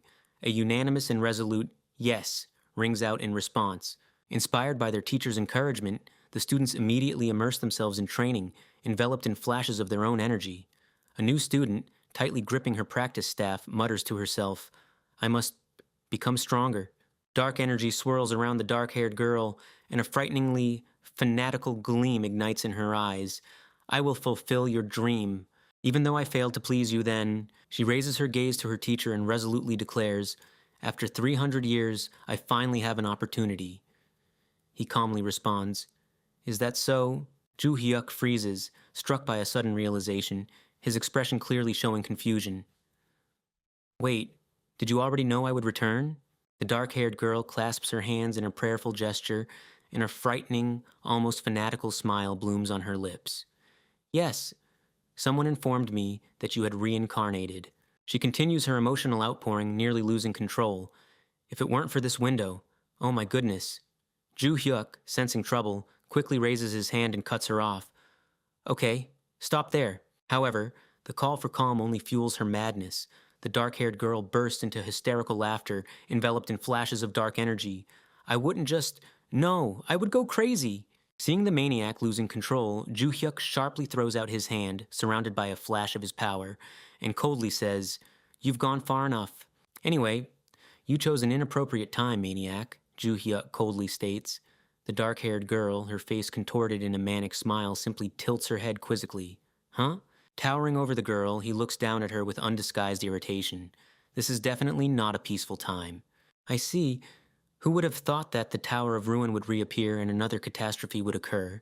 She murmurs, clenching her fists and nervously biting her finger as her eyes, veiled in madness, gleam menacingly. You've only just been reborn. Why should you be saving the world right away? The girl trembles with rage, an endless annoying echoing in her mind, filling everything. Looking at her, he states, In short, that's why I have to refuse your gift. The girl simply exhales softly in response. Her madness instantly subsides, replaced by submissive acceptance. I understand, teacher. There's nothing for it. Ju Hyuk extends his hand in response to her request. Then, please, extend your hand. A ring surrounded by violet light hovers above her palm. This is the ring of the market master, she explains. Thanks to it, you will become its new owner, she adds as the ring slides from her finger onto Kim Ju Hyuk's palm. You will have rights to everything, absolutely everything, and it will be much easier for you if you move here, she says softly, gazing at him with unwavering devotion. I am ready to help you any time, day or night, so make full use of this ring. Ju Hyuk thoughtfully examines the artifact in his hand. All right, thank you. I've been gifted too many rings lately. Then I'll be going. Ju Hyuk turns to leave and the girl nods obediently. Yes, teacher. A cat stands before a closed elevator, waiting. A notification appears before him. He carefully studies the incoming data, his gaze, hidden behind dark accessories, becoming increasingly focused. The screen of the terminal flashes with a system notification, and the hidden lord asks a direct question: "Is that person gone?" Only a short, thoughtful response follows. That person, the interlocutor, hiding his face behind a cat mask, sweats nervously but confirms, "Yes, he returned to the Valhalla Academy." Suddenly, a new message appears on the terminal screen, causing him to freeze in shock. "I must buy Valhalla," reads the order from the hidden lord, and he is stunned. "But buy the academy?" he asks incredulously. "Why, because of Kim Joo-hyuk?" The scale of what's happening dawns on him. She even gave him the ring of the market master. He can't process what's going on, and swallows a lump in his throat, overwhelmed by growing bewilderment. Who is he, damn it? This 17-year-old boy. What has he done to attract the attention of the constellation? Following the shocking order, another message flashes on the screen, frighteningly concise. Paradise. The girl stands amidst a vast expanse bathed in dazzling light, and gazing at the infinite sky quietly says, "He is my paradise." In the stillness of the night, shrouded in thick fog, a solitary mountain peak rises. Its summit froze in cold blue light, as if separated from the rest of the world. A sudden devastating blow impacts his face, violently throwing his head to the side. Drops of blood fly from his mouth. Everything happens too quickly for him to react. A palm presses into his features, forcing his head back. His eyes roll back, and consciousness instantly fades under the overwhelming force. Those around him gasp for breath in confusion, staring at what is happening in shock. "Whew!" Someone breathes, unable to hide the nervous tension etched on their faces. Step by step, he walks directly over the bodies of the fallen, while they cower at his feet. "Il sinjo samsal." "Worms," he says with icy calm, not even glancing at them. Logan, known as the First Destroyer, screams in fury, contorting with rage. "How dare you do this to my son?" Pouring all his anger into a devastating strike, he makes the air around him vibrate with tension. "Insects!" he growls with contempt, unleashing his power on those who dared oppose him. A murderous thirst for revenge burns in his eyes. "They must die!" A powerful blow lands its target, distorting his face in a grimace of pure horror. A companion standing behind him flinches back, unable to even scream, paralyzed by the speed and fury of this attack. A deafening explosion rips through space, engulfing everything around it in blinding flames. A powerful wave of energy sweeps away the remnants of resistance, leaving his enemies no chance of survival. Enemies fly apart like rag dolls, their weapons falling uselessly to the ground alongside the defeated bodies. He gives his opponent no chance, completely suppressing any resistance. The creak of hinges breaks the silence as a door slowly opens forward. Vague silhouettes are visible in the dim light, frozen in anticipation. Figures hidden in the shadows, wearing masks, cautiously observe what is happening. Isn't this the first? Why is he here? I suppose he came to avenge his son. Clicking his tongue in annoyance, he glances at the battlefield. It seems you can leave all this rabble to him and focus on their leader. Suddenly, he jerks his head, catching a suspicious noise from the darkness. What rats are whispering there? A heavy silence descends upon the ruined corridor. Meanwhile, Hannibal, the Dragon King and leader of Ilsijo Samzal, stands in his business suit, utterly stunned. He looks around distractedly, trying to grasp what's happening. Where am I? Suddenly an explosion thundered, and when he came to his senses, he found himself here. The man peers into the surrounding darkness, attempting to understand where he has ended up. This definitely doesn't look like an office. Have I somehow entered someone else's subspace? How annoying, an unknown voice resounds. "Huh?" he suddenly exclaims as something unexpected catches his attention. Right before him, a monstrous blazing eye emerges from the darkness. "The beat of your heart." A chilling whisper echoes, sending shivers down his spine. A blinding ray pierces the man's chest, leaving behind only a gaping wound. He struggles to stay on his feet as life rapidly drains away. His gaze becomes vacant and his body slumps to the floor, finally losing its remaining strength. Life fades from his eyes, and only a ragged gasp escapes his constricted throat. Huff! The being in the mask, seated upon a throne, lets out a sharp, triumphant cry. "Ka!" The victim's body goes limp, falling at his feet. The stranger clutches a still pulsating substance in his hand, coldly stating, "Don't worry, as long as I don't want to." Only a hoarse, reaches the victim. Tugwai grips the pulsating darkness even tighter, continuing his macabre game. "In the pleroma of mental image you will not die. he mockingly declares, turning the very possibility of death into an unattainable luxury. The victim desperately clutches at his chest where a wound gapes open and a tortured scream rips from his throat. Ah, ah, ah! His face contorts in a grimace of incomprehension and unbearable pain. What is this place? Only one desperate question pulses through his mind. What's happening to me? The man widens his eyes, reflecting a terrifying realization. Could this truly be the pleroma of mental image? A cold sweat breaks out as a frightening thought surfaces. And on top of that, only one thing pulsates in his consciousness. This unimaginable magical power, the goat mask.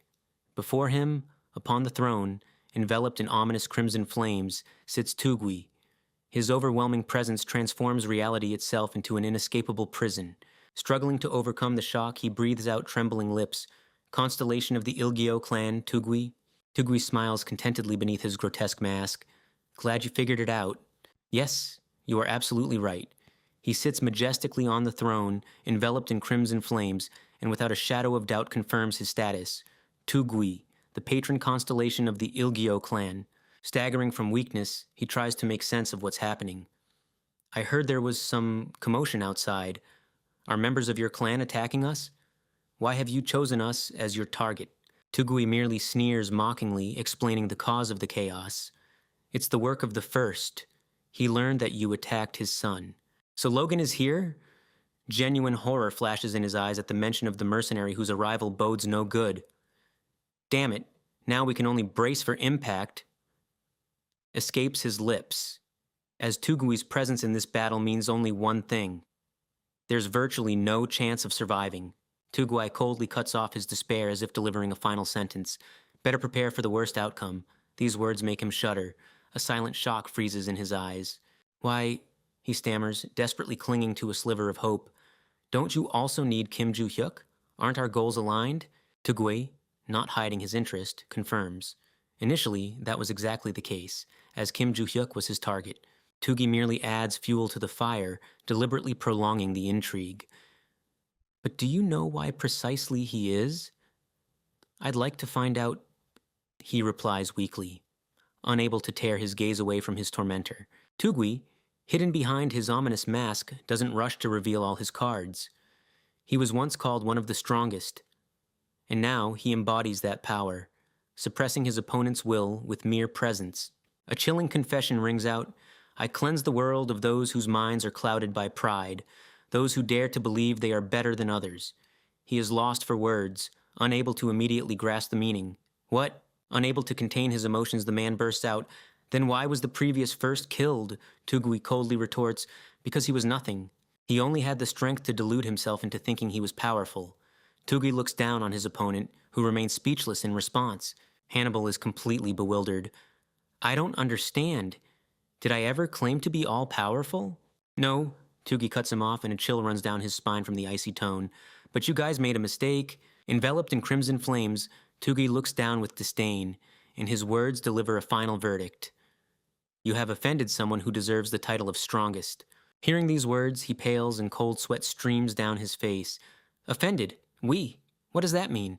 Discarding empty thoughts, he realizes he needs to act. All right. There's no time to think about this now. Surviving this mad saint is the priority. He must conserve as much strength as possible. I simply have no advantages in this situation. Clenching his fists, he concentrates energy. I must strike back, be it relics, constellation magic, or anything else. And then, I can find a way out of here. He grits his teeth, frantically searching for salvation. That's all that matters now. Leaping forward, he pours all his determination into a devastating attack. Tugui, unfazed in his grotesque mask, coldly states, Sacred relic. It seems you brought it with you when I transferred you to the pleroma of mental image. Gritting his teeth from tension, even facing this impenetrable defense, he is determined to fight until the end. A wave of violet energy bursts forth with a deafening roar, filling the space. A blinding explosion shakes the air as his furious assault collides with an invisible barrier, transforming into a raging vortex of power. The dust gradually settles. A powerful blow lands in emptiness, leaving deep cracks on the stone throne. Damn it, he dodged. Suddenly sensing danger, he whirls around, behind me, and freezes in complete bewilderment. Huh? He exclaims puzzledly, finding only emptiness behind him.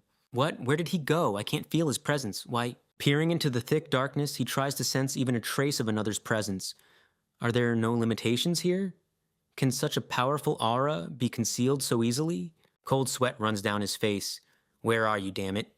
And at that very moment, a terrifying silhouette with burning red eyes materializes directly behind him from the dense shadow. A sinister whisper echoes in his ear, chilling him to the bone. My strongest, my teacher. The whisper instantly turns into a roar. You dared raise your hand against him, insects. Tugue snarls with undisguised fury, and crimson flames blaze in his eyes. The sudden piercing blow to the chest stole Hannibal's breath, and he let out a stifled cry as Tugi's claws delivered a crushing strike, sending him reeling backward. Blood splattered around, and darkness rapidly descended before his eyes from shock and unbearable pain. That is why I won't kill you so easily. Hannibal, gasping for air in an attempt to ease the excruciating pain, could only manage a strained groan in response. Arr! The scene shifts to the Valhalla dormitory the following morning. Kim Joo-hyuk emerges from the bathroom, absent-mindedly wiping his wet hair with a towel. The man's gaze is fixed on the screen of his smartphone, where he is intently studying something. The man's eyebrows furrow as he sees a strange notification. What is this now? He murmurs to himself, not taking his eyes off the screen. What? He exclaims in astonishment, reading the headlines. The Ilsinjo, Samsal, and Ilgyo gangs have been completely annihilated. His gaze darts across the lines, confirming the demise of all the groups. So suddenly, he wonders, trying to understand how this could have happened so quickly. The Spear's ghost asks, Didn't you intend to take care of them yourself? That was the plan, Joo-hyuk replied. I wanted to get rid of them after leaving Valhalla. It seems the problem solved itself, he muses, not looking away from the screen. Amazing, Barsha commented. The ghost of the Spear anxiously asks Joo-hyuk, Wait, are you going to leave Valhalla? Don't you want to graduate with everyone else? Only a dry response reaches his ears. No. He looks at the system notification for a completed quest and coldly contemplates this academy was merely a resource for him, and he came here with other goals in mind. Now that all conditions have been met, there is no longer any reason to stay. However, I won't leave immediately, but only after another catastrophe has passed, he adds, looking at the sunlit building of the academy. Barsha simply replies, briefly, All right. The scene shifts to a door leading to the chairman's office. As soon as he enters, Shim Dok-woon, the chairman of Valhalla Academy, freezes in his chair in astonishment. A bead of sweat forms on his forehead. Who are you? A stranger wearing a cat mask calmly meets his gaze, introducing himself. Pleased to meet you. I am the Black Cat, master of the market. The face hidden behind the dark mask reveals no emotion whatsoever. A heavy, piercing gaze is directed at the chairman from beneath the slits. The visitor in the cat mask doesn't waste time with pleasantries. Let's get straight to the point. Sell me the academy. Shim Dok-woon, stunned by such a sudden statement, struggles to find words for a moment. Sell me the academy? What? He manages to utter, completely shocked by what he heard. He frowns in confusion, trying to grasp any logic behind the visitor's words. It seems you said market owner. The stranger simply nods calmly. That's right. I see you know which market I am talking about.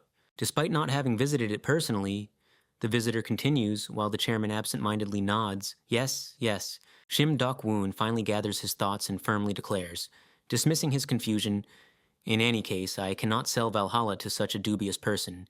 He smirks faintly, barely moving his fingers in a gloved hand. Really? In that instant, a sharp snap of fingers in a glove releases a dazzling burst of energy. An open briefcase appears on the table directly in front of the astonished Shim Dok-woon, filled to the brim with stacks of bills. How about this? The visitor asks calmly. The chairman doesn't even change his expression when he sees the case. I have no need for money, he coldly replies. I won't part with the academy so easily. Shim Dok-woon barely restrains his indignation as he looks at the brazen visitor. Do you have any idea how much effort it took me to achieve all this? Memories of his youth suddenly flood back. At that very moment, a powerful blade sliced through a monster, cutting short its furious roar. A fighter with a tense expression grips the shaft of his spear, fending off a wave of monsters. A fierce battle rages around him. Back then, when I was a hunter, Korea suffered from labyrinths and monsters. He reflects bitterly, immersed in memories of the past. Reflecting on the past, he notes, while crimes committed by people could still be dealt with by ordinary police, the threat posed by monsters required a different approach. The government had to appeal to guilds for help, and hunters were willing to respond to those calls. Back then, The government created a contractor division to fight monsters, but anyone could join it. Therefore, their level of training was in no way comparable to that of elite guild fighters. Shimdok-woon sighs heavily, dismissing his memories, his face regaining its usual cold determination. I made a decision. From atop the cliff, he gazes at the future construction site where work will soon begin. It is necessary to create an academy and train contractors who are second to none compared to their foreign counterparts. Shimdok-woon proudly shares his successes. The academy has been functioning successfully ever since, and our contractors can be found everywhere. We were able to achieve a record response time around the world. Shimdok-woon intently looks at his interlocutor, awaiting an answer. Do you understand what I'm saying now? The visitor in the cat mask thoughtfully tilts his head, acknowledging the opponent's success. It is amazing, truly. However, I have no intention of changing the course of the academy. Functional policies will remain the same, but I will be the owner, the visitor declares impassively. The chairman merely raises a skeptical eyebrow. And you expect me to believe that? The stranger in the cat mask simply snaps his fingers, sparking a bright spark in the air. Ah, perhaps. Is money not enough for you? With a sharp sound, the lids of briefcases fly open, revealing mountains of cash. It seems the visitor is ready to raise the stakes, sparing no expense to achieve his goal. Shimdok-woon struggles to suppress his excitement as he looks at the offered fortune. No, I really don't need money. The stranger in the cat mask mockingly taps his finger on his cheek, as if not believing the refusal. Really? He asks with icy calm. Shimdok-woon swallows, unable to tear his gaze away from the dazzling wealth. This money, his confidence melts away, replaced by sticky doubt. He snaps his fingers again. A bright spark flashes in the air. Even so, the stranger mocks, looking at the shaken interlocutor. Only the blinding gleam of wealth is reflected in Shimdok-woon's eyes, eclipsing the rest of the world. Money echoes in his head as greed finally breaks his will. In the silence of the office, only a heavy sigh is heard. Shimdok-woon slowly reaches out to the tempting stacks of bills. His voice sounds muffled and almost broken. I agree, finally surrendering to temptation. Shimdok-woon, 62 years old. He beams with relief as if a huge weight has been lifted from his shoulders. Please take care of my academy. I can finally retire. A hand in a glove decisively covers the sign on the table, as if putting an end to the affairs of the past. I should change the signboard, the new owner muses, not wanting to leave a single reminder of the former owner here. Sitting in the chairman's chair, the stranger in the cat mask reports to an unseen interlocutor. Your Majesty, as you requested, I have acquired Valhalla Academy. A shimmering magical interface suddenly unfolds in the air. The masked stranger, resembling a cat, freezes, gazing with surprise at the unexpected message. The interface displays a clear demand. The hidden lord proclaims, "Connect the shop to Valhalla." The cat frowns puzzledly, examining the strange message. The shop? Like a market? In response to this doubt, the interface dryly confirms. The hidden lord replies, yes. The magical interface is supplemented by a new requirement. The hidden lord commands, and don't forget to install cameras. The cat looks at the message. Aren't there enough of them already? In response, the system merely insists, install. Not wanting to argue further, he briefly throws out, all right. Maniac smiles expectantly, folding her hands in a gesture of strange adoration. So, now I can finally see with my own eyes who is flirting with my teacher. Sunset bathes the campus in warm light as students stroll leisurely along the paved path. Ju-hyuk hears Baruch say, "It's been strangely restless at the academy today." Really? Does it bother you? He asks in return. Barsh thoughtfully touches his chin, looking at the teacher. You seem preoccupied. Can independent work really take this long? In response, he only hears a short, "Don't nag me, Barsh." He turns sharply to the call, freezing in surprise. Ju-hyuk, he is addressed. He looks at Aaron, who has approached him. What's wrong? Have you finally returned from your little nest? She only replies briefly, yes. Aaron, with a hint of offense in her voice, clarifies, I've been here since this morning. Didn't you notice? Ju-hyuk, without slowing down or even turning his head, honestly admits, I was sleeping. Looking at the guy, she curiously asks, Are you going to the gym now? Only a short, sleepy, reaches her ears. She doesn't fall behind, resolutely adding, Then I'm coming with you. I want to show you something. Ju-hyuk only looks at her puzzledly, silently questioning the purpose of the suggestion. Soon they reach a modern training hall building whose panoramic windows blaze brightly in the sunset. Ju Hyuk enters the hall and is immediately surrounded by other students. Erin calmly unfastens her bag, revealing a sword hilt with a dark wrap and red cord hidden inside. She holds the sword with both hands and carefully watches Ju Hyuk's reaction. He asks with mild interest, "And what's this? A new sword?" "Yes, actually I returned to my hometown specifically for it," Erin confirms. Ju Hyuk stares intently at the blade as if trying to unravel its secret. Erin grips the hilt tighter, from which a red glow emanates. "Is this magical power coming from it?" he asks curiously, not taking his eyes off the pulsating blade. The girl calmly explains, "Yes, it's a family heirloom." Yu Soyeon, standing behind Ju Hyuk, exclaims, "What?" Yu Soyeon, unable to believe her eyes, says in astonishment, "A Choi Jin-ga family relic, the Blue Moon Radiance." In response to her amazement, Erin simply confirms, "That's right." Yu Soyeon asks bewilderedly, "How did you get it?" Erin calmly explains, "I became the rightful heir of my family by passing a trial. However, relics aren't often entrusted to high school students, are they?" Comes a skeptical remark from Yu Soyeon. Erin simply retorts coolly, "If my father gave his approval, why not?" She turns her gaze to Ju Hyuk and asks with a slight hope, "Do you think I can practice with it now, Ju Hyuk?" Ju Hyuk scratches the back of his head thoughtfully. "That's up to you. But first," with mild interest he clarifies, "can I touch it?" Erin flares up in indignation. "This is a family relic with constellation power. It's intimate. How can you even ask such a thing, you impudent man?" Ju Hyuk only thought irritably, "Lord, how do I make her quieter?" Erin extends the sword, softly saying, "Of course, take it." Ju Hyuk accepts the blade with a brief "thank you," while stunned Yu Soyeon murmurs in bewilderment, She gave it to him. How?" Ju Hyuk carefully examines the hilt and scabbard, feeling the unusual energy emanating from them. He draws out thoughtfully, then frowned. "Strange. The magical power emanating from this sword seems very familiar." He stares intently at the pulsating red glow, trying to remember where he's encountered something similar before. A sudden realization makes Ju Hyuk's eyes widen.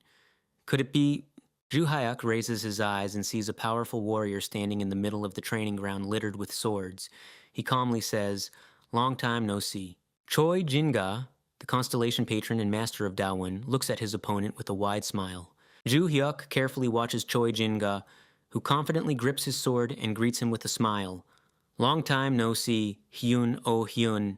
Ju Hyuk frowns puzzledly, looking at the person before him. A sudden enlightenment pierces his thoughts, replacing the recent bewilderment. "Aha! So it's you, brat!" he exclaims, finally recognizing who stands before him.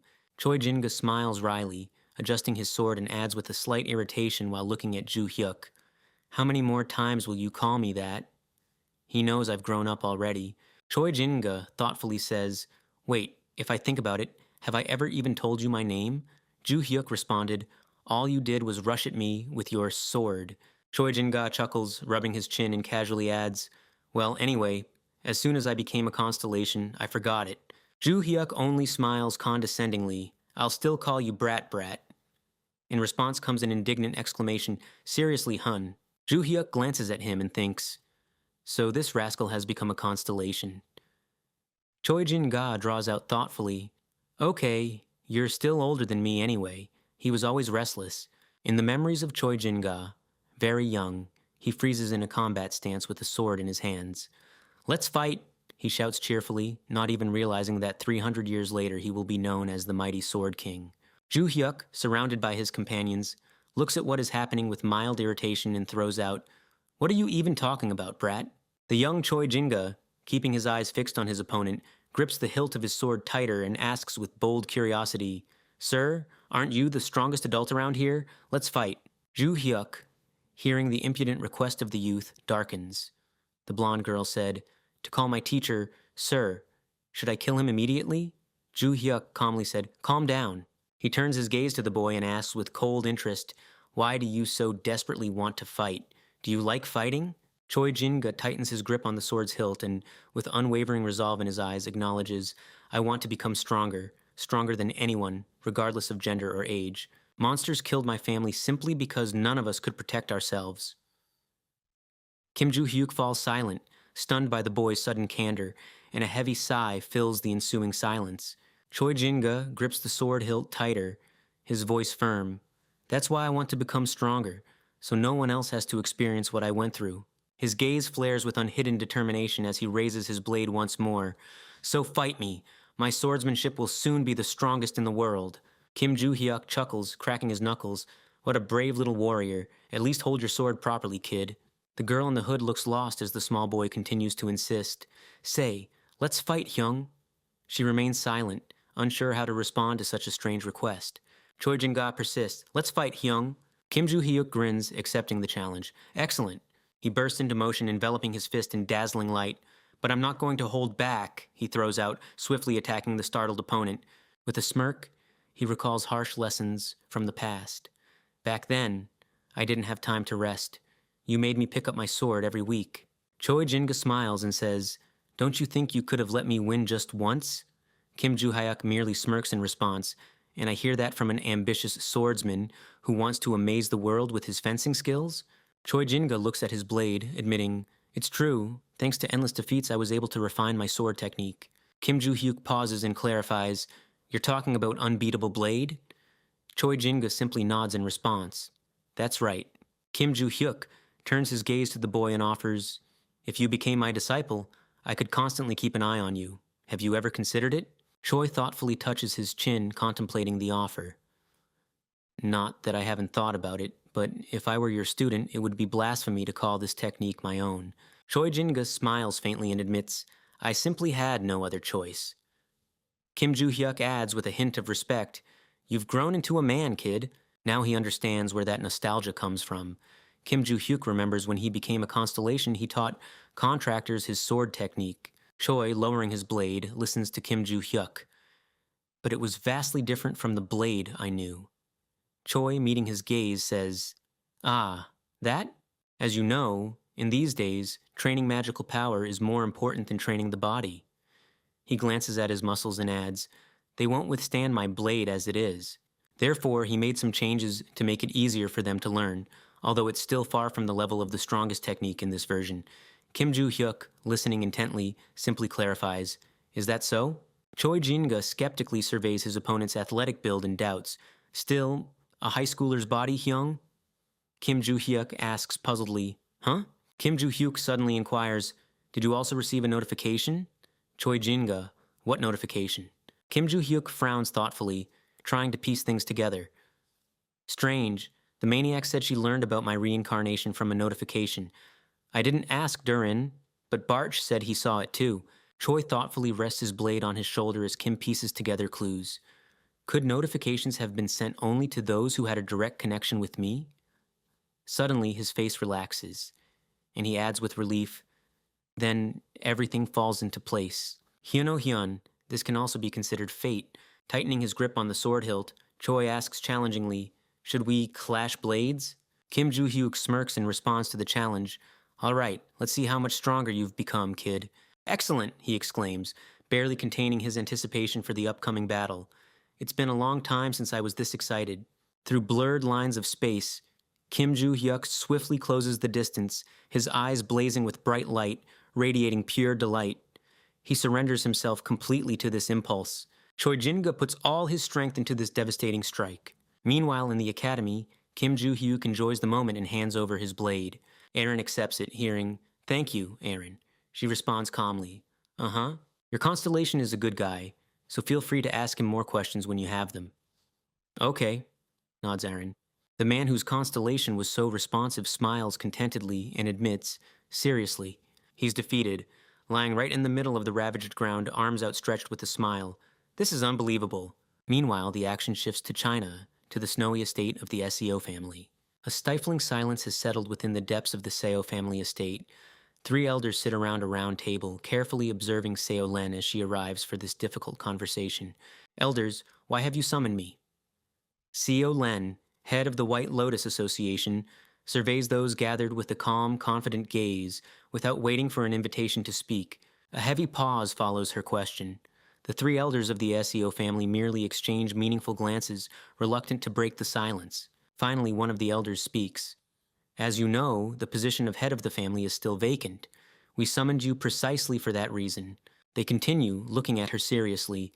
We would like you to become the head of our family, but by tradition, the leader of the association cannot claim this post.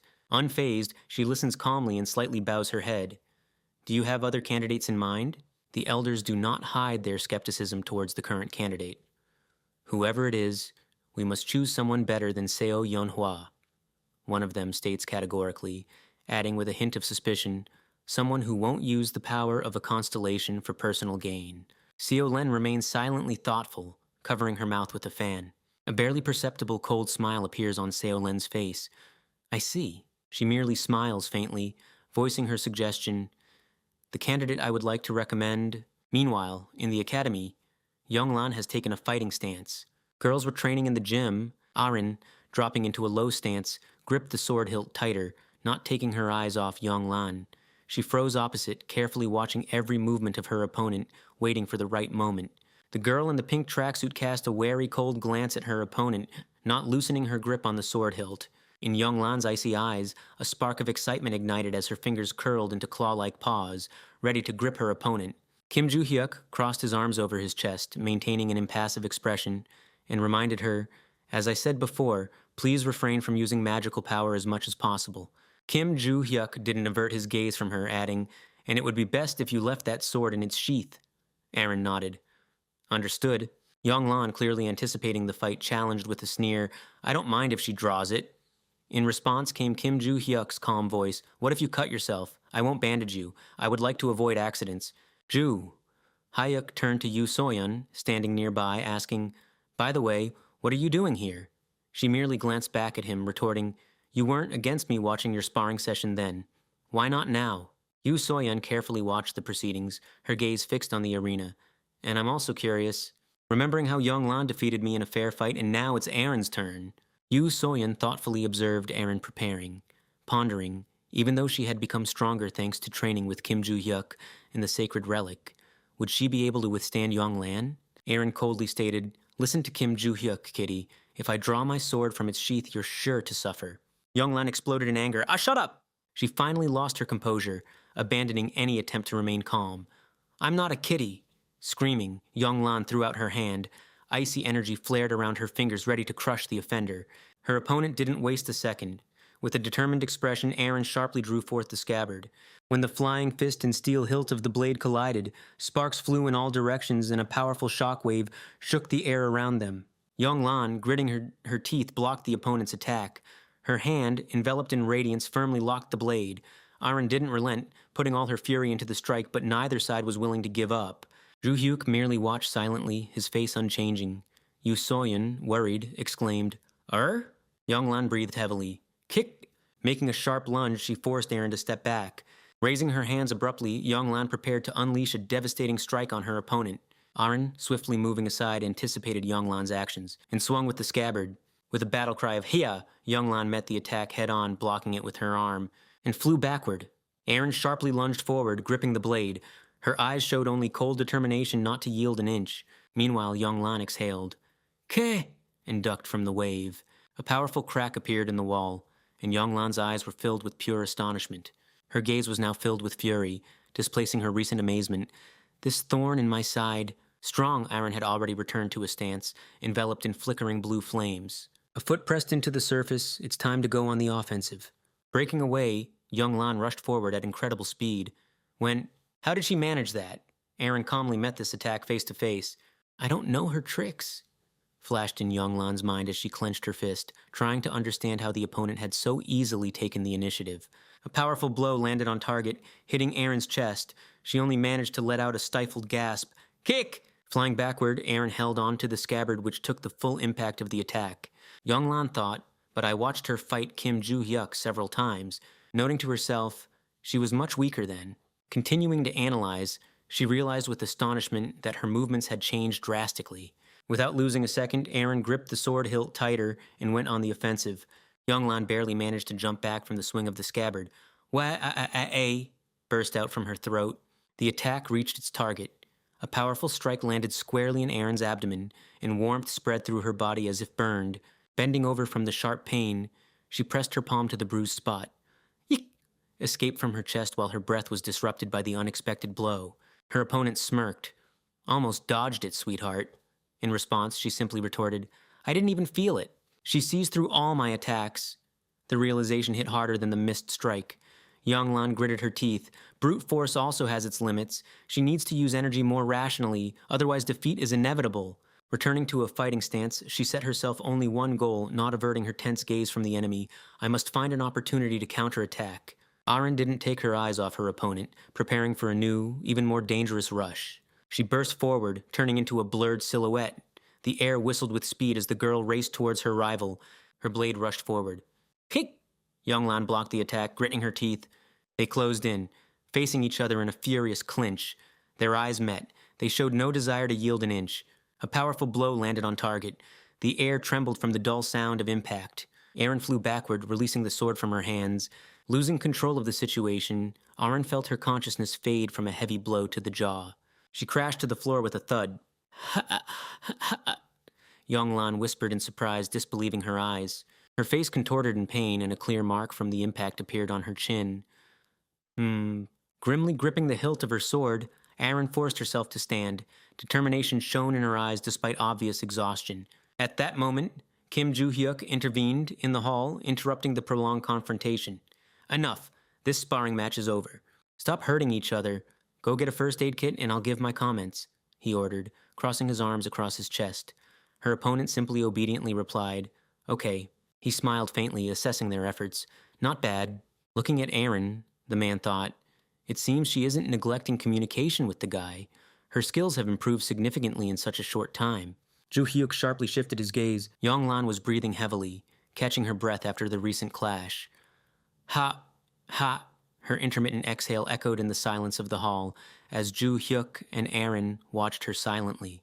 He took a step towards the girl and asked, Are you all right? She leaned heavily on her hands, only briefly mumbling, Yonglan intently examined her fingers where residual energy still flickered. It was dangerous, she admitted to herself, immediately adding with confidence, but I didn't make a mistake when I rushed at his sword. The girl analyzed her actions in the recent clash, mentally replaying the details of the defense. If I had grabbed the tip of the sword where most of the force was concentrated, I wouldn't have been able to stay on my feet. I gripped the correct area around the guard. That's why I blocked the blow. Looking at Aren, she came to a final conclusion. It's probably because of the relic that she became stronger. I'm sure it's because of it. Yonglan pondered her own relic.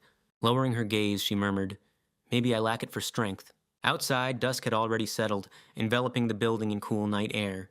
In any case, we are finished for today. Good. Time moved relentlessly forward, and several days passed since then. I finally understand, a woman's voice sounded before Joo-hyuk. Standing opposite the guide in the dim light, illuminated only by flickering candlelight, Joo-hyuk heard, Where the catastrophe will be. Joo-hyuk looked intently at his interlocutor. She folded her hands together and confidently stated, I finally understood where exactly the catastrophe will happen. Joo-hyuk raised an eyebrow in bewilderment, clearly intrigued by her words. And where is it? Raising her index finger, she calmly explained, In Sejong, that's what the place is called. Joo-hyuk clarified, Do you know the exact date? She replied without hesitation. In 3 weeks. Joo-hyuk frowned thoughtfully, recalling their previous conversation. Last time you said there were about 3 months left. Sounds plausible. By the way, Joo-hyuk clarifies, the main idea is to get through the labyrinth as quickly as possible, right? The guide simply nods in response. Exactly. Joo-hyuk wonders, even if the labyrinth is passed, the main threat will not disappear. What to do with the monsters that break out? The guide, carefully observing his doubts, asks with slight anxiety in her eyes, Haven't you assembled a team yet? There must be people willing to help. Images of those who could become reliable support flash through his memory. Joo-hyuk carefully examines each candidate, mentally weighing who among them is capable of enduring the upcoming battle. Joo-hyuk, considering her words, confidently nods. I think a couple will be found. The guide replies briefly, Good. Joo-hyuk gestures, thinking aloud. Why not recruit a few contractors in advance? The witch nods approvingly. That would be good. The witch emphasizes the importance of his mission. However, since you are the only one who has to kill the owner of the labyrinth, it is better to focus on that. Joo-hyuk simply nods briefly. Okay. He leans forward slightly as if gathering his thoughts. Then let's go over it again. He raises a ring in front of him and confidently clarifies the plan. I will put on this ring and solve the questions with the labyrinth. Instead of destroying it, I have to grab that thistle, the owner of the labyrinth. Is that right? The guide nods affirmatively. Yes, that's correct. Ju-hyuk, still clutching the ring in his hand, immediately asks the next question. And what should I do after that? She smiles faintly, sparks of violet energy fly from her fingertips. Use this. Ju-hyuk accepts a shimmering purple crystal from her hands and, puzzledly examining the find, clarifies, What is it? The witch explains with a smile, This is a one-time teleportation crystal. If you fill it with your mana, it will transport you here. Ju-hyuk clutches the crystal and asks doubtfully, Here, can't you teleport me yourself? She just sighs faintly, admitting, It's possible, but the process is too laborious. She explains, I don't want to be distracted by observing the owner of the labyrinth. The ring will do the job for me. Sitting with his back to her, he simply nods briefly, clutching the purple stone in his fingers. Okay. The witch lightly snaps her fingers and, looking directly at him, adds, Then be ready, we'll meet in 3 weeks. A dazzling glow instantly fills the entire space, marking the end of their meeting. The measured sound of footsteps echoes on the street.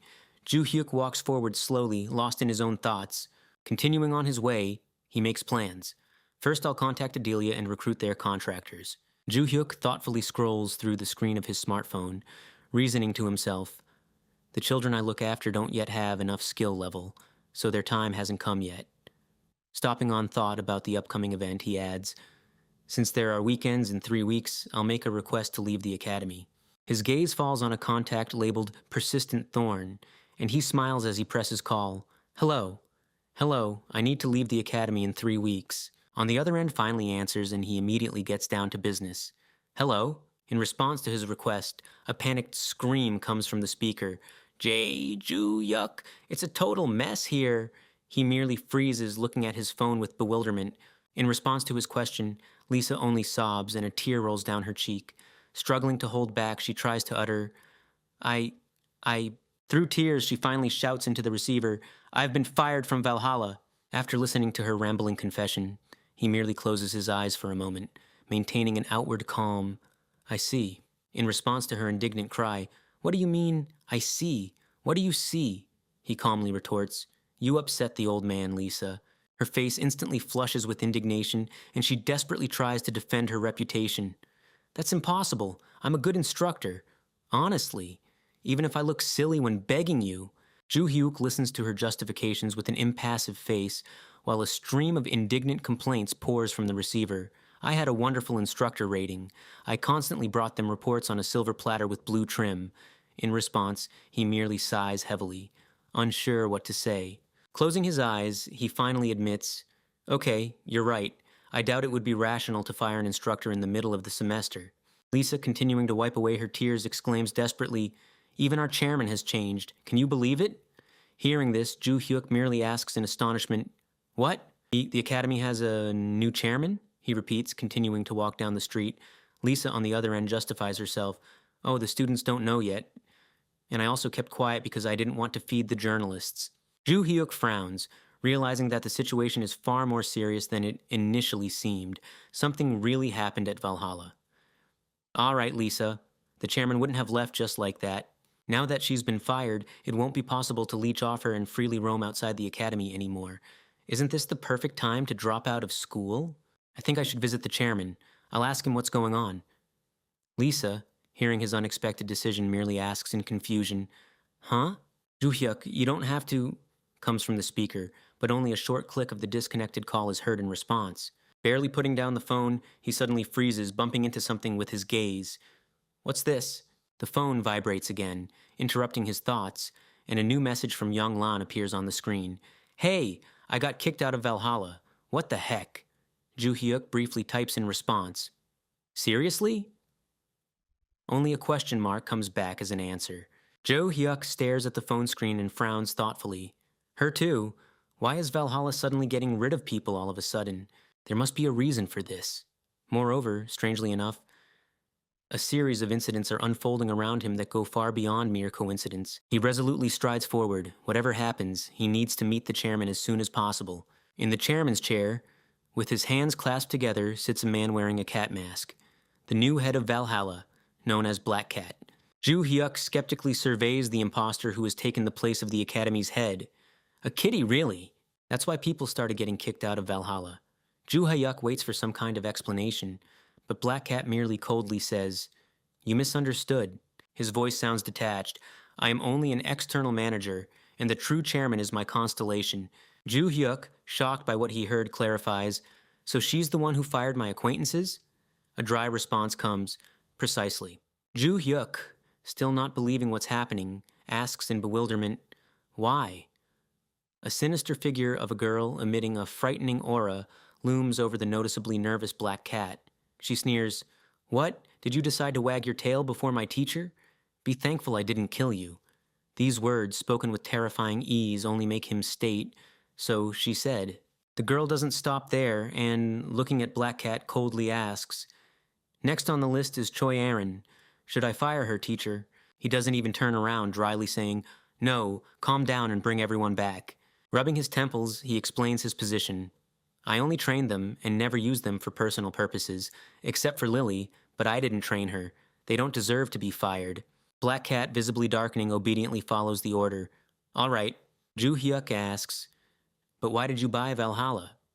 The interlocutor, without changing his pose, replies, "It was a sudden order from the constellation. I heard she didn't like your skyscraper of money." Ju Hyuk shrugs. "No, I already have a room." The interlocutor raises an index finger in a black glove, interrupting him. "By the way, about that," and with absolute seriousness he explains, "if I buy Valhalla, the teacher can live with me." Skepticism on Ju Hyuk's face is replaced by complete bewilderment. "So she said, and only for this reason?" Black Cat continues to explain his innovation. "I combined one of the Academy's rooms with a market building. This room isn't accessible to everyone. If you want to go to the market, please use it." Ju Hyuk, having listened to the explanation, simply says, "Okay. Do you need anything else?" Ju Hyuk silently contemplates in response. Ju Hyuk clarifies, "So the Academy is at your disposal?"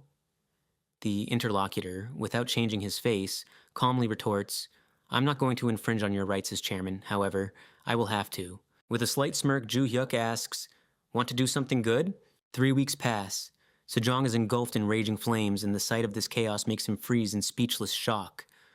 "What?" The city is gripped by chaos. Streets are ablaze, and the sky is filled with flying monsters. People run away in panic, while a giant monster towers among the fire and ruins, and a lone man stands frozen at the center of this madness. What is this? He can only exhale, looking at the nightmare unfolding around him. A huge fanged beast with burning red eyes rushes forward, crushing everything in its path. Meanwhile, 2 grinning goblins with knives and spears emerge onto the wreckage of a broken structure, looking around in the fire-ravaged city. A stone giant with glowing eyes makes a sharp lunge. His heavy palm almost reaches the man in glasses, who frantically runs away, trying to escape certain death. A man with light hair, glancing around amidst the raging flames, says in confusion, "What is this?" He grits his teeth, desperately looking around. "I only came here because of my family. But where did these hordes of monsters come from?" A piercing scream kyak makes him flinch and freeze, and his eyes widen with sudden realization that danger is very close. An office worker runs away in panic, pursued by a fanged goblin with a machete. The repulsive laughter of the monster sounds right behind her, forcing the girl to scream in horror. The pursuer grins maliciously, letting out a piercing cry. "Kia!" He doesn't hesitate and delivers a counterattack, knocking the creature down. A muffled squeak is heard. Heck! A fist flashes with blinding yellow light, leaving the opponent no chance. A powerful blow lands squarely on its target, sending the opponent flying back. A raspy scream echoes through the air. "Cack!" Without losing a second, he warns, "More goblins will appear soon, so run from here." The girl, still trembling from the recent terror, exhales in response. "Thank you." He suddenly freezes as if sensing something important and says abruptly, "1 minute." His gaze falls upon the fallen enemy. These are far from the goblins imprinted in his memory. It's as if they've become faster, stronger. An unpleasant tremor runs down his arm. The inertia of the impact causes him to feel a shiver. He takes up a fighting stance against a horde of monsters surging in from all sides. He managed to get rid of one, but what about the rest? Gritting his teeth with tension, he prepares for the inevitable clash. Damn it! I have to deal with at least some of them. Younglan and Aaron burst into the thick of battle, seizing the initiative. The man in the center can only exhale in astonishment. Huh? Young Lan doesn't waste a second. She bares her fangs as she unleashes a devastating blow on the monster. It barely manages to rasp. Kak! Iron makes a swift swing. A dazzling blue wave cuts through space, engulfing the creatures. Only a piercing shriek echoes in response. Kaya, ah, ah. Dust slowly settles, revealing a heap of defeated beasts strewn across the ground. Younglan and Aaron pause to catch their breath, while the man standing between them stares dumbfounded at the battlefield. Silence once again descends upon the site of the recent skirmish. The girl behind the man sighs in frustration as she watches the raging flames. Ah, damn it, I was too slow. The man beside her turns a surprised look towards her, clarifying with doubt, You, Soyeon? The man is astonished, recognizing the arriving girls. Oh, Aaron and Younglan? What are you doing here? Younglan points forward and advises calmly, I think you should ask him that question. The interlocutor only asks puzzledly, What? Ju Hyuk merely smirks, casually slinging his weapon over his shoulder. Against the backdrop of the raging flames, his composure looks provocative. 2 weeks ago, in the Hall of Valhalla. Ju Hyuk stands surrounded by familiar faces.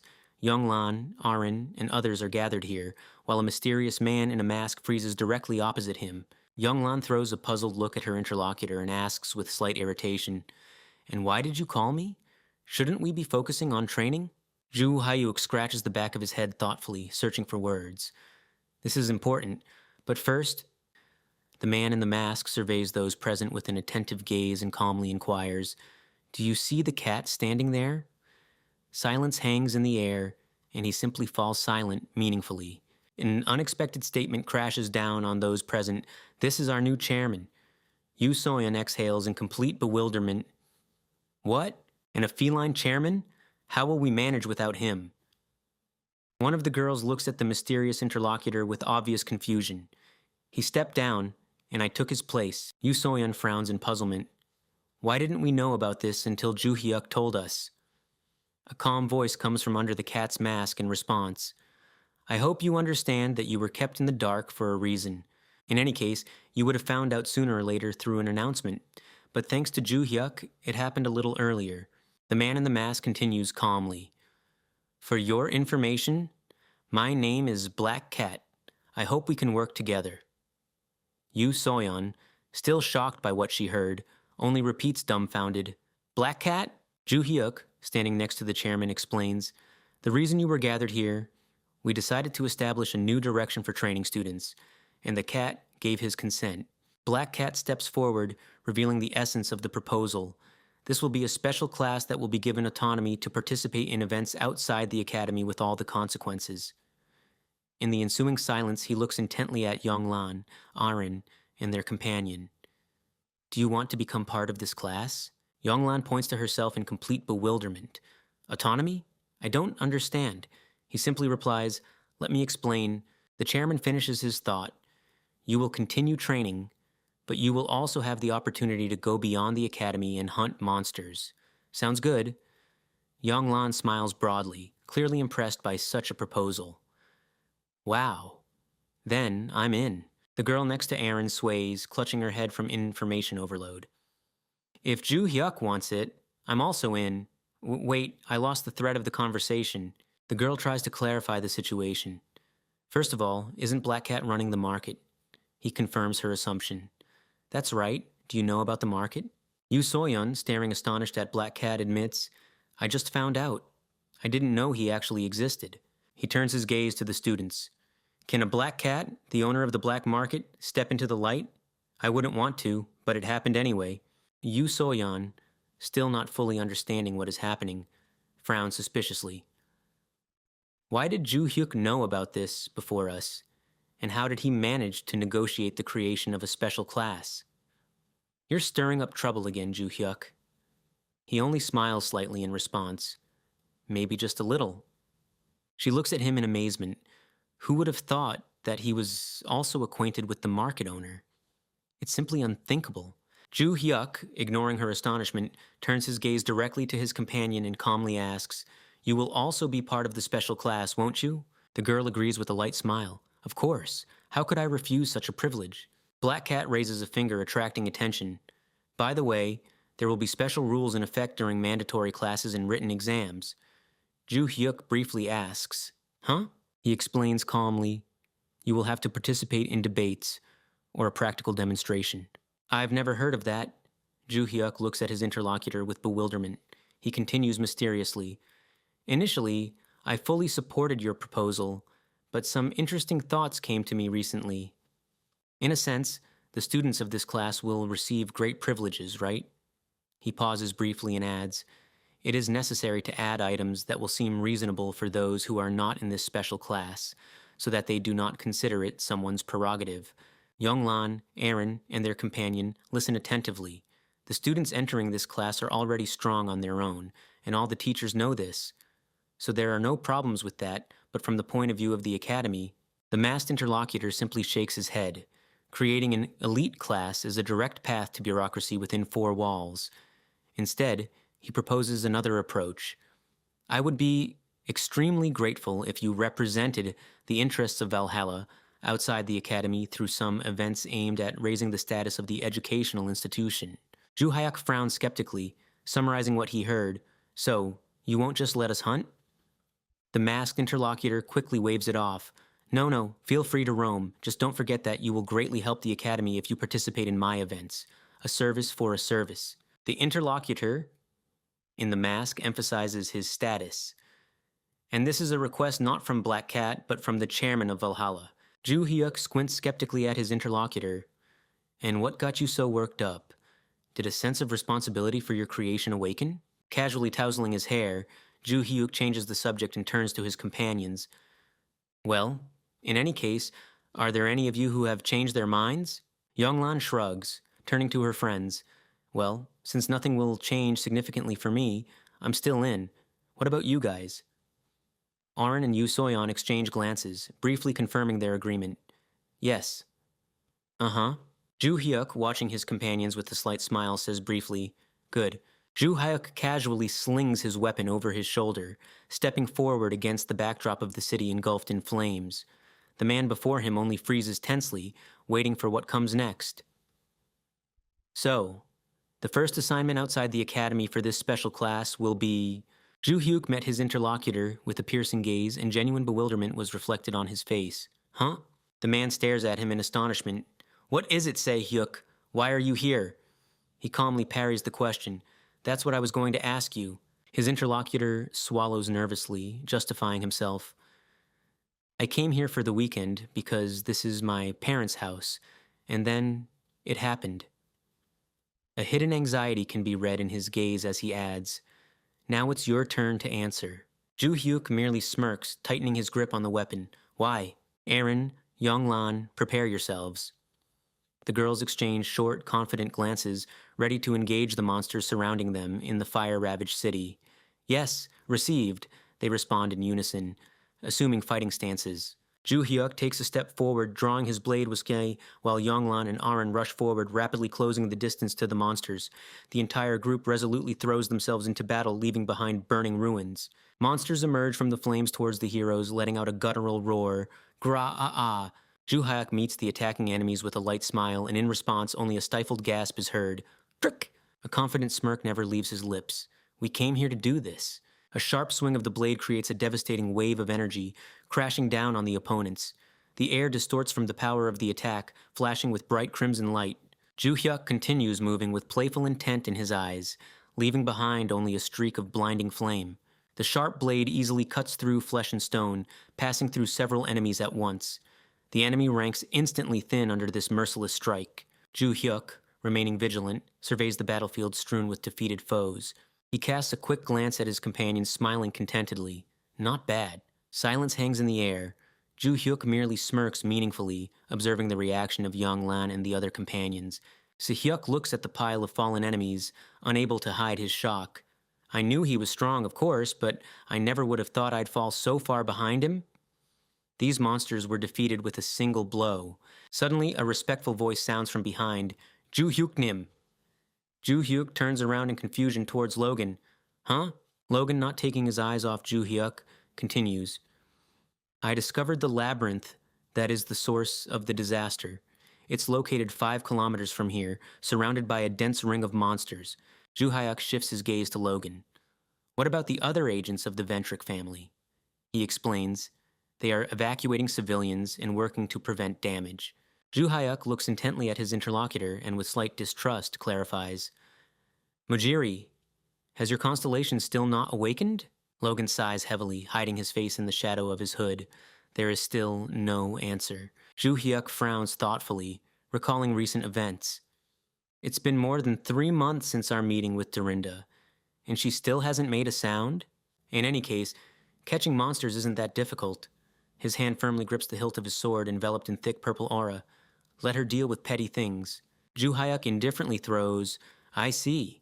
Tell the members of the Ventric family to drop this charade and try, I don't know, patch up the wounded or something. Logan asks in complete bewilderment, What? Ju Hyuk catches his bewildered look with a light smirk. Want to whitewash your family's name? Take action. Logan clutches the edges of his cloak, barely suppressing the emotions that overwhelm him. Okay, he replies quietly, finally accepting the advice. Ju Hyuk, casually slinging his sword over his shoulder, listens to the question, So, should we start moving towards the center of the disaster? And answers, Hold on. Ju Hyuk, not wasting a second, gives the order. Together with Choi Irene and Yonglan, deal with evacuating people while protecting them from monsters. The girls exchange glances and respond briefly. Understood. Okay, another instruction follows. Yu Soyeon, clear the path to her family's home together with Se Hyuk. The girl glares irritably at her partner. And why am I paired with this musclehead? However, she didn't argue. All right, I agree. Ju Hyuk, with the same confident smirk, resolutely adds, Then let's head to the center of the disaster. A dense ring of monsters has indeed gathered at the very entrance to the labyrinth. Stone golems, orcs, and small demons literally filled the space in front of the gloomy gap in the cliff, awaiting unwelcome guests. Squinting, Logan examines the dark opening in the cliff and notices this appears to be the entrance to the labyrinth. Ju Hyuk, squatting down beside him, simply replies, Logan intently studies the teeming horde below, not taking his eyes off the battlefield. The number of high-level monsters has decreased, but there are still too many. Think of a plan that will allow members of our family to gather and strike precisely, then follow us. Ju Hyuk scoffs skeptically, Sounds simple, but it's too tedious to do. Logan objects, Nevertheless, it is the best possible way. Are you going to act differently? Ju Hyuk merely grins in response. There's one option. Logan, taken aback by such a reply, asks uncertainly, Ju Hyuknim? Ju Hyuk, not wasting a moment, jumps into the thick of enemies, leaving Logan stunned behind. The nearest opponent, grinning with furious rage, lets out a guttural roar. Grr. In a fit of fury, the creature opens its mouth wide, spewing a throaty cry. Grah! With a mad grin on his face, Ju Hyuk descends from above onto unsuspecting monsters, raising his weapon for a crushing blow. A dazzling golden arc cuts through space, sweeping away everything in its path. With frantic excitement in his eyes, he unleashes all the power of the attack directly into the midst of bewildered creatures. Finding himself in the epicenter of the enemy horde, he immediately finds himself surrounded by golems and demons. However, it seems that this is exactly what he wanted. Squeezed on all sides, the fighter only tightens his grip on the weapon, preparing to continue the fight. Another powerful swing of the blade cuts through the air. A blinding flash of energy pierces the ranks of monsters, crushing them under its overwhelming force. Jumping, he performs another sweeping strike. A wide arc of the blade burns space, scattering enemies in different directions with a powerful shockwave. Logan watches in complete bewilderment what is happening, unable to believe his eyes. What happened? Was one blow enough? Stunned by what he saw, he barely finds words. Truly, this is one of the strongest contractors I have ever seen, and Ju Hyuk calmly freezes in the middle of the battlefield, smiling victoriously at the defeated enemies. Logan, still unable to comprehend what he has seen, comes to a frightening conclusion. Perhaps he is stronger than the constellation itself. His gaze falls on an object in his palm, illuminated by a strange purple glow. A satisfied smirk plays on his lips. Excellent. Ju Hyuk, mentally returning to the origins of his success, notes, Just in case, I previously concluded a contract with the maniac and used part of her abilities. It came in very handy. Glancing at the gloomy maw of the cave, he realizes that there is no time to waste. Now it's time to hurry up and get inside the labyrinth. Suddenly realizing something, he stops and, looking over his shoulder, briefly says, Oh, right. He nervously rummages in his pocket, starting to look for something there. Finally, he finds what he's been looking for, a ring that dimly gleams in the light. Wasn't the guide asking me to wear this ring to defeat the labyrinth boss? He confidently slips the ring onto his finger. Now all preparations are finally complete. Taking a determined step into the dark maw of the cave, he calmly promises, "I'll go in and come out. 2 minutes." Meanwhile, far from the labyrinth, in Great Britain, the majestic estate of the Ventric family stands frozen under the cover of night. In one of the cabinets, illuminated only by the light of a screen, Adelia Ventric sits at a massive desk. She thoughtfully gazes at her laptop, propping her chin with her hand. The head of the family carefully reads through the reports on the monitor. It seems information about the catastrophe has just reached the media. The Korean government is finally beginning to realize the seriousness of what's happening. Adelia continues to study the reports intently, voicing the latest data aloud. According to incoming information, approximately 50% of the civilian population has been evacuated so far. Additionally, she learned that Ju-hyuk is rapidly advancing towards the center of the disaster. Genuine astonishment can be read in Adelia's eyes. She cannot believe such a reckless act. He's going there alone?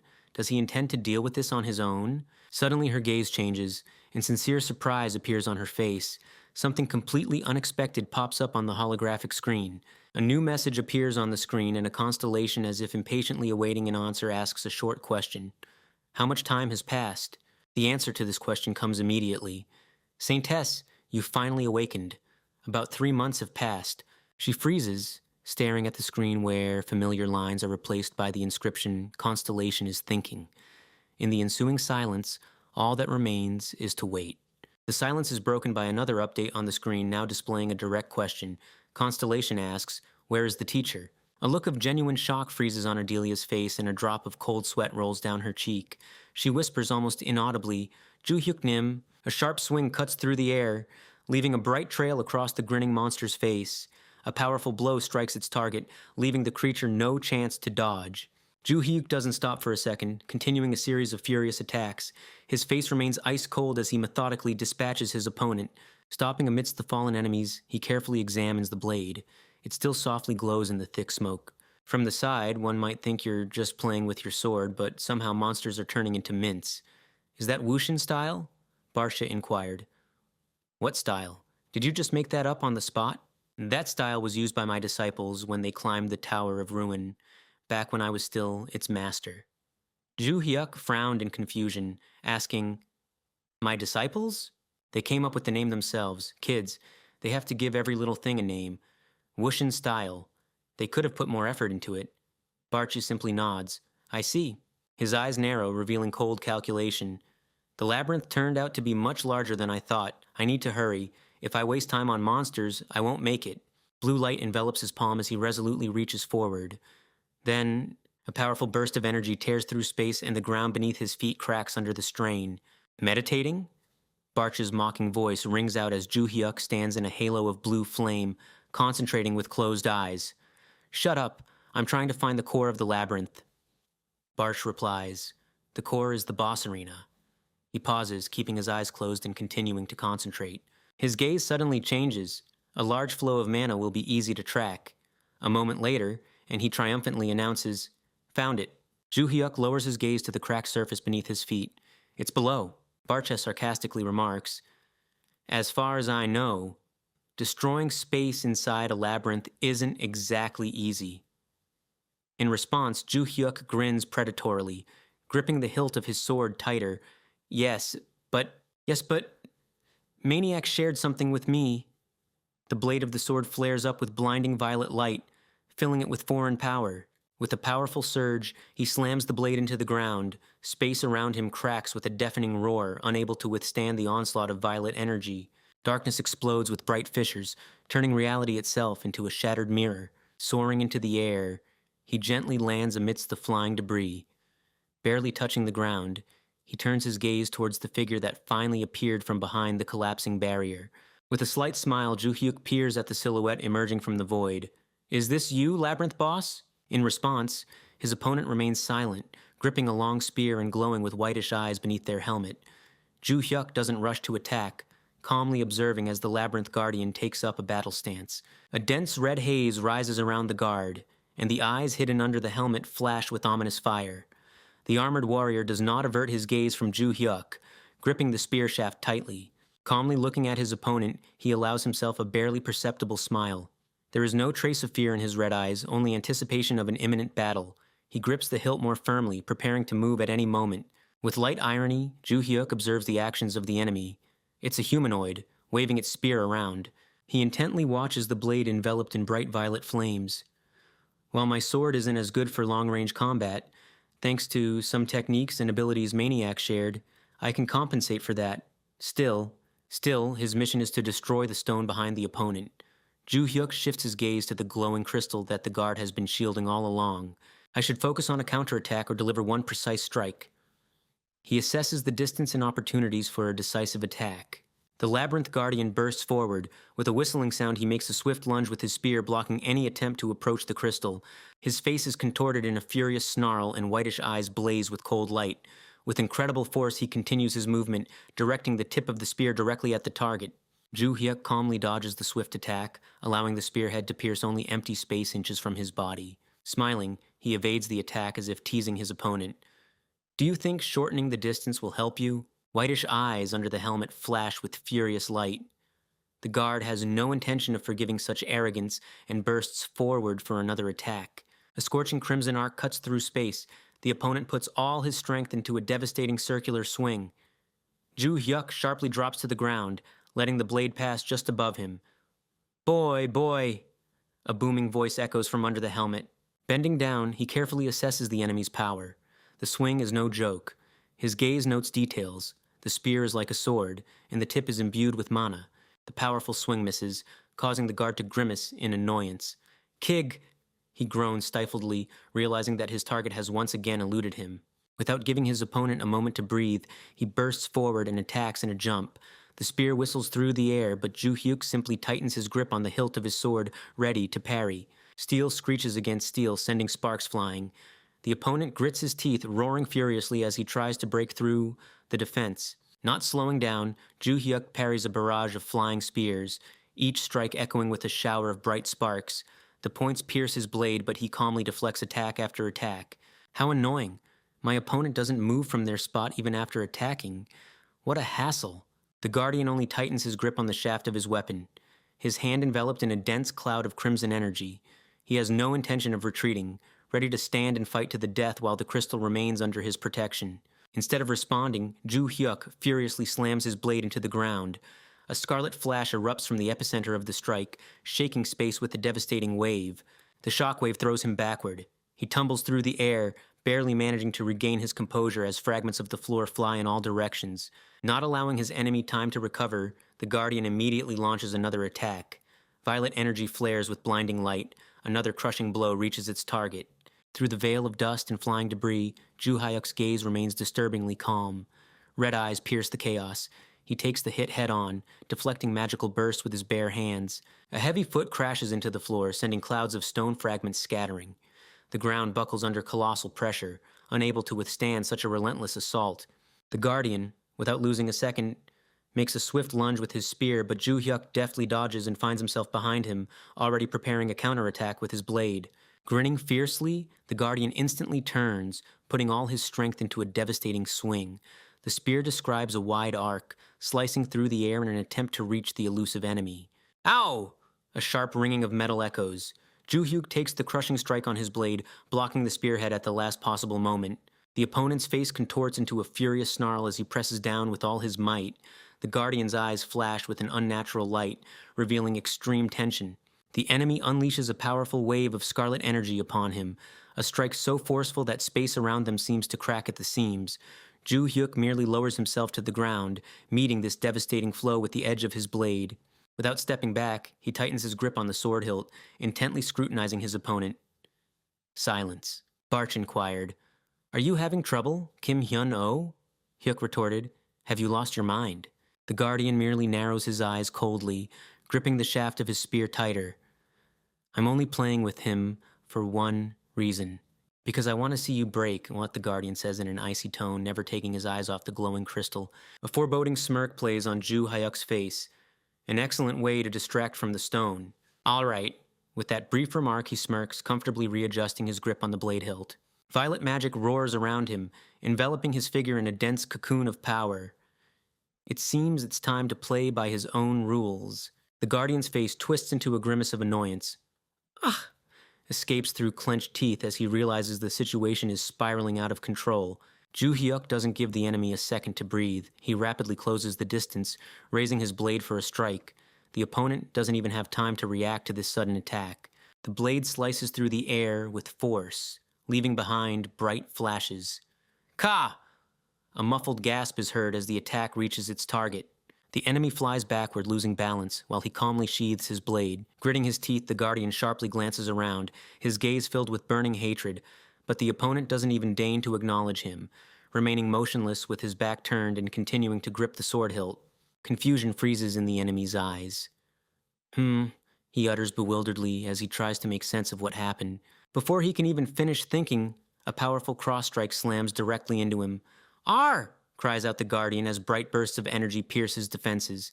Around Ju Hyuk, space begins to sink into thick, oppressive darkness. Imperturbably watching as remnants of magic dissolve into the air, he merely listens to the ominous hum filling the now silent battlefield. Suddenly, Ju Hyuk's attention is drawn to a strange glow on his own hand. The ring on his finger flashes brightly with blue light, causing him to freeze in astonishment. A blinding stream bursts from his hand, rushing straight towards the ground. He watches fascinated as magical energy seeps into the surface, as if activating something hidden. Ju Hyuk looks at the ring with bewilderment. Barsha says, "It's like he was pulled inside. What was that?" "Looks like it absorbed another name," he replies thoughtfully, then adds, realizing something. "Ah, right. You wouldn't know. Wait, what did you say a minute ago?" "Apologize. Have you already forgotten how I beat you for 300 years? Ju Hyuk looms over his companion with an unsettling smirk, his face distorted with glee. Barcha merely shrinks back in fear, squeezing out a short, "Please forgive me." Ju Hyuk glances around, throwing a quick look over his shoulder and thinks worriedly, "I should get out of here quickly before the labyrinth completely collapses." "Huh?" he suddenly asks, noticing something suspicious. Among the shattered stones, like a reminder of the recent battle, lies a lone spear with a bright red tassel. Ju Hyuk picks up the trophy, or is it not a trophy, and frowns in confusion as he examines his find. Why wasn't it sucked in with him?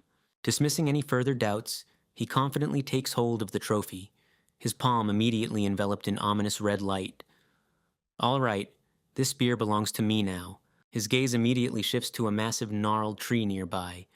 A door is hidden within its trunk, emitting a soft golden glow. Perhaps this is the saving exit from the labyrinth. But instead of the expected way out, something else appears before his eyes. Behind a thick red curtain looms a sinister shadow, whose gaze, a pair of piercing, glowing eyes, burrows into space as if waiting for the right moment. The figure in the dark cloak stands motionless in the middle of the corridor, lined with crimson carpet. The stranger has a light sash around his waist, and from under the long mantle barely glimmers the hilt of a hidden weapon. The cloaked stranger, whose face is hidden in deep shadow, addresses someone invisible. "Master of the labyrinth, the catastrophe is over." In response to this, a sinister question echoes from the thick darkness where only two lifeless eyes glow. "So is that true? How many days did it last this time?" "About 2 hours, comes a dry reply from behind the curtain. 2 hours? Responds with obvious surprise. Ignoring the astonishment of his companion, he clarifies, "And how long did the last one last?" "About 5 days. A significant difference. Her level has noticeably increased. It must be due to the names whose owners didn't reincarnate after death but became constellations." The stranger standing behind the curtain simply confirms, "That's right." "What anomalies have been identified?" asked the cloaked stranger. "It's not clear yet. The labyrinth disappeared too quickly. I didn't have time to figure it out," comes the answer from behind the curtain. "Don't rush. We will find out eventually." The cloaked stranger nods resolutely. "Then let's proceed with the implementation of the process," and immediately freezes, stunned by something unexpected. From the darkness, a heavy gaze of glowing eyes is directed at the opponent. "We will distribute the names differently. This will be a catastrophe of another level." Bowing deeply, the cloaked stranger simply replies, "Yes, master." And from behind the red curtain, where only someone's silhouette is barely visible, comes a cold admonition. "Please be prepared for this." From the depths of shadow comes a chilling prophecy. Time is running out. And with unsettling certainty, he adds, "Even the strongest can be killed." Meanwhile, breaking news flashed across headlines. Kim Joo-hyuk from Valhalla Academy single-handedly dealt with the disaster following the villains. The article's headline reads, Kim Joo-hyuk of Valhalla Academy followed the villains and eliminated the disaster. A striking photo from the battle scene accompanies the bold text. JR thoughtfully clasps his hands together, keeping a heavy gaze fixed on the headlines discussing Kim Joo-hyuk's success. His green eyes narrowed, as if calculating how this unexpected victory will affect the balance of power. Carefully studying the glowing screen, he merely draws out, It seems this result turned out to be far more significant than he expected. He single-handedly dealt with a squad of assassins and then eliminated a disaster? A sinister smile spreads across the face hidden in darkness. Amazing. Alchemist John Barry, the group's leader, coldly studies the dossier on the hero. This boy would make an ideal sacrifice to raise our reputation. John Barry subtly shifts his gaze towards his companion. I think we could reap good rewards from his death. Do you agree? The masked companion simply nods briefly. You are right. However, we shouldn't underestimate him. Thoughtfully touching his chin with his fingers, he adds, Of course. A lot has changed since we first noticed him. He continues to study the screen, reassessing the threat. If we assigned Kim Joo-hyuk an A rank during the entrance ceremony, then now he is obviously an S rank annihilator. The masked companion beside him simply agrees. Indeed. The companion, whose face is hidden by a mask, pauses for a moment as if making an important decision. I think I should take care of this myself. The man, folding his hands together, issues a short instruction. Gather the others. We're going after him. Night darkness envelops the city, while the Valhalla dormitory shines brightly in the distance. Whew. Kim Joo-hyuk exhales, leaning against the wall. Exhausted, he falls onto his bed, spreading his arms and sighs heavily. I could sleep for 30 years right now. His gaze is fixed on the darkness as thoughts continue to swirl around the accumulated power. I collected all the magical energy from the remaining stones, and my overall mana level has increased dramatically. But it's still child's play. Staring intently at his own palm, he realizes the problem. Although my magical power has increased, I can only release a limited amount of mana. Looking at the ceiling, he ironically summarizes the day. I dealt with some bizarre disaster, and it feels like I have been working in my grandmother's garden all day, in the summer heat. A recent battle flashes before his eyes. Dealing with the dungeon boss wasn't easy, by the way. Joo-hyuk frowns, touching his head, and ponders the source of his power. Could it be the power of a granted name? Still, thanks to Maniac, things went relatively smoothly. Now I understand grounded human desires. A contract with the constellation is the only way to withstand competition. His gaze freezes, fixed on emptiness. Constellations become constellations after death. This simple truth suddenly takes on a new, frightening meaning. Barsh asks, What are you thinking about? Joo-hyuk merely dismisses it irritably. Just those damn constellations. By the way, weren't you supposed to go to the guide when you finished with the dungeon? Surprise flashes in his eyes. He completely forgot this assignment.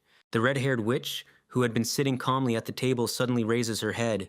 A dazzling blue glow materializes out of nowhere right in front of her. Her eyes carefully follow what is happening. She clasps her hands together and says with a barely noticeable smile, Ah, here you are.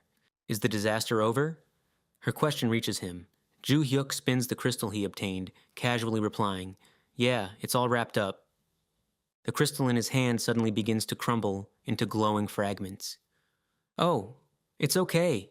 It's a disposable crystal, the witch quickly reassures him.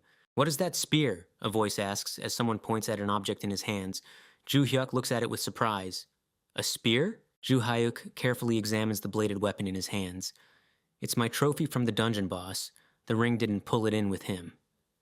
The witch tilts her head thoughtfully and replies, That is strange. She extends her palm, looking at him expectantly.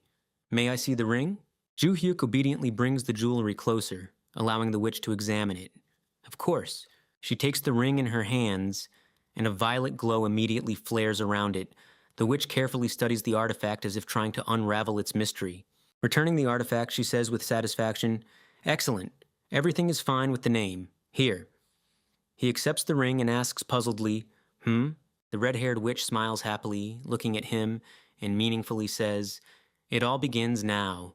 As I said before, big changes are coming. Joo-hyuk puts on the ring, carefully listening to her words. Soon you will encounter high-level names. I'll try to trick things and find out who will be the owners of these names. The witch turns her gaze towards the towering tower in the distance and adds, However, It should be noted that they may be your acquaintances from the Tower of Destruction 300 years ago. Images of those he once knew flash before Ju-hyuk's eyes. Those bastards! It's a shame their names didn't rot along with them. Closing his eyes, he rubs his temple tiredly. Just thinking about it already bothers me. She just laughs in response. Heh, heh. It's okay. The red-haired witch looks intently at him, and there is a certain secret in her gaze. We will meet again soon, before the names are revealed. Lying down on his bed and putting his hands behind his head, Ju-hyuk mentally summarizes their conversation. In short, there's going to be more trouble. Barch. I see. Acquaintances from the Tower of Destruction. I can't help but wonder if I was once its master. Am I also a bastard? Barch murmured, scratching his chin. Ju-hyuk continues to think aloud while lying in bed. Well, let's start with the monsters on the first floor. Barchi countered with a hint of doubt. Yeah, I doubt they had names that could be taken, only if it's an opportunity for them to climb to the next level. Heaving a sigh, he stared at the ceiling. There are more scoundrels every day. Suddenly he froze, and enlightenment flashed in his red eyes. Wait a minute.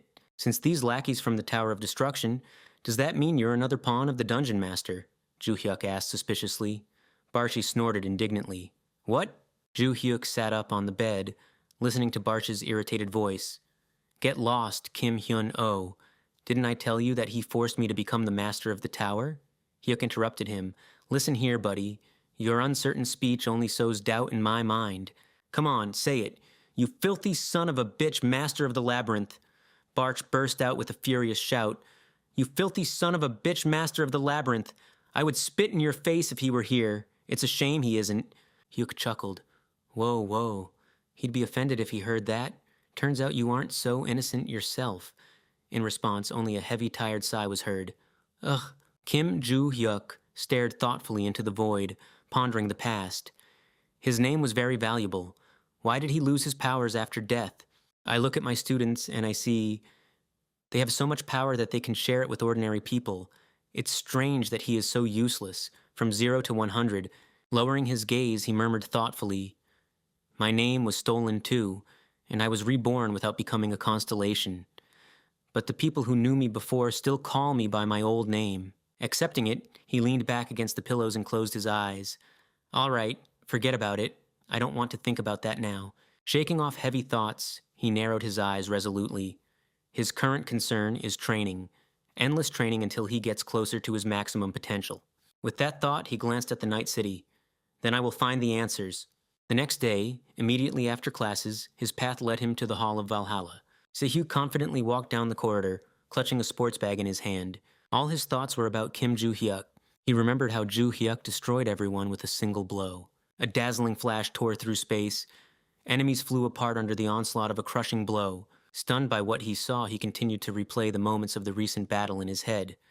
I knew he was strong, but deep down, I didn't want to admit it. When I saw his superiority with my own eyes, I had no choice but to accept it. However, not only him, all his female students easily dealt with the monsters. Clenching his fist tightly, he finally admitted to himself what he had been driving away for a long time.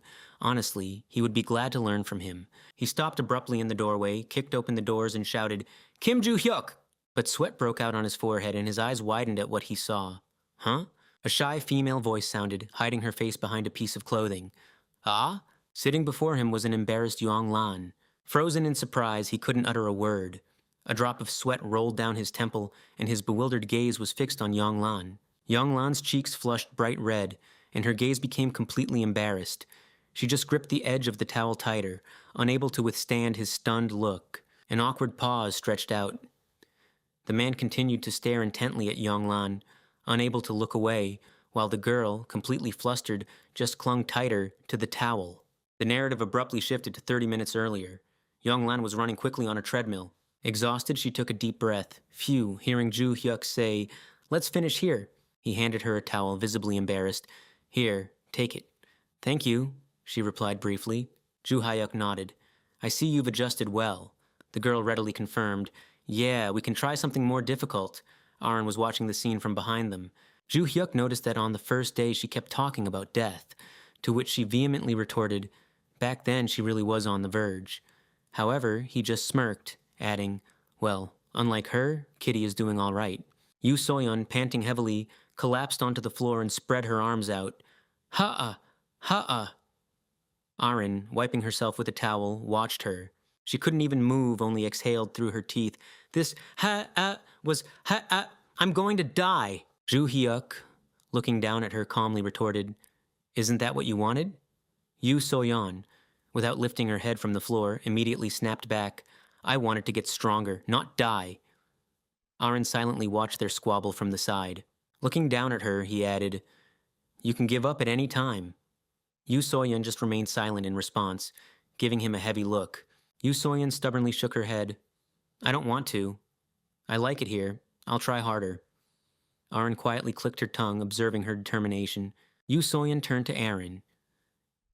Did you just click your tongue at me? Arin asked in confusion. Oh, did you hear that? And an indignant cry followed. Just wait. You won't be able to keep up with me. After sparring, I was going to work on your technique, but... Ju Hyuk looked at his tired students. The catastrophe exhausted all of us. It would be better if you first put your body and mind in order. Okay. Understood. Arin and Yonglan replied briefly. What are you planning to do? Asks Arin. Ju Hyuk replies, I'll go back to my room and work on controlling mana. Yu Soyeon just listens silently. Yonglan looks resolutely at Ju Hyuk. Arin states, Then I will too. Hyuk waves it off. Don't push yourself so hard, you have free time. Ju Hyuk, without turning around, throws the towel onto a bench. If you're interested, next on the schedule is endurance training for the upper body. Arin, following behind, nods briefly. Okay, I'll keep that in mind. Yonglan watches them. Ju Hyuk thoughtfully surveys the room.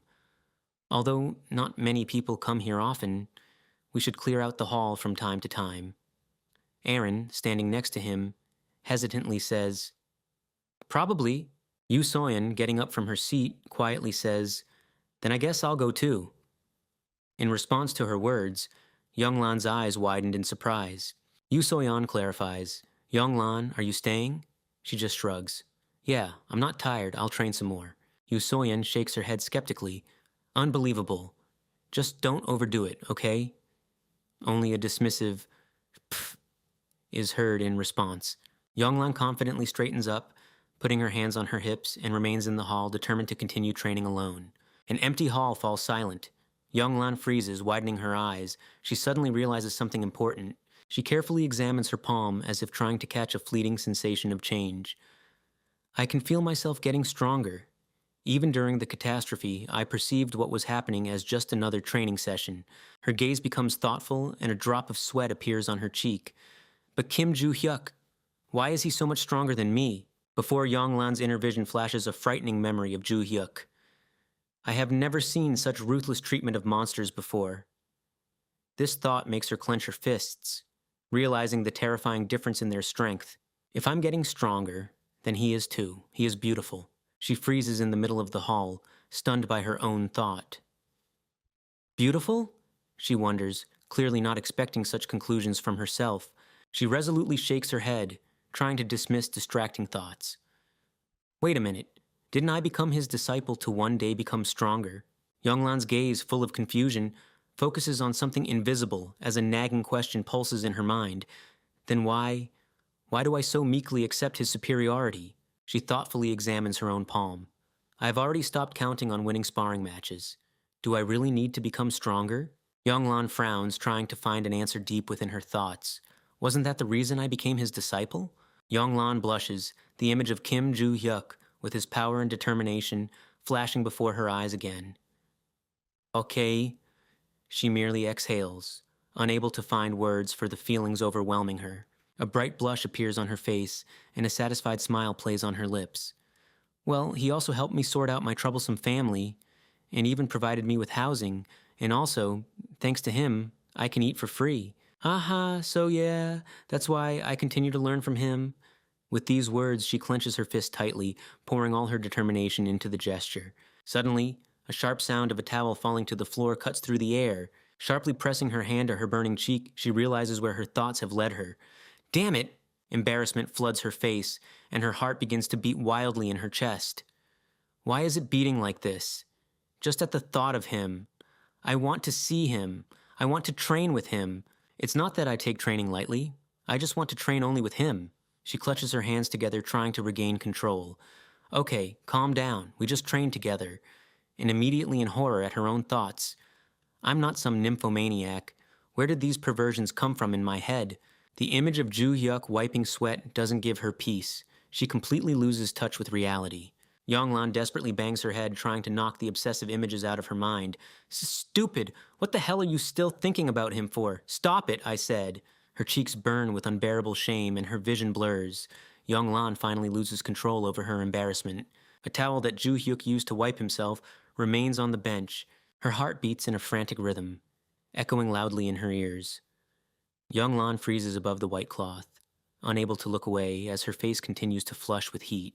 Her gaze fixes on one point and her pupil dilates, reflecting an inner storm. With a sharp movement, she grabs the fabric. I just want to wash it. Yonglan resolutely takes a step forward, finding justification for her actions. Since he sometimes forgets to wash his towel, I'll do him a favor. Clutching the cloth in her hand, she hesitates and her face flushes. Only meaningful silence hangs in the air. The fur coat on her shoulders trembles slightly, as if echoing the frantic rhythm within. Yonglan freezes, unable to cope with the overwhelming excitement. Yonglan swallows, realizing that she is alone. No one will know, right? Pressing the fabric to herself, she blushes deeply, and every beat of her heart pulses distinctly in her ears. Then, I'll just look at it a little, she murmurs, desperately trying to justify this strange impulse to herself. She feels his scent, hiding her burning face behind the cloth, widening her eyes with overflowing emotions. Se-hyuk suddenly appears in the doorway. Seeing the girl, he freezes, unable to believe his eyes. Yonglan? The blonde stares intently at the girl, not hiding his confusion. You saw? Yonglan asked in a trembling voice. He just blinks, uttering a short, puzzled sound. Huh? Lowering her head, Yonglan hides her face in the shadows. You witnessed my weakness. The young man only frowns in bewilderment. Weakness? Yonglan bursts out screaming, overwhelmed with anger and shame, and desperately swings her fist. You saw everything! A sharp blow to the solar plexus catches him off guard. He raises his hands in fright, completely unprepared for such fury. Breathing heavily, towering over the knocked-down young man, she breathes heavily, clenching her fists. A cold anger freezes in her eyes. Her whole body begins to tremble slightly, and tears of overwhelming embarrassment well up in her eyes. Ah! Unable to bear this shame any longer, she rushes away screaming, ah, ah, ah, ah, ah, ah. And he remains lying on the floor, completely stunned by what happened. The young man sincerely doesn't understand what happened and why he received such a beating. Night falls over the city, and only in the windows of Valhalla's dormitory does light still burn. Kim Joo Hyuk freezes in the lotus position, fully immersed in meditation. A bright blue aura swirls around him, and drops of sweat stream down his forehead. Maintaining concentration requires tremendous effort. One eye suddenly snaps open. A bad premonition flashes within it. Joo Hyuk pauses, sensing something strange right in the middle of his meditation. His gaze falls on his smartphone. It persistently glows on the floor, interrupting his meditation. Spam or something? Joo Hyuk brings the smartphone to his ear, frowning, and asks, Did you see the time, Adelia? Adelia Ventrick on the other end of the line noticeably fidgets, pressing the phone to her ear. Pardon me. It's night in Korea, isn't it? Adelia's tone changes. The constellation lady has awakened. Joo Hyuk freezes, and all his irritation instantly evaporates, replaced by tense anticipation. In the tube, Joo Hyuk's voice sounds, Glad to hear that. Are you free today? Adelia presses the smartphone to her ear, barely blushing. Free? I'm always free for you, sir. Adelia, not yet recovered, suddenly hears a serious order. Then take the relic and don't go anywhere. The girl just blinks in bewilderment, clearly not expecting such a turn of events. Huh? A smirking anticipation plays on Joo Hyuk's lips. It's been a long time since I've seen the Durin. Suddenly, the system interface glitches, flooding with alarming light, and an ominous notification flashes before his eyes in an endless stream. The Hidden Master is enraged. A black cat freezes, shocked by the sudden system notification. The screen floods with an endless series of system warnings that send a chill down your spine. Mistress Constellation? Did you not like the surveillance camera recordings? The cat pales, screaming, Damn it, it shouldn't have appeared on the screen. Night falls over the city, and only distant stars twinkle serenely in the deep sky, as if mocking the hustle and bustle below. 10 minutes ago, in the chairman's office of Valhalla, the cat was diligently working at his laptop, quickly tapping on the keyboard. Whew, he exhales, finally pulling away from the keyboard and leaning back in his chair. His gaze falls on the window where deep night has already settled. Is it already night? Working for the good of society is quite tiring. He clicks his fingers, closing the shimmering system window. I'll check the offices and then go home. A figure cloaked in darkness, enveloped in a sinister purple aura, recalls with a frightening smile. As soon as I bought the academy, she said, regularly check the surveillance cameras. Rubbing his chin, he muses thoughtfully. Apparently, she was just curious about who Kim Joo-hyuk was hanging out with. She's too sentimental. His eyes widen in amazement when something completely unexpected suddenly flashes on the monitor. Huh? What is that? A finger in a dark glove presses against the illuminated gym label on the monitor. Is Kim Joo-hyuk still there? The silhouette is clearly visible on the monitor. Right in the middle of the gym, a man lies motionless with his arms outstretched. A bag and discarded clothes lie on the floor next to him. He almost jumps out of his chair from shock, staring at the screen with horrified eyes. Is that Si-hyuk? After scrutinizing the image on the screen, he breathes a sigh of relief. Okay, he's just unconscious. It seems it's Si-hyuk. The screen flashes again, displaying a new request. Hidden Master says, watch the recording. Understood, he responds briefly. His finger touches the touch panel again, launching the recording, and the camera on the screen begins to show events in the gym from the very beginning. He touches the acceleration icon, the video on the monitor starts fast-forwarding rapidly. Look at that, he's standing. He peers at the frozen figure on the screen, trying to understand what happened. Why did he suddenly fall? A finger in a glove touches the touch panel, and the system immediately provides an answer. Hidden Master says, I understood. A familiar silhouette materializes on the monitor in the gym, causing the observer in the cat mask to squint puzzledly. Is that Yong Lan? In the footage, Yong Lan confidently walks towards the man. Instead of speaking, the girl abruptly turns and slams a bag onto the man. The powerful blow sends him tumbling to the ground. Si-hyuk remains lying on the floor, motionless, while the attacker swiftly disappears from the frame. The observer freezes in complete bewilderment before the monitor. Pressing his palm to the mask, he clutches his head in confusion. Why did she do that? Irritation grows. Why aren't the cameras recording sound? The Hidden Master demands again, rewind more. Fine. Without further argument, he agrees, launching the rewind. The girl, overcome with a fit of mad rage, clenches her fists and bares her teeth, barely containing her fury. So this scoundrel stole the teacher's dirty towel, and even sniffed it while no one was looking. Aha, and Si-hyuk paid the price for witnessing her dirty dealings. The observer in the cat mask, still studying the recordings on the glowing screen, draws a discouraging conclusion about the reasons behind what happened. The system window is literally overflowing with rage, repeating the same message over and over again. The Hidden Master in a fit of anger barks, I'll deal with her, throw her into the fire, and bury her in the ground. Goodness. Again. And where does all this cruelty come from within a sacred constellation? He sighs desperately, covering his face with his hand. He has lost count of how many times he had to listen to her sadistic hysterics. The holiest, where did you pick up these habits? Reading the new lines of system notifications, he involuntarily frowns under the mask. She seems to have said that she is well acquainted with Joo-hyuk, even calling him her teacher. So is it true that he's my constellations teacher? But can an egg be a teacher to a chicken? No, impossible, he reflects, desperately trying to find any logical explanation for this absurdity. The screen repeatedly displays threats from the Hidden Master, who in a fit of rage promises to wreak havoc and turn the target into a sieve with stilettos. Watching this endless stream of aggression, he can only exhale wearily.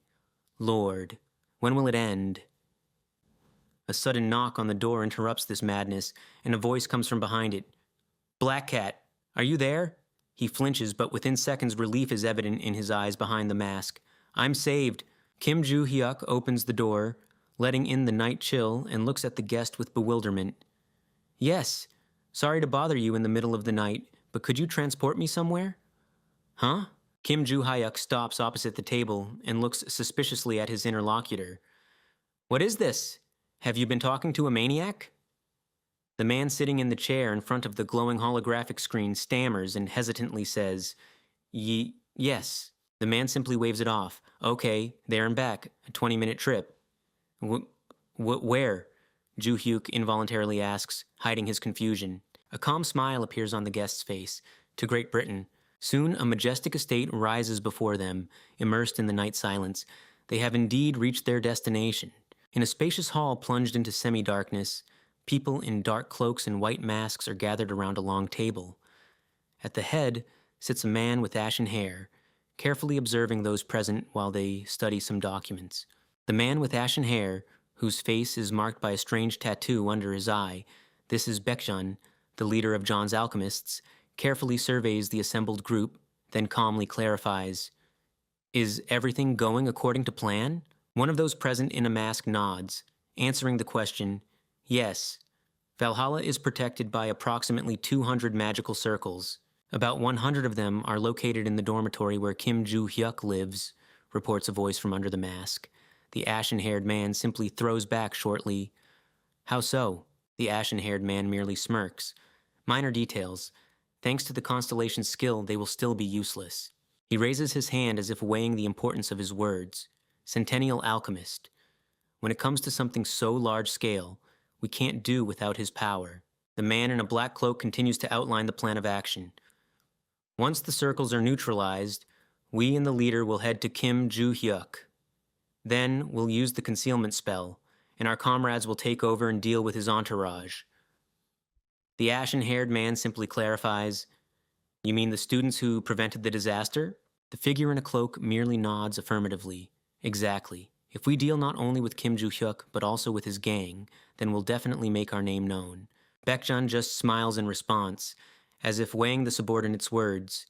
"Either we earn the stigma of a bunch of cowards who are good at bullying school children." He clasps his hands together and adds with a cold smile, "However, for villains, that's even a compliment." He barely leans forward, dismissing all doubts. "Maybe we should start..." Baekjeon voices his true goal, the elimination of Kim Ju-hyuk and his henchmen. Someone carefully observes the gathering of alchemists, and their eyes narrow with growing surprise. "I knew it." The leader of the alchemists slowly raises his head, peering into the emptiness from which the bold voice came. In the hall where business bustle reigned just a moment ago, an eerie silence descends. His subordinates are instantly overwhelmed. A figure hidden under a skull mask emerges from the shadows. "I was just watching and listening to your vile speeches. It was still tolerable before, but now you're going to kill him?" Armed allies materialize around the table like shadows. In the center of attention is a mysterious girl with short pink hair and a skull mask. She casually holds a weapon on her shoulder, showing her readiness for battle with all her appearance. The rest surround the leader, creating an oppressive ring. "You should have finished him off already," she cuts off sharply, not taking her stern gaze from the leader of the alchemists. Her masked comrade, Kurakwamun, who had been silent until now, calmly explains, "Actually, the constellation ordered us to do this. Perhaps we should honor your memory on this day," he mockingly conveys to him. Baekjeon pales, disbelieving what he hears, and only exhales in confusion. What? You..." The girl observes his bewilderment. "Just now realizing?" She lowers the collar of her clothing, revealing a tattoo of a line on her neck. His face contorts in shock as his gaze falls upon the mark left on the opponent's skin. "That tattoo... Ilgyo... ain't..." The skull-masked girl smirks ironically. "Oh, can it be... does he still have functioning neurons?" Her partner with the eye patch simply replies casually, "There's nothing to be done about it." From above, like a shadow, an attacker in a red suit descends, a gleaming blade already prepared to strike. The victim merely lifts his gaze, frozen in silent anticipation of the inevitable. A crimson flash cuts through space, accompanied only by a short, chilling, "Die!" The blade pierces its target, causing a dazzling explosion of energy. The air trembles with the crushing force of the blow, as if tearing space itself apart. A blinding aura surrounds the figure, who seems to have not even flinched under the onslaught of powerful attack. The attacker freezes in midair, his blade dangerously close to its target, but around the victim a seemingly invisible shield has been erected, absorbing all the destructive energy. Eyes within the mask widen in astonishment. "A shield? Was my mana insufficient to break through it?" The flames only emphasize his composure, and the blade frozen near the back of his head seems to pose no threat. "I don't know why you got involved with this." A powerful pulse of energy knocks the skull-masked attacker off his feet, throwing him away. He tumbles helplessly in the air, completely losing control of the situation. "Ah!" With a dull thud, he crashes to the ground, barely managing to plunge a knife into the covering to stop his fall. The light-haired boy, without even turning around, coldly throws, "But now you are responsible for what has been done." His opponent in the skull mask, having barely recovered from the fall, only silently watches him from the dust. Enveloped in flames, he challenges enemies to battle. "Try to compete with the power of an S-rank constellation, but now you are responsible for what has been done." A golden ring flashes brightly on his finger, emitting a powerful, dazzling aura. Try to compete with the power of an S-rank constellation. Enveloped in fierce flames, he clenches his fists, ready to break loose at any moment, while opponents try to grasp what is happening. The skull-masked girl, looking at him with obvious disbelief, forces out, "An S-rank constellation?" "Precisely. The constellation he made a contract with. A centuries-old alchemist," she says, and then simply, "Ah." The masked opponent mockingly asks, "What's with that face? Did you think you were surrounded by idiots?" In response, there is only bewildered, "What? This sacred relic in your hands, doesn't it belong to the era of destruction?" "Oh, and you were boasting," the skull-masked girl mocks. Her hooded companion coldly adds, "Artifacts from the era of destruction are known for their unparalleled power and exceptional rarity. This freeloader happened to acquire the relic along with the constellation's power. Because of this, prices on the artifact market have become extremely unstable. And despite all his newfound abilities, all he did was create this ragtag group." The man's face contorts in anger. He grinds his teeth, clearly not expecting to hear that. He clenches his fist, the flame around his wrist flares up even brighter, reflecting his rage. "From whom do I hear this?" Exploding with fury, he rushes into attack. "From pathetic insects like you?" On the path of his furious rush, golden magical seals suddenly appear out of nowhere. The girl and the hooded man prepare to dodge. Sharp chains burst from the golden glow, rushing downwards. The chains slam into the ground, forcing opponents to hastily step back to avoid the deadly strike. The skull-masked girl examines the barrier with bewilderment. "Is this a magical circle?" And then, realizing the scale of what is happening, she adds doubtfully, "Has it always been on this base?" His face remains cold and focused despite the raging flames around him. Raising his palm, he clenches his fingers, causing the magical fire to flare up with renewed force. "It doesn't matter who installed them. I will simply shatter them." The man's gaze becomes cold and determined. A golden seal behind the skull-masked girl suddenly begins to vibrate, and she, not believing her eyes, only briefly exclaims, "Oh!" A golden projectile breaks away from the seal and swiftly flies straight towards her. "Ah, damn it! Watch out!" The girl manages to shout in time. At the last moment, realizing the full danger of the attack, she manages to dodge. "How many magical barriers are there here?" she says discontentedly. "It's annoying." Baekshun, enveloped in furious energy, pierces enemies with a heavy gaze. "These bugs, they probably can also sense the direction of my mana? I don't know what their constellation is capable of. However, that doesn't matter, he thinks, as the course of events clearly suits him. I think everything is going in my favor so far. There are about 1,200 magical barriers on this estate," he muses. "They have nowhere to run. And if I use absolute defense, then I will definitely stay on my feet and not die from their dirty hands." Looking at his flame-engulfed palm, he bitterly adds, "If my comrades were alive, I would never resort to such a method. But does that even matter?" With a furious cry, "Die!" he unleashes a wide arc of golden energy on the enemies, leaving them no chance to dodge. But the opponents didn't even budge. The skull-masked girl looks at him defiantly. "Do you want to kill us? Then why am I still standing on my feet?" Confidence in the man's eyes is replaced by bewilderment. "What's happening? Did I activate another circle?" The guy with the eye patch remains unperturbed and only smirks. "I noticed this magical circle at the very beginning. Here, thousands of barriers intertwined into chains of spells. A man engulfed in flames exhales in astonishment. He clearly hadn't expected such a turn of events. In these 1,200 barriers, I blocked every single one. Baekshun was covered in sweat." "You're joking. If the barriers are neutralized, why didn't I feel it?" The blonde clarified. "You're mistaken. They are locked, not... well, never mind."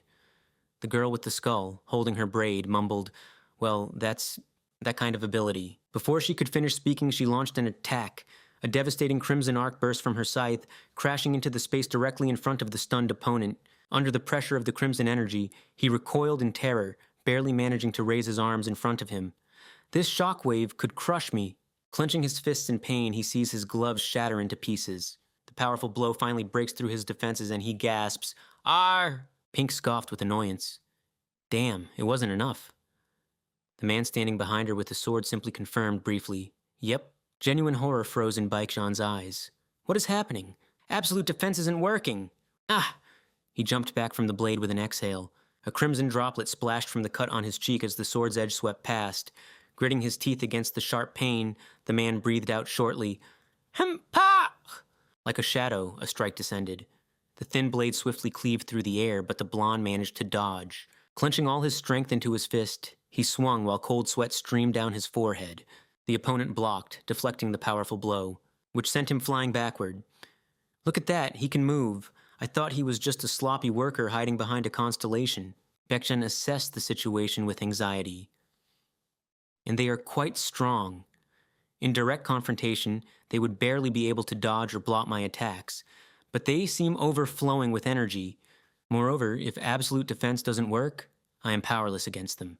"Didn't think I'd come this far," he said. Pink simply asked back, "What? I can't understand your motive. Isn't attacking my comrades considered mass murder? Besides me, every member of the White Squad has perished. A full 100 people. Surrounded by the bodies of his fallen comrades, he stared intently at the enemies, and bitter irony dripped from his words. "Am I the villain here? Are you tired of pretending to be saints? Please, give me an answer." In response to the bitter question, the man in the skull mask coldly cut him off. "We do not divide people into good or bad. You have committed a mortal sin with your comrades." A frightening revelation echoed in his mind. The hit on Kim Joo-hyuk had become their fatal mistake. Is that it? So they came for that? The most ruthless killers showed up here to defend the name of a schoolboy?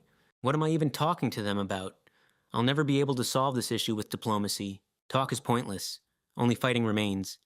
Energy enveloped his body in a dazzling flash. This is the only way to survive. The pink-haired girl with the skull looked at the source of light with bewilderment. What's that burst of mana? Her companion simply exhaled in astonishment. Ah! Gritting his teeth, Baekjean unleashed all his remaining power, causing the air around him to tremble. This is manifestation. Right before his eyes, a dazzling system notification flashed. The Century Alchemist has responded to your call. Realizing the scale of the summoning made him shudder. Using a huge amount of magical power to create a sacred bridge between spaces, it's just madness. But I have no other choice now. A system notification appeared before his eyes, like a stern warning. The Century Alchemist will consume your life force while in the human world. Dazzling flames enveloped his figure, and a sinister shadow grew behind him. Despite the deadly risk, he did not back down. "Even if I have to give up my life force, I'll go all in." The man in the skull mask looked at the notification with warning. The flame-shrouded figure froze, and the man in the skull mask politely addressed it. "We are very sorry for disturbing you at such a moment, Master Alchemist." Only puzzlement responded. "But I received a message from our holy constellation, Tugui." The constellation listened attentively. "Alchemist, this scoundrel tried to harm our benefactor, the god of war." The Century Alchemist asks in an icy tone, "Is that true?" John, visibly nervous, hastily defends himself. "No, your holiness. I didn't hurt him. I came to my senses in time. This is unfair." The Century Alchemist simply looks coldly at the pitiful justifications, and only one word echoes in this silence. "Fool." Saying that, he stops manifestation. A system notification flashes before his eyes. The Century Alchemist has broken the contract. John freezes in complete shock, unable to comprehend what happened, and can only exhale. What? A stern system message appears above. "You are not worthy of either the essence or nature of alchemy," followed by a cold sentence. "Congratulations, John." The man in the mask says, "Just now, His Holiness, our constellation, personally executed you." Meanwhile, Kim Joo-hyuk frowned in bewilderment, unable to grasp the absurdity of the situation.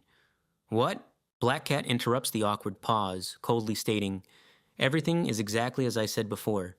You cannot meet her right now." Joo-hyuk irritably runs a hand through his hair. "Okay, so basically, trying to clarify the situation, Joo-hyuk asks, 'Do you need sanctification to meet her?' Black Cat nods, 'Yes.'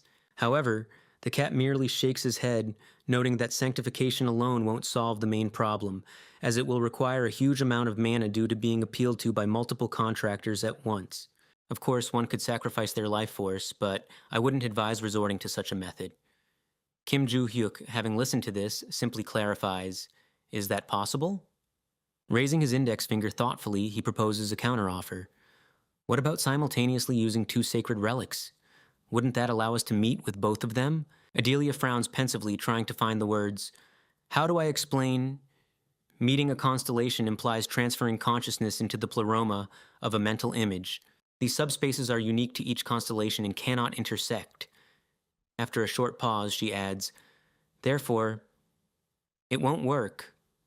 Adelia continues her explanations, adding that, despite all their superiority, constellations are strongly tied to their relics, so transferring consciousness first requires freeing the vessel. She adds, and the last reason, even if you have 16 relics in your hands, consciousness remains one, and it will only be able to interact with one subspace.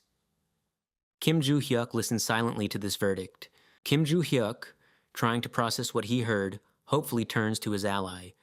Barche, is she right? He simply confirms the obvious. Yes, they actually taught us about that in class. Barsh, not expecting such a violent reaction, falls into complete stupor as a stream of angry threats from Joo-hyuk crashes down on him. So what the hell did you not tell me earlier? You think it's funny, huh? I promise, in the pleroma, you'll learn to cry. Stunned by such pressure, he only breathes out confusedly. Eh? Kim Joo-hyuk, quickly regaining control after his recent outburst, changes the subject and offers a compromise. Anyway, even if we can't meet with them simultaneously, with your help, won't we be able to talk? The cat visibly panics. A drop of sweat even appears on his mask. Well, honestly, Adelia, whose face clearly shows embarrassment, awkwardly clears her throat. Ahem. Adelia, gesturing, complains. After Joo-hyuk and that person came here, I'm getting a whole mountain of notifications. The cat dismisses it carelessly, admitting, me too. I don't even read them. In response to this, Kim Joo-hyuk simply asks in surprise, really? The cat opens messages from the mistress. Long time no see, scum.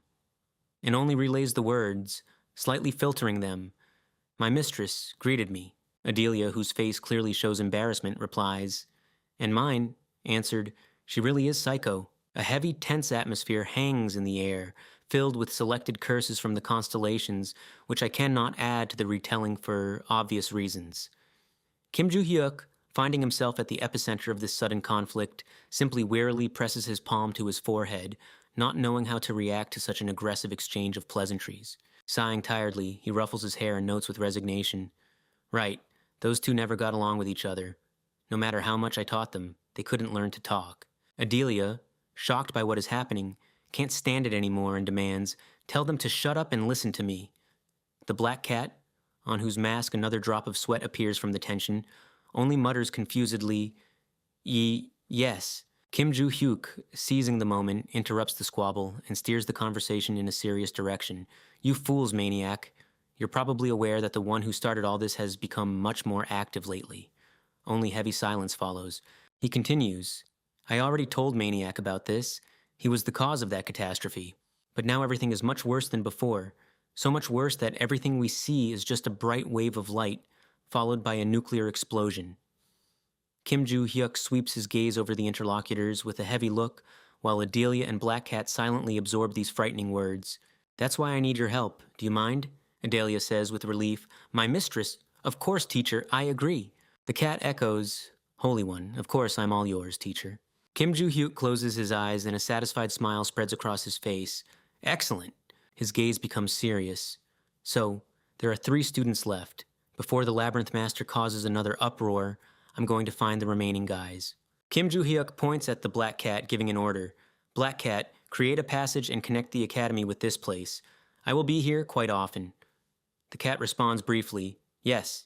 Kim Joo-hyuk points to the door, clarifying, the passage through which we got here still exists? The cat confirms, yes, it is still connected to the entrance door. Kim Joo-hyuk gives instructions. Then first I'll return to Valhalla. You two can stay here and get to know each other properly. Since you are both contractors of my students, you have a lot in common. The black cat, looking at him, obediently nods. Understood. Adelia just lowers her gaze puzzledly beside him. They remain alone in the room, standing stiffly, as if waiting for further instructions or simply not knowing how to start a conversation. Adelia, deciding to break the awkward silence first, says embarrassed, Excuse me for being so sudden. You are Black Cat, the owner of the market? Indeed, and also, by coincidence, the chairman of Valhalla. Adelia thoughtfully clarifies, trying to clarify the situation. I heard about that from the secretary. But what kind of circumstances are those? He looks calmly at his interlocutor and cuts off. For the same reasons you serve Kim Joo-hyuk. Okay, I understand. Adelia accepts his explanation, closing the topic. Good then, says Black Cat briefly as the majestic building of the academy looms in the background. Night falls over the city, and in the silence of the streets rises an unassuming building bathed in cold moonlight. Inside, 4 people in dark cloaks gathered around a table, at the center of which lies a pile of mysterious purple crystals. One of them, hidden under a skull mask, suddenly freezes. The purple crystals in his hands flash brightly as if reacting to a sharp surge of energy. A voice sounds, "You have taken care of most of the enemies." A confirmation follows. "Yes, Master." Baekjean disappeared without a trace. The owner of the skull mask interrupts the conversation, authoritatively stating, "Then listen to the new order. You must protect him." His subordinates carefully catch every word, freezing in anticipation, at all costs. One of them, hidden by a hood and dark blindfold, thoughtfully touches his chin and clarifies, "So, we always have to be nearby? Then maybe we should get acquainted first. He's not stupid. He has eyes in the back of his head. Spit, only watch him when you feel he needs help." The purple crystals before them flash with renewed force, illuminating the room with a sinister light. Pinky asks, "So, we have to hide all the time but also be nearby? All the time?" The leader in the skull mask hesitates to answer. Only a heavy gaze cuts through the crimson glow. Finally, he breaks the silence, explaining the condition. "When he says these words, you can reveal your identity." One of his subordinates, looking at him puzzledly, asks, "What words?" The figure in the skull mask thinks for a moment and then clearly pronounces, "Oh!" Complete bewilderment is read in the subordinate's eyes. "Is that it? Limited liability company?" He clarifies, obviously not expecting such a choice. In response to his subordinate's confusion, the masked figure merely smiles faintly. "Yes." The next day, the scene shifts to the Valhalla Hall, bathed in the soft light of the setting sun. Kim Joo-hyuk anxiously asks, "What is it, Oh Se-hyuk? What happened to your face?" He simply waves off his concern. "Don't worry about that. Something much more important." His gaze turns serious. He points at himself and blurts out, "Please, allow me to become your disciple." A look of complete shock freezes on Kim Joo-hyuk's face. "Eh?" Oh Se-hyuk maintains intense eye contact with him, insisting again, "Please, allow me to become your disciple." Joo-hyuk rounds his eyes in astonishment and immediately replies, "Eh? I don't want to." A look of utter disbelief settles on Oh Se-hyuk's battered face. "You don't want to?" he repeats, as if unable to believe his ears. "Yes," comes the dry response. Oh Se-hyuk thoughtfully touches the bandage on his face, stating, "So, the rumors weren't false." Joo-hyuk briefly asks in return, "Rumors?" Oh Se-hyuk explains, "There's talk that you were collecting a harem of disciples." Kim Joo-hyuk practically boils with indignation. "What? Has anyone bothered to check someone's backside with a jack recently? First of all, they all came to me willingly." Aaron, standing nearby, carefully watches his reaction. He justifies himself. "Yonglan was the only one I made an offer to." The girl simply listens silently, without turning around.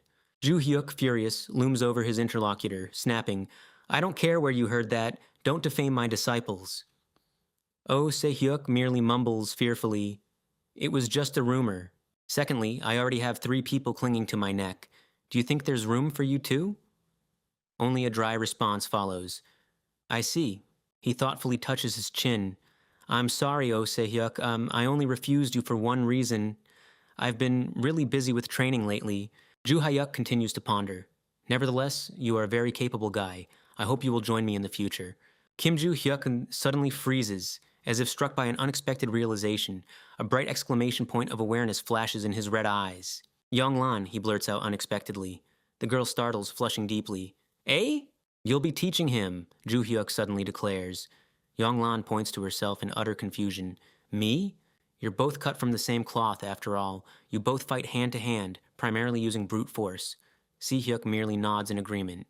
"Uh-huh." Joo-hyuk waves them goodbye. "You two can chat for now. I'm going to train." Yonglan remains stunned and silent, while Se-hyuk briefly replies, "All right." Breathing heavily, the man remains standing on the spot. His face, covered in bandages and bruises, looks exhausted. He watches his teacher walk away, recalling their previous encounter. Yonglan blushes to the roots of her hair, her face contorted with bewilderment. What? She asks. Do you want to say something? Se-hyuk retorts indignantly, you came back and stepped on my face when I was unconscious. That's just unhealthy behavior, Younglan. Se-hyuk, maintaining an impassive expression, continues to justify himself. I didn't know it wasn't okay to watch you wipe your face with a towel. From now on, I will close my eyes. Younglan simply exhales in astonishment. Huh? Younglan realizes, thank goodness he didn't understand a thing. And with a satisfied smirk, she delivers a sharp blow to Se-hyuk's shoulder, causing him to let out a stifled gasp. Kick! Younglan says, okay, that was indecent of you. Excellent, follow me, I'll give you a tour. The battered man nods. Okay. Aaron suddenly calls out, Ju-hyuk. He briefly replies without interrupting his training. What is it? Vacation starts next week. What are your plans? Aaron asks. Ju-hyuk responds with puzzled expression. Aaron, wiping her face with a towel, questions in confusion. Have we already taken the exams? It felt like there was just a quiz. Then, as if remembering something important, she adds, that was the final exam. Aaron explains that the final exam was originally focused on practical skills, so the written test was much simpler, and asks if Ju-hyuk knew they were excused from general practical classes. He, clutching a dumbbell in his hand, asks in astonishment, eliminating that disaster was the final exam? Aaron confirms his suspicion. Yup. Ju-hyuk, realizing everything he's heard, concludes with a slight smile. Not bad. I remember now. Ju-hyuk, continuing to exercise with dumbbells, confidently states that this doesn't change anything and he will continue training here because he needs to move on to more intense loads. Aaron, listening attentively, simply muses, then I'll join you too. He pauses his workout, looking at Aaron in surprise. Huh? Why would you? You aren't my shadow.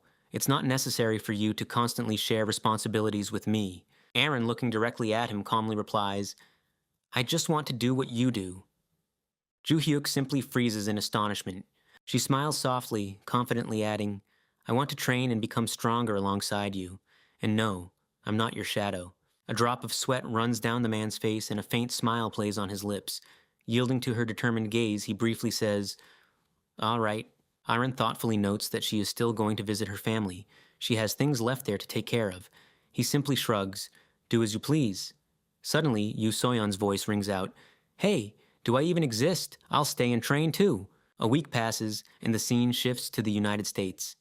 The view opens up to a massive skyscraper on the facade of which is written Heroes. Inside the building, in an office, sits a man with a serious expression. This is Beck, president of the Hero Academy. Suddenly, an oppressive atmosphere descends upon the cabinet, and the air around Bayek's desk is pierced by ominous pulsating red light emanating from the hilt of a katana that seems to materialize out of thin air. Beck calmly observes as crimson flashes dance around the blade. Not a single muscle twitches on his stern face as if he has long expected such a visit. A drop of sweat runs down his temple, and he remains silent in the heavy silence. The action rewinds slightly to the recent past. Beck opens the door. He suddenly freezes, widening his eyes in surprise. Something clearly caught his attention. Noticing a figure by the window, he says with confusion, Logan! Turning around, Logan throws him a slight smile. Oh, and here's you, Beck. This is Logan, known as the First Destroyer. Beck, approaching Logan, asks, did you come to see your son before vacation? Could I not? I didn't want to distract him from his studies, he replies.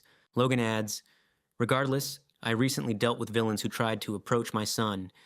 Have you heard about it? He asks his companion briefly. Were those the Ilsin Jeo? Logan clarifies thoughtfully, rubbing his chin. Ah, nothing special. His companion calmly adds that he found the leader of the villains already defeated. Hearing this, Beck frowns in astonishment. What? Some kind of internal conflict? Rubbing his chin, the destroyer shrugs. Who knows? They did the work for me. It's almost embarrassing. His companion simply waves it off. You've found something to worry about, then. His gaze, full of hidden tension, pierces his companion. That is only one of the reasons. I tried to find information about the blood messengers, but found nothing. Beek says with concern, the blood messengers, and adds that this is the mysterious villainous group responsible for his father's death. Beck asks, what is that blade? Logan's gaze falls on the weapon in his hands, and he thoughtfully states, ah, this. It caught my eye when I was playing with the Ilsin Jeo. So I took it. The furious blade, he explains. Beck stares at the ominous weapon in horror and clarifies, "Is that the same blade that made its owner carve out his own guild? I heard it had been missing for a long time. How did you get your hands on it?" Logan looks closely at the blade and thoughtfully murmurs, "It seems this sword spoke to me recently." Beck waves it off. "Don't tell me it tried to manipulate you too." Logan smiles wryly. "Then there wouldn't be a you or an academy right now. Relax." "I am still thinking clearly," Logan calmly remarks, adding with a hint of annoyance, "I just get irritated that it keeps bothering me." Logan changes the subject. "By the way, I came here to use the academy's burial grounds." Beck simply shrugs. "Of course, no problem, but I'll ask first. What does it say to you?" The first destroyer falls silent for a moment, looking at the blade, then calmly relays its words. "Find my teacher." Beck's gaze returns to the ominous weapon. "I tried to leave it in the sacred relic storage, but the constellation sealed within other artifacts seemed to reject it. The echo of the words, 'Find my teacher,' still hangs in the air. So even madmen had a mentor?" Genuine astonishment flashes in Bayek's eyes. His pupils dilate and a drop of cold sweat rolls down his cheek.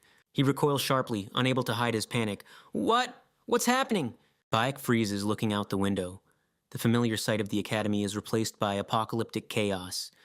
Everything around is engulfed in flames, and the sky is stained with a disturbing crimson hue. Did an explosion happen near the classroom? Are those our children?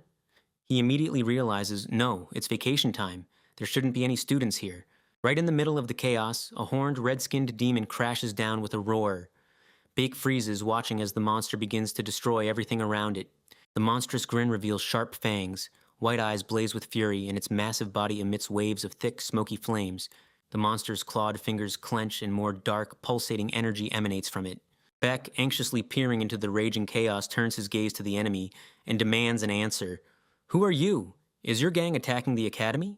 The demon merely sneers in response, lazily licking its sharp fangs. "A gang, you say? I don't mess with gangs, friend." Bake ponders, did he attack alone? Is our defense so pathetic? He looks closely at the monster, barely suppressing a shudder. "Definitely not human, more like a devil. Again, who are you?" The demon mockingly rubs his temple as if considering an answer and sarcastically throws out, "Me? Are you curious about my name? I'd rip your tongue out first and wouldn't even let you ask that question. However, now that I've regained a name, allow me to answer." "Regained a name?" Bach asks in shock, looking at the monster. "This body belongs to Lester of reincarnation." The man gasps, his gaze filled with horrified recognition. Reincarnation? He had already heard about this villainous group. With a predatory grin that chills the blood, the demon triumphantly proclaims, "My true name is Red Oni." Bick swallows, nervously adjusting his jacket collar. "Interesting. A very unconventional name for these parts. Then allow me to introduce myself." The man rolls up his sleeves to the elbow. "My name is Bayek. I am the president of the Hero Academy." Bayek's fist clenches, enveloped in a bright green flame. Still at the peak of his powers, Beck's gaze becomes heavy and something cold and dangerous flashes in the depths of his eyes. "They called me Bombek." "Huh?" escapes from the demon, whose face is distorted by a moment of surprise. At that very instant, the air is shaken by a powerful surge. Bombek rapidly closes the distance, preparing to strike with his glowing green fist. The fist crashes into the side of the demon with crushing force. A powerful stream of magic from the blow crushes everything in its path. Impressive. So you received these powers from a constellation? The demon doesn't even flinch from the attack, and Bayek tries to understand what happened. Dark aura begins to envelop the demon, exactly copying the opponent's technique. Incidentally, I can do the same. He isn't even injured. Shock is evident in Bayek's eyes. A human in his place would already have turned to dust and been carried away by a gentle breeze. Red Oni grins with a terrifying smile, baring sharp fangs. The next moment, a stream of scarlet energy bursts from his palm, perfectly mirroring the Academy President's recent attack. The opponent's palm slams into Bayek's chest, knocking the air out of him. Ka! Pulsating crimson energy envelops the body with heat that seems to melt space itself. The building shakes from the monstrous power, and the sky outside the windows turns a thick, ominous crimson color, as if reality itself cannot withstand the collision of two destructive forces. A powerful wave of energy throws Bayek backward. Flying back, the man gasps for air convulsively. "Humph, it seems I'm losing my mind." The demon, not wasting a second, is already flying towards Beck. The opponent makes a sharp lunge, his face contorted into a wide, predatory grin. He enjoys the helplessness of his victim. And in mid-jump, he comes crashing down from above, ready to crush Bayek under his devastating weight. Bayek throws back his head, his eyes widening with unbearable horror as his body convulses under the force of the crushing blow. At the point of impact, a dazzling flash explodes. The demon crashes into the ground with monstrous force. The shockwave sweeps everything around it, turning space into chaos of pure, furious energy. Lying among the rubble, Bayek desperately tries to take a breath. Cuckoo heck! A heavy, strained gasp escapes his chest. The demon lands lightly, barely touching the ground, and amusement gleams in his eyes. He is ready to deliver the finishing blow. Beck, sprawled on the floor, can only stare in shock, unable to move from terror. The man barely finds the strength to comprehend what's happening. He's strong. Where does he get this power? With a sadistic grin, the demon leans over Bayek's body. Still alive, huh? Tough and resilient. Not like the others at all. Beck leans heavily on the ground, barely maintaining his balance amidst the fallen subordinates. Does no one care what's happening within the walls of the academy? He looks around, bitterly realizing that the enemy has already brought down so many, and no one has come to help. Beck grits his teeth, barely suppressing his rage at his own powerlessness. Fists clench, enveloped in furious green flame. Looking at the enemy, he snarls through clenched teeth. Monster! Bursts of furious green energy erupt from his fist, filling the space with a hum. The hero prepares for a decisive surge. With a deafening roar, the fist slams into the ground. A dazzling wave of green energy explodes beneath it. The demon freezes, watching the raging stream of energy with undisguised curiosity. Ho-oh! He exclaims, as if he didn't expect such agility from his opponent. A powerful wave of green energy bursts forth from his clenched fist, shattering everything in its path. Beck, putting all his remaining strength into this blow, literally imprints his fury onto the earth. Beck continues to hold the flow of energy. I know it's useless. This attack had a different motive. The green flame enveloping his fist flares up with new, frightening power. And now, the real blow. A powerful surge, and Bayek's fist streaks forward, unleashing all accumulated rage. A deadly stream of green energy roars through space, tearing everything in its path to shreds. Heavy, ragged breathing escapes his chest. Exhausted, he still clenches his fist, maintaining a tense gaze on the enemy. Not bad, said the demon calmly, shocking Bayek even more. He grins with a terrifying smile, looking down at Bayek. Just a little more, and I would have cried out in pain. You surprised me. You really did. The next moment, the demon's hand transforms. A huge red paw with sharp, razor-like claws slices through the air with frightening speed. The blow reaches its target, crashing into Bayek's head with a dazzling flash. Kai! A stifled gasp escapes him as crushing force shakes his entire body, but Bayek managed to block it with his arm. His face contorts in pain, and the heat from the demon's palm leaves numerous blisters on his hand. Bayek raises his arm, blocking a devastating attack. Dazzling sparks fly in all directions upon impact. He is thrown backward. A smoking, gaping wound tears through his shirt, and his face twists with unbearable agony. With a dull thud, Beck collapses to the ground, unable to resist any longer. The enemy stands over him, looking down at the defeated fighter. It's all over. Genuine enjoyment of victory shines in the demon's eyes. Huh? He says, surprised. You're like a cockroach. Beck, struggling for breath and barely conscious, only groans faintly. Trying to open his eyes. Even as a constellation, I have never encountered such a resilient contractor. Not bad, not bad. Beck, overcoming the pain, whispers almost inaudibly, So you... a constellation? He looks at his opponent with undisguised horror, finally realizing who he has faced. The demon, with a wide, frightening grin on his face, simply replies curtly, Aha! An aura of absolute power hangs heavily in the air as he coldly declares, Remember my name, Tyrant Destroyer.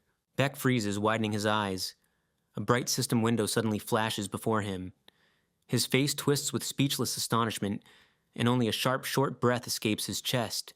The system window is filled with alarming messages, as if trying to draw attention to the incredible. Art Appreciator of Destruction is shocked. And this notification repeats again and again, filling the entire screen space. Beck watches in amazement at the stream of system messages flashing before his eyes. A bewildered whisper hangs in the air. What's going on with him? Followed by, as if in desperate denial, a voice says, No.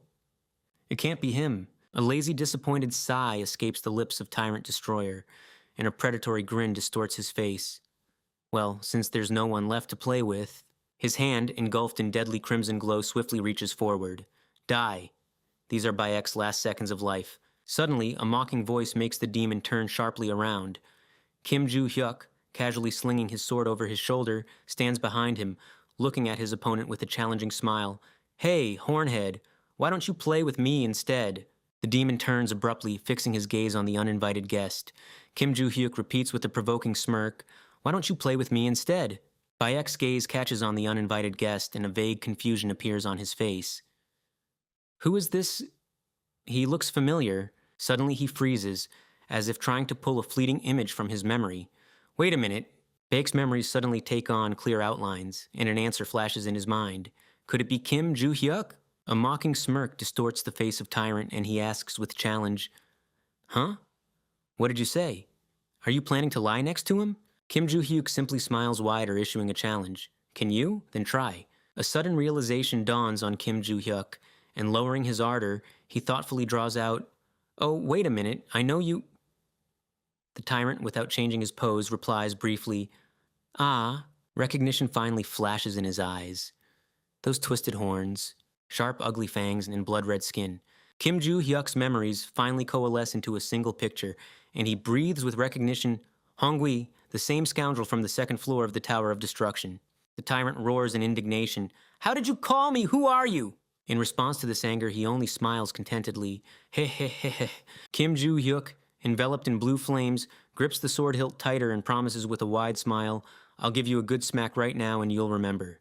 A spark of recognition flickers in his eyes as he gazes at the radiance emanating from Joo-hyuk.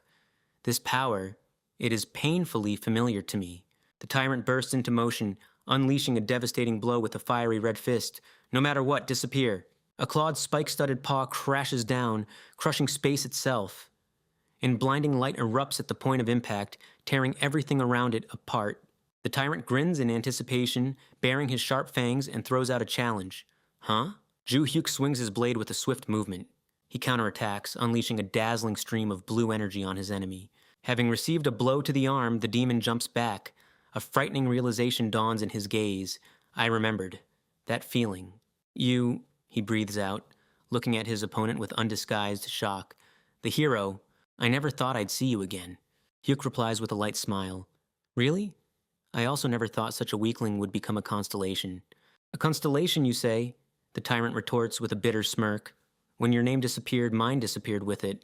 I was called a constellation, whether I wanted to or not. Now that I have regained my name and when you reminded me who I am, he growls, his eyes narrowing dangerously. I realize something. The Tyrant, grinning menacingly, points at his opponent. You've become weaker than ever, hero. Joo-hyuk only smiles in response, gripping the sword hilt tighter. Oh, really? I'll be offended now. The Tyrant grins widely. If that's so, this is a perfect opportunity. To kill you! The demon rushes to attack, but Hyuk blocks the claw strike. Kim Joo-hyuk's eyes widen in amazement as everything around him begins to bubble with unbearable heat. A crimson flash, shaking the air, crashes down on its target with a deafening roar. The space around it literally melts from the unrestrained power. Joo-hyuk falls to the ground, bracing himself with one hand while keeping his sword firmly gripped. An enormous crimson shadow already looms directly above him. With a thunderous crash, the monster's arm slams into the earth, releasing a surge of pure fury. The shockwave spreads in all directions, painting everything around it in scarlet tones. The monster smirks triumphantly at the result of its devastating attack. Ha! How long are you going to keep dodging? In response, Joo-hyuk simply tightens his grip on the sword hilt, remaining vigilant. Joo-hyuk, maintaining a calm and piercing gaze at his enemy, merely frowns slightly. This is still my limit. He muses, I could only use my true power within the mental image. Fighting a manifested constellation considering my current abilities is problematic. The Tyrant simply grins wider, looking down on him with disdain. I don't know how strong the others are, but if I struggle this much against a second-rate failure, it will only get worse from here. The Tyrant advances with a manic grin, extending his hand as energy gathers within it. Don't even try to run. Joo-hyuk watches the attack without flinching. Up close, its sneer looks even more terrifying. This is my strongest attack, exclaimed the Tyrant. A massive stream of red energy erupts from his palms with a roar, the shockwave sweeping away everything in its path, turning reality into a blazing chaos. Well, that's quite an explosion. Beck stares in shock at the raging flames, unable to believe what he's seeing. Did he even fight at full strength when he almost killed me? Enveloped in crimson haze, the opponent doesn't take his eyes off the location of the recent blast. Bake reasons the young man is dodging well, but I'll never believe someone could escape such an attack. A barely perceptible yet determined smile plays on his lips. All right, I guess I should accept help from my disciple after all. Suddenly, a bright violet beam cuts through the space, emanating from a katana, slicing through the darkness with a hum.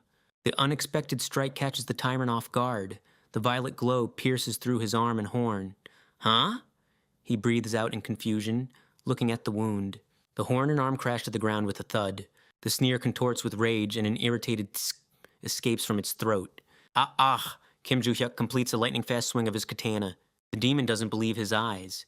How did you dodge my explosion? It's impossible, simply impossible. Joo-hyuk, tightening his grip on the blade, simply smirks in response to the enemy's panic. I didn't dodge. I just cut through it. The tyrant freezes in complete stunned silence, unable to comprehend what he heard. The monster's gaze, previously filled with confusion, suddenly becomes tense and piercing. I sense an external force. Did he borrow it? Clutching his injured shoulder convulsively, he simply stares blankly ahead. Silence. It conveys only shock. The opponent suddenly bursts into motion, enveloped in a flash of red energy. Ah! Joo-hyuk can only exclaim in surprise as he watches its swift rush. He runs away. I need to get out of here. I just regained my reputation and I haven't even had time to live properly. The demon realizes in panic, understanding that the situation has completely spiraled out of control. Forgetting everything else, he continues fleeing, repeating to himself, I must survive. Pride can wait. For the sake of my bright future. Joo-hyuk watches the retreating figure of his enemy, casually holding the katana on his shoulder. Well, what a mess. You destroyed the academy, killed everyone, and now that you're about to die, you just run away? Looking mockingly at the fleeing enemy, he says, That's why you didn't rise above the second floor. Violet energy concentrates in the katana. Joo-hyuk sarcastically throws after him, Red him, and makes a sharp swing. Only excitement shines in his eyes and a predatory grin distorts his face. The demon frantically flails about, desperately trying to increase the distance between them. In an instant, the tyrant is struck down, managing only to rasp out his last words, Damn, you... Without turning around, Joo-hyuk delivers the finishing blow. A blinding flash cuts through space as the hero doesn't even bother to glance at the enemy. The outcome of the battle was predetermined long before the blade touched its target. The lifeless body collapses onto the shattered ground. It's over. The enemy lies still forever. Joo-hyuk, maintaining a calm expression, extends his hand forward, pointing at the defeated opponent as a ring on his finger glows brightly. Streams of crimson energy emanating from the enemy obediently absorb into the shining ring. The last vestiges of crimson energy finally dissolve into the air, leaving behind only shattered, lifeless earth. Carefully examining the ring, where the last glimmer of absorbed energy fades, he states, It seems like everything has been collected. A new something flickers in Joo-hyuk's red eyes, replaced by a brief surprise. He clearly noticed something unexpected. I apologize, I'm just exhausted. Are you all right? Joo-hyuk asked, hurrying towards Beck. The latter simply closes his eyes wearily, croaking, Surviving is good enough. Joo-hyuk brings the phone to his ear. I can patch things up, of course, but it's best to call emergency services. A barely audible reply comes back. Thank you. Recovering slightly, the rescued man looks at his savior. You're Kim Joo-hyuk, right? Joo-hyuk nods, looking at the rescued man. Yes, is my name even known here? Piek, gathering his strength, sits up a little.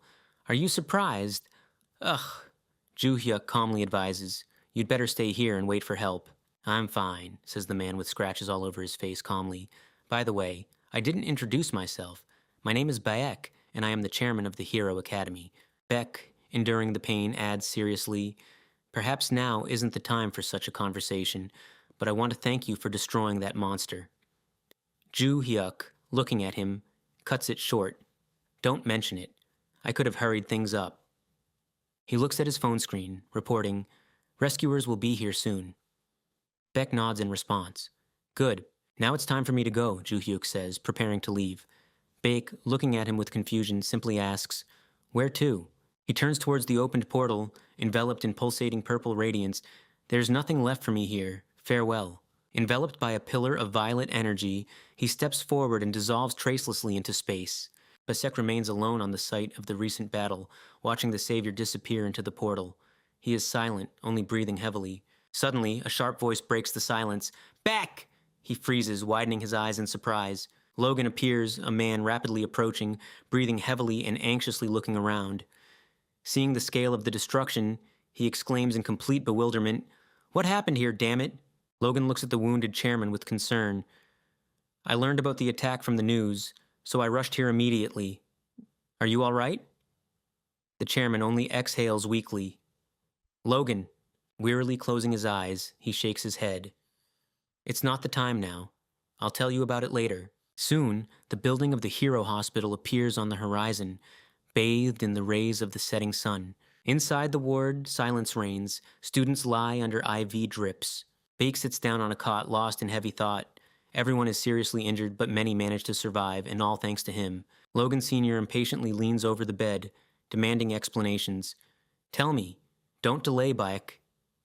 The stunned chairman can only exhale heavily. Logan rounds his eyes, barely believing what he hears. "You're saying that a scion of Valhalla appeared here and dealt with the manifested constellation?" Beck thoughtfully touches his chin. "Precisely. I'm not sure if it was really a constellation, but the facts speak for themselves. Though, if it was a low-level one, even in its manifested state, a strong contractor would have been able to handle it, but certainly not a 17-year-old kid." The interlocutor nods thoughtfully, agreeing, "Perhaps you're right. Have you heard of him before?" Logan Sr. smirks, acknowledging the obvious. "Of course I have. He's the one who defeated my son in a fair fight, and took down a couple of monsters, too. Every high-ranking contractor knows his name." There is not only annoyance, but also involuntary respect for Ju Hyuk's strength in his voice, his confident gaze seemingly frozen in the air before the speaker. Nevertheless, "Every power has its limits," Logan concludes. Beck continues, "By the way, when he fought the constellation, the air was filled with mana. It was most likely the power of a constellation that made a contract with him." Logan exclaims in astonishment, "He also made a contract? At 17? You could tell he wasn't new to dealing with something like this." Logan clarifies, "What do you mean?" Closing his eyes, Beck sighs heavily. "If I'm not mistaken," he pauses, choosing his words, and quietly adds, "I felt the same magical power at the black market." Logan frowns thoughtfully. "I've heard that place belongs to the Hidden Master." And then, putting the facts together, he asks with obvious surprise, "So he made a contract with her?" Beck shakes his head. "I'm not sure. It's just my guess, nothing more." Logan frowns thoughtfully, pondering what he heard. Where is he now? He probably returned to the academy. Logan is even more surprised, exclaiming, "Already? Valhalla is located in another hemisphere. Did he teleport or something?" Beck only draws out uncertainly, "Well, apparently," he says meaningfully. "Incredible. Yes, he used a portal when he left." Beck continues, "It could have been the power of the constellation, but," seeing his interlocutor consumed by thoughts, he calls out to him, "Logan?" The latter merely notes, "There aren't many constellations that possess teleportation." Beck adds, "I know, there are just over 0. A hand clenches convulsively, digging fingers into the fabric of a jacket. "This is unthinkable. Simply incredible." Determination flashes in his eyes, replacing the recent bewilderment. "Could it be him I've been looking for? I need to deal with this right away." Night fell on the city, covering the majestic Valhalla Academy in its shadow. In the silence of a cabinet bathed in moonlight, Black Cat stands motionless, awaiting further instructions. The air before the closed door suddenly cracks, tearing through space. Purple sparks and swirling magical energy intertwine into a pulsating portal. Kim Ju-hyuk steps out directly from the magical rift, stepping heavily and exhaling with relief. "Shoo." Ju-hyuk glances at the figure frozen in the shadows. "Were you guarding me?" Black Cat, without changing his pose, briefly replies, "Affirmative." The masked interlocutor explains impassively, "I received an order to guard near the portal. I observed your battle to prevent complications." Ju-hyuk frowns, looking at the speaker with disbelief. What were you doing again?" Black Cat raises his hand in a conciliatory gesture, trying to justify himself. I created a small alternate portal and watched through it." "You have such deplorable habits, Kitty," Ju-hyuk throws out, clearly not appreciating the surveillance. The masked interlocutor flinches at the unexpected remark, hastily trying to excuse himself. "Actually, It was thanks to this ability that we detected constellation activity. Ju Hyuk reluctantly admits her rightness, only sighs heavily. All right, you're right. But he remembers a conversation. A red-haired witch, silent until now, gently folds her hands in front of her. Another name will be returned next week. Ju Hyuk, looking at the speaker, asks with slight disbelief, "The one from the Tower of Destruction?" The red-haired witch nods affirmatively with the same gentle smile. Precisely. He squints skeptically, peering into the speaker. "Oh, really? You seem uncertain when you answer." The witch only smiles guiltily, closing her eyes. A drop of sweat even appears on her cheek. "I apologize. Surveillance by the master of the labyrinth has intensified. Although he hasn't noticed me yet, it's become more difficult to extract information lately." Ju Hyuk merely frowns. "Really?" The witch, ignoring his skepticism, changes the subject. "Hero Academy, have you heard of it?" Ju Hyuk, sitting opposite her, briefly replies, "Of course, I'll look for more information about it." The witch instructs, "Just keep an eye on that place, and if a constellation invades, deal with it as you did last time." "Okay. And also, after this meeting, there's a chance we won't see each other very soon." Ju Hyuk looks at her face. "Is that because of the surveillance?" The witch smiles understandingly. "Yes. For now, it's best for me to hide, so that at the decisive moment I can once again be at the same table with you. I'll tell you how to use the ring. Can you get it?" The witch carefully examines the jewelry on her palm and, raising 2 fingers, explains, "The ring can be used in 2 ways. You can convert the power of a name into your own, or you can use the might of the name itself. Each has its drawbacks. In the first case, part of the power is lost during conversion. Unlike the master of the labyrinth, who absorbs names completely, you will only be able to pick up crumbs from his table. The disadvantage of the second method is that your ability does not grow with you." Ju Hyuk frowns skeptically. "So, it can't be improved, right?" The witch gives a clear example. "Let's say, thanks to a name, you learned how to shoot water from your finger. But no matter how much stronger you are than the constellation, you still won't be able to cut metal with its force. At most, a sheet of paper." Ju Hyuk carefully examines the ring, pondering the limitations. "The choice is yours." He faces a difficult choice, and every word of the witch now seems particularly weighty. In his red eyes flashes a cold determination. "My goal was to return to my previous level, no matter what it takes." He makes a decision, and space around him immediately fills with turbulent blue energy. "So, I will absorb the power of this name myself." The ring on his finger flares up with blinding blue flames as if responding to the made decision.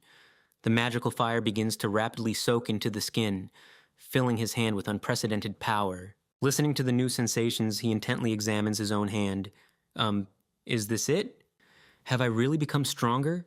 I don't feel like anything has changed." He looks at his palm in bewilderment, waiting for any signs of change. The thought is interrupted by an unexpected call. "Excuse me, Mr. Kim Ju Hyuk." In response, only a surprised sigh. Turning around, he meets the gaze of a cat. Sorry. I was so lost in thought that I didn't notice you." "It's nothing." He shifts his gaze to the interlocutor. "Why did you call me?" The black cat immediately explains. "In the battle against Hongwi, you used the space cleaving technique, right?" "Yes, exactly it," Ju Hyuk confirms briefly. The black cat just sweated, thinking to himself, "As I thought." The black cat continues. "Perhaps you used it intentionally to show me." Ju Hyuk asks in complete confusion. "What? Can't you use this technique? You have a contract with that constellation." "That's true, however. It's embarrassing to admit, but I lack the skills to use this technique. Therefore, could you teach me? If it is not too much trouble for you, of course."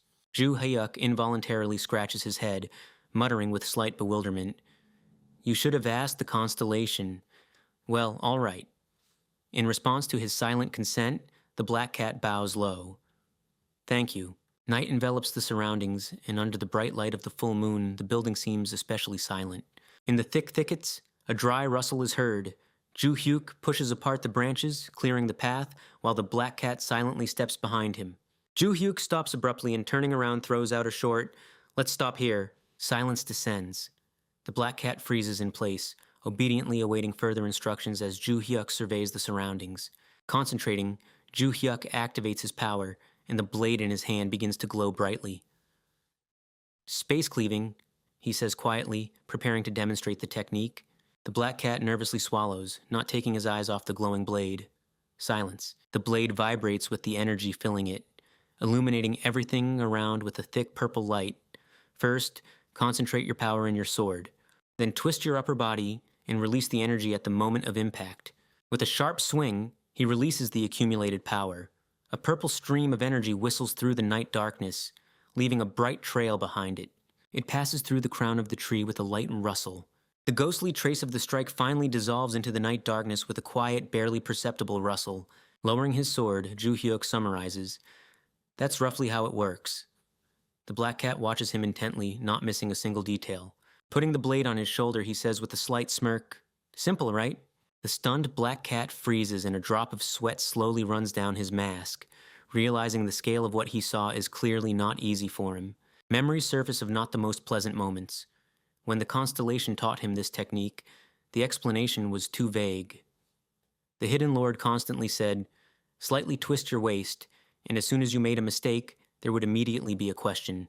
Why can't you even do this properly?" That's why he decided it would be much better to learn this from Kim Ju Hyuk, the teacher of his constellation. Looking at his frozen companion, he thoughtfully notes, "But apparently the apple doesn't fall far from the tree." Ju Hyuk, noticing his confusion, clarifies, "What? Show again?" Gathering his courage, the black cat hastily waved it off. "No, I'm okay." Ju Hyuk just asked in bewilderment, "Huh?" A powerful stream of purple energy roared over the hills, crossing the night sky with a dazzling trail. The mountain responded with a dull vibration. Ju Hyuk calmly watched as his destructive technique dissolved into the night sky, as if it had never existed. However, the mountain still attracted his gaze. The black cat, still not believing his eyes, exclaimed in amazement, "Did your technique cut through that mountain?" Ju Hyuk, slightly embarrassed by such a violent reaction, simply replied, "Yes, but..." He frowned puzzledly, looking at the consequences of his strike. "I understood that I might touch the forest, so I restrained the magical power, but the technique reached even that mountain?" Turning his gaze to his hand, he noticed how brightly the ring on his finger glows. "Could it be because I absorbed the name from the ring?" A wide, satisfied smile lit up his face. He hadn't expected that simple absorption could have such a powerful effect. Realizing the hidden potential of the ring, he decided to end the training. "Let's finish for today. Next time I will show you this technique properly." The black cat readily agreed. "Okay, let's go back." The sound of breaking branches echoed around them. They were making their way through the dense thicket. The black cat, pushing aside interfering bushes, threw over his shoulder, "Just allow me to clear this path first next time." Ju Hyuk just smiled, slowly following him. Carefully studying the shining rim on his finger, he could not hide his sincere surprise. "I was quite skeptical at first, but it all worked out. Amazing." A predatory smirk spread across his lips. It seemed the hero's appetites were growing along with his realization of new possibilities. "As soon as those bastards from the Tower of Ruin come down, I'll absorb their power too." We shift to a huge ancient tree, at the base of which is hidden a mysterious door. Warm light streaming from the opening invites one to shelter from the night chill. The man with the spear froze before a hologram of Earth, on which bright red dots pulsed, scattered across different continents. This is the wheel of reincarnation. He stood lost in thought. Within the bright red glow, outlines of continents emerged, and on their surface mysterious marks lit up one after another. His eyes reflected the crimson glow, his gaze becoming increasingly focused. Suddenly the silence was broken by a sharp shout, "Hey, spear!" The warrior's eyes widened instantly, and he turned his gaze to the person who called out to him. A figure in a deep hood emerged from the shadows. "What?" breathed the observer. Pulling back the hood, the stranger glanced at the warrior. "Are you finished with the names yet?" A short "yes" was the reply. The stranger, finally dropping his hood, gestured towards the glowing sphere. "You've distributed the second-level people quite evenly." His gaze fell on the spear clenched in his hand. "Is there a reason why you're holding on to that spear?" The question hung in the air. The warrior only gripped the weapon tighter, maintaining heavy silence. The stranger frowned displeasedly, piercing the silent warrior with a stern look. "Not going to answer?" The warrior finally broke the silence. "I don't think you need to know the reason. You have a weapon too, don't you?"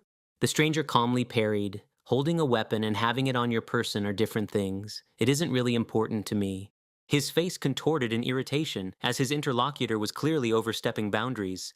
He was chosen as the master of the labyrinth only 300 years ago, yet he already allows himself to speak to me casually just because we occupy the same position. This damn bastard. Barely suppressing his rage, he glared at his companion with a heavy look. If it weren't for the favor of the master of the labyrinth, I would destroy him right now. Suddenly, his attention was drawn to something on the sphere. What the hell? It looks like one name has disappeared. The blond man, not taking his eyes off the pulsing sphere, calmly confirmed, "That's right, I think it was on the American side." The red-haired man said with dissatisfaction, "Are you sure you distributed them in the correct order?" To which the second, without looking away from the pulsating light, calmly retorted, "Yes, as ordered by the master of the labyrinth." It was expected, of course, but did it happen too soon? The red-haired man mused aloud, continuing to peer at the magical glow. His companion remained silent, intently watching the changes on the map. The redhead added in conclusion, "I'll go report this to the master of the labyrinth, and I'll deal with you later." The warrior with the spear only responded indifferently, "Do as you please." Left alone, he conducted the departing companion with a cold, indifferent gaze. Fingers encased in dark gloves clenched the weapon's grip until they turned white. This meager gesture held hidden tension. Chairman Black Cat, sitting in an armchair, inquired, "And what? Can I help you?" The gaze of Logan, the owner of a goat beard, became even more piercing as he looked at the cat. Fluffy, without changing his pose, looked at the newcomer. "What brings you here, Logan Destroyer?" The visitor frowned. "I would like to ask about a student from your academy." Black Cat, not taking his eyes off him, pondered, "Is it connected with the incident at the Hero Academy when Kim Joo-hyuk defeated the constellation?" Internally, he was annoyed. I thought I had eradicated all rumors, but apparently Logan already knows everything. He gestures to a chair. "Well, we have a long conversation ahead of us. Would you like to sit down?" Logan, not unclasping his hands crossed on his chest, simply says, "All right." Logan lowers himself into the armchair, and a stifling silence descends upon the office. The men look at each other in silence as if preparing for a difficult conversation. Logan stares intently at the chairman, unwilling to waste time with pleasantries. "Let's get straight to the point. You have a student named Kim Joo-hyuk who recently visited the Hero Academy?" "He also defeated a constellation," Black Cat calmly confirms. "That's correct." Logan, not averting his piercing gaze from his interlocutor, continues, "I have many questions for you, but I am especially interested in answers to two. First, how did Kim Joo-hyuk learn about the attack of the constellation, and how did he manage to defeat it?" A heavy pause hangs in response. The chairman doesn't even try to break the silence. Without waiting for an answer to the first question, Logan sharply adds, "Secondly, how was he able to teleport instantly to the USA and back? And don't try to evade questions with vague answers. Beck said he felt the same energy from him as from the black market. More precisely, from the Black Cat." "I see." The cat pauses for a moment before continuing in a frighteningly calm tone. "Since you know about the energy, you must have guessed that he is using my constellation's abilities?" Logan, with a heavy, penetrating look, clarifies, "Hidden Lord, right?" He receives only a short confirmation. "Precisely." Logan frowns, trying to fully clarify the situation. "So Kim Joo-hyuk from Valhalla made a contract with him?" Black Cat calmly retorts, "Only provisionally for now." The gaze from under the mask remains impenetrable. "I understand your concern, but I cannot reveal all the details, even if you are so interested." The chairman, not taking his eyes off his interlocutor, unexpectedly asks a direct question. "So, do you suspect that Kim Joo-hyuk is connected with the Blood Lion?" Logan thoughtfully says, "Yes, since you figured it out, let's get to the point. In the past, I had to investigate a case about the Blood Lion. At first, it seemed like an ordinary villainous group, but then I found out that they were indirectly connected with you." Logan clenches his jaw and pain flashes in his gaze. "That's right. They killed my father. Memories take him back to those dark times. When I became stronger, I immediately started searching for them. Although I managed to defeat many villains, I couldn't find any information about them. They seemed to dissolve into the night." Closing his eyes, he exhales heavily. "The only thing I was able to find out is that members of the Blood Lion—" He pauses, his gaze becoming as sharp as a razor, "are contractors who use spatial displacement abilities." Black Cat listens attentively and confirms, "I also found that out. However, like you, Logan, I couldn't find them." Black Cat makes an important clarification. Kim Joo-hyuk is not a member of the Blood Lion. Yes, he did use spatial movement to quickly reach the United States, but that was the ability of my constellation. Logan scrutinizes his interlocutor, clarifying, "You mean the Hidden Master?" Black Cat simply replies, "Correct. The cat doesn't stop there, continuing to reveal cards. More precisely, it's just part of his abilities. There is another one that allows him to learn about the attack on the Hero Academy by a constellation. Leaning back in his chair, Logan responds with understanding. Oh, so that's what it was? In response, there's only a short, exactly. Skeptically narrowing his eyes, Logan leans forward. Do you think such a vague explanation would satisfy me? The interlocutor doesn't intend to tolerate ambiguity. He sharply points a finger at him. What if your entire market is part of the bloodline? Black Cat, not hiding his irritation, snaps back. You're going too far. Whatever methods we use to manage the market, we have no intention of harming innocent people.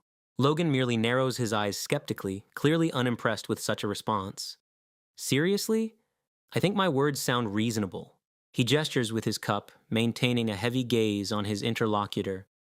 You must understand that in this world, only a few contractors can use spatial movement. He receives a short reply. I know. The man takes a sip from the cup and calmly adds, therefore it is a perfectly natural suspicion. He slams the cup on the table, breaking the silence. Moreover, pointing his finger at the interlocutor, he continues to push his point. The owner of the black market supports an ordinary academy student. I see no other explanation than that you were helping each other as members of the bloodline.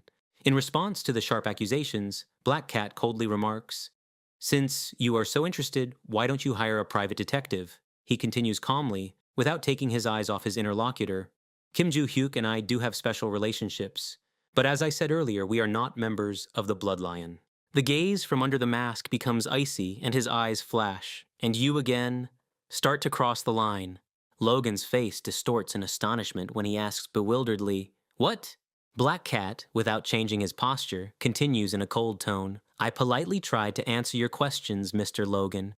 I even told you about the abilities of my constellation. After a short pause, he adds with a clear threat in his voice, but if you continue to suspect me, continuing this conversation will be difficult.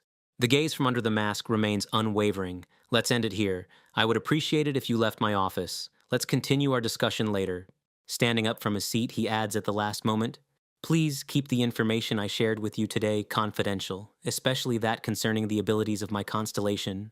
Logan grits his teeth, barely suppressing his anger, thinks to himself, this bastard, does he really think I'll just walk away? And spits out, after the interlocutor, what will happen if I refuse? Black Cat calmly meets his gaze and cuts him off. Then you'll have to die. Logan smiles with undisguised excitement, throwing down a challenge. Are you going to kill me? You're not weak. Good, go ahead. Black Cat simply looks calmly at the interlocutor, not at all impressed by his fighting spirit. Now, I can't defeat the strongest of contractors. But if you cross the line again, that will make my constellation act, coldly warns Black Cat. Logan asks in confusion, what? Maniac, clasping her hands together, cuts him off sharply. If your curiosity is satisfied, get out. Enveloped in a sinister red aura, she adds with fury in her eyes, continue to provoke me and I won't let it slide. Keep an eye on your contractor properly, idiot. Black Cat, calmly looking at the holographic screen, summarizes, that's what she said. Logan, who until that moment hadn't hidden his excitement, suddenly changes his face. His eyes widen in bewilderment and a shocked, what nonsense, escapes his lips. A pop-up system message from the constellation, Destroyer of All Things, reads, leave, don't make a fuss. Logan freezes, staring bewilderedly at the system message. The words of the system only cause him complete confusion. He sighs heavily, accepting the inevitable. All right, I'll retreat today. Logan reaches for the door handle, throwing over his shoulder. But next time, I won't leave empty-handed. As soon as Logan leaves, Black Cat's composure evaporates. A drop of sweat runs down his mask. He exhales heavily. Phew. Gathering his thoughts, he decides to act. I need to deal with the rumors and, just in case, inform Adelia Ventrick about what happened. The city is plunged into golden twilight. Kim Joo-hyuk sits in a lotus position on the bed, immersed in meditation. His body is enveloped in a bright, pulsating blue aura, filling the room with a hum of magical energy. He exhales heavily as if shedding accumulated tension. Hoo! The glow around him gradually fades. Kim Joo-hyuk contentedly examines his own palm, over which sparks of blue energy dance. This method of circulating magical power allowed me to feel my progress. I gained experience equivalent to 30 days of focused training. He thoughtfully rubs his shoulder, analyzing his sensations. But my body hasn't yet reached the level of magical power, so it was difficult to notice the difference. His gaze becomes resolute. If I want to absorb more energy, I should return to training. After all, if I focus only on one aspect, in the end, I will use only borrowed power, like most contractors. Kim Joo-hyuk changes the subject. By the way, Barsh, did you feel anything when you saw Hongwi? Barsha, crossing his arms over his chest, replies curtly, No. Do you still doubt me? He leans back, relaxing with his hands clasped behind his head. No, just, if the master of the labyrinth starts brainwashing people, will you become the master of the tower again? In response, he receives a short, I don't have any strength right now. Barch, without changing position, shifts the conversation to another topic. By the way, Kim Joo-hyuk, did you feel anything in the Hero Academy? A puzzled reply follows. Huh? Was someone else there? Barsh confirms his fears, looking at the building shrouded in a sinister red aura. Yes, I felt power similar to yours. Kim Joo-hyuk raises an eyebrow in surprise. Really? Barch merely insists on his point. I understand your feelings, but I'm sure I didn't imagine it. A meaningful smile spreads across Joo-hyuk's lips. In that case, I should return to the Hero Academy as soon as possible. Night falls over the surroundings with a cold moonlight. Ahead lies an island washed by ghostly, greenish waters. An old building, drowning in night shadows, looks frighteningly lifeless. Empty window frames, like frozen eye sockets, gloomily stare at the surrounding forest, keeping a sinister secret within its walls. Inside the dimly lit hall, a strange company has gathered. A mighty blue-skinned monster towers over a pale young man with crimson eyes, while a figure with branching deer antlers watches intently from the shadows behind them. The mighty blue-skinned monster surveys those present and breaks the silence. Is everyone here? Who received a name? Crossing his arms over his chest, the young man with deer horns parries, something like that, except for a few. Who hasn't arrived? The red-eyed blonde clarifies, for example, Hongwi, who caused quite a stir not long ago. That stupid bastard! Why did he have to cause such a commotion after waiting 300 years? The blue-skinned monster asks in confusion, did he just die? In response, the light-haired man sitting with his back turned merely states dryly, it seems he underestimated his opponent and let his guard down. How pathetic. The character with deer horns raises an index finger and coldly warns, if you die here, you'll return there, and wander under that name for another 300 years. The light-haired young man with crimson eyes, sitting at the table, sighs heavily. Even though we were sent to repair the damage, we couldn't easily complete the task. That idiot went too far. The monster looks around at those gathered and asks, are there any others among those you can't contact who have unusual circumstances? The young man with horns recalls and names someone Wacha. The fish monster exclaims in surprise, what, that corpse enthusiast? In response, a short reply is given, precisely. I hope he doesn't meet the same fate as Hongwi. The young man with deer horns suddenly speaks up. We received a message from Hwacha. What's it about? Asked the oversized fish. The figure in the dark cloak, shrouded in an ominous purple aura, extended a clawed hand, as if anticipating the coming chaos. An international competition. I will definitely cause a disturbance there. Meanwhile, the action shifts to the Valhalla Gymnasium, bathed in bright daylight. Kim Joo-hyuk exhaled heavily while performing a bent-over dumbbell row. Sweat dripped down his face as he remained fully focused on the exhausting exercise. At the same time, he continued to observe the training of his students. Erin, breathing heavily, persevered with her strenuous workout, and nearby, Si-hyuk trained with equal tension in his expression. A little further away, Yu So-yeon was diligently performing exercises, sweat streaming down their faces, reflecting the weight of the physical exertion. Joo-hyuk glanced over at the others and noted, everyone's here except Yong-lan. His phone vibrated, notifying him of a message from Yong-lan. Joo-hyuk, I'm going to visit my family. I think I'll be home for a few days. He typed back only a short, okay, before falling into thoughtful silence. Joo-hyuk continued the monotonous exercise, lost in thought. She wasn't on good terms with her family, was she? Well, she'll return when she wants to. Joo-hyuk announced, all right, everyone, take a break. Arin and Soyeon, still breathing heavily, responded in unison, okay, good. With a forceful exhale, he wiped his face with a white towel, removing the moisture.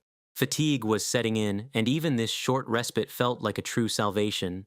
Someone called out to him by name, and turning around, he looked questioningly towards the speaker. Yes? Arin, wiping her face with a towel, curiously asked, where did Yong-lan go? Joo-hyuk briefly replied, she went to deal with family matters. But we agreed to train together. Shouldn't she have said something before coming here? Arin waited for an answer, but Ju Hyuk simply reminded her, "You also missed a few workouts because of your trip to see your family."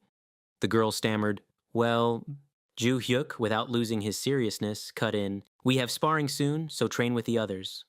Aaron only replied shortly, "Okay." Aaron was enthusiastically explaining something, gesturing with her hand. Se-hyuk, with his arms crossed over his chest, silently watched his companions, while Soyeon, pressing a towel to her shoulder, listened attentively, clutching a water bottle in her hand. Ju-hyuk merely smiled, observing their conversation, and slowly wiped his face with the towel. Barshi, whose avatar with the familiar mask appeared in the corner, asked with a mocking tone, "What's with the proud look?" Hyuk countered with a mysterious smile, "Isn't it amusing?" Ju-hyuk looked at his students and thought, "Even after reincarnation, I continue to teach people," Barche added shortly, "Indeed. However, that is somewhat disappointing." Barche asked in response with confusion, "What do you mean?" Barch, thoughtfully resting his chin on his hand, listened to Hyuk. "I wish my former students could chat so casually." He lamented that the constellations couldn't gather together. Barch remarked pensively, "To be honest, we used to do that." Ju-hyuk asked in astonishment, "What?" Barche continued, "It was quite a long time ago, and then a door suddenly appeared within the pleome of mental imagery." Barsh cautiously peered inside, explaining, "At that moment I was trapped, so I didn't find anything better to do than check what was behind it. There I saw—" The narrator paused, looking at a group of figures frozen in dazzling light. Ju-hyuk couldn't hide his amazement. How are all the constellations together?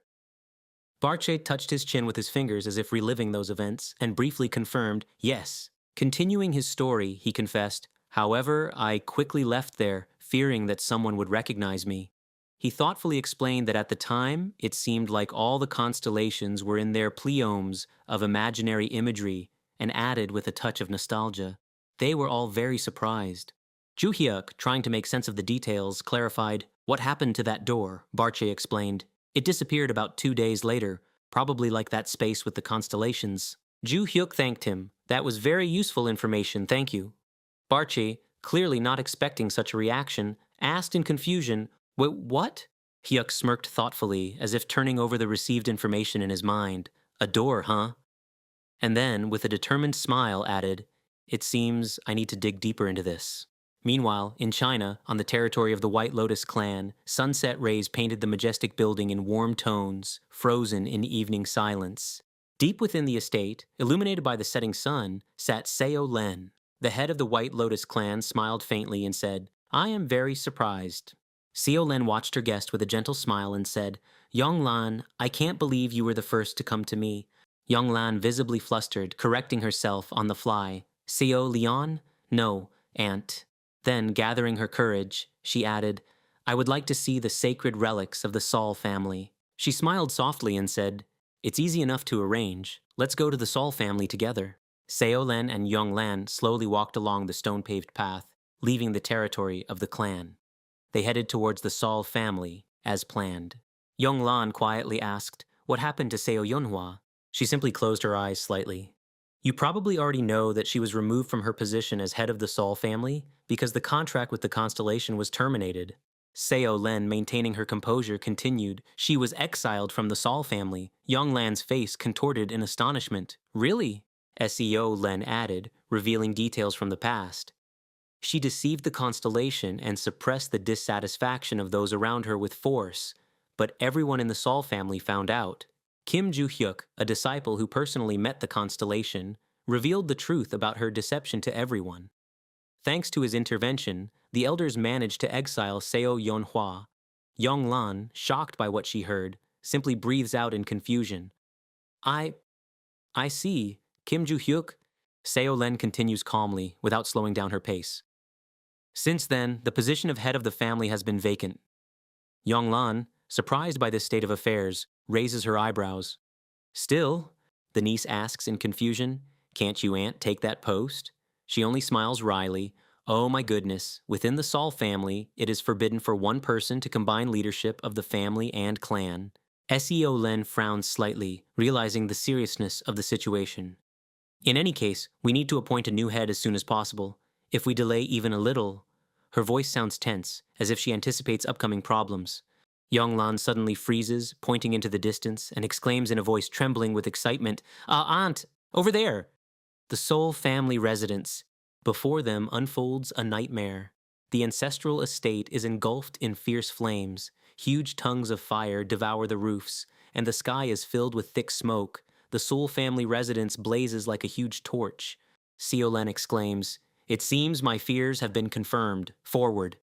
Yonglan responds immediately without hesitation, Okay, and both women rush towards the burning residence. While running, Yonglan doesn't take her eyes off the flaming building. What happened? Tell me everything you know. Seolen throws over her shoulder, not slowing down. You know that our family ranks first in China? However, this was the result of Seo Yonhwa's work. She suppressed other families when she was head, and now that she has been exiled, rumors have begun to reach me that competitors want to take her place. Yonglan continues running swiftly. That's why I suspected they might attack the residence, as Seo Yonhwa did with the others. And these people are invading us now? Damn it. Heavy iron gates, studded with metal, are already ablaze. There is no time to hesitate. Behind this barrier lies the fate of the entire clan. Without hesitation, they rush through the fiery passage. There's no turning back, only forward into the very heart of events. The view opens wide, reflecting the raging flames, and a drop of sweat rolls down her cheek. The sight inside turns out to be far more terrible than one could imagine. The courtyard of the residence has turned into a bloody battlefield strewn with bodies. A massacre is taking place. Yonglan freezes, widening her eyes. She gasps at the horror she sees. Behind her, Seo Len watches the unfolding carnage with no less shock, unable to hide it on her face. Enemies abruptly turn their attention to them, and only a thirst for blood can be read in their cold gazes. One of the attackers, clutching a bloodied blade, steps forward, while the others, tightening their grip on their weapons, silently close ranks, blocking the path. A lifeless body in light clothing lies at their feet, soaked through with crimson. The enemies close ranks, cutting off the path. Their blades are still stained with blood, and their cold gazes promise nothing good. Yonglan and Seo Len freeze opposite them, and in the silence that hangs in the air, only one thing is felt. More blood will be shed here now. Seo Len looks around the battlefield with a shudder, and her voice trembles. How cruel. One of the masked killers, noticing the newcomers, squints curiously. What's this? Is anyone else left here? His accomplices, standing behind him, immediately turn their cold gazes on the girls, ready to attack at any moment. Suddenly, the leader, who had just mocked them, sharply raises his hand, stopping his comrades. Wait a minute, this peculiar pattern in her hair. A disturbing recognition flashes in his narrowed eyes. The masked killers abruptly freeze, realizing who is standing before them. It's the head of the Soul Clan. What, that very Seo Yonhwa who destroyed our family? Doubts instantly vanish. Excellent, then I'll finish them off just like the others, he snarls, preparing to strike with his bloodied blade. Seo Len looks at Yonglan with anxiety, who is trying to figure everything out. Aunt? So Seo Yonhwa subdued the rest by killing innocent people? She simply shakes her head briefly. No, she did give them a good beating, but she didn't take anyone's life. To be honest, I wasn't particularly worried about the fate of these disgusting people, but this is too much. Yonglan, overwhelmed with rage, rushes into battle. Seo Len sharply shouts, Yonglan! The niece swiftly closes the distance, delivering a sharp blow. The masked opponent only manages to open his eyes in astonishment. Her unexpected speed clearly catches the enemy off guard. The enemy loses sight of her and frantically looks around. Where? He cries out, unable to keep up with the swift attack. A powerful fist stops the opponent's steel. He yells in complete confusion, What? She stopped my sword with her bare hands? Yonglan, gritting her teeth with anger, makes a sharp lunge. Her eyes glow with determination, and every movement is imbued with power, leaving the enemy no chance. A powerful punch reaches its target, forcing the opponent to choke on his own scream. Ka! They are thrown back onto the floor. The surviving enemies freeze, unable to believe what they have seen. What the hell? She took them down with one hit? Yonglan rushes into a new attack, her eyes glowing with cold light. The remaining enemy only widens his eyes in horror, realizing that there is nowhere to run. A swift dash, and she unleashes a crushing kick on the opponent, putting all her strength into the movement. A blinding arc of energy tears through the air, knocking enemies off their feet. They fly back with a cry, "Ah!" and fall to the floor. The aunt freezes, widening her eyes in amazement. She's become much stronger than she was before. Seo Len, not taking her eyes off her niece, whispers with obvious concern and astonishment, Yonglan, what did Kim Ju-hyuk teach her? The woman thoughtfully clutches a fan, turning her gaze to the battlefield. From the side, an assassin rushes at her. I don't know what made her distracted by sacred relics, but Len, without losing a second, waves her hand. A powerful stream of energy throws the attacker back, and he manages only to exhale. Ah! Her eyes radiate unwavering confidence as her palm holds a shimmering ball of energy. As soon as the situation stabilizes, we will definitely put her in the position of head of the family. Breathing heavily, Seo Yu Rin, the eldest daughter of the Seo family, takes a fighting stance surrounded by enemies. Ha! Ha! Escapes her as the girl cautiously watches every movement of the opponents. Seo Pei, the second daughter of the Sol family, breathes heavily, clutching a sword in her hands. Ah! Ha! Ah! She exhales as she tries to catch her breath under the watchful eyes of the enemies. Yuri exclaims with annoyance, "Everything collapsed because they set up an ambush. It seems people from another family decided to take advantage of the absence of the head." We managed to buy time for the elders, but it looks like Pei is already at her limit. Yuri glances worriedly at her exhausted sister as the ring of enemies around them tightens. Clenching her teeth in helplessness, she casts a desperate glance at the surrounding opponents. Damn it! I don't want to die like this! Suddenly, Yuri's eyes widen in shock, and a drop of sweat runs down her face. Something is happening right in front of her. Yonglan lets out a furious cry as she unleashes a powerful strike upon her enemies. The opponents, caught off guard, gasp in pain. Argh! Ugh! A potent magical flash knocks another opponent to the ground with a wheezing quack, unable to withstand Seo Len's onslaught. Yurin and Pei stand shoulder to shoulder, breathing heavily but refusing to lower their weapons. Surrounded by enemies, they carefully monitor every sound, prepared to deflect any attack. Pei, her face smudged with soot and tears, whispers a trembling, barely audible plea. Aunt, she finally manages to say. Yonglan clenches her fist and says, I'm sure you have something to say, but let's deal with these bastards first. Pei wipes away her tears, briefly allowing herself a moment of emotion in the face of danger. Yes, she replies resolutely, fully prepared to enter the battle. Yurin watches what is happening, clenching her fist, and says with obvious relief, how could anything bother us when two of White Lotus's strongest warriors have come personally to save us? Encouraged by the arrival of her allies, she throws herself into the attack. We won't stand aside either. A fist crashes into an opponent's face with a dull thud, sending splatters flying. Ack! Gripping the hilt of her sword, Pei plunges into the thick of things. Yes. Her swift attack reaches its target, causing the opponents to scream in pain. Ugh! Arr! With a wide swing of her blade, she continues to break through the enemy ranks, leaving them no chance to counterattack. Suddenly, a shadow looms over Pei's head. An enemy concealing his face behind a mask raises his sword for a decisive strike.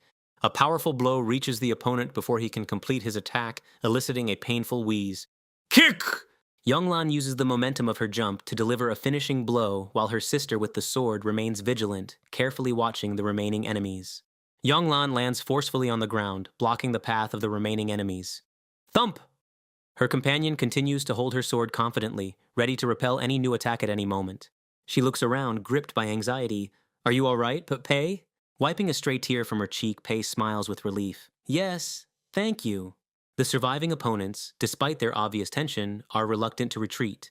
Gripping their swords tighter and clenching their fists, they are ready to launch another attack at any moment. One of the attackers widens his eyes in horror as a large drop of sweat rolls down his face. Someone grabs his head and growls, "What the hell are you standing there for?"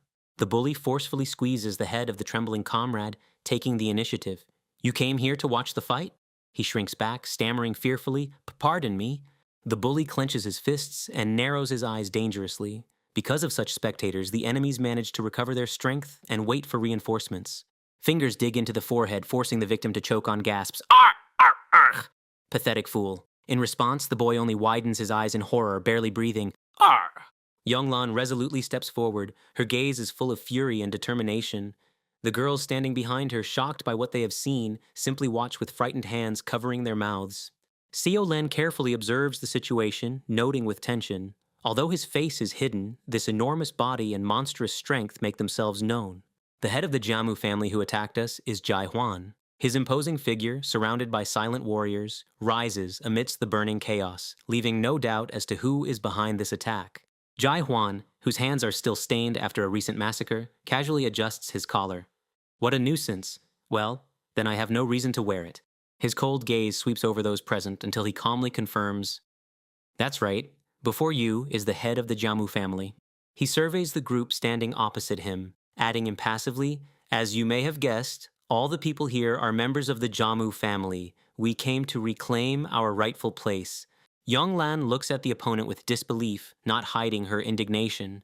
"I don't believe it's that simple. You kill everyone and everything in your path." A self-satisfied smirk spreads across the enemy's face. "We do the same as the head of your family, just by our methods. Any objections?"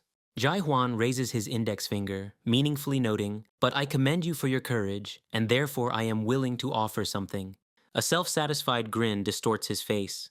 "If all of you agree to become our slaves, I will leave your territory right now." Yonglan snarls, baring her sharp fangs, and her eyes blaze with fury. "Until recently, you didn't even dare look at our family out of fear of the head, and now you're acting tough? Get lost, bald bastard!" Jai Huan merely smiles in response, closing his eyes. "He he, this arrogant fool. In a way, you are right. I was indeed afraid of your leader. But now that she has stepped down, the Saul family..." He pauses meaningfully, and his eyes narrow dangerously in anticipation. An aura around his fist flares up with crimson flames as he launches himself for a crushing blow. "Is nothing!" Xiaolen covers her eyes with a light, almost condescending smile, as if not noticing the looming threat. What nonsense. "The child you are facing is much stronger than the head." A fist engulfed in furious crimson flames streaks through the air. The powerful strike is ready to reach its target in an instant. Yonglan bares her teeth and puts all her power into a crushing blow, rapidly closing the distance. Her fist flies straight towards the target, leaving the opponent no chance to dodge. A furious collision occurs in the air. Fists meet, and waves of energy radiate outwards with the powerful impact.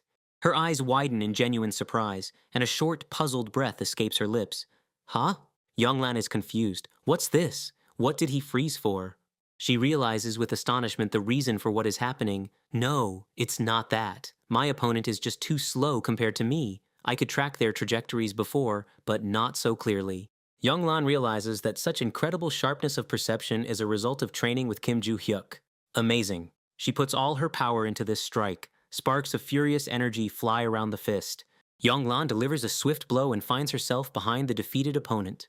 He lets out a deafening scream, opening his mouth wide in silent shock. His face contorts with pain, and splashes of blood fly from his mouth in all directions. Defeated enemy lies limply on the floor as Yonglan towers over him. Surrounding fighters are frozen in stunned silence, not daring to move from fear. Confusion swells among their ranks. She took down the leader so easily? Then? They hesitate to even take a step, paralyzed by fright. Realizing that the leader has fallen, the opponents panic and scatter. A desperate cry rings out, "Retreat!" Yonglan clenches her fists in anger, watching the fleeing enemies, and throws after them a contemptuous, "Scum, did you realize you couldn't win, so you decided to run?" Yonglan, looking at the others, says, "Let's go help the other members of the clan." She hears in response, "Ah, yes." Yurin smiles at her and says, "Auntie, now I understand why you recommended Yonglan as a candidate for head of the family." Expressing complete agreement, she adds, "I support your choice. I think Pei will agree with me." Her sister, standing behind her, simply nods briefly. "Yes." With a light, almost peaceful smile, Xiaolen closes her eyes and after a short pause barely whispers, "Good." Xiaolen opens her eyes. Their depths reflect determination and calm confidence like a mirror. Meanwhile, Yonglan supports an injured person, helping him escape from the corridor engulfed in flames. She strides forward resolutely, ignoring the raging fire and debris underfoot. The heat of battle and the fire remain behind, replaced by the icy silence of snowy mountain peaks, swirling with a cold blizzard. Xiaolen takes the first step on the frozen path, venturing deeper into the icy wasteland, while Yonglan silently follows her, finally leaving everything that happened before behind.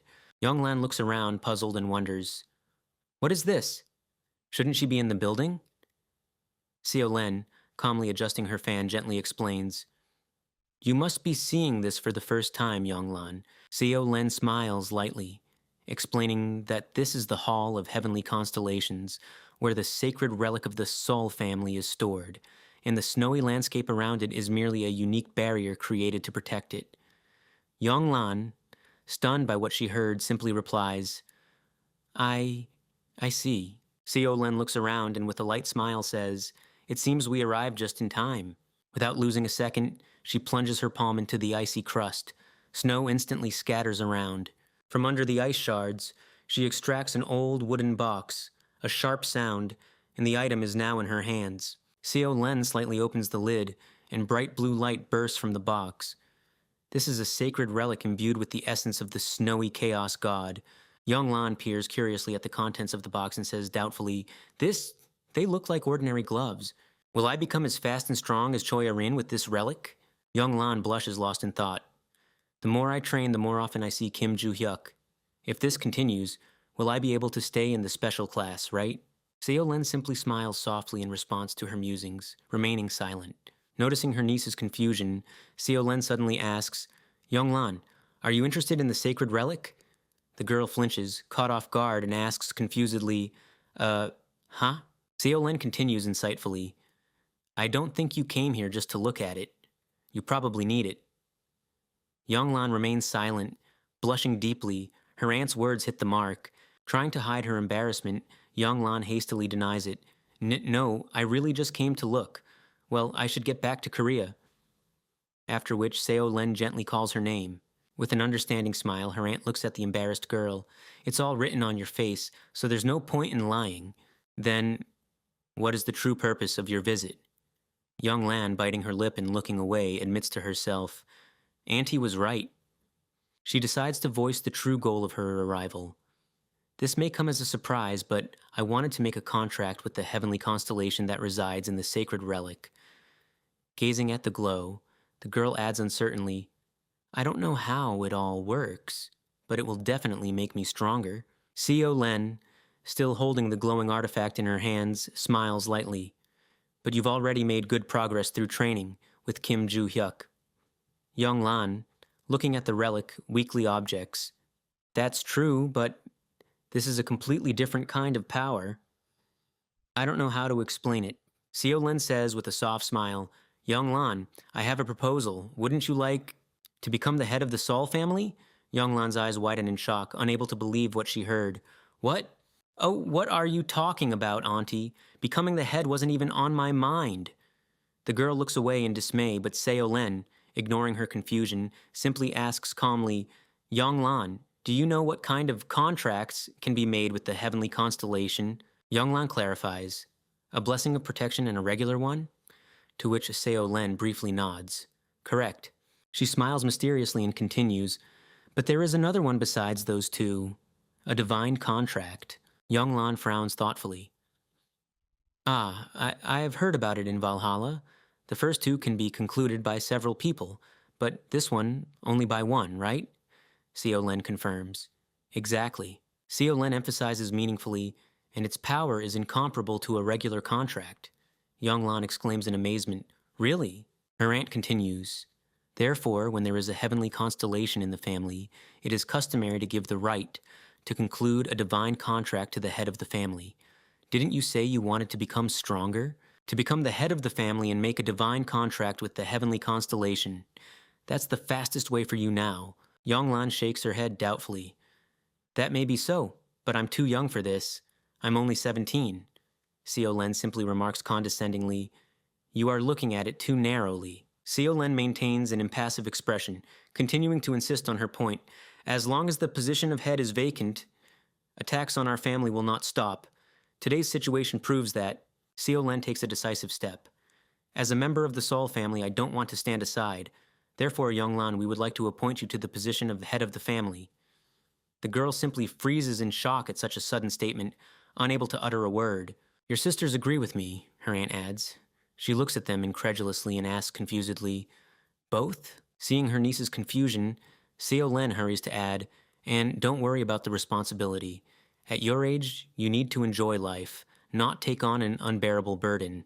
I will take care of everything for you. Seo Len looks intently at her niece, adding, However, Young Lan, we need your strength.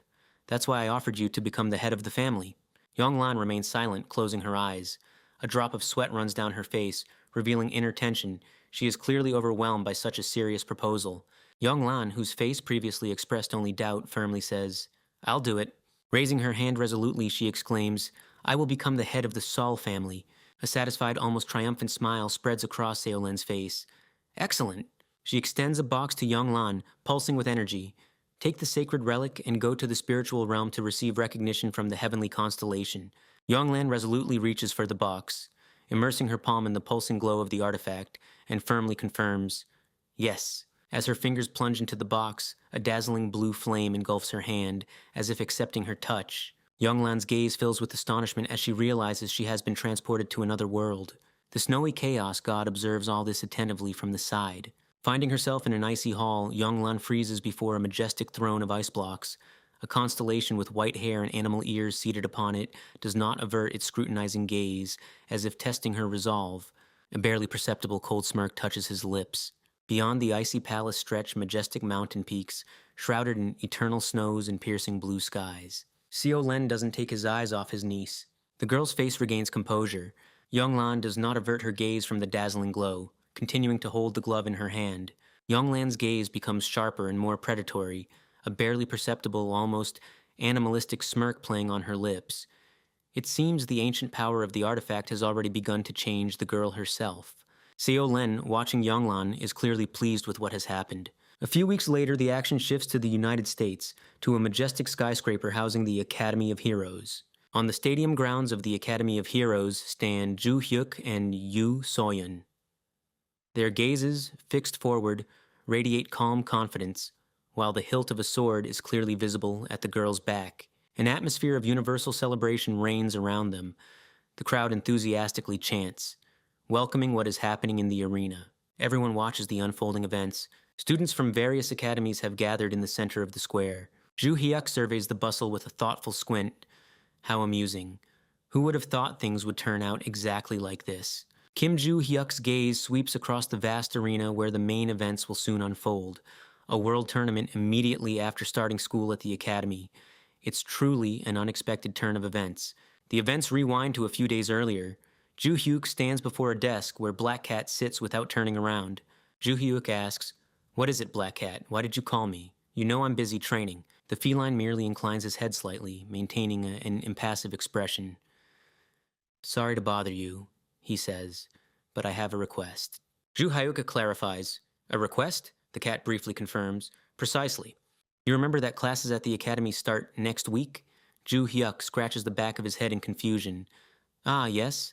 I rarely look at the calendar." He pauses briefly, maintaining an impassive expression. "The thing is, the World Tournament will begin at the same time. I've heard something about it." Ju Hyuk frowns thoughtfully, trying to catch familiar notes. Black Cat calmly counters. "You already participated in a similar event, even before I took over management of this institution. However, since this is a world tournament, students from all over the world will participate in addition to the 3 main academies." Black Cat continues explaining that, like the tournament between the 3 academies, they will select several representatives from the freshmen. Ju Hyuk, standing before him, immediately clarifies, "What about students from the 2nd and 3rd years?" The cat continues, "I realized something when I became chairman. It's pointless to choose representatives from senior students because they are more often training in guilds." Ju Hyuk nods in agreement. "Ah, right. This academy is preparing future hunters, isn't it?" "Yes. Ultimately, the main goal of the students is to receive higher education, so participating in the tournament may interfere with them. On the other hand, for newcomers, it's a great opportunity to attract the attention of guilds or other recruiters. Be that as it may, Ju Hyuk, will you be Valhalla's representative at the upcoming world tournament? Is that the favor?" he asks, raising an eyebrow in surprise. Thoughtfully touching his chin with his fingers, he inquires, "And where will this tournament take place?" "In the United States, at the Academy of Heroes," Black Cat replies impassively. Ju Hyuk exclaims in disbelief, "What? Wasn't it practically destroyed during the last attack?" Black Cat merely shrugs slightly, maintaining an impassive expression. "Thanks to you, the level of destruction wasn't as significant. They have already restored everything.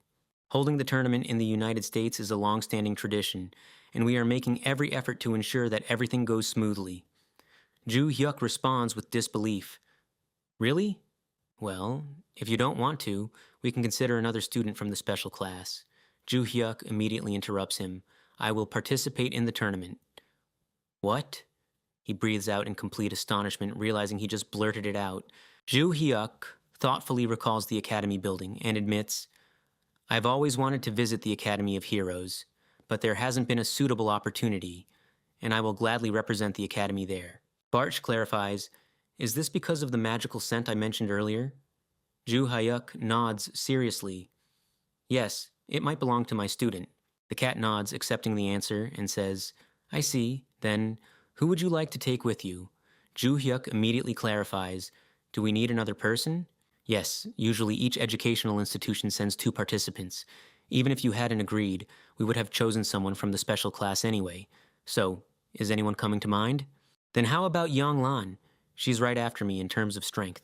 Black Cat immediately objects. However, Yang Lan is not a student at the academy.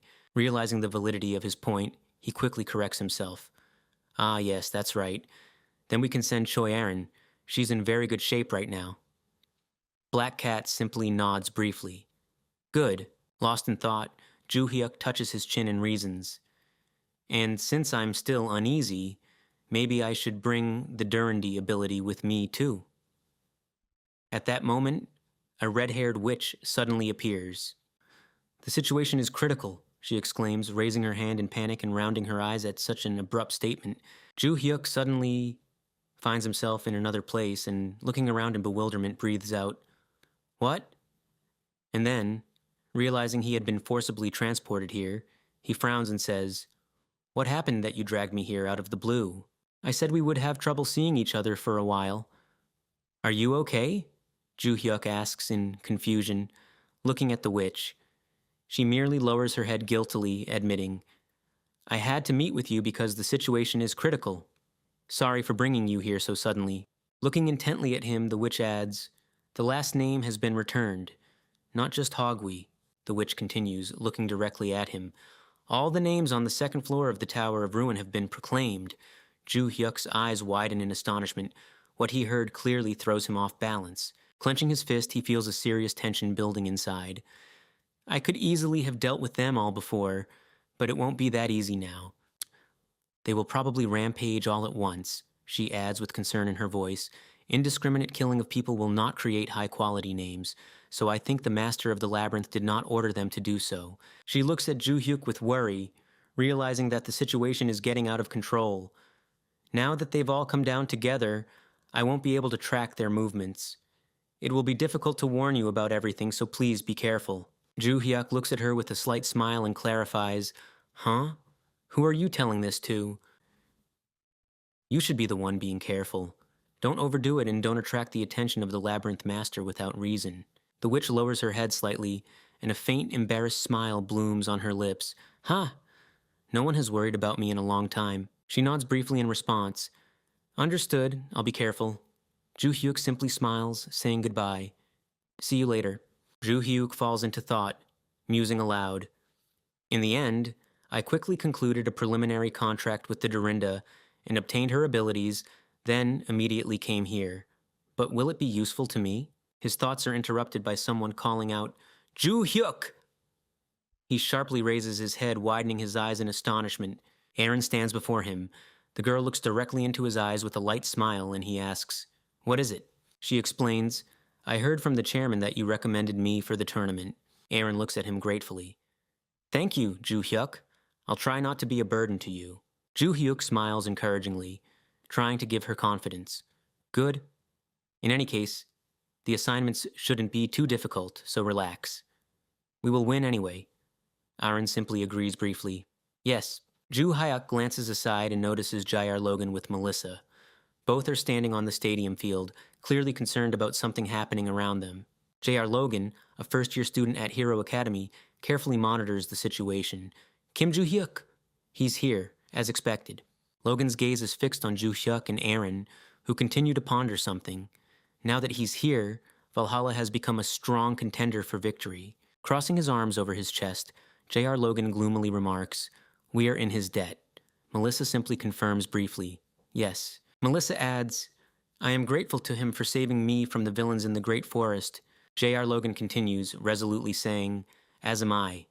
I want to talk to him under the pretext of the tournament. Looking at them from the side, J.R. can't help but feel amazed. How can he be so strong? A man with a neat beard approaches the microphone and checks the sound. 1, 2. Baek greets those gathered. I am glad to welcome participants and viewers of the World Tournament. I am Baek, Director of Hero Academy. Before we begin today's event, I would like to talk about the recent attack on our academy, he announces from the stage. Of course, my appearance is a result of that event. However, those responsible for this incident have already been dealt with, and the building repairs are fully completed. In connection with the tournament, we paid increased attention to security and increased the number of security personnel to 200 people. Therefore, I would like to assure everyone present of their safety. A voice rings out from the stage as Ju Hyuk listens attentively to the speech, maintaining an impassive expression. After a short pause, he gets down to business. Now I will tell you about the details of the competition. The director explains that the World Tournament lasts for 2 days and 1 night. First, you need to clear the labyrinth. On the large screen broadcasting the director's speech, the picture freezes, and a meaningful silence hangs in the air. Logan Sr. looks intently at the screen, his eyes filled with tense anticipation. Logan? A woman's voice called out from behind him. Rania, a third-rank contractor of the association, looks at him. What are you doing here? In response to her bewilderment, the man simply shrugs. Rania, and what about you? I'm working, of course, he hears in reply. Rania just snorts skeptically, switching to local rumors. I heard that someone attacked Hero Academy not long ago. They concluded a lot of contracts with security companies, afraid it might happen again during the tournament, and our company also received an order to provide security personnel. Logan looks at her intently and clarifies. Is that true? I'm here because I'm worried about one of the participants. Rania asks, Who? Your son? The man darkens and lowers his gaze, clearly unwilling to continue talking about his son. Why did you suddenly start talking about him? I'm much more concerned. He stops mid-sentence, falling into heavy thought. His eyes widen sharply with sudden realization. Kim, he doesn't have time to finish when he hears a strange noise. What is that noise? Logan Sr. exclaims, turning around abruptly. Rania immediately jumps up, shouting on the run. It's coming from behind the stadium walls. Both freeze at the railing, peering down. Logan Sr. and Rania's faces clearly show shock at what they see. Rania's gaze is filled with alarm. What the heck is this? Behind the stadium walls, a monstrous horde rages. Hundreds of creatures with burning crimson eyes and snarling mouths relentlessly rush forward, flooding the space around them. The monstrous horde continues to approach, and the air fills with ominous growls. Hiss! Logan and Rania watch in horror as chaos unfolds, unable to hide their shock at the sight of the frenzied crowd. What the heck is this? She breathes out, peering into the thick of monsters.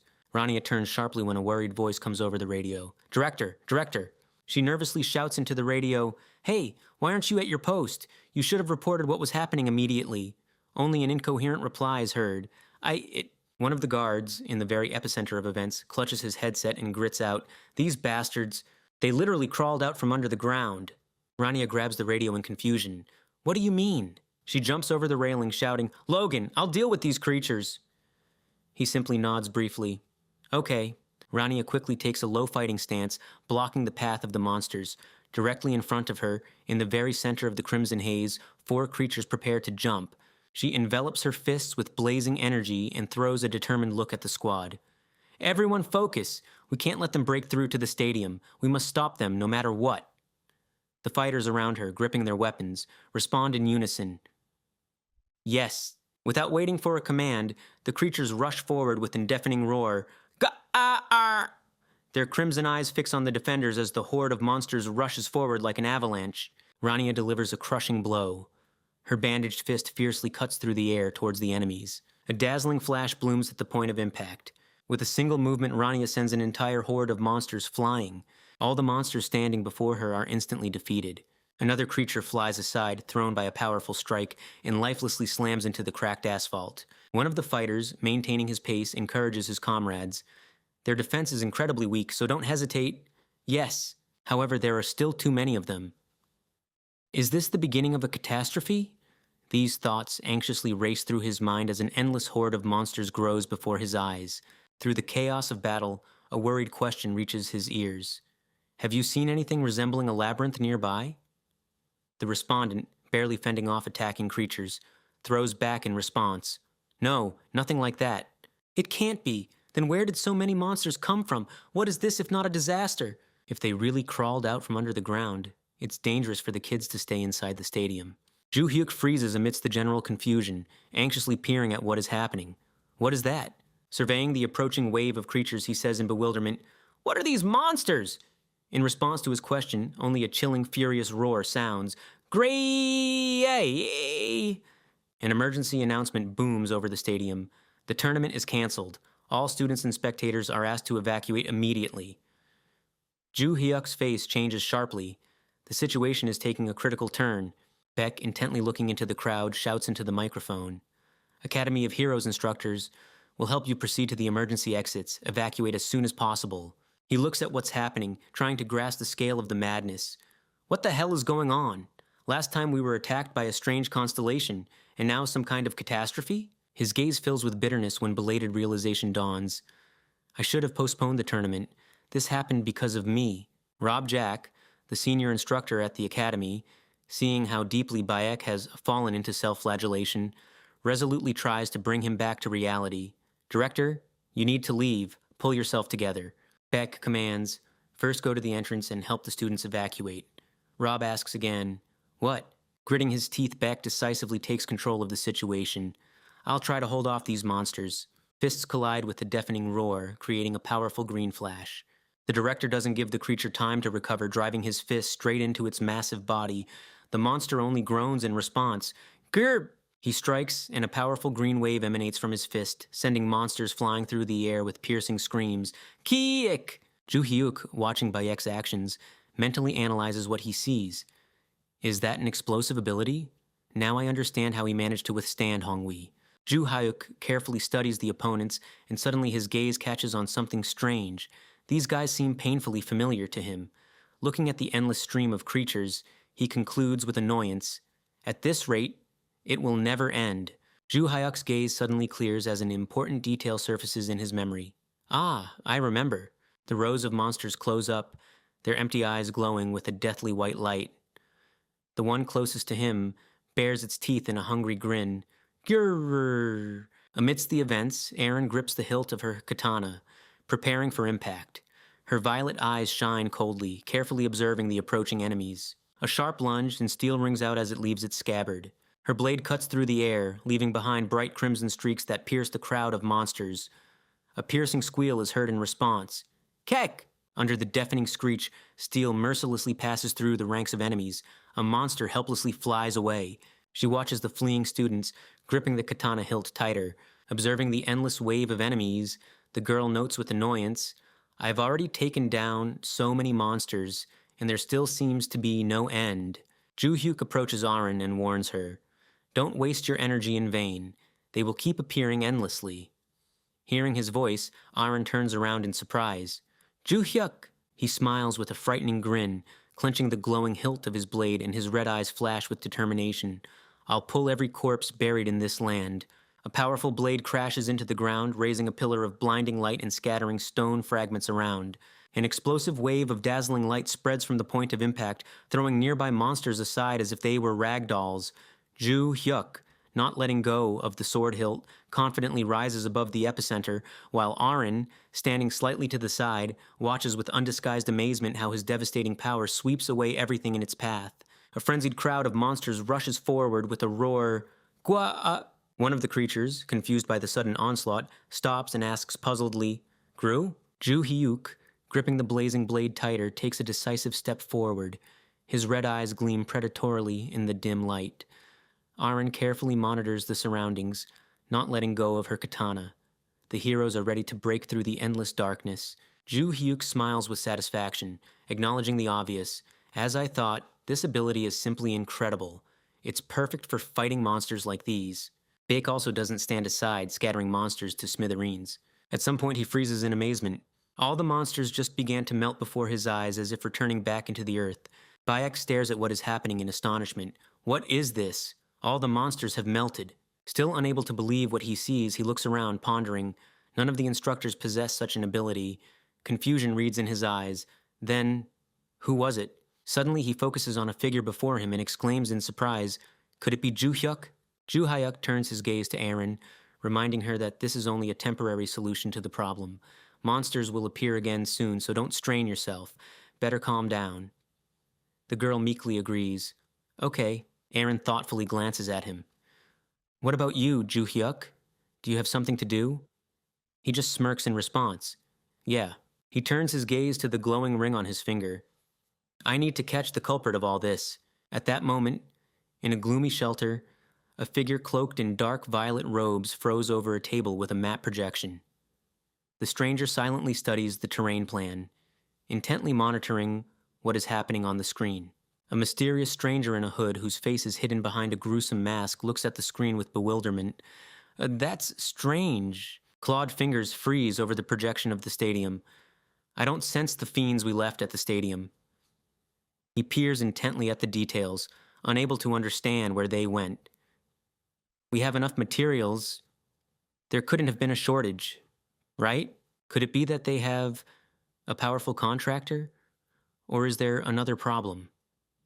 The figure hidden in the shadows leans thoughtfully over the projection, adding, and yet, it won't be easy for them to deal with such numbers. Well, all right, however, if they die before I become a name and ascend, a sinister smile stretches across the mask even wider, and a mad promise echoes in the silence.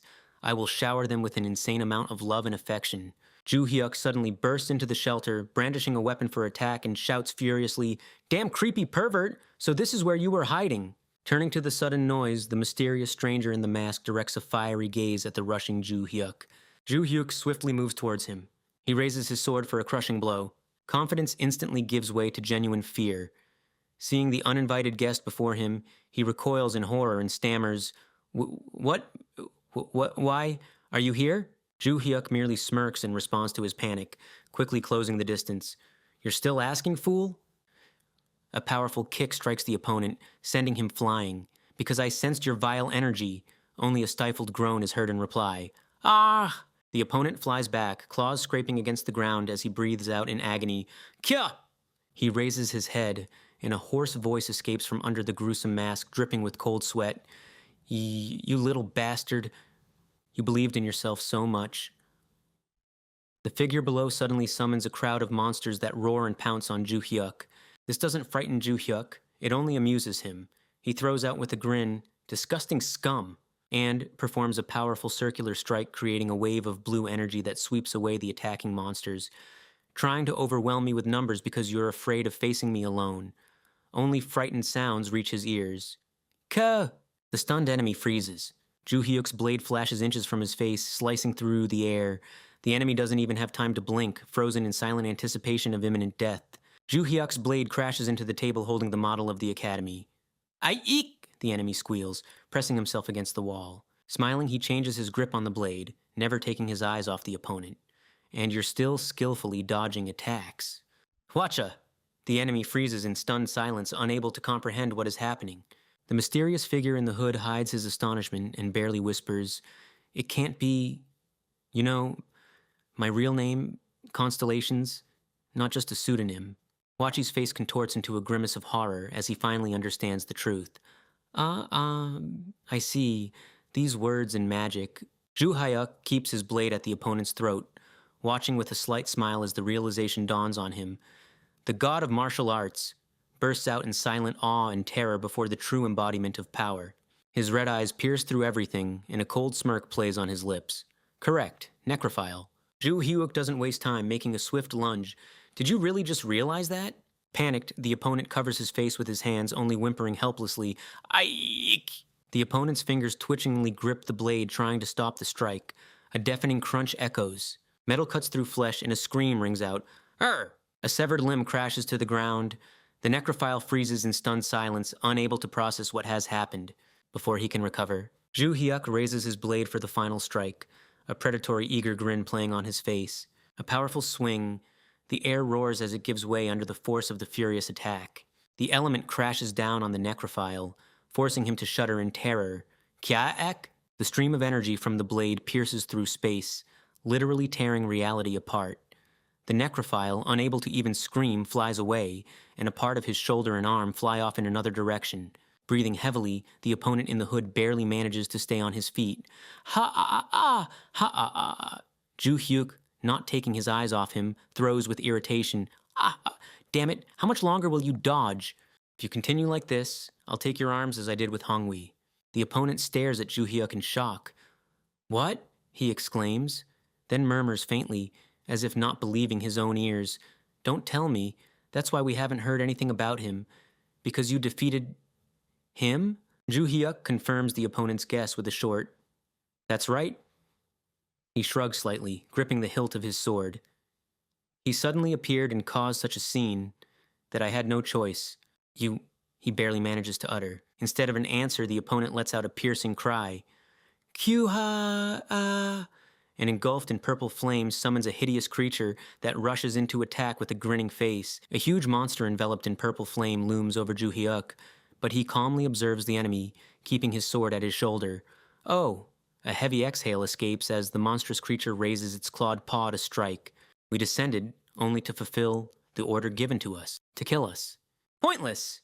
Meanwhile, the huge monster brings down a massive fist directly on Ju Hyuk with crushing force. Ju Hyuk meets this devastating attack with frightening calmness, not even changing his expression. Only a barely perceptible smirk plays on his lips. Ju Hyuk merely smirks in response to the opponent's confident attack. Is that so?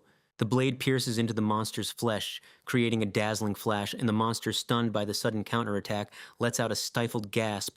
Erg. With an undisguised smirk, Ju Hyuk intensifies his onslaught. Hwacha is stunned by what he sees. Absolute disbelief shines in his glowing eyes. What is... He barely manages to utter, struggling to comprehend what's happening. Can he wield the power of multiple constellations simultaneously? The green monster, rapidly losing its form, lets out a death rattle as its flesh literally melts before your eyes. The shocked enemy can only stammer, "Huh?"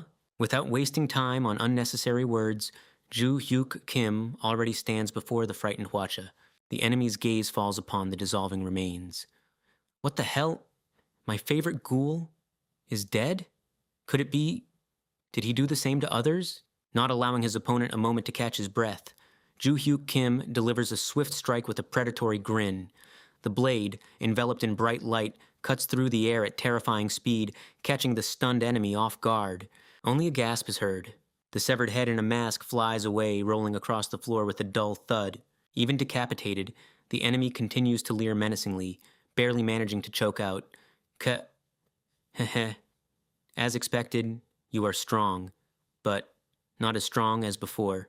Even in this state, he doesn't relent, mockingly throwing from below, "You're ruthless, aren't you? Whether now or then, you keep honing your skills.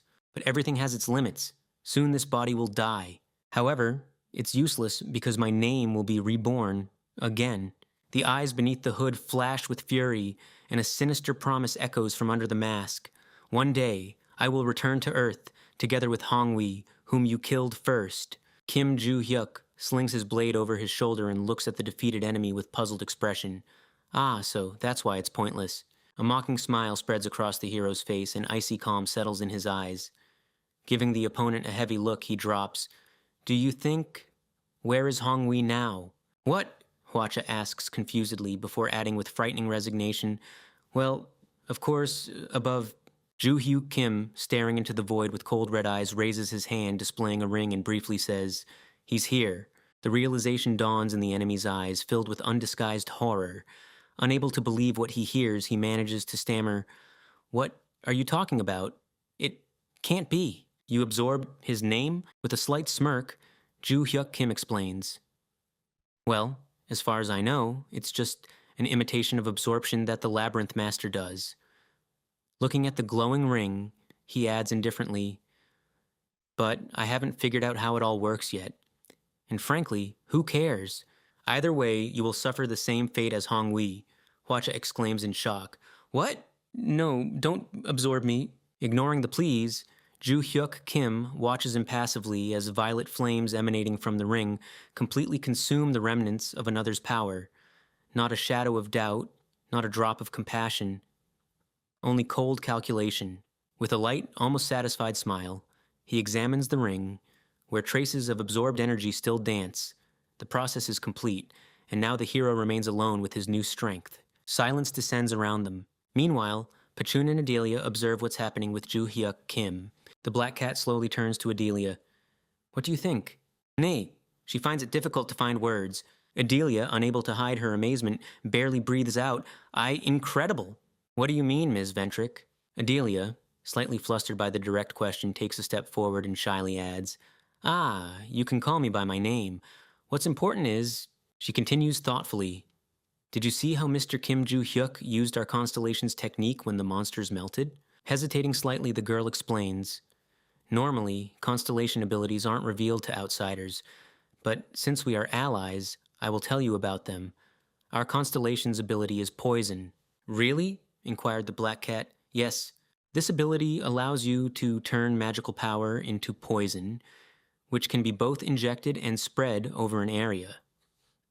Adelia points to her golden blade floating in the air, engulfed in flames, adding, the range and potency of the poison depend on the contractor.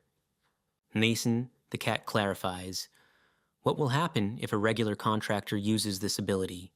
She explains, the opponent may lose consciousness or experience severe pain, but won't die immediately. This technique is usually used as an additional attack.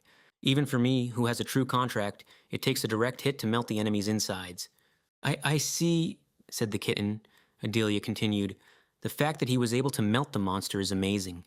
Is that really so? Even with a temporary contract, he managed to melt them without even touching. Adelia admits with a light smile, this is the first time I've seen Mr. Kim Joo-hyuk in action, but I can already say that I am impressed.